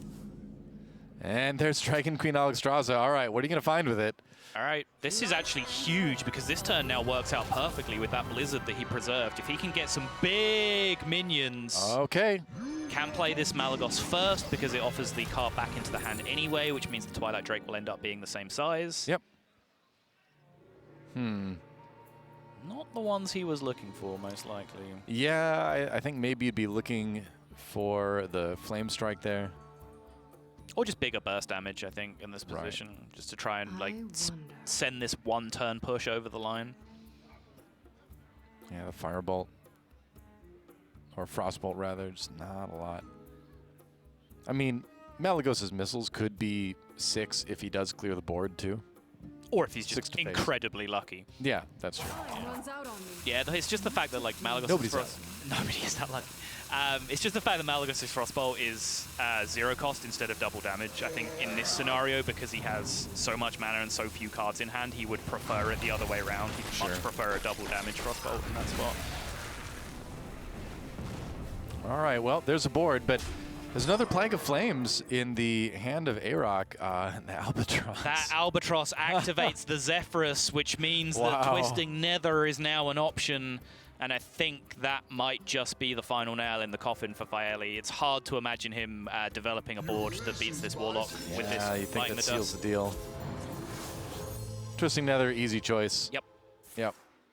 And Faeli may just bow out here. I think he'll grind it out. Think so? Yeah. Waiting. He's thinking about it. Again, it's a real consideration, right? Like, it's not bad to play things out from this perspective. It's not. You know, there is, you might have a fraction of a fraction of a fraction of percent to win this game. I genuinely don't think you do. I think he might be 0 from here. But, there's no harm in playing it out except for the fact that, it's a really long day. And sometimes, like, preserving some energy and getting on to the next game is more worthwhile. Yeah. Then you see this happen. Then you see the Amber Watcher heal your opponent back up to full. Yeah. Looks like I'm here just in time. And you think to yourself, I don't have anything that can clear this. I don't think. He's got 12 cards left in the deck, but I don't know what would be in there. Malagos, I suppose? Yes. Right, because he got that Malagos from a different card. Yep, that was a free roll. But currently that Malagos is not active. Not at the moment, no. The Dragonmaw Poacher is, however. Yeah, you can clear the 4/6 with the Dragon Maw Poacher. I mean, if you use a Frostbolt, you could clear out Alexstrasza too, but that's not, you know, ideal.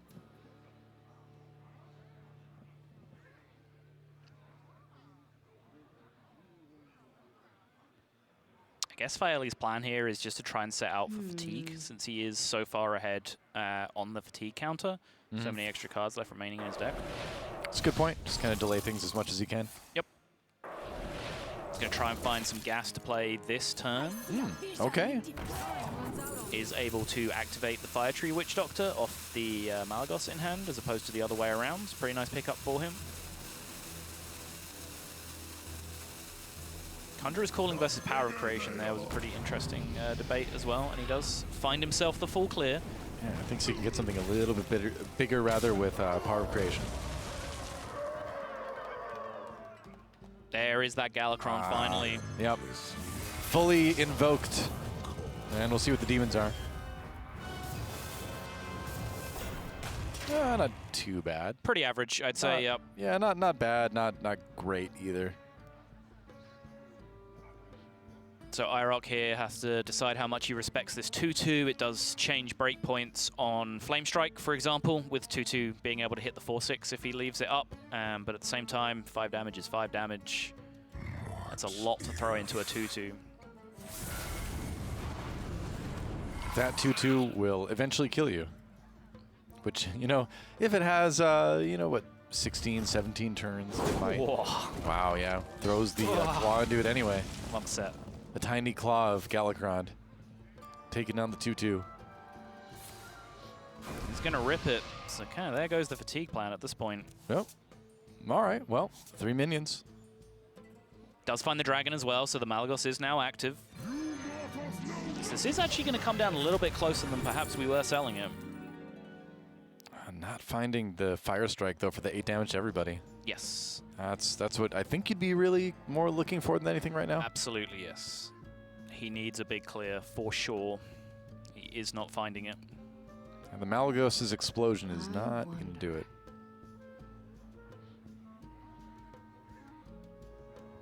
Goes for the draw, wow. Yeah. I think at this point, he's not even really that far ahead in the fatigue counter, so he just needs to look for an ability to make a swing turn happen.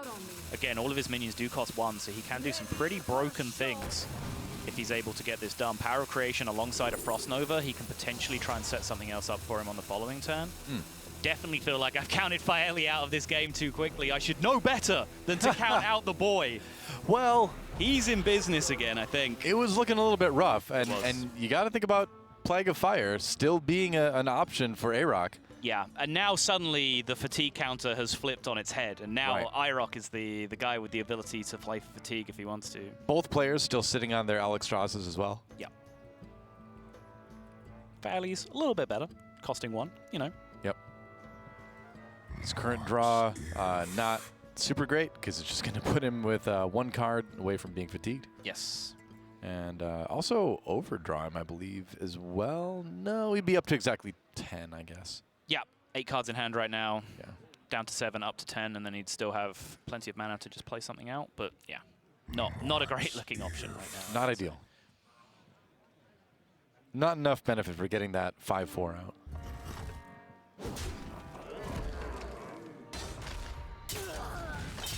Grabbing a little bit of health back. Just to clear a little bit of space. Yep, and he's going to use this Rocknest Drake to clear some from the opponent, and he is going all in, dropping the Alexstrasza as well, maxing out. That's what you see that Sacrificial Pact used for, as Doa was saying, just to clear out that 1 board space to make that play possible. Healing pretty much irrelevant in that position, just the 2 points of heal. So Arcane Breath, we'll see how much you can clear today. Wow. That is ugly.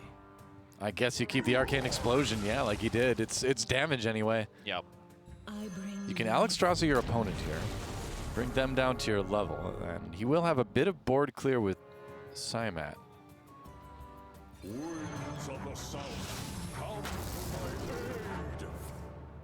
Yep. Wind Fury. Rush Wind Fury. Rush. Yep. Maximum clear. And then we can see Snip Snap Ziliax coming out here as well for another big heal and another big taunt. Yeah, that's actually really nice to get the heal from Ziliax. Problem is that is Faeli just all in at that point, which means if that board gets dealt with, he is just kind of helplessly waiting for fatigue. Yeah, the question is, can AyRoK produce enough minions on the board to make Plague of Flames work? Right. It seems like with the hero power, he probably can get close enough at least. Snipsnap being saved, as you can see. Yes. Yeah, I think because of what I just said, you can't really just magnetize Ziliax on top of Snipsnap anyway, because it's only one extra minion on board that way. Whereas this way, he can kind of bait out the Plague of Flames and then use Snipsnap as his final refill. Because, like I said, I just don't think he can go all in against the Plague of Flames with just all of his minions, right? Because then Plague of Flames happens and he just sits and waits to die to fatigue. He needs to save something for a refill. That's the thing. You know how many cards your opponent has in their deck. You know the likelihood of them having that Plague of Flames is in there. Yep.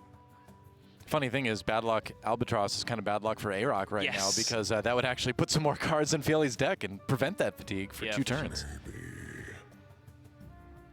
So I hope AyRoK has been keeping very good track of what's going on here. Otherwise, Faeli might just be able to steal this one, because if he does overcommit here and doesn't account for this this one remaining Snipsnap, which, reminder, can be played 4 times when it costs 1 to begin with, which is an insane amount of stats from 1 card. There's the Plague of Flames. So he does need to make sure he has a plan to deal with that, but I'm not really sure what that plan can even be from his position. I'm out of cards. Last card is an absolute brick for Faeli. Did AyRoK not attack with his minions before he did Plague of Flames? I guess there was Ziliax there. Yeah, okay, never mind. Yep. All right, so he's going to get 4 of these one way or another. Just going to keep stacking them, or do you make 2 4 2 6s? 4 6s? Yeah, it's kind of what my instinct is telling me. It seems like the trickiest thing to get rid of. Each one of those will become 4 microbots. No, actually, I guess, yeah, because you know your opponent still has multiple coils remaining, you don't want 4 6s. Oh, yeah, that's true. That's a good point. So an 8-12 Snipsnap, the biggest individual Snipsnap I've ever seen, will fill the board with microbots. Mortal Coil, again, you know, not appealing to the microbots either. You don't want to draw a card. Right. He's two albatrosses, and now, I mean, like, that's 4 more cards in your opponent's deck. You do not want to give them that. But you need minions to try to take their health away. Yeah, that's the question. So like, can I set up lethal in some way by playing these bad luck albatrosses? So even if my opponent's not going to fatigue, I'm going to kill them anyway, because if he's been keeping perfect track, which I will give a player at this level credit for doing, he knows that the 2 remaining cards are bricks. Elemental Evocation and Arcane Intellect do nothing. They have no impact on this game. So he knows exactly what he has to beat here, and it's right in front of him. It is 1 8-12 quadruple stacked Snipsnap. So this has become a game of battlegrounds almost at this point, because you're like, all right, when our minions attack back and forth, what's left at the end? Yes. You know? That's how you kind of have to think of it. This suggests to me that he does know what's up, because he knows that there is nothing that can deal with this 5-4 on the board. The 8-12 has to go into the 4-5, and that means that he is then able to just swing back the other way with the Kronks. And after a much closer game than I might have anticipated about 5 or 6 turns ago, he is going to find his way over the line in the end. But Faeli did everything he could. There was that one insane turn where I think a lot of people would have stared at an Arcane Intellect that drew 4 cards when he had like 6 cards remaining and said, there's no way, I can't draw 4 cards here. I'm just going to fatigue at that point. Yeah. But I think it was absolutely what he needed to do to give himself a chance, because he needed to explode onto the board in that one turn. You know, he threw in a 0-cost power creation alongside that as well with the discount that he got. He needed that one huge turn to try and power spike, because as I was saying for multiple turns before that, it doesn't matter how cheap your minion is if you're only playing one of them per turn. Your opponent is going to be able to deal with that. Yeah, it was an incredibly close game when it came down to it. And now that leaves us with just 1 deck remaining for each of these players, as we are 2-2 again. There's been a lot of 5-game sets today. It's going to come down to Mage versus Mage between AyRoK and Faeli. It is. And that is going to be an interesting matchup. Yep. the Warlock and the Warrior having picked up wins on AyRoK's side, and Hunter and Paladin picking up wins on Faeli's side, which, as Doa just said, means we are left with a Mage Mirror, which, again, is not something I was expecting to be seeing a great deal of going into this, but nonetheless, well, you can see the explosive power that deck does pack, so I'm sure we're in for a pretty exciting finale. Yeah, there's going to be a lot of interesting grabbing, like the right spell at the right time thing in this matchup. I'm really curious about it, but we're going to have to wait a little bit. Going to take a quick break, and when we come back, the thrilling conclusion of this series. Who's going to take it, AyRoK or Faeli? Don't go anywhere, guys. We'll find out when Hearthstone Masters Tour Arlington returns in just a moment. Hearthstone Masters Tour Arlington is brought to you by T-Mobile. Rank up with America's first and only nationwide 5G network.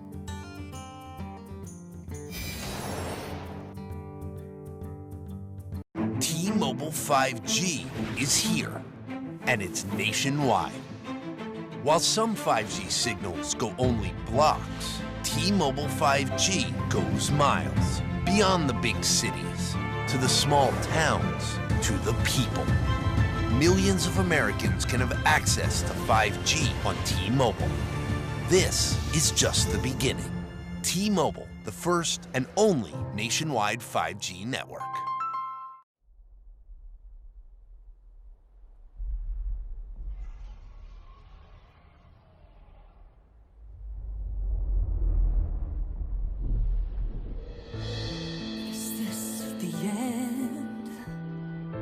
Our heroes can't fly, they fall like shooting stars.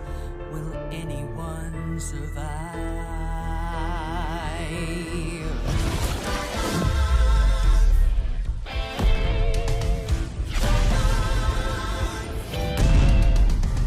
Dragons take flight above the ice and snow, high in the sky where the cold wind blows. Wings beat down as they beat back foes, flaming hot fire over frozen bones. Good unites against evil they oppose. They ride or die as the legends grow. We must go to sense, doing our heroes. There are no silence in this combat zone. Beats mid-air, yeah, it's a chiller. Life and death, yeah, it's a killer. They go round and round as the beat down pounds. Aerial thrills, yeah, it's a thriller. The sky's filled with trauma and all of this drama, pretending and impending, yeah. Crash down. It's dragons and dragons descend.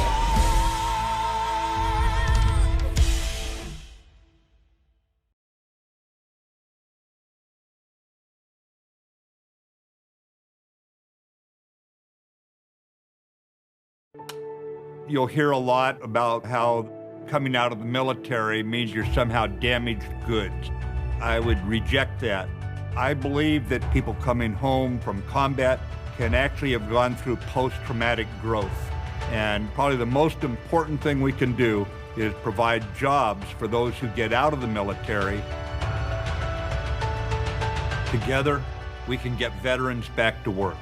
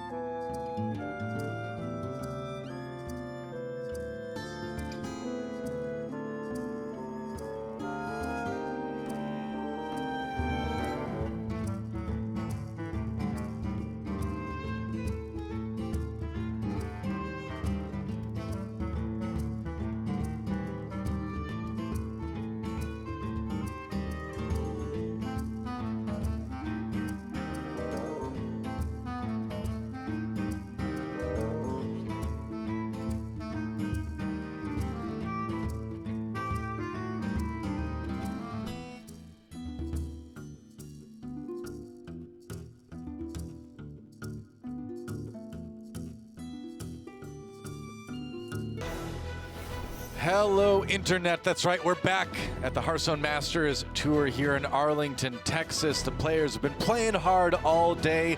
Anyone who managed to get 3 wins in the Swiss round today has made it to day number 2. And you know what?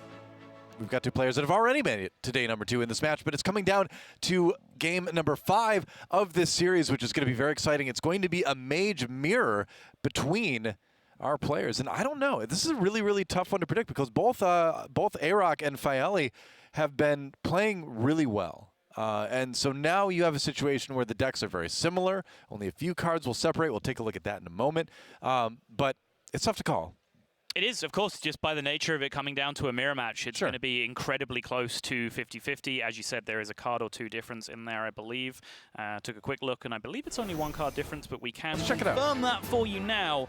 The only difference that I could spot immediately is that AyRoK is playing that Tortolan Pilgrim in there in the 8-mana slot, which I believe that Faeli is not. I did not spot any other differences between the two decks as I was scanning over them earlier. All right. This is one of those, like, one of the hardest spot difference challenges. Yeah.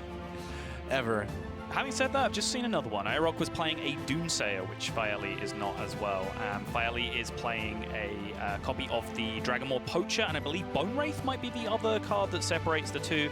But the core of the deck, very, very similar. You just play removal and freezing stall cards to be able to get yourself to the late game, and then you just do ridiculous things with Luna's Pocket Galaxy, with the generation of zero-cost spells or the upgraded Malagos aspect spells, like all of these crazy things that you can do in the late game. It's just getting there is very difficult, but when you're playing a mirror match, since you're both trying to get to the late game, you're both going to get there. You're getting there, which means the insane things are going to happen in this series. Dragonmaw Poacher may actually come up pretty close, or pretty clutch rather, in this game too. It's a deck that a lot of people had teched into with the rise of Embiggen Druid on the ladder and some of the other dragon-oriented Galakron decks, and now it's something that a lot of people have teched out of again, but still one remaining in this matchup, and with the dragons coming in, might end up being big. Yes. We'll see. Players deciding on their mulligans right now. AyRoK does have the Arcane Intellect. And Faeli, would you keep any of this? Stargazer Luna, I suppose, maybe? I would be thinking very heavily about the Luna's Pocket Galaxy, honestly. Yeah, being able to play that on your 7-mana turn is so good that it's one of those higher cost cards that you're willing to keep, and he's actually going to grab Reno as well. Yeah, I mean, if you break this down, it kind of works out, right? Like, you have nothing in your opening hand that's playable early, fine. Your opponent might get a little bit of pressure early with what pressure they might have in the early game, which isn't much because they're not an early game They're probably just going to be hero powering so you, let's be honest. On turn 6, you nuke it all away with Reno. On turn 7, you play your Luna's Pocket Galaxy, and then you have that Stargazer Luna set up for after the Luna's Pocket Galaxy that we saw do insane things in the previous series. So I think this mulligan comes together very, very nicely for Faeli. Fire Jaina versus Arcane Jaina. Oh no, are you going to lure me? Slash please don't Frost-ish Jaina. Please no. No, it's nothing like that. It's just it's a skin, essentially. Okay. I literally know zero. You'll learn this about me very quickly. She's more known for, like, her frost magic, I would say. So there you go. There's a bit of lore. Feigning interest noise. Yeah. Oh, that's fascinating. Yes. What magic does Jaina Proudmoore use most commonly? I know that's what you're interested in. You like to study that kind of thing. I guess you might as well drop the Doomsayer here just to kind of say, all right, well, here's another turn that you're probably just going to throw a 1 damage hero power at me again. Yeah, I'm a little curious about it because it's not really like he's finding a tempo play to follow this up afterwards. And I don't necessarily see what it's blocking on Faeli's side either. I mean, arguably the Water Elemental. Sure. Maybe. Yeah, and I guess Faeli is actually playing some extra minions in that 4-drop slot. He has Water Elemental, Bone Wraith, and Dragonmaw Poacher. So right. Sure. I guess actually looking at it, the one thing I failed to account for is that Faeli was sat on the full hand as well. So I take it all back. It was actually a very smart Doomsayer because Faeli was forced to play a card into it. So AyRoK actually comes out very comfortably ahead in that exchange. Sure. Frostnova to pick up Faeli, and now the question is, what do you drop on this turn? He can upgrade his hero power. Sure. Upgrade is in have it do 3 damage, 3 damage instead of 1. Yep. You also just tempo a Ziliax just for mana efficiency. Yep. You could do that too. That's what's going to happen.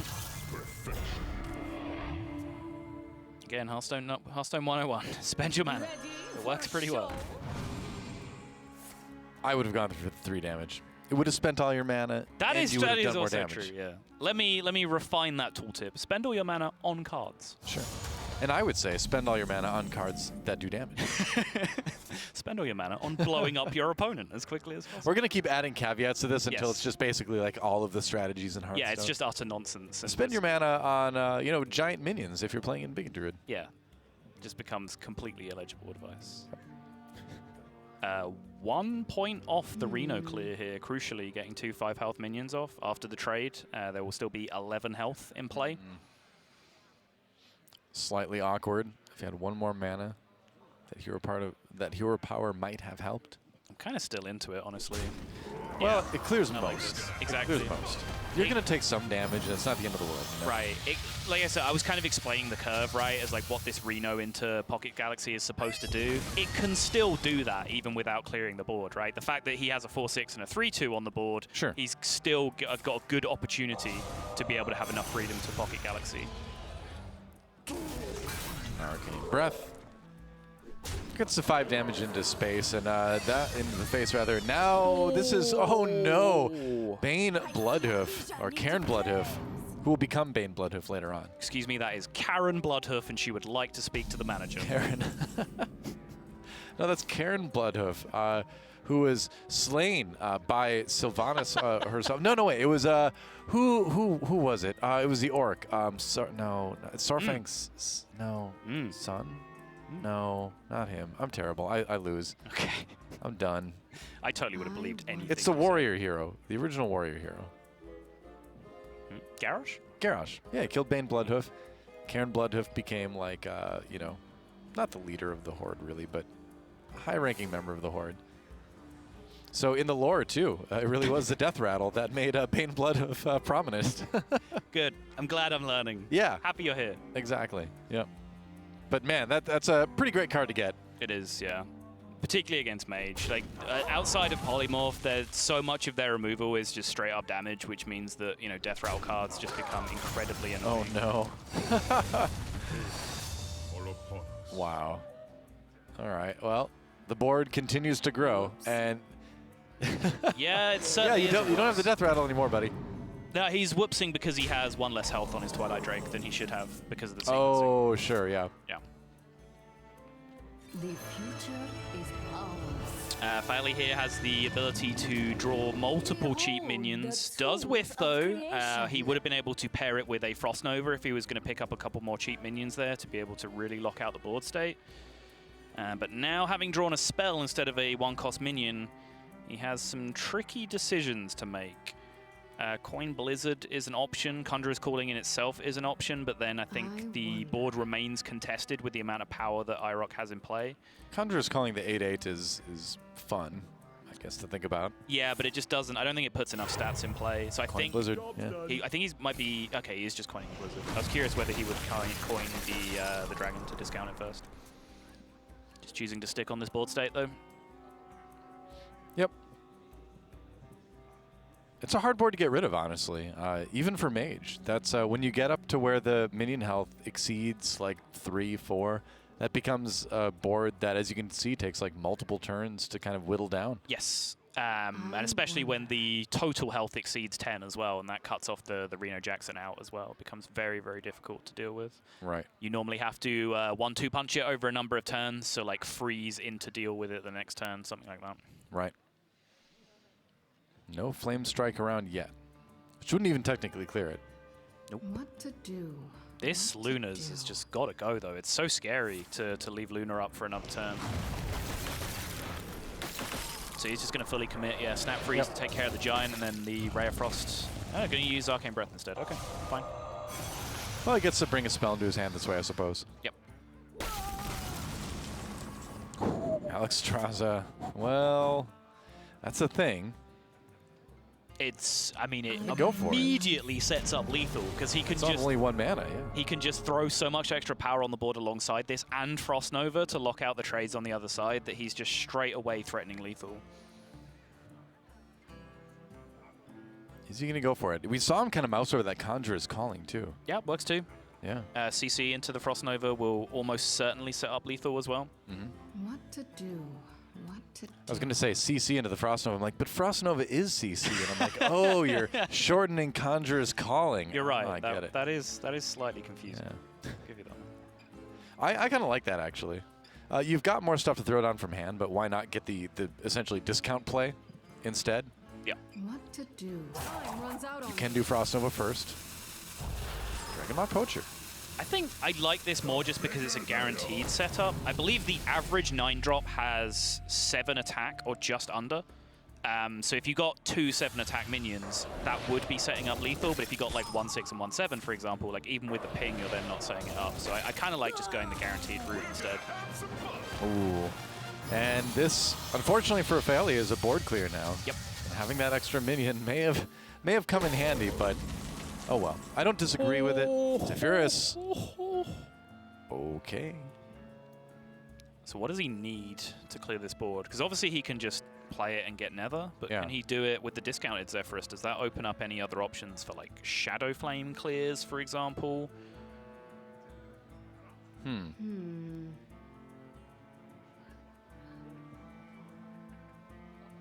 Not seeing anything I like better immediately.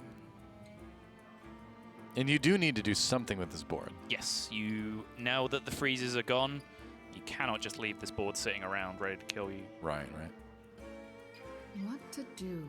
What to do? And AyRoK with Alex Traza locked and loaded in hand, like a board of any reasonable size will be lethal here because he can just drop the Alex and just smash away to deal the 15. So I think right now Faeli is going through the plans of like what to do after playing the Zephyrus, you know? Yes. Gonna find a secret first. And he's going to play this looking for Brawl or Frost Nova instead. Grabs the Brawl. Okay. All right. Sure. So versus the Twisting Nether, he gets an extra minion. He gets a secret in play, and he also gives himself he gives himself 2 in 8, 2 in 9, whatever it was, to actually end up winning the Brawl and being in Wish a position for the perfect Brawl. where he comes ahead. Exactly. I do actually like that. That's a good catch from Faeli. I think that does end up being much better on average than just the Twisting Nether play that was immediately obvious. Dragon Queen Alex Traza comes in anyway, and all right, well, another legendary minion will be coming down after this as well with the Brightwing, but we'll see what Malagos gives you. And the Tome looks pretty tempting here. I think I want 4 cards from my deck more than I want random ones. Okay. You just can't keep Brightwing down, no matter how hard you try to not put it in your deck. It just appears, I swear. Just watch the tongue slowly bob. It's mesmerizing. Look at the tongue. Doa's ASMR YouTuber audition going down right now. Like, I know we've moved I know ASMR is big on this platform, okay, but you don't have to do it. There's plenty of ASMR artists who've already got it covered on YouTube, okay? That's what they brought me in for this event, was to provide the ASMR for Hearthstone Masters. It is a weird little corner of YouTube, but you can't spell Masters without ASMR. Excellent point. There you go. Reno the Reliquist. Relicologist, rather. That's a decent draw. Decent board clear. I'm assuming this is a power creation that he's ripped this turn, so that doesn't end up doing anything. So the battle cry wouldn't activate. He'd just find the 4/6s, yeah. Yeah. I don't know if he was discovering some other method. Go for the blatant decoy. Just do it. Just do it. You did it. He did indeed do it.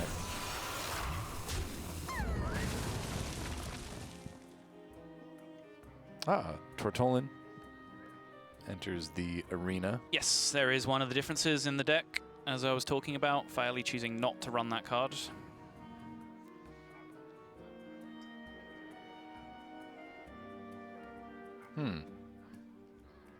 I wonder. That Bone Wraith is so annoying right now. Jeez. Yeah, you look at it and you're like, all right, I'd be so close. So close to finishing it. But nope, it's not happening. Not this turn. Probably not. Wonder. Even something like Flame Strike Hero Power doesn't take it out. Yeah, it's just ugly. Yeah. I hate everything about this turn. I don't want to look at it anymore. It just upsets me. Everything is just slightly wrong, and it's really irritating. All right, Frost Nova is a good pickup of the Totalon Primalist, though. It means he will just trade through the Bone Wraith. Honestly, lock out those 5/5s from having an impact and still have lethal set up on the following turn. Yep. Thinking about Flame Strike for the next turn, though, and using the minion instead. Okay. All right. And I actually do like this because next turn he has Alexstrasza set up for lethal anyway. If the board doesn't get cleared, any face damage he would have done that turn is irrelevant because he can just Alex the face, hit with the minions, that's 15, game over anyway. Exactly. So with that in mind, that's actually a really good catch just to play around the scenario where he doesn't have Alexstrasza lethal on the following turn and has to think about clearing the board instead. Really smart. Malygos Aspect of Magic still not active. No dragon. Yeah. Does at least activate the Dragon Caster, though. Yep, that is something anyway. So 0 mana Conjurer's Calling. CC needs to find a taunt here, which I believe is around 13% on a 6-drop. Finds Rush instead, which is actually really nice. Well, it takes out something at least. Yes, he can take a VT into the Mali here, and then rip it again. Wow. Ooh, okay, catch the Sand Auctioneer. All right. Now it's getting exciting. Yes. And now, now it just is going to just be over. Almost. Yeah, 13 damage can be pushed with the Alexstrasza, so he's not quite there. He can go fishing with Kaligos for a Pyroblast. If he doesn't find anything, he can still then bail out with the Flame Strike, but then he wouldn't be able to ping at the end of the turn, which would mean that there'd still be a couple of 5/5s hanging around on the board. And with only being at 15 health, too, that's puts scary. you in a very dangerous position. Yep.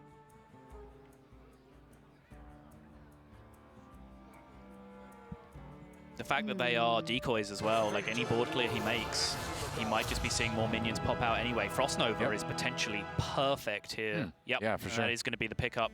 He just does not want to have to play this blatant decoy game. He does not know what's going to be coming out from the opponent's hand when those get killed. Turns out Kaligos knows what the perfect card is. Yeah. Give me a Kaligos over a Zephyrus any day of the week. I trust Kaligos. For the record, Zephyrus absolutely would have given you a Frost Nova there. He's okay. He's okay. Is Zephyrus okay, though? I need to know. Confirmation, Zephyrus is okay. We're still a little bit curious, but I think he's okay. He's fine. I asked him. Okay. He's doing well. We heard from on Twitter that he's okay. Yeah. He's doing great. The wife's great. The kids are great. He's doing great. Are the wife and kids in the lamp with him? Yes. Wow. Yeah. Oh, that's it. And AyRoK takes the series 3-2. It was a close affair, but in the end, just too much damage on board for Faeli to deal with. Yes, Mage Mirror they kind of slotted into different roles there. Faeli took up the role of the aggressor with weirdly, the mulligan that he kept, which was 6-drop, 7-drop, cemented him as the aggressor, as weird as that is to say, because he had the plan of just playing a Reno for very little value early on, and then tempoing out the Luna's Pocket Galaxy, and then just being aggressive early on. As soon as that kind of whittled away, you saw that it was actually AyRoK that was in control of the late game, because he had so many more resources in hand that he hadn't committed. And then from that point, he was just able to take over. He was threatening lethal turn after turn after turn with that Alexstrasza coming down. Faeli did his best to fight it off, but he is going to fall now, I believe, Faeli to a 3-1 record, whereas AyRoK continues in the ranks of the undefeated players, potentially going into day 2 with a 4-0 record. Still a solid record, 3-1 on the day. That means we do, again, get to see him on day 2. So that is something, but yes. you want to keep that perfect record. It doesn't feel quite as good. If he keeps that win ratio up, 75% win rate, then you have a very good chance of, making it through to the cut and potentially maybe on tiebreakers at the end of day number 2. So that's the target that you do want to aim for. But of course, the undefeated players are the ones that will be feeling the most comfortable as we come towards the end of day 1. Absolutely. And what a day it's been all the way. We've got a little bit more action in round number 4, but we're rapidly, kind of reaching the conclusion of day 1. A lot of Hearthstone's been played. Still going to see a good amount of games coming in as well, but it's been fun. It has. I really, really been impressed with this tournament so far in all regards. Like, first off, this space is incredible. Yeah, it is really cool. It's great to be sat. Like, I think this is the first Masters Tour I've done where we're actually just sat in the same room with all the players. That's Normally, awesome. we just have like a back room somewhere that we're casting from, whereas here, everyone is just to our right here. You guys can't quite see off camera, which is fantastic. Right over there. Yeah, just brings back like old DreamHack vibes. It's a phenomenal venue, phenomenal stage. But I think the tournament as well, the diversity of the meta and the decks that we've seen has led to very, very exciting rounds as well. It's great atmosphere, rather. Great set of games. And we will take a break as I recover from that and be back with more Hearthstone from Arlington here. Don't go anywhere, guys. It's the Hearthstone Masters Tour. Hearthstone Masters Tour Arlington is brought to you by T-Mobile. Rank up with America's first and only nationwide 5G network.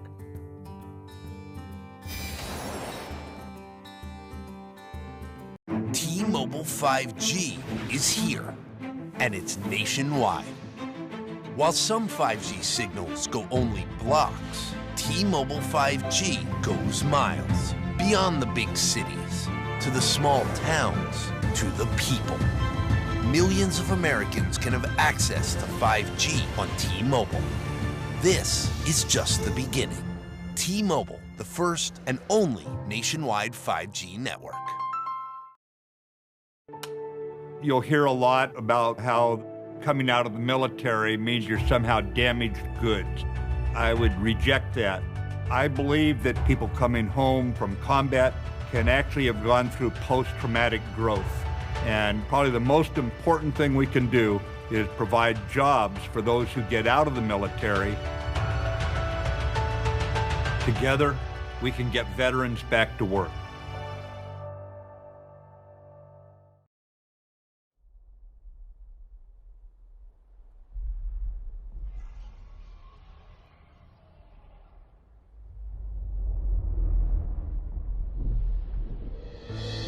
Is this the end? Our heroes can't fly. They fall like shooting stars. Will anyone survive?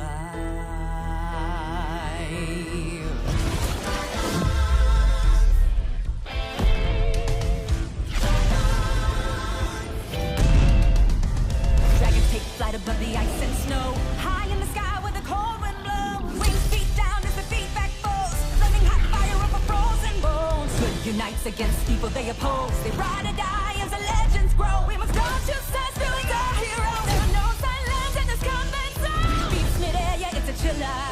Life and death, yeah, it's a killer. They go round and round as they beat down pounds. Aerial thrills, yeah, it's a thriller. The sky's filled with trauma and all of this drama, portending and impending end. Crash down. It's dragons descend.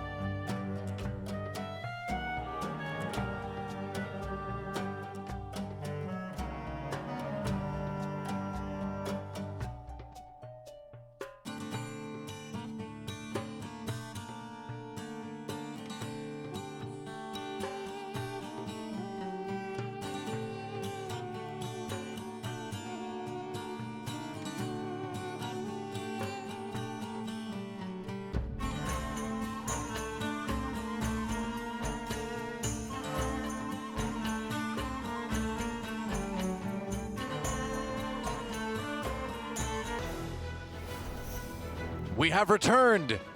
It's the Hearthstone Masters Tour here in Arlington, Texas. That's right, we're deep into day number 1. Doe and Frodan here with you, and we're going to jump right in to a match already in progress. It's going to be game number 4 between bloodyface himself and Bozzzton. Should be a sick matchup. I believe it's Warrior versus Mage. I think I heard that correctly. Yeah, I believe that's what we're told. Yeah. And, you know, 2 Grandmasters going at it, one from Americas, one from Europe. 2 players who have historically been extremely consistent. Most people are pegging bloodyface as 2018's true breakout star for Americas, but just kind of overshadowed by Saiyan's insane performance during the summer, and also the fact that Hunter Ace and Bunnyhoppor were just a little bit better than him at almost every event that they went. But he was incredible in 2018. And going into 2019, how can we forget bloodyface's 2nd place finish, losing to Lion at the BlizzCon Global Finals while he got swept there. So close. Nothing to be ashamed of, finishing 2nd. Yep, still a great result. Let's take a look at some of the decks that we're about to see. Bozzzton here is his Galakrond Warrior that we've seen a little bit of here today, but some of the pretty typical changes that we've seen since week 2 of the adventure coming out. We do see Bomb Wrangler in there. Yeah, Bomb Wrangler, a fun card. Yep. It's very annoying, though, to go up against, which is why I love it so much. It starts to summon a Boombot every single time it gets damage, and at a 3-mana 3/4, there's a lot of love to go around, or 2/3 rather. There's a lot of love to go around with bombs and explosions. Well, this is one of the cards, too, that just makes Bloodsworn Mercenary even better in this deck, because now you've got yet another really strong thing to copy, too. So it's a deck that I feel like is just continuously getting stronger by little increments as we see the adventures unlock the cards week by week. So I'm curious to see where it's going to go in the future, but definitely a deck that deserves a spot here today at the Masters Tour. He will be playing against bloodyface, like we mentioned, and bloodyface bringing his Mage to this matchup. That's right. Highlander Mage, a deck that is mainly used to stop aggression. It is kind of weak to some of the Hunter decks out there, but in my opinion, I think against things like Warlock, it seems to do just fine. And so it's much more of a deck that's supposed to beat someone else's like 3rd or 4th deck. Sure, yeah. You're kind of accepting the fact that it might struggle against some of the top dogs. Makes sense. Wow, Eternium Rover number 1, Eternium Rover number 2 gets drawn as well.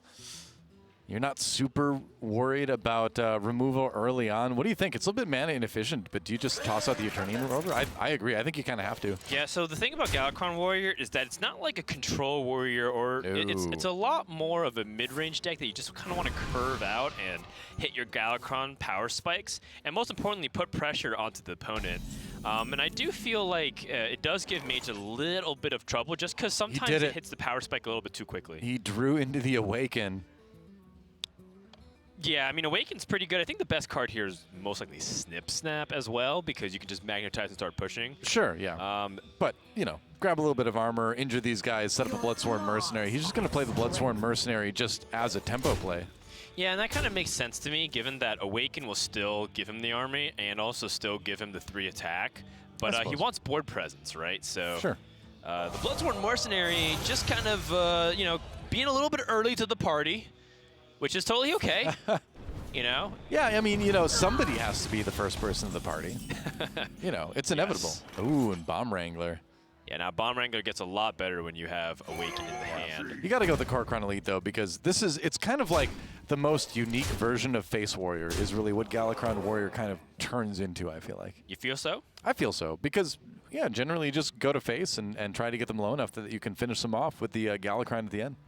It's true. You know, getting that attack in early just means that Galakrond becomes really effective later on. Yeah. If you're able to just go Face every single turn. All right. So here's an interesting set of choices here. Yeah, it's an interesting set of choices if you want to just play Bomb Wrangler as is. You did see Frost Nova without any Doomsayer, so that does let you feel a little bit more comfortable extending onto the board. But it is somewhat of a sticky situation, because if he gets cleared one time, I mean, he is super far behind. I mean, that kind of is yet more proof that it's a more of a face-oriented deck, and this is going to be a little bit tricky. Flame Strike coming out, Dragon Caster making that one affordable. That's oh, really gosh. rough. Yeah, so no Awakened, Bloodsword Mercenary, only one Boombot. The armor is completely useless, and Bloodyface has so much gas to keep going after this. I mean, at least he's got a Temple Berserker to clear the minion on Bloodyface's side, but still, that feels bad. Feels real bad, man. Yeah, and so the question becomes, has Bozzzton done enough? And the answer is most likely no here. I would say it's like an 80 to 90% no. Yeah. And that's largely predicated on whether or not Bozzzton can draw like the good parts of his deck from this point on. If he draws like the second Inner Rage, or he draws like more Galakrond activators and just not Galakrond himself, then he's going to be struggling. But it's not like he even got a lot invested into Galakrond either, because his Awaken, I mean, that was just his first or second proc there. Yeah, I believe it was just the first, because he hasn't drawn any Ritual Choppers or anything like that yet. So I think I'm pretty sure it's just one right now for Bozzzton. Oof, that is rough. And, you know, I'm dwindling his percentages now to the single digits to pull himself out of this one. It's not over, but it's looking ugly. You get that great start with the double Eternium Rover, and you're like, all right, now I'm feeling strong. I'm going to start buffing some stuff up, getting more damage to face, and just does not work out. You're just not thinking about the Flame Strike on that turn too often, I think. Scion of Ruin not available yet, again, because there's only one activation for Galakrond. Yeah, and we've all been in this position. You know, if you've played Mech Paladin, you've played Galakrond Warrior, you've played Face Hunter, where you just feel like you fizzle out super hard if your first wave gets completely smashed. And that's why cards like Battle Rage are so important. To the point where some players, you know, really try to play greedy even and play a little bit slower, but then sometimes get caught with not putting enough pressure in. Sure. It's the kind of thing, too, where you almost want to run into a minion with face earlier than you would in some cases, just to get that damage on yourself, too, for the extra card draw later on. So then Bozzzton's thinking, what are some of my outs? If he draws Kor'kron Elite, then he would have a Kor'kron Elite, Inner Rage, Bloodsword Mercenary for 12 damage from hand. So he still has, like, in his mind, some very narrow outs if he's able to push pressure here. Like, I think in his mind he probably wants to keep Bloodsworn Mercenary just because it's like his out to win the game. In that case, if he just plays Sign of Ruin, he's also kind of in a bad spot too, because he's like losing all this value that Sign of Ruin can give, because if it's just a 3-2 play on the board, the 2-2 trades into it. With no taunt or healing or anything, then Leroy Inner Rage Bloodsworn is lethal too. Fair enough. Yeah. So he's got a couple options here. Yeah, a couple options, but all very low percentage options, but still. But we've learned today, Frodan, that anything the casters say might happen will happen. Do we have that power? Have we been granted it? Seems that way. Oh, but the Vaporize, though. That's going to stop that right there. Yeah, the Vape Nation won't be stopped here. Battle Rage. Battle Rage. No. Way too late. Oh, that just feels awful. To draw that in this situation, you don't get anything out of it. You still can't play that Scion of Ruin and get the benefit. The battle cry just won't happen. Yeah, Bozzzton here from this position, it's purely like a Leroy out or Galakrond. Like, I would say that even if you have Galakrond and you can only play it as a 7-mana stage 1 Galakrond, sure, you still want that hero power to reduce your opponent's health and maybe draw that Leroy Jenkins to end the game. But you're going to need more than that too now because of the Vaporize. That's the thing. Leroy doesn't even do it anymore. True. You need to find something else to run into face, some other minion to run into face first. Well, there's a second Leroy, so I guess we at least have that damage. But the Vaporize, removing the second one is difficult, yeah. Because you need both Leroys to get in for lethal at 16 health with the Inner Rage, so. Yep. It's a bummer. It's a bummer for Bozzzton. And he can't even Battle Rage. I bet he's raging in some way right now. Yeah. There's definitely rage going on. Frustration, rage, sadness, despair, doubt, anxiety, stress. You name it. I think you've named them all. But if you experience it for more than 4 hours, make sure to contact a doctor. That's right. What doctor would you recommend? Dr. Boom. Well, he's probably just going to blow you up. Really? Dr. Boom? He's going to take care of that. All right. I don't know if I actually go with that recommendation there. Voted Maniac. I'd be concerned. At least now he can do the Scion of Ruin. Yeah, future. Sign of Ruin and take out or this now. Mountain Giant. Yeah. Challenge is also to make sure that he plays around the secret. He doesn't technically know if it's a splitting image, so if this is a splitting image on the 8/8. You don't want to attack that first, then. Yeah. Attack the 2/4 first. So there is some order to be considered here. In a way, you're kind of happy if it's a splitting image, because then you could attack the 2/4, summon a 2-attack minion. You're still relatively high health, but with the rest, you can just take out an 8/8 and then go face with 3 damage, and then you know that you have a top deck for lethal there. But in this case, when you do your trades, boss is going to get the bad news that it's not a splitting image or anything relevant to it. None of this is ideal. That's for sure. So he sees that, and now he has to also be mindful of things like Counterspell and Spellbender, which also would affect the inner range combos. Yep. Bloodyface has his Dragon Queen Alexstrasza to set up the board, and then has the Alexstrasza to close out the game. Finds the Fairy Dragon and not as great. Scale Lord. Scale Lord, you know, some Murlocs somewhere were maybe helped by that, but nothing in this game. Okay. Rage for 1 draw. Oh, Ritual Chopper. wow. So that's going to bring him up to 4 invokes then, if he plays both of these. You are correct. Suddenly Galakron might be an out here. Maybe. Just because it draws the cards, but you still need to turn to activate it. It might be a little bit too slow. Yeah. Just a tad bit too slow, because Bloodyface at this point can just Alex for the win. Is that just it? Yeah, I guess that's just it. Bring the Alexstrasza and do the damage, and Bloodyface will take this series. That was fast. Yeah, the Alex back-to-back. DQ Alex into Classic Alex. And that's going to do it. Bloodyface takes the series and advances to the next round with the W.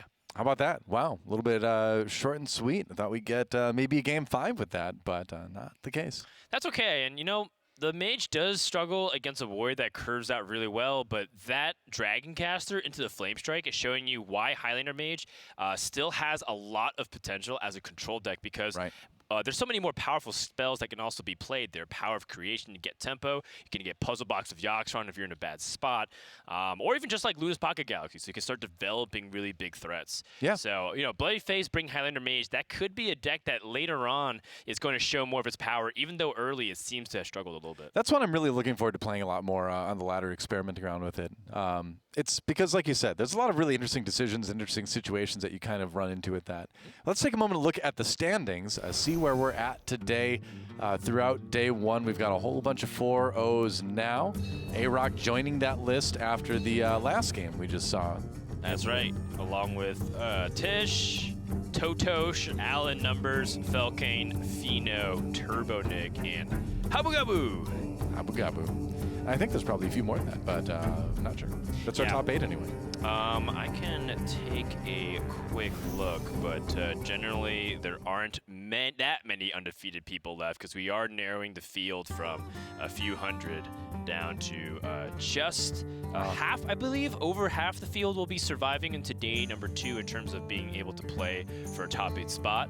But we also know, as we were mentioning, that we can play for money as well, which will improve your chances to get the Grandmasters. Yep, that's right. Lots to think about, lots to play for here at Hearthstone Masters Tour Arlington. We're going to take a quick break, and when we come back, more games coming your way. So stick around. We'll see you then. Hearthstone Masters Tour Arlington is brought to you by T-Mobile. Rank up with America's first and only nationwide 5G network.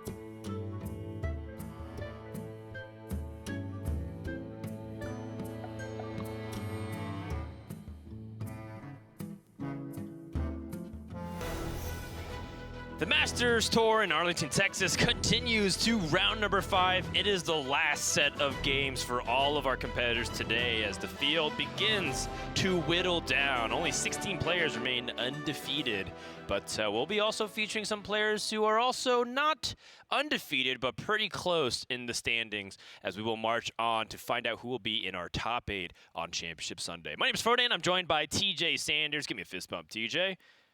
And together we are bringing you Round 5 of Swiss, brought to you by T-Mobile, the nation's first and only 5G carrier. Coming up next, I believe we have on stage two friends, two Europe Grandmasters. Bunnyhoppor, recently signed to Team Liquid. Fantastic pickup, Steve, by the way. And RDU, one of the mainstays of G2 Esports alongside Tice.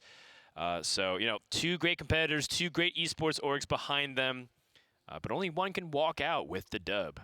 Yeah, and what's interesting is that, RDU so obviously has not played that much standard constructed over the past few months. He's been streaming Battlegrounds a lot, a whole heck of a lot, all day, every day for the last however many weeks/months.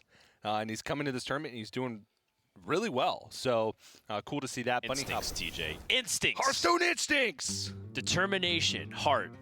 RDU's the first one in, last one out. Real locker room presence.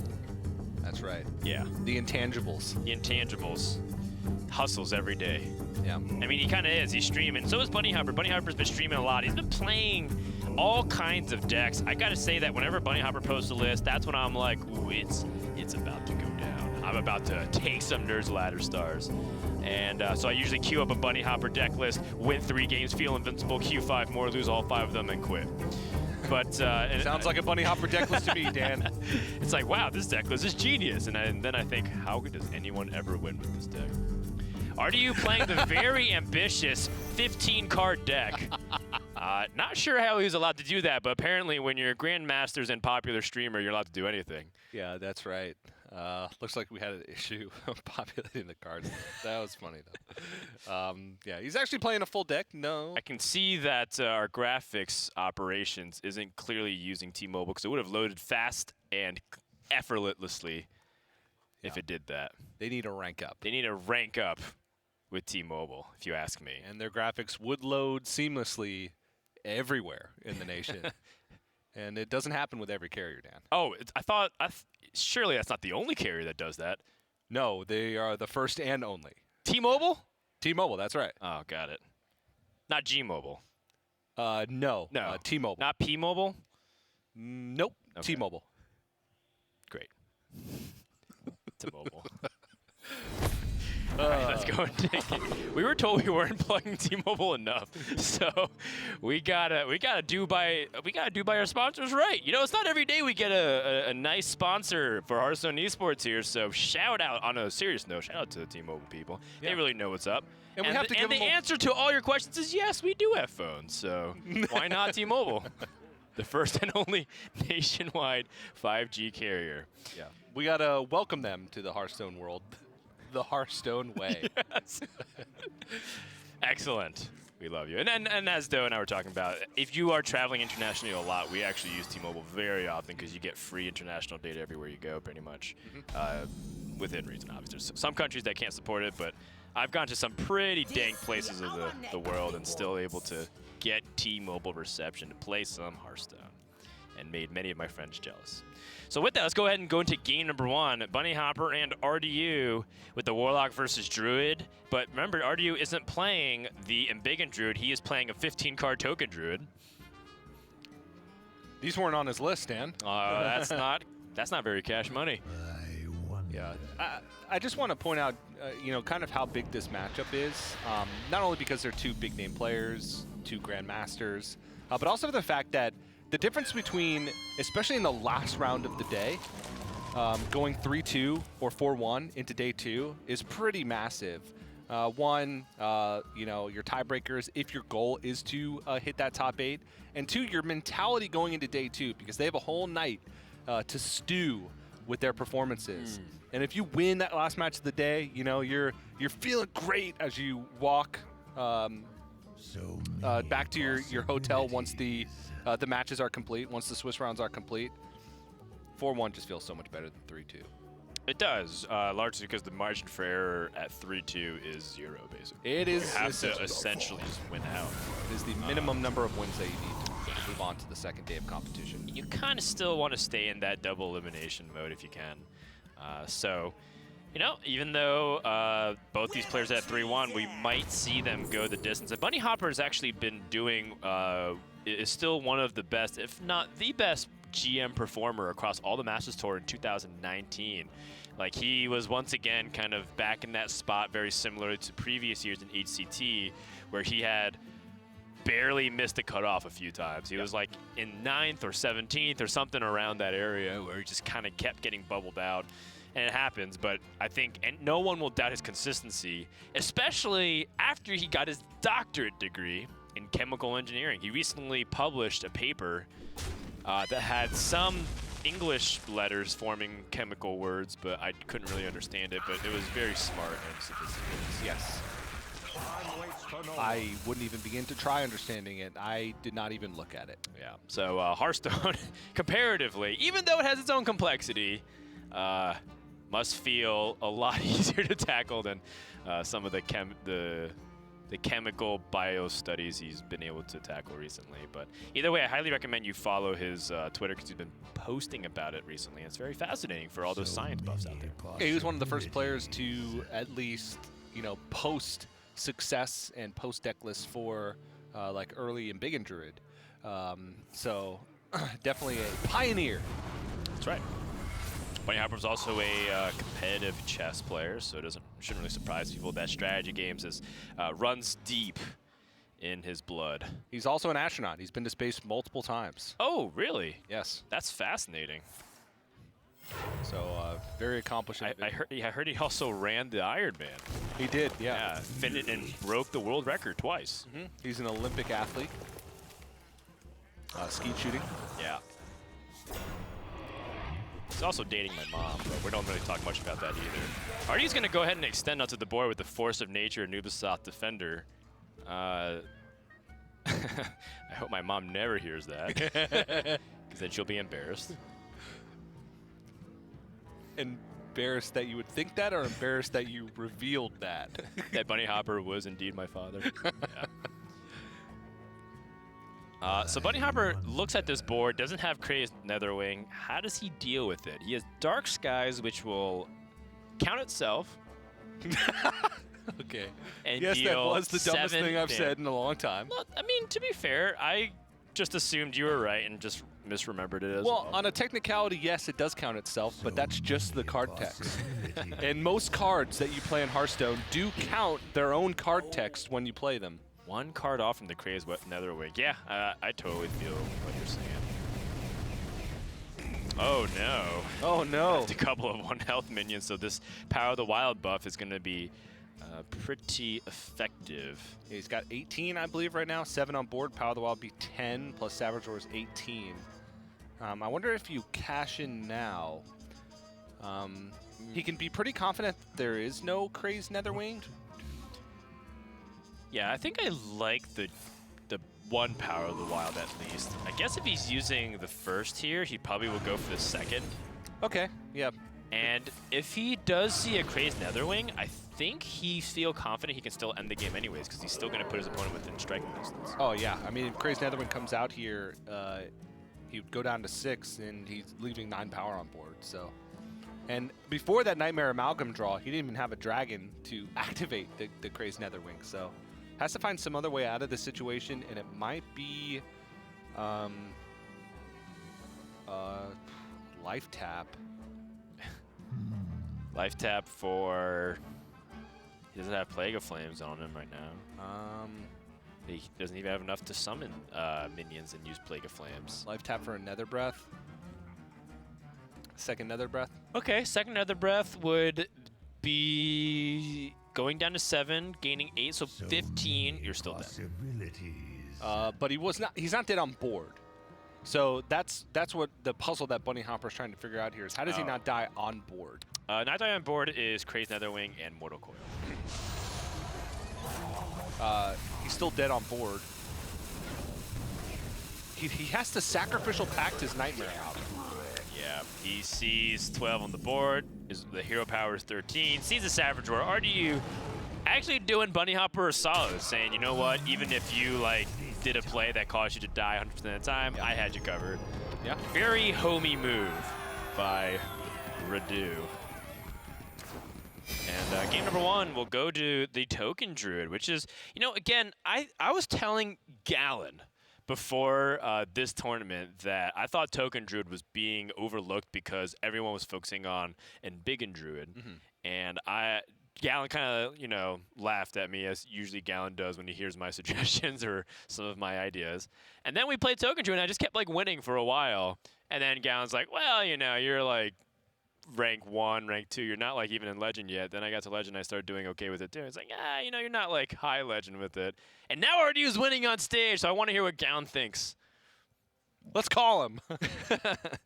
Right now. Get Gallon on the line right Gallon, now. stop playing your match. Come over here. I need to settle a score. All right, well, Bunnyhoppor, he's probably not really in such a good mood as me and TJ are, as we're just kind of messing around here on desk. But in all seriousness, Token Druid is very frightening when it gets a little bit of board presence, and partially because there seems to be an influx of decks that either power load their first 3 turns or they backload.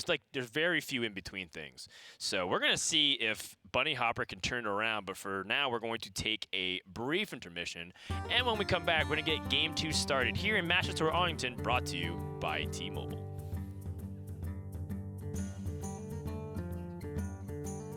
Hearthstone Masters Tour Arlington is brought to you by T-Mobile. Rank up with America's first and only nationwide 5G network.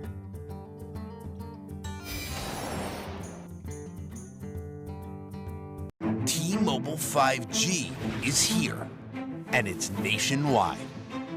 While some 5G signals go only blocks, T-Mobile 5G goes miles, beyond the big cities, to the small towns, to the people.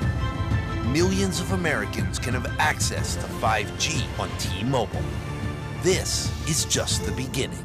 T-Mobile, the first and only nationwide 5G network.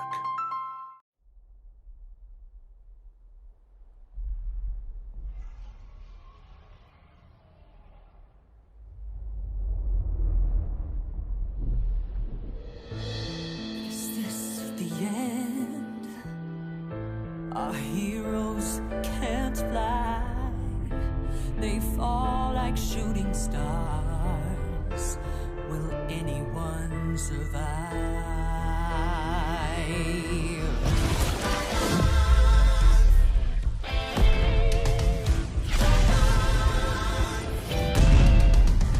Dragons take flight above the ice and snow. High in the sky where the cold wind blows. Wings feet down as the feedback foes. Flaming hot fire over frozen bones. Good unites against evil they oppose. They ride or die as the legends grow. We must go to sides, villains are heroes. There are no silence in this combat zone. Beats midair, yeah, it's a chiller.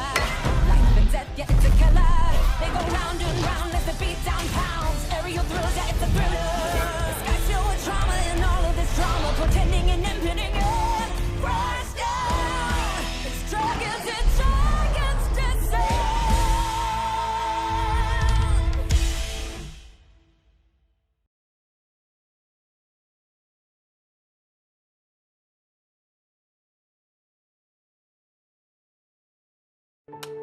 You'll hear a lot about how coming out of the military means you're somehow damaged goods.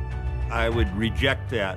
I believe that people coming home from combat can actually have gone through post-traumatic growth. And probably the most important thing we can do is provide jobs for those who get out of the military. Together, we can get veterans back to work.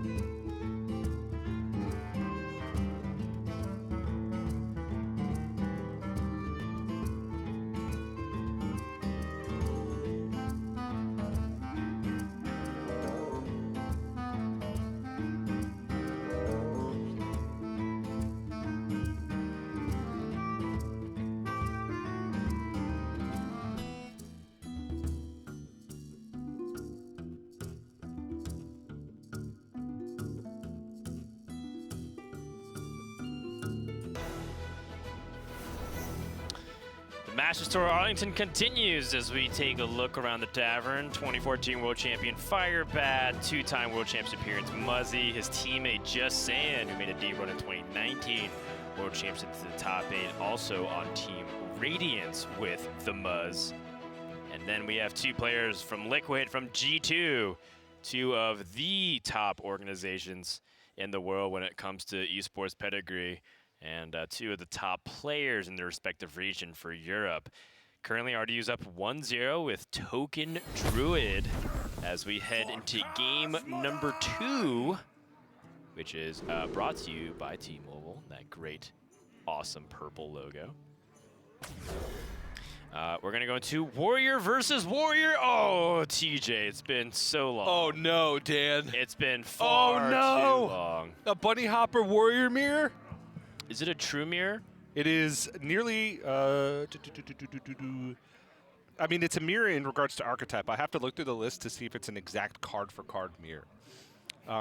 But both players are playing a Highlander Dragon Control Warrior. Wait, how'd you load that so fast on your phone? Well, Dan, sometimes you just have access to nationwide 5G. Really? With T-Mobile. And when I look at Battlefield, decklist load before I can even think about it. Oh, that quick. That quick. Just a push of a button and you're there. Just a push of a button and so quick. I was there a second ago. So fast. First and only nationwide, Dan. It's fast and fun. That's right. Not like this mirror match, though. It is not fast, and on the one hand, sometimes it is not fun. We have Control Warrior mirrors. On the other, you have T-Mobile's fast and reliable 5G nationwide coverage. It is a card-for-card mirror. Oh, wow. And, you know, it wouldn't really surprise me either if they even helped a little bit prepare with each other, or even just, like, got similar ideas where Artie's like, oh, you know, this is a good list. Bunnyhoppor posted Highlander Dragon Warrior. They actually are 120 cards for 120 cards the same. Fascinating. And, you know, they're both 3-1. Wow. But are their phone speeds equivalent, TJ? To ours? I don't think so. I don't think so. Not yet, anyways. Nope. Still time to rank up, though. So Bunnyhoppor immediately went for Dragon's Roar, and on 2, picked up Waxadread. Oh. Now, Waxadread is a rogue dragon. It's a candle wax dragon that keeps resummoning every time you draw a card that it shuffles upon its death. So it's pretty powerful long-term in terms of just like getting more and more value off of it. And I wonder how that factors into this matchup. On the other hand, RDU with that early Dr. Boom Mad Genius hero card, which has been one of the defining cards of the Warrior matchup. And may be a defining card in this Warrior matchup. I think power swings are a little bit higher. You have things like Dragon Queen Alexstrasza, and you know the power level of cards in general is just super high. Both players are running War Master Voon, which is a way for you to copy Dragon Queen Alexstrasza and play multiple. Or you play Dragon Queen Alexstrasza, get the 0 mana dragons, and then copy them, and then go for huge tempo swings. So a lot of fun stuff.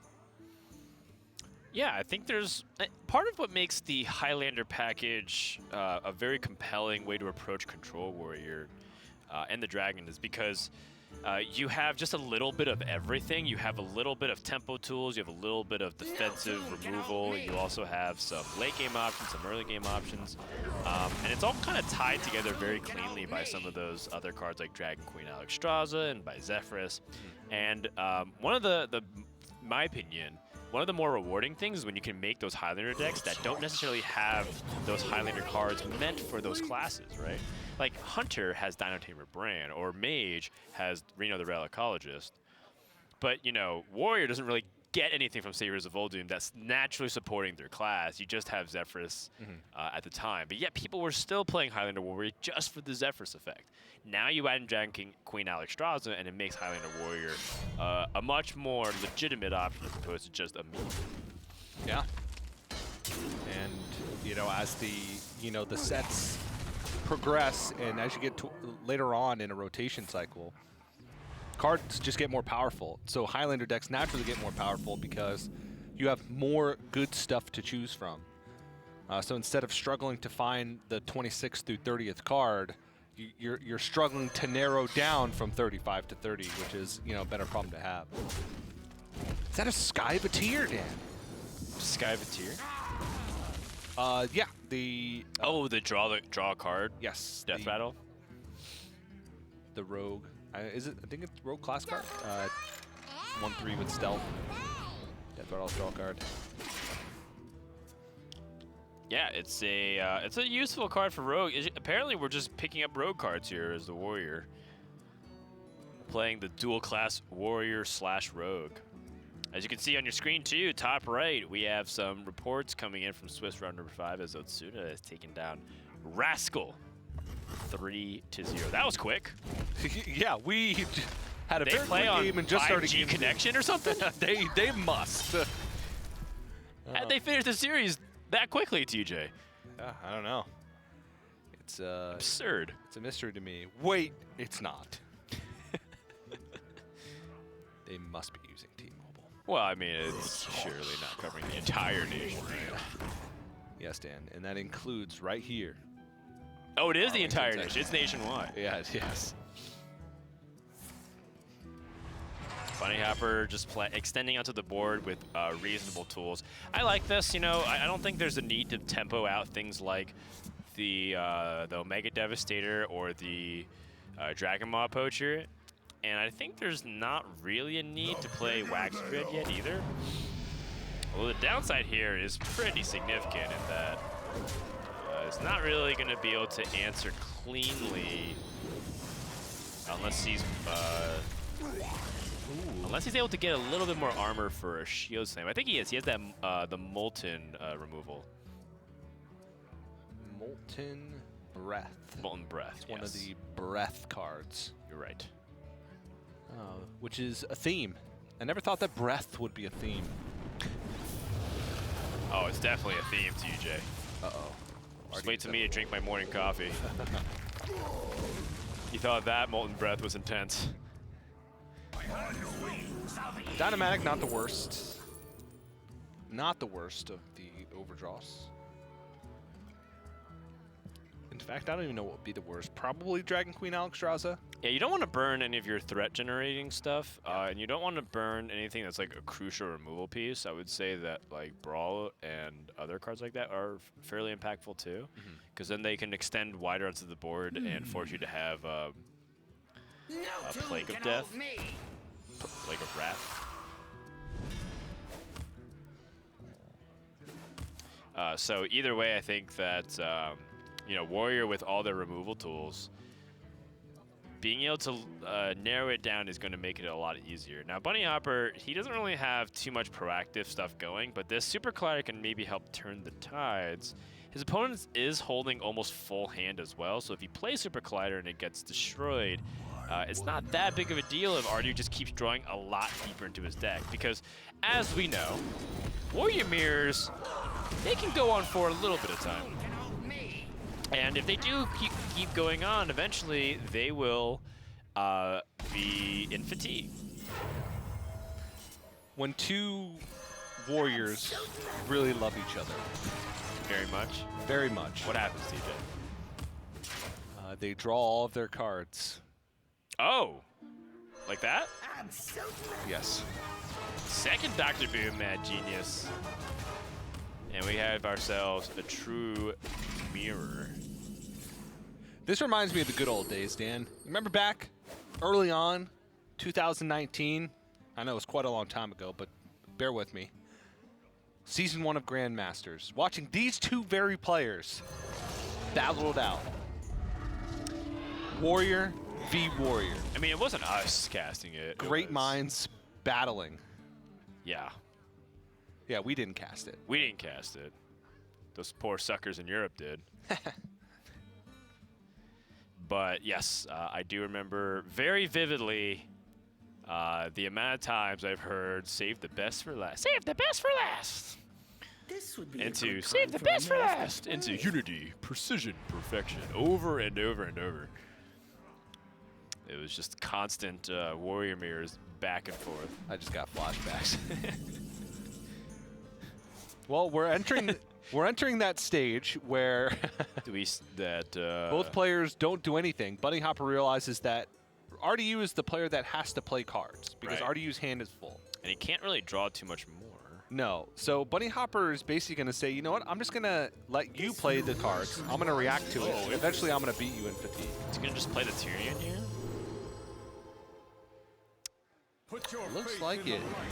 So if Bunnyhoppor wants to get rid of the Ashbringer with Harrison Jones, he has to kind of equalize or fall behind in the fatigue scenarios. Yeah, and that's not the worst thing. Well, no, I can think of a lot of worse things. So, okay. That's not so bad. Okay. Could be worse. Could be stuck with another carrier that doesn't have 5G. I can't even imagine. That sounds truly... I wouldn't wish that upon my worst enemy. Neither would I, Dan. Neither would I. This Dragmod Poacher, pretty powerful. 8/8 coming out and clearing it. Very efficient by Bunnyhoppor right now. Only used a hero power and 1 card to destroy Tyrion and 2 minions. Well, and a Super Collider charge.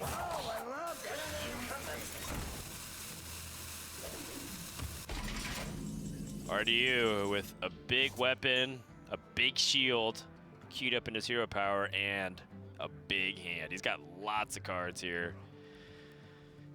I wonder how much he values his own armor base versus just using removal, but he's got a multitude of ways to remove this. The cleanest way to do it... Is there a cleanest way to do it? There's a lot of clean ways to do it.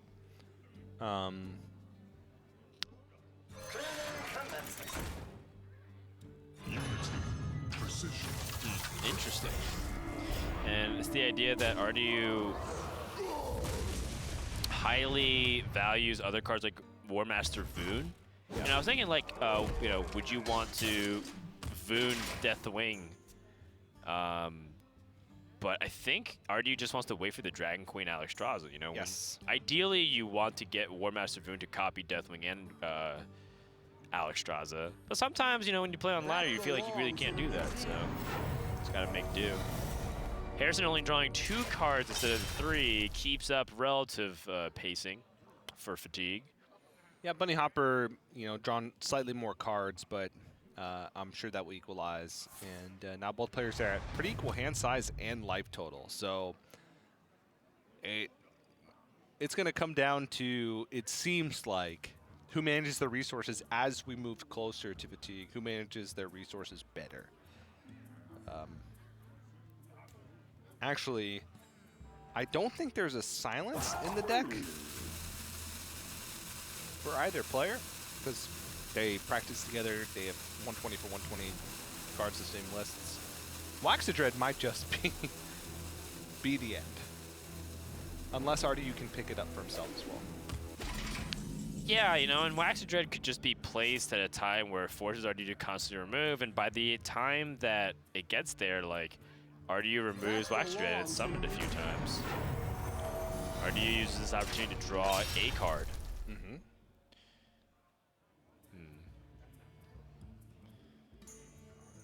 If RDU hero powers, then he's short mana to do other things. He's using the Molten Breath in this position to kill the Harrison Jones, and I gotta say that this feels like he didn't capitalize on his hero power, and well, it doesn't feel like it. It's just true. He hasn't capitalized on his hero power, and the thing about it is that you do want to hero power his Dr. Boom. Otherwise, you're gonna start falling behind the value that your opponent's able to generate. Yeah, or that's a card resource that he could have saved and cleared off the 1/1s and traded over one of those things.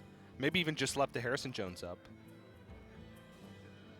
And he'd still be able to hold on to the Molten Breath for a more potent threat. Now Bunnyhoppor looks like he is going to unleash the Snip Snap.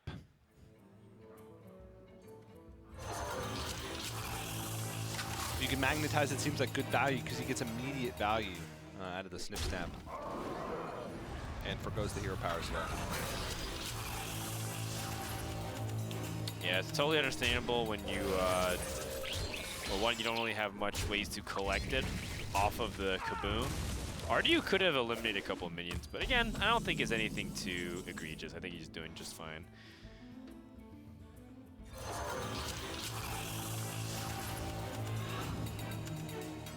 Definitely a trickier spot than usual here.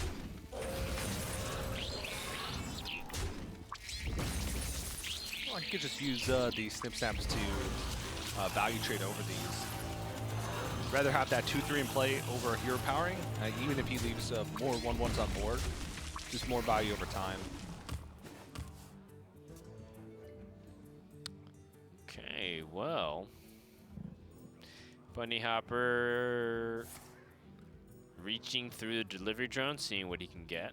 Sky Barge, new card from the set, but not really relevant here. Totally forgotten Sky Barge was even a mech. There's some interesting mechs out there right now. Yeah, in fact, there was a lot of mechs released. Don't know. Did a lot of mechs released for other classes too that like have synergy with other tribes. Yeah. My favorite mech in the set is Dragonbane. Yep. The Hunter legendary that deals 5 damage whenever you hero power. My favorite mech in the set is Hot Air Balloon, which is neutral. It's good tech.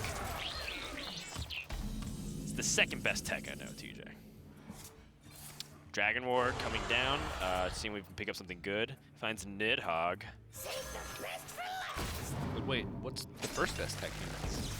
Well, the 5G phone technology that you can have everywhere you go. Nationwide coverage, first and only, T-Mobile. That's a good point. That's way better than a Hot Air Balloon.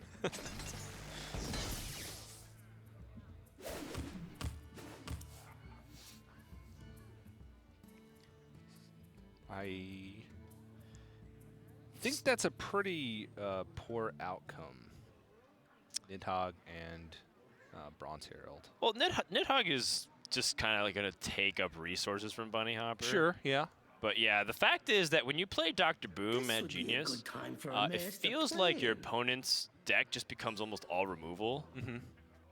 And that is hard to establish board presence with 0 attack minions that need a turn to get set up. Yeah. So, you know, Nidhogg is an interesting designed card in terms of just like, this is like a cool way to think about how to approach board control, but it's also underplayed for a reason. You know, like a lot of people don't feel like it has high power levels that what you have come to expect at a high level competition like the Hearthstone Masters Tour. Yeah, fair enough. And just efficient use of hero power, but also that Quartermaster. And another Blast Shield. Forgot about Weapons Project. No real weapons left for Bunnyhoppor. I believe he already used Livewire Lance plus the Super Collider, which means the only thing he could have left would be the same as RDU had, Zephyrs into a Tyrion Forger in the past. When you see all this works together, you kind of realize how ridiculous it is to know all of these words that mean nothing anywhere else except right where we are. Some other updates are coming in. CJ 42069 able to take the win over TMWKO XYD. And I promise you, these usernames are intentional. Who gave Doa access to the production machine again? I'm rooting for CJ, to be honest. Yeah. XX, CJ, XX. 42069. Just how many wins he has on the Warrior class. RDU trying to make space in the hand for Delivery Drone. Finds War Gear. That's really nice Dynamatic is also fun, but like not against Bomb Wrangler. That's a problem. Yes, it is. Dynamatic, you know, when we used to see more Control Warrior mirrors in the past, used to be one of the worst cards in the deck list for the mirror matchup because you were basically just going up against mechs. But now this Highlander list is more focused on dragons as the tribal synergy. Does have some mechs, but it will have more value. But the War Gear is just so much better, at least in this very scenario. But like against a dragon, kill a Dragon Queen Alexstrasza on the board by itself. It kills an 8/8 with while it has Rush with Dr. Boom Genius. So.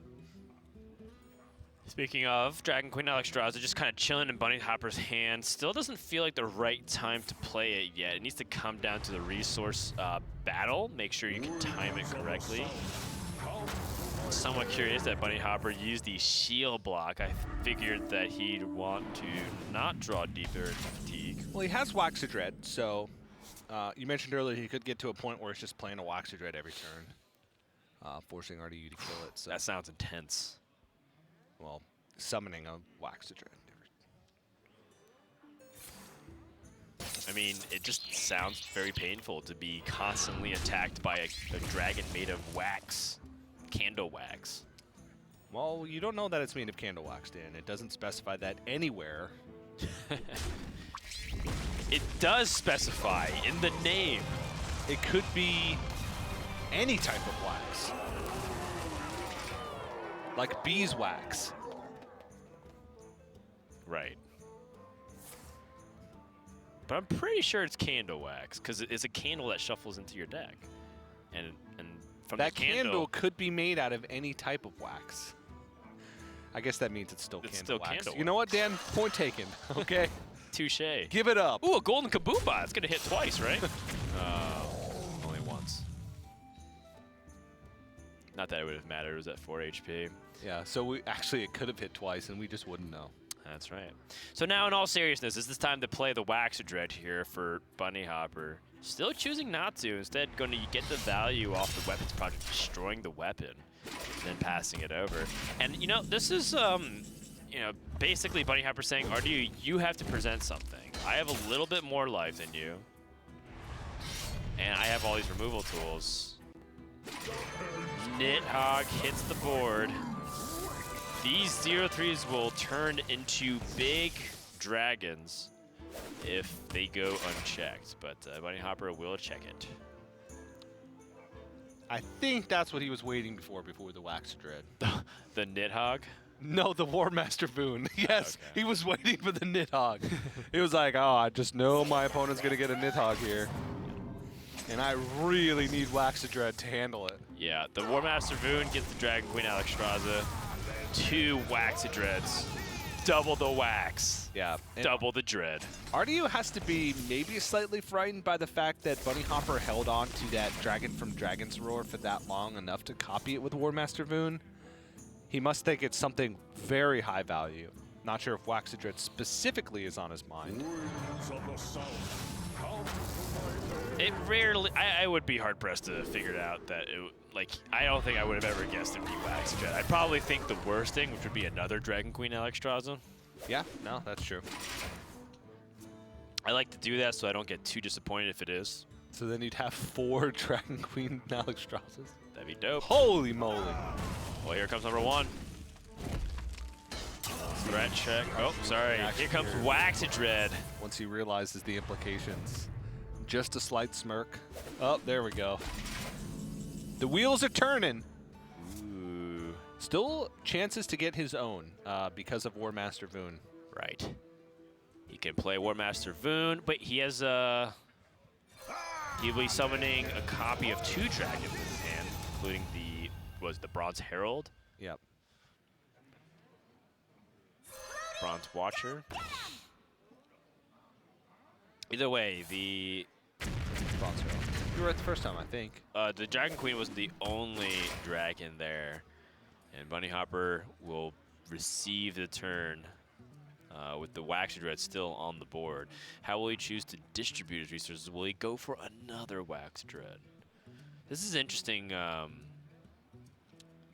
interesting point of the game as well, because this comes down to like every single thing you can squeeze out of, or in terms of resources out of your opponent. So believe it or not, this is like the middle of the mid game, TJ. We're not even in the end game yet. No, there's many turns of fatigue that will come with time. I would say there's like 7 or 8 turns at least on both sides here. Yeah. Ramming speed. Interesting. That works really well with the Kaboom.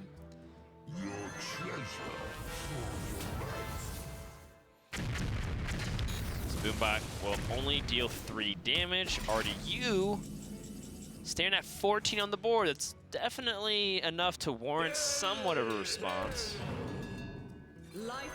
That response is Dragon Queen Alexstrasza. Bronze Explorer, okay. And the Bronze Herald. Yep. So more dragons that give him dragons, and other dragons that discover dragons. And a lot of the color bronze. And a lot of bronze. Wax, give me life.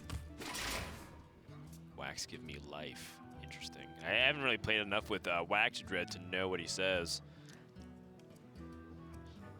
Bunnyhoppor picks up the Dragon Moss Scorcher. Not going to be really useful in this position.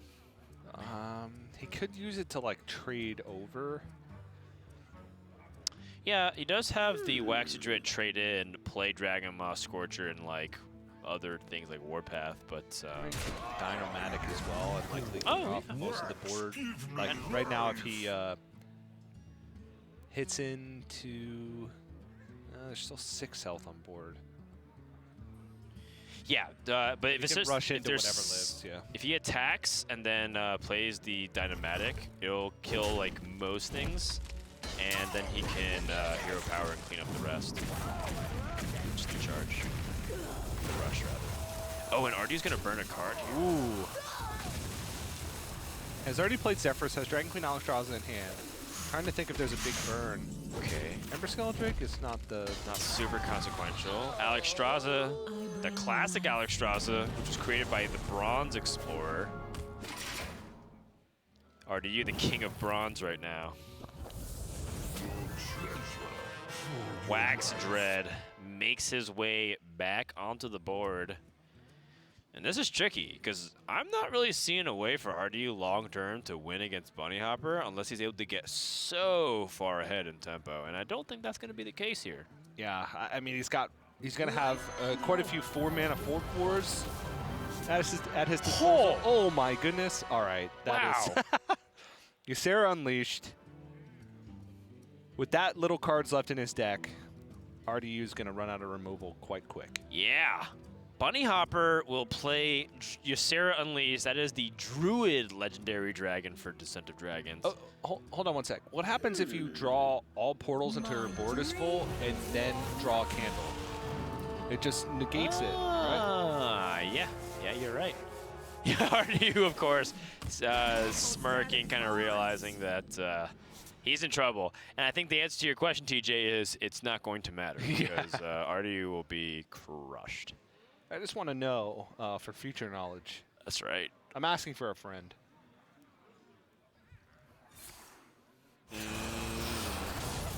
This is going to be real painful. Really not sure how RDU pulls himself out of this one. Dragon Queen Alexstrasza can't even really do much in this position. Unity, precision, perfection. Is he just going to push the 8th face? I don't know. I feel like that's the only way that he even has a small semblance of a chance of winning. And, I mean, each passing turn, the board is just going to get out of control. Rush with Divine Shield. Okay, got the candle. Oh, got Wax Dread's candle. More dragons. The dragons are coming in hot. It's like the final season of Game of Thrones, TJ. 5 seconds later, the dragons just all show up somehow. Now Bunnyhoppor is ready to to hone in for the kill here, but RDU still has that Brawl, and he still has the Plague that can destroy everything. Yeah, so but it's just going to be wave after wave, right? It's going to be difficult, especially with that many portals spawned. I don't think there's enough portals now to where RDU can bank on like both Wax and Grid candles not activating, and the chain ends and he somehow wins some fatigue. I don't know. And even then, this ends up being such a clean clear for Bunnyhoppor with the Kaboom bot that he picked up from delivery. So last card is going to be Dragon Ball Scorcher, even though RDU has a ton of removal still left. Yeah, I mean, one thing we haven't seen in a while was like this outside possibility that RDU finds a way to use a mech like Mechathune or something, but he would still have to dump all of his cards, and that seems highly impractical. RDU has to do some EOE to kill this board right now, at least restrict it, so if he plays Brawl, he will, at the worst, face down an 8-8. And at best, he'll have a 3-2.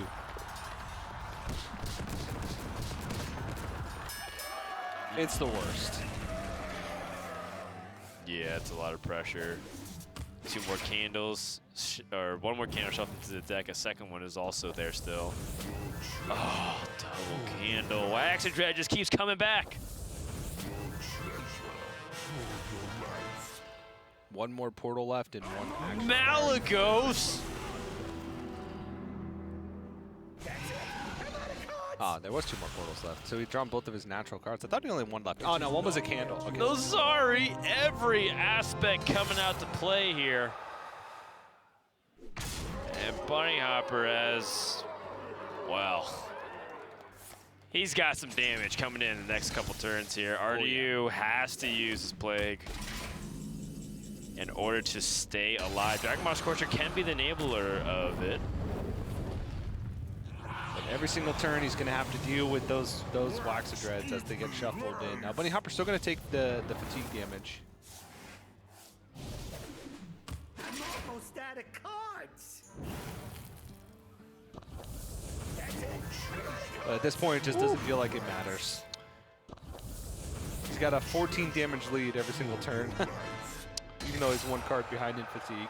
Right, and can constantly threaten like the follow-up with Dragon Queen Alexstrasza, and has Zephrys tucked into the back pocket. Oh, by the way, there's like another 0-mana 8/8 dragon waiting in the hand with Nose Dormu. Yeah.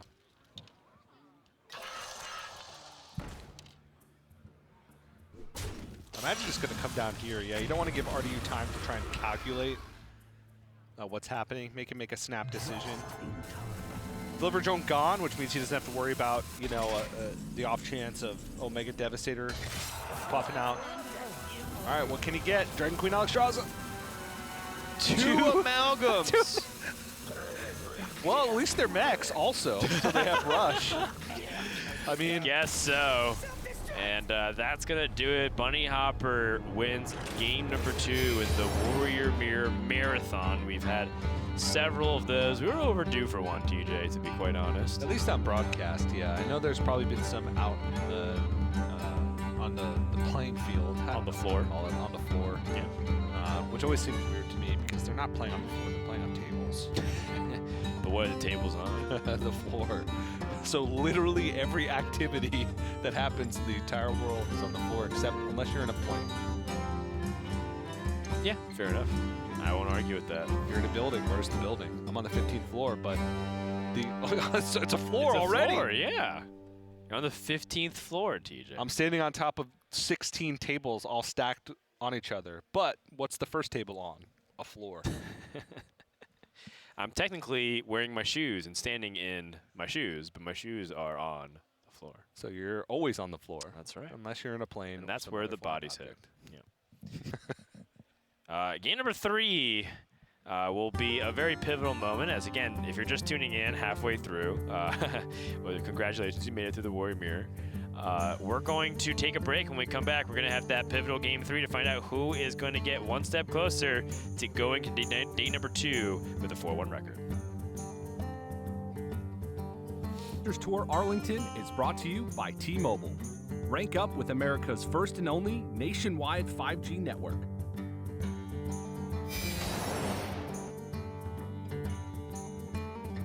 T-Mobile 5G is here, and it's nationwide. While some 5G signals go only blocks, T-Mobile 5G goes miles, beyond the big cities, to the small towns, to the people. Millions of Americans can have access to 5G on T-Mobile. This is just the beginning. T-Mobile, the first and only nationwide 5G network. You'll hear a lot about how coming out of the military means you're somehow damaged goods. I would reject that. I believe that people coming home from combat can actually have gone through post-traumatic growth. And probably the most important thing we can do is provide jobs for those who get out of the military. Together, we can get veterans back to work.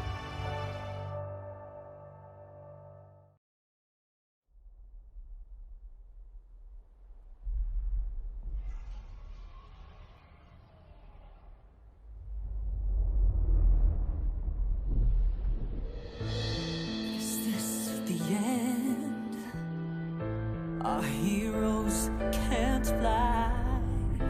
They fall like shooting stars. Will anyone survive?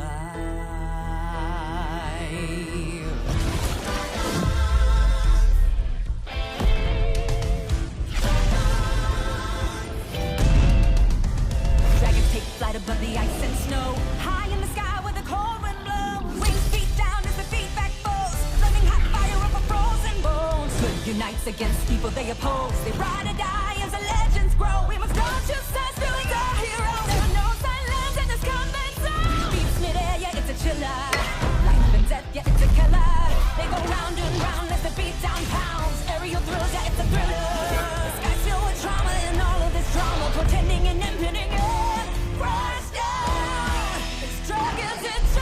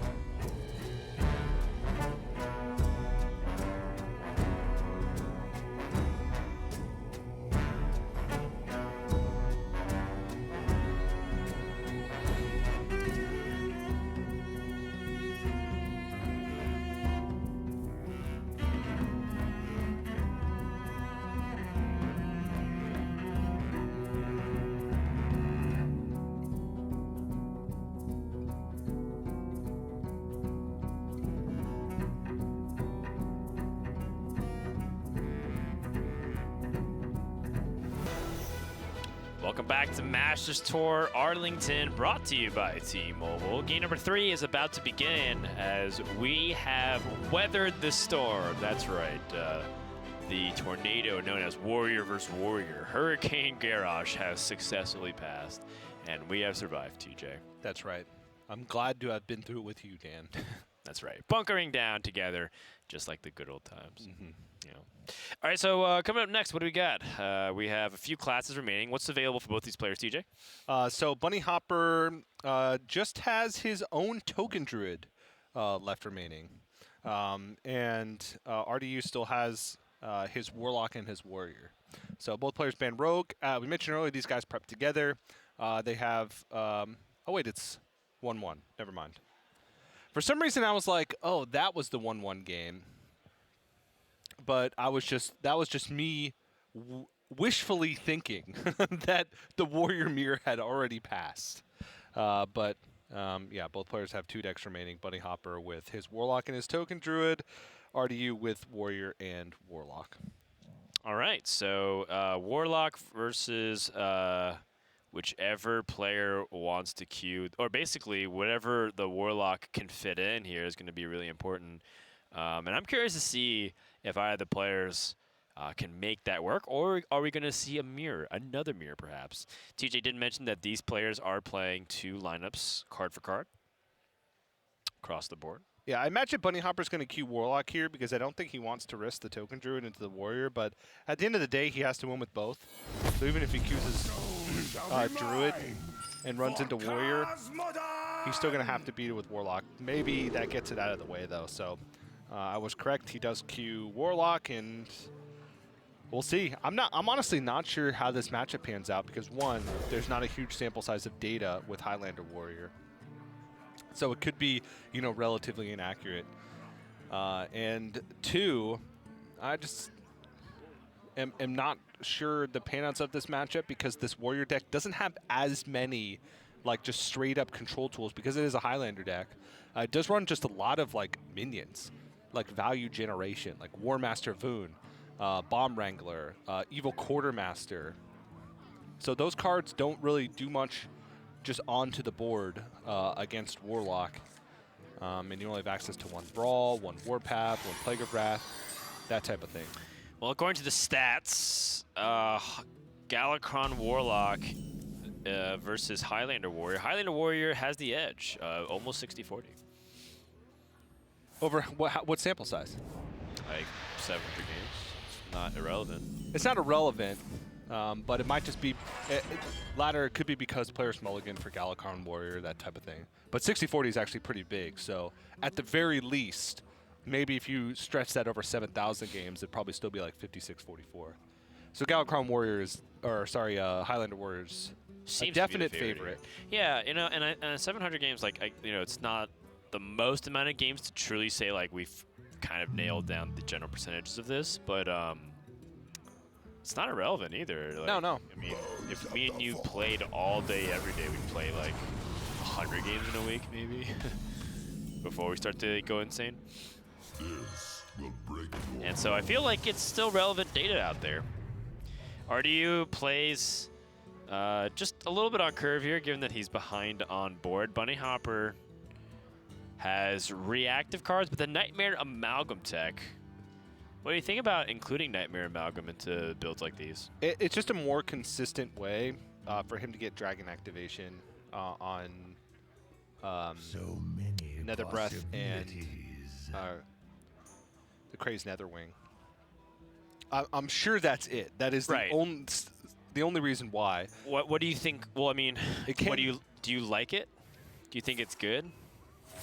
I'm not sure. I would need to watch a little bit more. It does have some added benefits, like you can attach Ziliax to it to get a bigger burst of healing when you need it. There's also, you know, a slight issue with that is he doesn't play Snip Snap, so whereas that's pretty much the card he's cut. So in other decks, you'd be able to play Snip Snap to magnetize on to get pretty much the same value you'd get from Nightmare Amalgam. So I kind of cross that out as a benefit because you'd also have access to that benefit in the normal version of the deck. So seems like it's just there for the activation. And I wonder how much more consistent it makes those things because you do draw a lot of cards. It seems like maybe the primary activation is just to get Crazed Netherwing since that's the one you usually need right on time. Whereas Nether Breath, oftentimes used later on in the game, maybe not super crucial unless you're playing against a very fast aggro deck. Okay, that's fair. I can buy that. Sure. Like I said, it makes sense. RDU, he had the opportunity to play Weapons Project into Harrison Jones and either lay that over the course of 2 turns or perhaps save it for turn 6. But it seems like he's been saved. He wanted to save the coin for Dr. Boom Mad Genius. And, you know, I was kind of thinking about using the Weapons Project there, use life as a resource, and just finally whittle down your opponent's board with the weapon. But looks like he's going to take it even slower and play his Titanic Lackey and try to challenge 2/1s, which is fairly clever, right? Like having the 1/1 that you don't really need to get too much battle cry value off of to try and pick apart the early aggression from Warlock. Yeah, could buy him even more time. To be able to hold on quick out the gate here. Fast. And Bunnyhoppor picks up Alexstrasza. I guess right now you could play the Kronks and try to curve into the Galakrond. But I don't think Galakrond is fully upped yet. No. And I think with this matchup, you probably need to squeeze out as much value and damage as possible. Yeah, I think so. But he's just going to play it. I mean, there's really nothing else for him to do except kill his own 2/1 with Crazed Netherwing, and I guess he evaluated the risk-reward of trying to hold on, be greedy with Kronks, essentially. And maybe from his perspective, if Galakrond was in like the bottom 10 cards of his deck, and he really needed it to apply pressure before RDU had a chance to draw into all of his removal spells, maybe that's how he wins the game, right? Maybe. I feel like that's going to be the case for most of the underdog matches for Warlock. I think you have to like really make sure you curve out with the Galakrond stuff, or if you can't get the curve, just make sure to apply enough pressure and then try to press in for the victory with your dragons. Kronk stuck. Veiled Worshipper. Very nice pickup here. 9 cards in hand, so he could hit Sacrificial Pact and then play the Veiled Worshipper. Hope he picks up something for 3 or less mana to play. So many possibilities. Could just life tap and push additional damage with Crazed Netherwing. But it looks like he's going to take the opportunity while he can with the Veiled Worshipper. Yeah, he wants to get activators for Galakrond. If you can find the Dragon Blight, I think that would be the last piece that he would need. But does not. Is at full cards. Nether Breath would not be enough value. But you know what? It can start chipping away at 30 life total here. And RDU taking 6. Yeah, this is not an insignificant amount of damage. He's going to take 6 more. But thankfully has armor gain in the form of Ember Scale as well. Double Ember Scales. He's going to be able to gain 10 armor total. Well, now Bunnyhoppor still doesn't really have that many great proactive plays. Almost everything in his hand is reactive except for the Alexstrasza's, basically.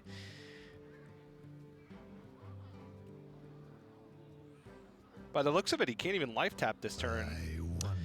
Is it just time to play Galakrond? You summon 2 demons, which makes it so susceptible to the Super Collider. But the range of demons are so varied, it might not matter. Oof. About Crazed Netherwing, Mortal Coil, or Crazed Netherwing life tap. Too ambitious? No, I guess not. I mean, he's desperate. Desperate to get enough power to invoke Galakrond and get him to his final form here. RDU has been saving this coin for the Dr. Boom Mad Genius. I'm so Now, Bunnyhoppor is just going to be worrying about every single thing he plays is going to get removed. Oh, jeez. Well, at least he has Alexstrasza to play. Right. The proactive Alexstrasza. It does die on board to Super Collider plus the Zap. But RDU would have to take damage in order to make that play. Right, and your opponent is at 24. You'll put them down to 22, and they'll take 5 swinging. So maybe you'll be able to get them into the teams, but without the Nether Breaths, and by using Alexstrasza, Bunnyhoppor, it doesn't feel like he's truly threatening RDU just yet, though.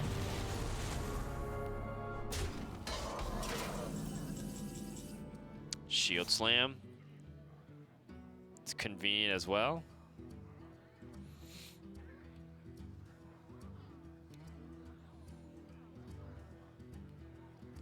what can he do in this situation here to make his play most efficient? Seems like just Super Collider Swing, Zap, and Ember Scale Drake. Okay, seems good to me. 12 is scary, but you do gain that 5 armor from the Ember Scale Drake.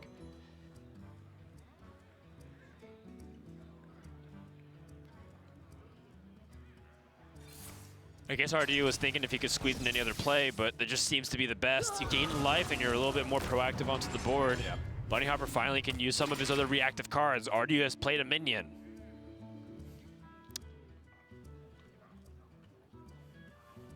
Dark Skies live tap Fiendish Rites. Seems fine to me. Bunnyhoppor is almost twice as fast through his deck Kinda compared crazy. to RDU. Yeah. Yeah. But it seems like Bunnyhopper's been limited to a single play each turn, right? Like he's had a couple options, the option of whether or not to play Galakrond without the full invocation. It feels like he's played 2 cards per turn, but not necessarily even to his benefit, right? He had the Mortal Coil his own minion. Yeah. Oh, this works. Right, and it works. It's just, you know, is it really that great? He's not even necessarily pumping the Galakrond very much. But he can't because he's facing Kaboom from RDU's hero power. So if he had played the Fiendish Rites, he would have just gotten obliterated. Yeah. What I was looking at was just a way for him to accelerate the Galakrond. Like if he plays Fiendish Rites and then draws Dragonblight Cultist off the top, all of a sudden his Galakrond's fully invoked. He can play it on the same turn. That's if he like really wants to rush to it. Oh wow, Murzon the Infinite. Oh wow, that's funny. Then he would play the Netherwing and the wait, the Ziliax. That works. Does it gain the battle cry as well of the Netherwing? He is holding a dragon and the big ol' well. Yeah. Huh. No, it doesn't work out. But it still works in the sense that he gets to clear off the board and still gain a little bit of life. Whew. And present quite a big threat, to be honest. Yes, this is 16 damage. Now Bunnyhoppor has to take this very seriously. His Dark Skies will deal 9, it looks like. Yeah, because it does count itself. Really? Yeah, I don't know if you knew that. I don't know if you've ever read the card text of Dark Skies, but... Fascinating. Okay, it counts itself, but surely it doesn't repeat for 1 damage for every card you have in your hand. No, actually, Dan, that's exactly what it does. Oh. I didn't know you were also a Dark Skies expert. What a coincidence, I would say that I am a Dark Skies enthusiast. Okay. Nether Breath number 2 comes out.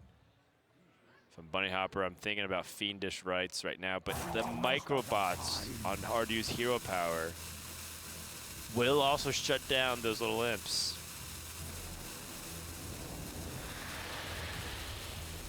Another Dark Skies. Weather must be really bad today. Yeah. Because there's Dark Skies everywhere. Problem is he passes a complete turn over to RDU where he can develop as he pleases.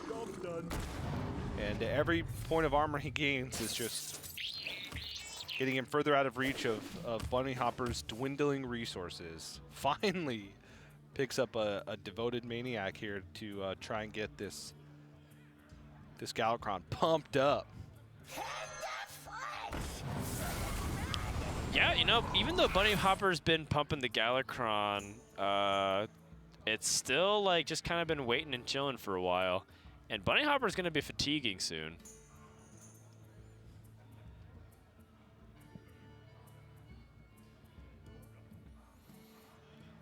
Bunnyhoppor is somewhat of a notorious player for also really taking his time through some of these turns. But I mean, it's also led to his meticulous play and fantastic results. Yeah, the consistency is huge for Bunnyhoppor. Whereas RDU's kind of on the other end of the spectrum where he has very high highs and very low lows. Yeah, and RDU's definitely had his peak days of competitive Hearthstone, and also some of his less glamorous moments. But overall, both these players are still some of the most accomplished that you'll ever see in bed of Hearthstone. Main dish rights for the final upgrade on Galakrond.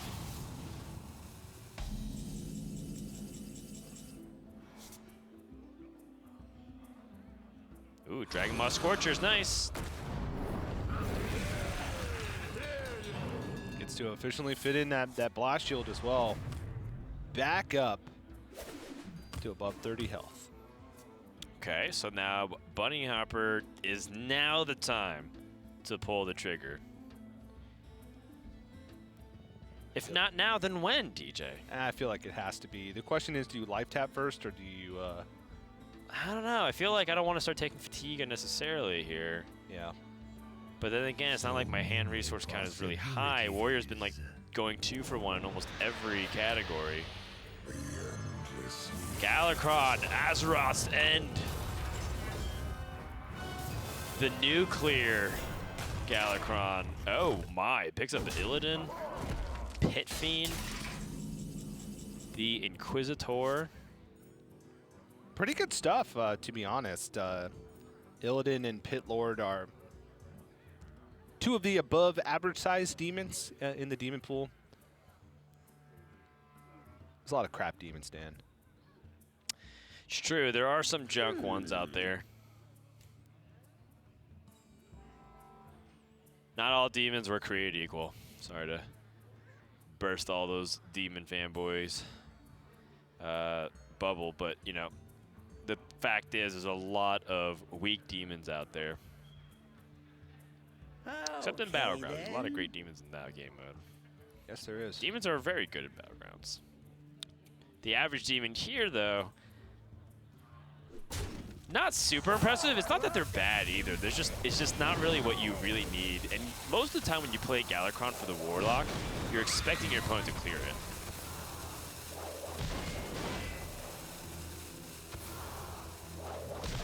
And case in point. Yep. But this means that he does get an extra swing with the claw. No Harrison Jones being able to be played for RDU there because of how he sequenced that turn. Veiled Worshipper. Yeah, you know, I didn't really know if Bunnyhoppor needed more cards. But then again, it's not like those extra 2 1/1s would have done much. How do you really answer this? I wonder if RDU could have taken a little bit like slow of approach and tried to pick apart that board with his other removal. Because now his answer to, like, if he plays Dragon Queen Alexstrasza. Ooh, hold on. Okay. Find Malygos, Aspect of Magic. Finds removal spells in AoE. Can't play anything right now, but he can save those other cards. Well, I guess he could play the Polymorph right now, but it feels not that important right now. Yeah. I think he was hoping just for some semblance of direct damage. Time is burning out.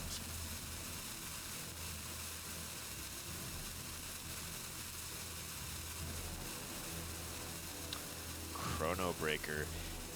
Interesting. Chrono Breaker is not really super good, but it's still reasonable stats on the board. Now RDU can pick off the board again by using Plague of Wrath.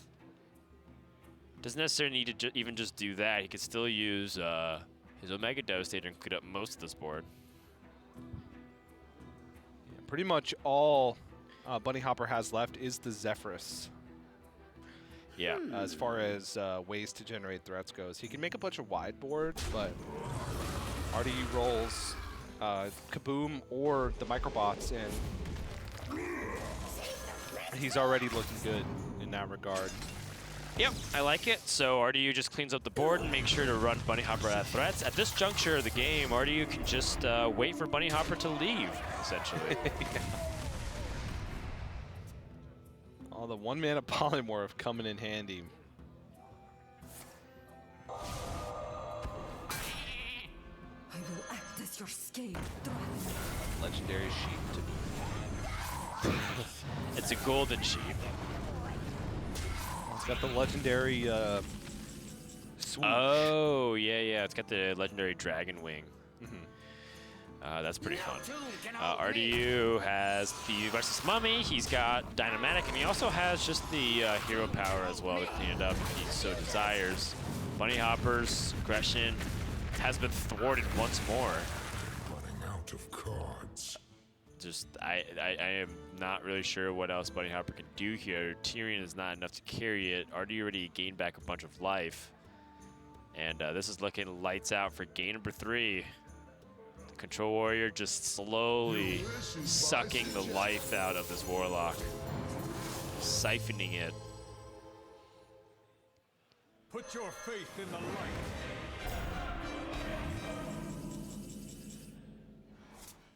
Dragon Queen Alexstrasza. RDU has his own offensive lined up as well.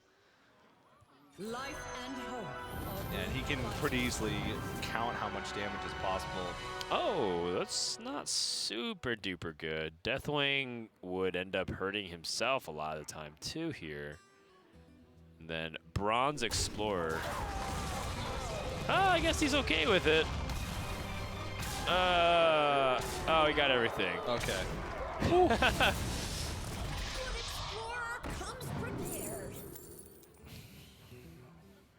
Yep, Twin Tyrant just seems like the best out of these. Out of cards. And last card for Bunnyhoppor. Yep. Shield of Galakrond. Shield of Galakrond into full board building, and I mean, RDU can just close it out from this point on. Yes.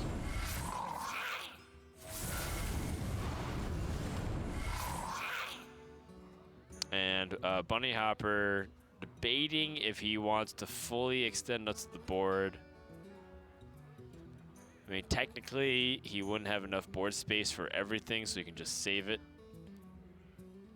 But yeah, doing his due diligence, trying to see if there's any ounce that he can squeeze out of value of these cards. Ends up just playing the card because I don't think he's going to get a much better Dragon Blight, and I think this should wrap it up here. Yeah, he can't even activate Nether Breath anymore, so can't activate Nether Breath, can't play Veiled Worshipper, and the other 3 cards he has are completely reactive. He's got to hope that summoning 2 1/1s each turn is enough, but it's not. I guarantee you, Dan, it's not. Bunnyhoppor, I guarantee you it is not. RDU wraps up game number 3, and it's been a grueling set of games back and forth in terms of going down to the wire. But RDU is up 2-1 in prime position to close out day number 1 with a 4-1 record and put Bunnyhoppor in a do-or-die situation. At the end of day number 1, we'll have 5 rounds of Swiss completed, which also means that we'll find out who is eligible still for the top 8 and who is not. If you are at 3-2, you still are eligible, but you have to win out the rest of your games, essentially. Yeah. Nobody below 7-2, I believe, with this large of a field will make it in. You have to win out the rest of your games, and then you have to hold on to hope that your tiebreakers are good enough at the end of it all. All right, well, that's going to lead us to our 3rd break this series. Will we have a 4th break? We'll just have to find out when we come back. More Masters Tour Arlington, brought to you by T-Mobile. Hearthstone Masters Tour Arlington is brought to you by T-Mobile. Rank up with America's first and only nationwide 5G network.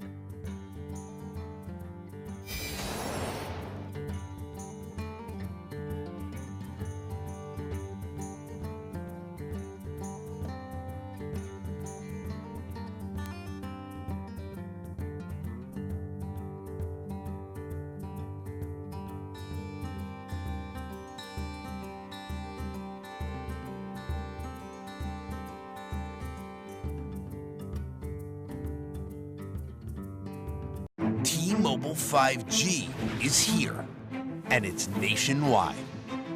While some 5G signals go only blocks, T-Mobile 5G goes miles. Beyond the big cities, to the small towns, to the people. Millions of Americans can have access to 5G on T-Mobile. This is just the beginning. T-Mobile, the first and only nationwide 5G network.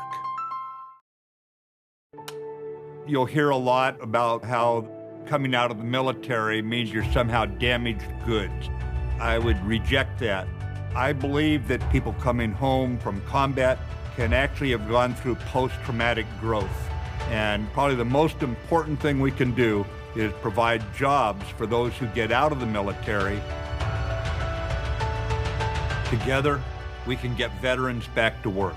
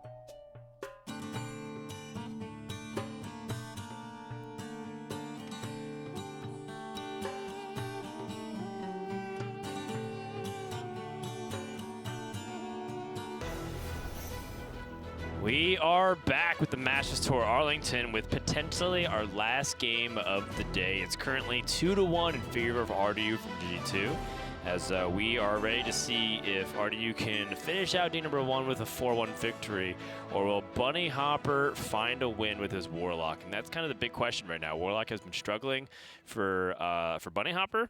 So far, the Token Druid and the Highlander Warrior have beat it, and the only win that Bunnyhoppor has been the Highlander Warrior himself. Yeah.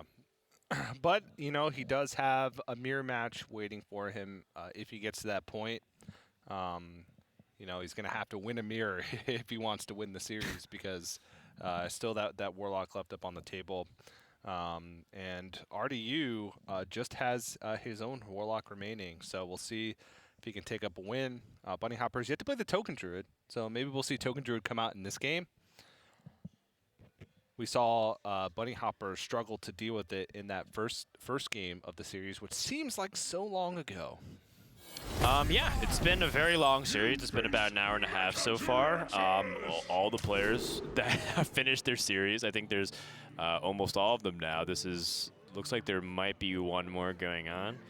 But almost all the other players have gone home, and fatigue is really settling in. So, you know, this is kind of where it really this is where the intangibles that we joked about at the very beginning really kick in. It's like, how does your X factor, like, you know, help you in these situations? Are you able to kick it into the high gear even though you're tired and like everybody has gone home and like you feel like your energy's sapped? You're normally in time zones 9 hours from this point, so you're like obviously very much in bed because it's 7 p.m. here. So from these Europeans, it's like 4 a.m. You know, who's able to really still play their best? And I mean, part of it too is that Bunnyhoppor takes a long time for his turns, like a very long time. He burns it all the way down. Can RDU keep his composure here and not rush things? Well, both these players have proved that they do have some level of endurance. Bunnyhoppor, by balancing being one of the most successful Hearthstone players of the past couple of years with, studying very complicated forms of chemistry. RDU by streaming 14 hours of Battlegrounds in a row and tanking upwards of 1,500 MMR a night. So, both their mentals have been tested. For sure, Bunnyhoppor donating his time to advance the human race in terms of sciences and research, and RDU donating his MMR to the rest of the players in the tavern. Both give in their own way. Yes. Both so kind and so willing to share. That is right. Of course, we're just joking. RDU is like in the elite percentage of Battlegrounds players. He's like at least 10K plus MMR. I am at a very low, almost 8K, and I dream of being able to hit the 5 digits. But, as much as, we like to make fun of and poke fun at some of these players, Artie's played a lot, Purple's been playing a lot of Battlegrounds, they still, at their heart, really understand how to play Hearthstone at a high level. Like, if anything, sometimes taking a step away from Standard can help you clear your mind and help you think clearer, because when you're competing for so long, and I'm sure there's a lot of other card game players that can back this up from their own experiences, but you start to tunnel vision a lot because you understand what are the good things to do, and maybe because you only start thinking about what the good things to do, you're not necessarily seeing outside the range of your vision, and you need to be able to see these corner case plays. And if you're like thinking about it so intently on how you're supposed to be playing, that's not really how Hearthstone and card games work. You're supposed to a lot of times adapt to the situation that you're given. Like we saw Bunnyhoppor basically plan his entire game plan around Waxadread, and that just like won him the game, right? We basically played at like a 45-minute like Waxadread waiting room. Yes. And that's okay, given that Bunnyhoppor is playing with the best what he's got, but it factors in for all these players, I'd say. I hope we can find a better example as this series progresses. Not that well, I'm saying that was like an early game factor. Yes. That came into play. Yes. I mean, another simple thing is just draw order, right? Like if you draw your Galakrond early, are you playing into it versus are you playing more defensive? Bunnyhoppor does have this Nightmare Amalgam, which allows him to figure out if he wants to push. And from my experience in this matchup, if you do restrict the early game board, you do make them a little bit more uncomfortable. But if you are expecting your opponent to have crazy Netherwing, you might as well just push face damage here. Exactly, yeah. And same goes for Plague of Flames. Since your opponent also destroys their own board when they Plague of Flames, and Warlock has so much access to ways to generate minions onto the board, you might as well just push face damage if they have to be reactive and you have ways to follow it up. Well, Bunnyhoppor does have some follow-up here in a couple of ways. Can utilize the Devoted Maniac and try to fight back for board that way. Can utilize Ziliax. Can even justify a Veiled Worshipper play. So I'm liking a lot of Bunnyhoppor's options here. What I like most about Veiled Worshipper is that it's an investment into the future turns and it helps you answer what RDU is going to be playing later in the game, and it helps you get closer to Galakrond. So I like playing Veiled Worshipper in this position. Finds Mortal Coil and Galakrond, and he has 3 activators in hand. This is looking good. Both players are going to have a fully invoked Galakrond on curve. Oh, yeah. Oh, yeah. That nuclear Galakrond will be fully stacked with his tiny T-Rex arms. That's right. Now that I think about it, I don't know. I don't remember seeing too many dragons that are like properly proportioned in the way that we expect humans to be. Well, otherwise they'd be humanoids and not dragons. I mean, we've seen Draconoids that are relatively human-like. And they're like dragon humanoid hybrids. Yeah. Yeah. And they're swole. They are very swole. I want to be a Draconoid too, Jake. You're very close. Thank you. Are you trading in preemptively just to make sure that the Netherwing doesn't punish him too hard? Doesn't find the Netherwing on Bunnyhopper's side, but now he can start to invoke.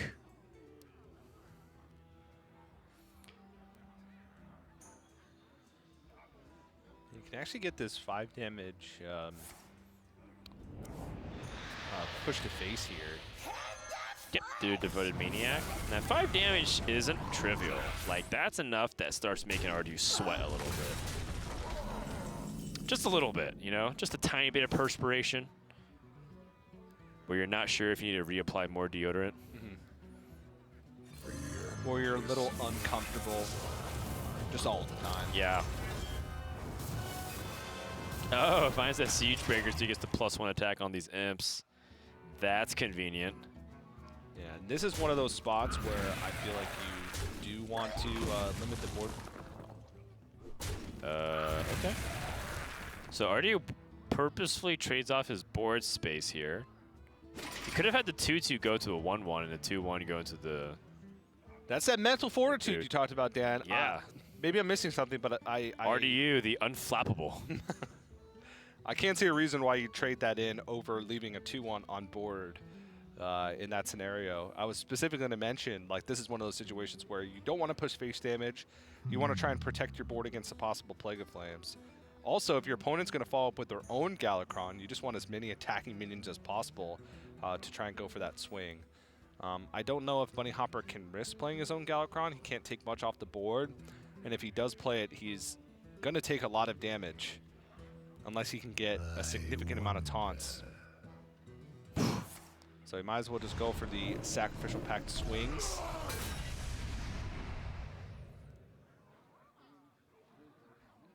Yep, and Bunnyhoppor does have one thing that is at his advantage now. The thing about Galakron's hero power is that as much as it turns you into Odd Paladin by summoning 2 imps per turn and having that board presence, you're not really a deck that capitalizes onto it, right? Like, the reason why the Odd Paladin comparison is somewhat faulty is that people look at the Odd Paladin or they look at the Galakron Warlock and forget that there's things like level up, and there's things that like really made those imps / Silverhand recruits threatening. That's not really the case with this deck. This deck, the imps are just more of reactive tools, right? They're like things that you can use Sacrificial Pact on, or you can use it to help get Plague of Flames. Maybe you even Mortal Coil your own 1/1s. It's not really super impactful versus the Odd Paladin. They play like the Vine Cleaver and the level up and try to just pressure you nonstop and threaten to kill you with, well, you know, other stuff too. Like you would play Stonehill Defender into Sunkeeper Tarim. The good old days. The good old days, TJ. The year that nearly killed all of us. Yes. Drove us to our absolute limit. You talk about mental fortitude. Anyone that survived 2018. Whew.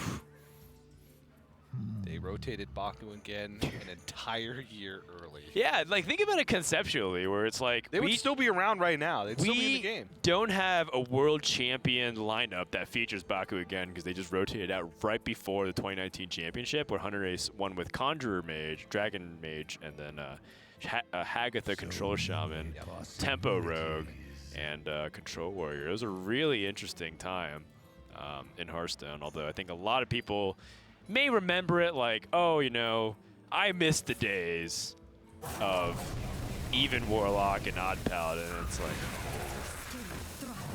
they would still be in Standard right now. Yeah. If they weren't rotating. Exactly. Imagine Nether Breath and even Warlock. Just think about it for a sec. Be quite good. It'd be disgusting. Anyways. Back to the gameplay at hand. RDU gets his board answered as well. Bunnyhoppor using that Dark Skies to clear it, trying to pave the way for his Dragon Queen Alexstrasza. And as we mentioned, the pure power for RDU isn't super impactful, but on the flip side, still having access to Life Tap is pretty decent when you're trying to activate things like Zephyrus and the Dragon Queen Alexstrasza. And RDU is just slowly starting to take more and more damage to the point where that claw from the fully invoked Galakron from Bunnyhopper's side, you know, is getting close to just ending the game by itself. Is Alexstrasza the true queen of the dragons, TJ, or is that just the... I don't know. That's just a title used simply because we could. I have no idea. That's a Doa question. That's a Doa question. He's probably backstage screaming at us right now. Of course she's the queen! I haven't really heard Doa ever be like hostile towards anybody, so except for burning trees, which is not a euphemism for anything else. Bunnyhoppor has the Galakrond Azeroth Sand ready to go. And, you know, his opponent's at 16 life. It's not absurd to think about being aggressive here and just, like, smack in the face. Yeah, he just saw Plague of Flames. Okay. Very annoying board to deal with. Lots of health. 20 health on the board. He's really starting to think. Hard to track how many 2-ups he has left in his deck. If he's running low, which he does have Veiled Worshipper, so something like Veiled Worshipper into Zephyrus could be allowing him to find lethal over the next few turns. Artie's at 16, so yeah, actually just unless Artie uses a significant amount of healing right here, which he does have. In fact, he also has Kronks.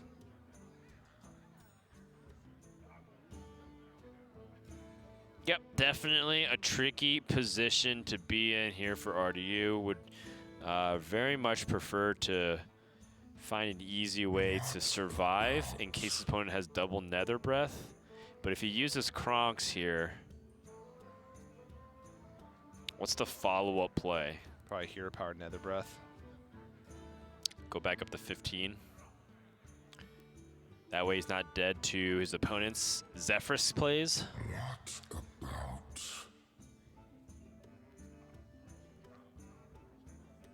That's the thing, though. He still kind of would be, wouldn't he? Essentially. Okay, that Sacrificial Pact is pretty nifty.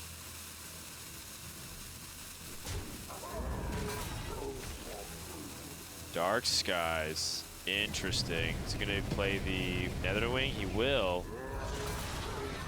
And Nether Breath to face, trying to survive, wants to stop any kind of Zephyrus, and then he's going to go on his counteroffensive. We've entered the breath battle. Who has breath control, TJ? Not me. Those fajitas for dinner had a lot of onions in it. Can you tell? Very much so.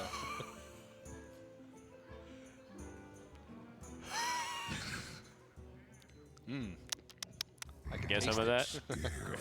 Delicious. Some breath action. Well, you know, RDU's got more breath where that came from.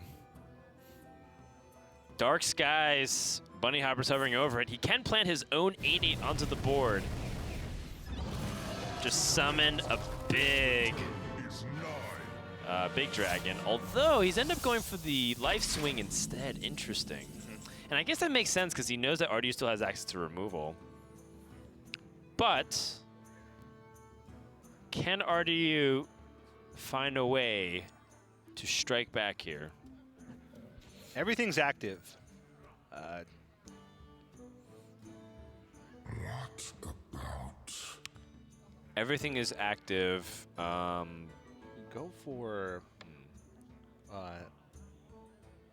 Zephyrus into Tyrion. He could try his hand with Dragon Queen Alexstrasza, but that's he's very likely dead if he goes for Dragon Queen Alexstrasza, unless he picks up some big stuff. Zephyrus is his removal tool, right? He wants to wait for Bunnyhoppor to have played Dragon Queen Alexstrasza instead.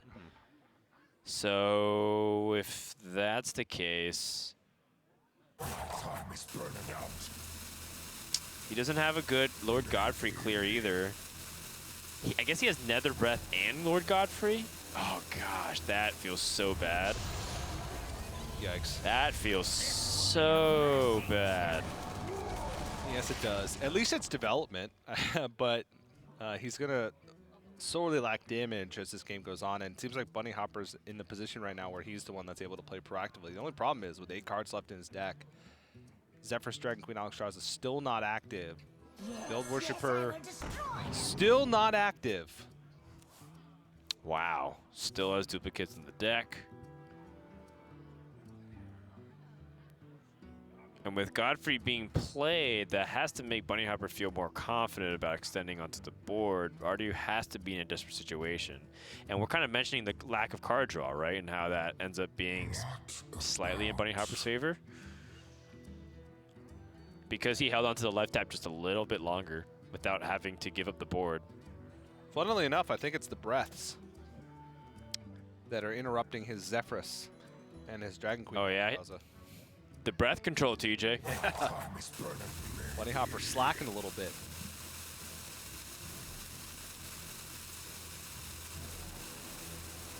He keep drawing deeper into his deck here at the Mortal Coil. And there's the breath. RDU looking a little shaky here in terms of just whether or not he can stabilize the board. Kind of see on his face, he's really hoping for this Dragon Queen to do something. Crazed Netherwing. Interesting. But he puts himself to 13. Which will put him at critical life. Yeah, and he doesn't even deal with the Veiled Worshipper. But he does have the Emerald Explorer, which is Taunt and Discover Dragon, so even though he takes the damage, he will put a Taunt in the way. Yeah.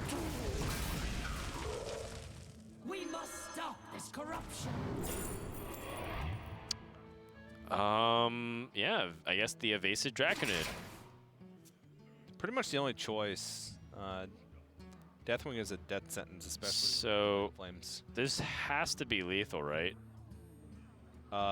Yeah. If you like Nether Breath the face, like RDU will just give the thing will just Zephyrus will give you a way to get past it. He attacks in, Crazed Netherwing, hits face, Zephyrus Lava Burst. Yeah, or I'm pretty sure Zephyrus should offer you some kind of lethal here. Yeah.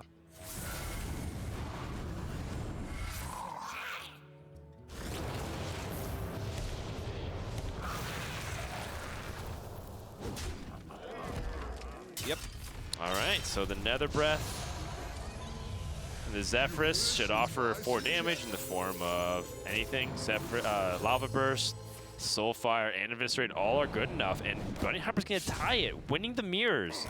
The non-mirrors have been going RDU's way, and the mirrors have been going Bunnyhopper's way. So when it comes down to it, the final match will be a non-mirror.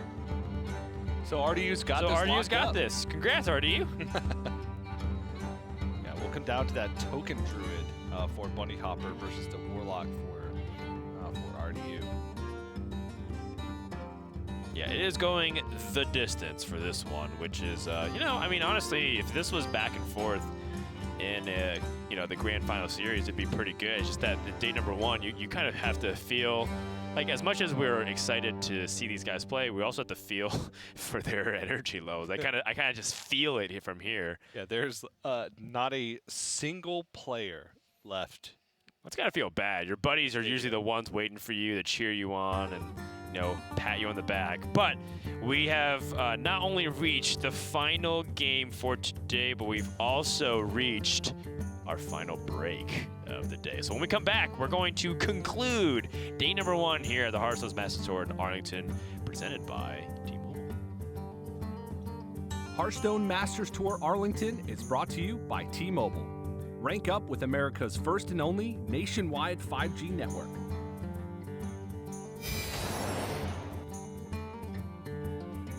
T-Mobile 5G is here, and it's nationwide. While some 5G signals go only blocks, T-Mobile 5G goes miles, beyond the big cities, to the small towns, to the people. Millions of Americans can have access to 5G on T-Mobile. This is just the beginning. T-Mobile, the first and only nationwide 5G network.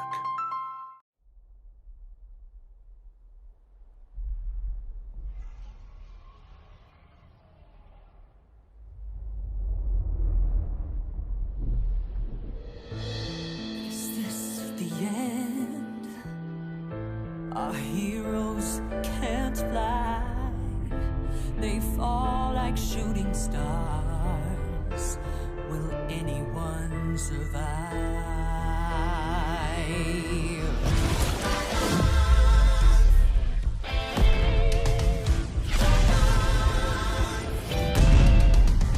Dragons take flight above the ice and snow. High in the sky where the cold wind blows. Wings feet down as the feedback foes. Flaming hot fire over frozen bones. Good unites against people they oppose. They ride or die as the legends grow. We must go to sides, villains are heroes. There are no silence in this combat zone. Beats midair, yeah, it's a chiller. Life and death, yeah, it's a killer. They go round and round as the beat down pounds. Aerial thrills, yeah, it's a thriller. The sky's filled with trauma and all of this drama. Pretending and impending it. Crash down. It's dragons descend.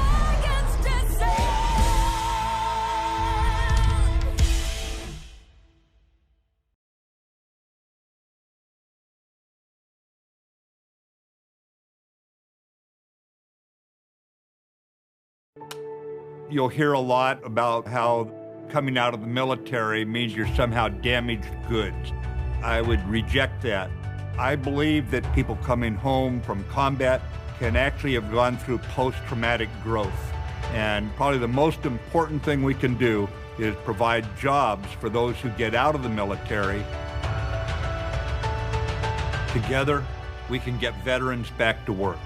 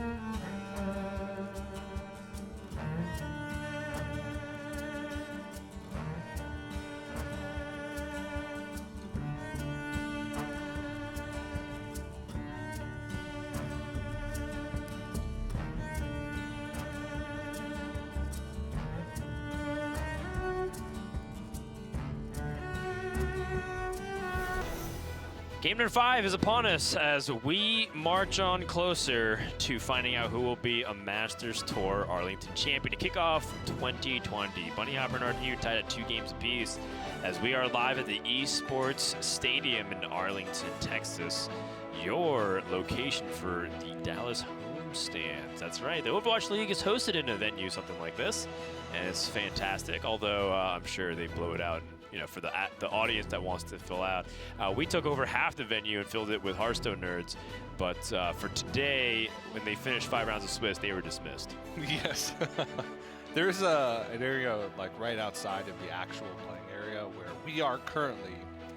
That's a kind of a LAN cafe-ish area where the players can watch and other people can watch. But yeah, the actual stadium is just playing, and it's kind of cool. At the beginning of the day, we started casting. Every player sat down and started playing. It was dead quiet in here, which is probably weird for the people that run this venue to see an actual tournament going on and just be dead quiet. But you know, it's fun. It's cool to see that many high-stakes competitive Hearthstone matches going on at the same time in the same room, especially with such a cool stage. So, all right, time to get down to business, Dan. Game 5: Token Druid versus the Galakrond Warlock. Galakrond Warlock should be better matched up than some of the other classes against Token Druid, but last time we saw it, RTU kind of smashed Bunnyhoppor real quick in what looked like to be a fast game number 1. But the rest of the games have kind of been slowing down a ton. So we're going to go into game number 2 here or game number 5 here, with Bunnyhoppor looking to jump out the gate very quickly. He does have this Shrubadier, some that early game tree, and if he can stick it, he gets the Dendrologist. A whole lot of removal is packed in the Scalacrown Warlock deck. You have Dark Skies, you have Crazed Netherwing, you have Plague of Flames, Lord Godfrey. Later on in the game, Zephyr's Clears. Yeah, and I like that RD is using his Mortal Coil. I think he's already valuing every point of life that he can guarantee. If he life taps, he's taking 2 damage to get a card versus Mortal Coil spending 1 mana. And yes, you do float a mana, but you also get to still draw a card effectively this turn. And I think next turn he wants to curve out with the Fiendish Rites. But he did pick up the Crazed Netherwing, so if you pick up another dragon next turn, maybe he'll consider instead saving this coin. Meanwhile, Dendrologist picks up an opportunity to discover spells, and I think you can justify almost any of these, but Soul of the Forest immediately sticks out to me because it's like a card that Token Druid can really utilize. And then Gift of the Wild is like interesting top end that activates Garden Gnome. Garden Gnome is a 4-mana minion that says if you're holding a spell that costs 5 or more, you get 2. You can summon 2 treants. So without any guarantee of that, I think I'm leaning towards Gift of the Wild. Yeah, that's. It feels like it would be hard for Bunnyhoppor to afford missing that turn 4, or if not missing it, having a much weaker turn 4. But you know, there's still a lot of those 5-cost mids in the deck. Gift of the Wild, I don't see being super useful just as a card being played in the matchup. Usually, you get to a point where you have enough minions sticking to get good value out of Gift of the Wild, you win anyway. So yeah, and it's also like that Warlock has removal tools, so if he tries to force the Garden Gnome situation, he might play Garden Gnome, let it get killed by the Netherwing, and then he's stuck with a Gift of the Wild in the hand. Yeah, no, that's very true. So some gift, huh? Yeah. It's like an avocado. Thank you for agreeing. It's like an avocado. Are you talking smack about avocados now? Don't forget where you came from, TJ. The avocado state. No. Wait, Virginia is the avocado state? Oh. Well, you lived in San Diego for so long. Yeah, about 3 years. Practically a lifetime. Practically a lifetime. Yeah. About 10% of my life. Yeah. Whereas I lived roughly 33% of my life. How long have you been living in California? Total? Like a while, right? Yeah, it's actually about the same, California. There you go. Don't forget where you came from, TJ. Bunnyhoppor picks up the Force of Nature anyways, summons the Treants. This will give an opportunity to check if RDU has that coin Crazed Netherwing, but the thing is, RDU does not actually have the second dragon. So instead, gonna call down the Dark Skies. Bunnyhoppor again has 2 more sources where you can set up threats. You can play Force of Nature, Noobsot Defender, or you can just play Garden Gnome. You ever think coin life tap is could be an option on the last turn for RDU? To try and make sure that you get a dragon or have an additional chance to get a dragon? Sure. I wouldn't mind it because you do know that turn 5 onwards is basically like, well, he could just have another set of threats that I have to deal with. So, you know, I think it's just something worth exploring. Because what are you really saving the coin for based off your hand? Not really much. Yeah. So you might as well find a way to piece together the floating mana. Because RDU so far has floated 2 mana, and that's a card drawn if he was able to optimize a little bit better.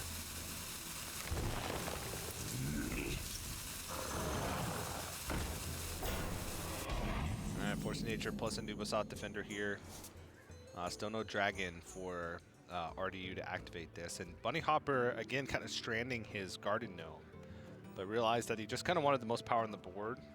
Wanted to be more resilient in case Crazed Netherwing did come down this turn. At least he'd have a minion to back it up. If these 3 treants do die, Mulch Muncher's pretty cheap in the hand and go all the way down to 3.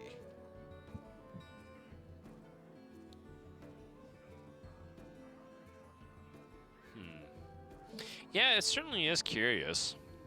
But RDU is just kind of stuck. And I think, you know, now that we get to see the luxury of hindsight, maybe RDU should have been tapping a little bit more aggressively. But he has been playing with a good amount of health, right? The other side of it is he could be playing stuff, and then Bunnyhoppor could be threatening to kill him with Savage Roar.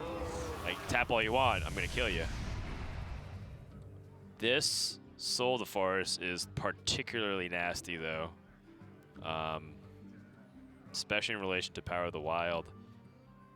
I'm wondering if Bunnyhoppor wants to go for that, or for the Mulch Muncher.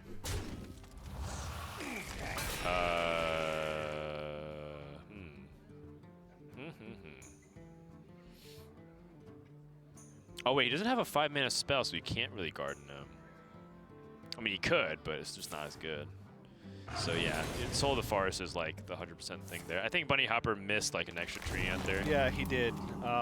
He could have Soul of the Forest first, then trade, then Power of the Wild, and had an extra 3/3 on board. Right. So Mental fatigue, damn. I think it legitimately is. Oh, he did find the dragon. Oh, nice. Job's done. Crazy Netherwing would have not been active if he had coined Life Tap. Right, but if he wouldn't have had the coin to do this. I don't know. He did end up flowing 2 mana for an extra tap, so if he was able to be slightly more efficient, but that's like, you know, that's cherry picking in my opinion. Bunnyhoppor has 2 Mulch Munches. So if he goes double Mulch Muncher here in value trades, he pushes 6. If second Crazed Netherwing would come down, RDU would just die. Because he'd deal 3 damage to himself, which put him at 6. The second Mulch Muncher would live. You'd have to have like Crazed Netherwing plus Plague of Flames. I think you just present the power. Yeah, threaten RDU and force him to have the answers. He's not running things like the Twisting Nether, right? So he already uses coin. And Bunnyhopper's going to press in and force RDU in a situation to deal with this. There's no Godfrey. And even if he did, he'd still be dead. Nether Breath, is that enough to help stabilize? No. No, RDU's going to concede. Bunnyhoppor with the Token Druid is going to lock up the series and end day 1 at a 4-1 record.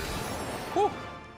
It was a marathon of a series, but ultimately Bunnyhoppor comes out on top, and it's got to be a rough loss for RDU, to be honest. You play a 2-hour best of 5 at the very end of a very long day. And after what he could think was a good start, he ends day 1 at 3-2, which is just barely, going into day 2, just barely making the cut. And really hurts his chances of a top 8 finish. So it hurts for sure, but you know, take solace in the fact that there's no shame in losing to Bunnyhoppor. You had mirror matchups. It could have gone either way. It's not indicative of your play, but it does significantly hurt your chances. And you know, you can also be playing for more stuff. You can be playing for the money. You can be playing for you know, the pride, right? The idea of finishing like, you know, top 16 instead. Still really good. So neither of these players are eliminated, and we're happy to see them both come back in day number 2. Yeah, that's right. And cool to see their lineups having some success as well. Highlander, Warrior, looking at the deck list earlier. Not the most popular archetype. Galakrond Warlock is one of the more popular ones.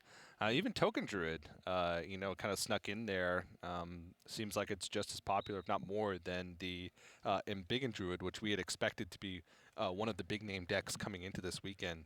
So I'm excited to see how Bunnyhoppor's going to fare with this lineup as we move forward. Because it does seem like there's decks that have some complicated decision making. People will point to Token Druid and be like, nah, you just play your stuff in Savage Roar.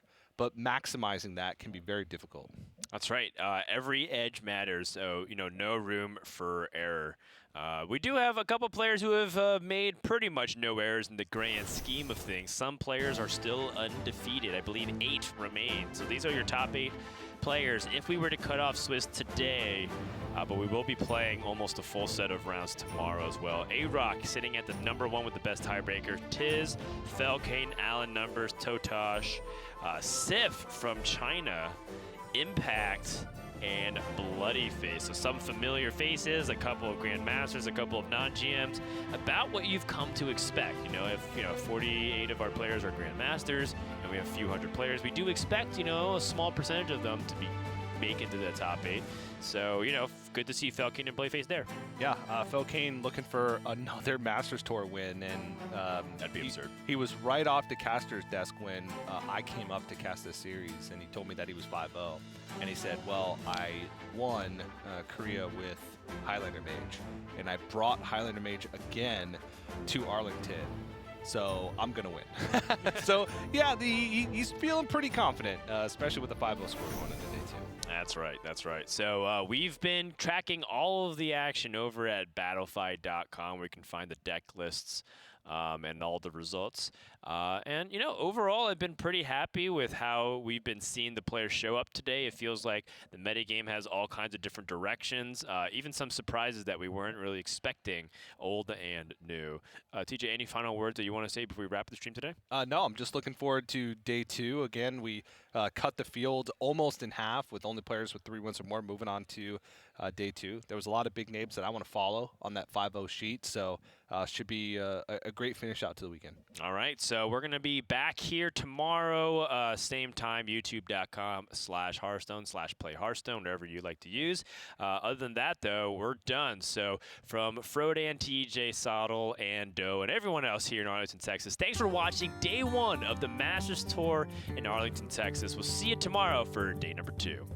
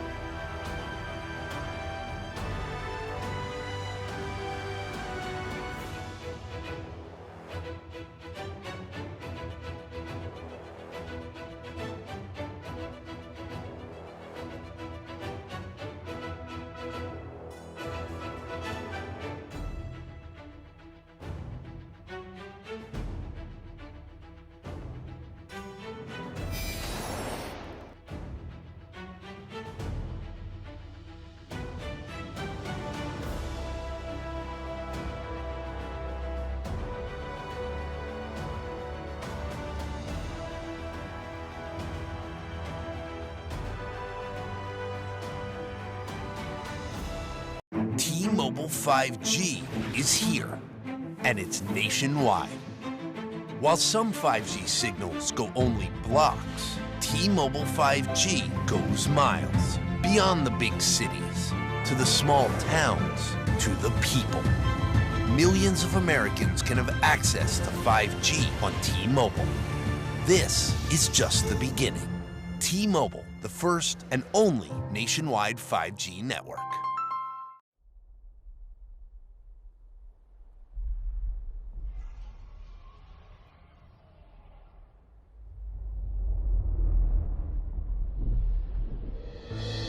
Is this the end? Our heroes can't fly. They fall like shooting stars. Will anyone survive?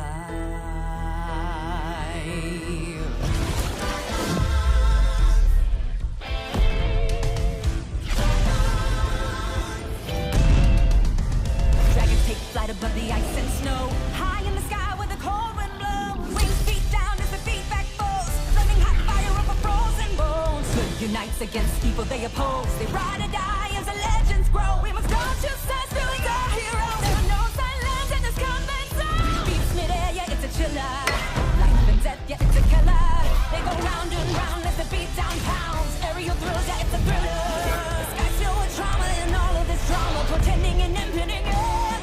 Crash down. It's dragons descend.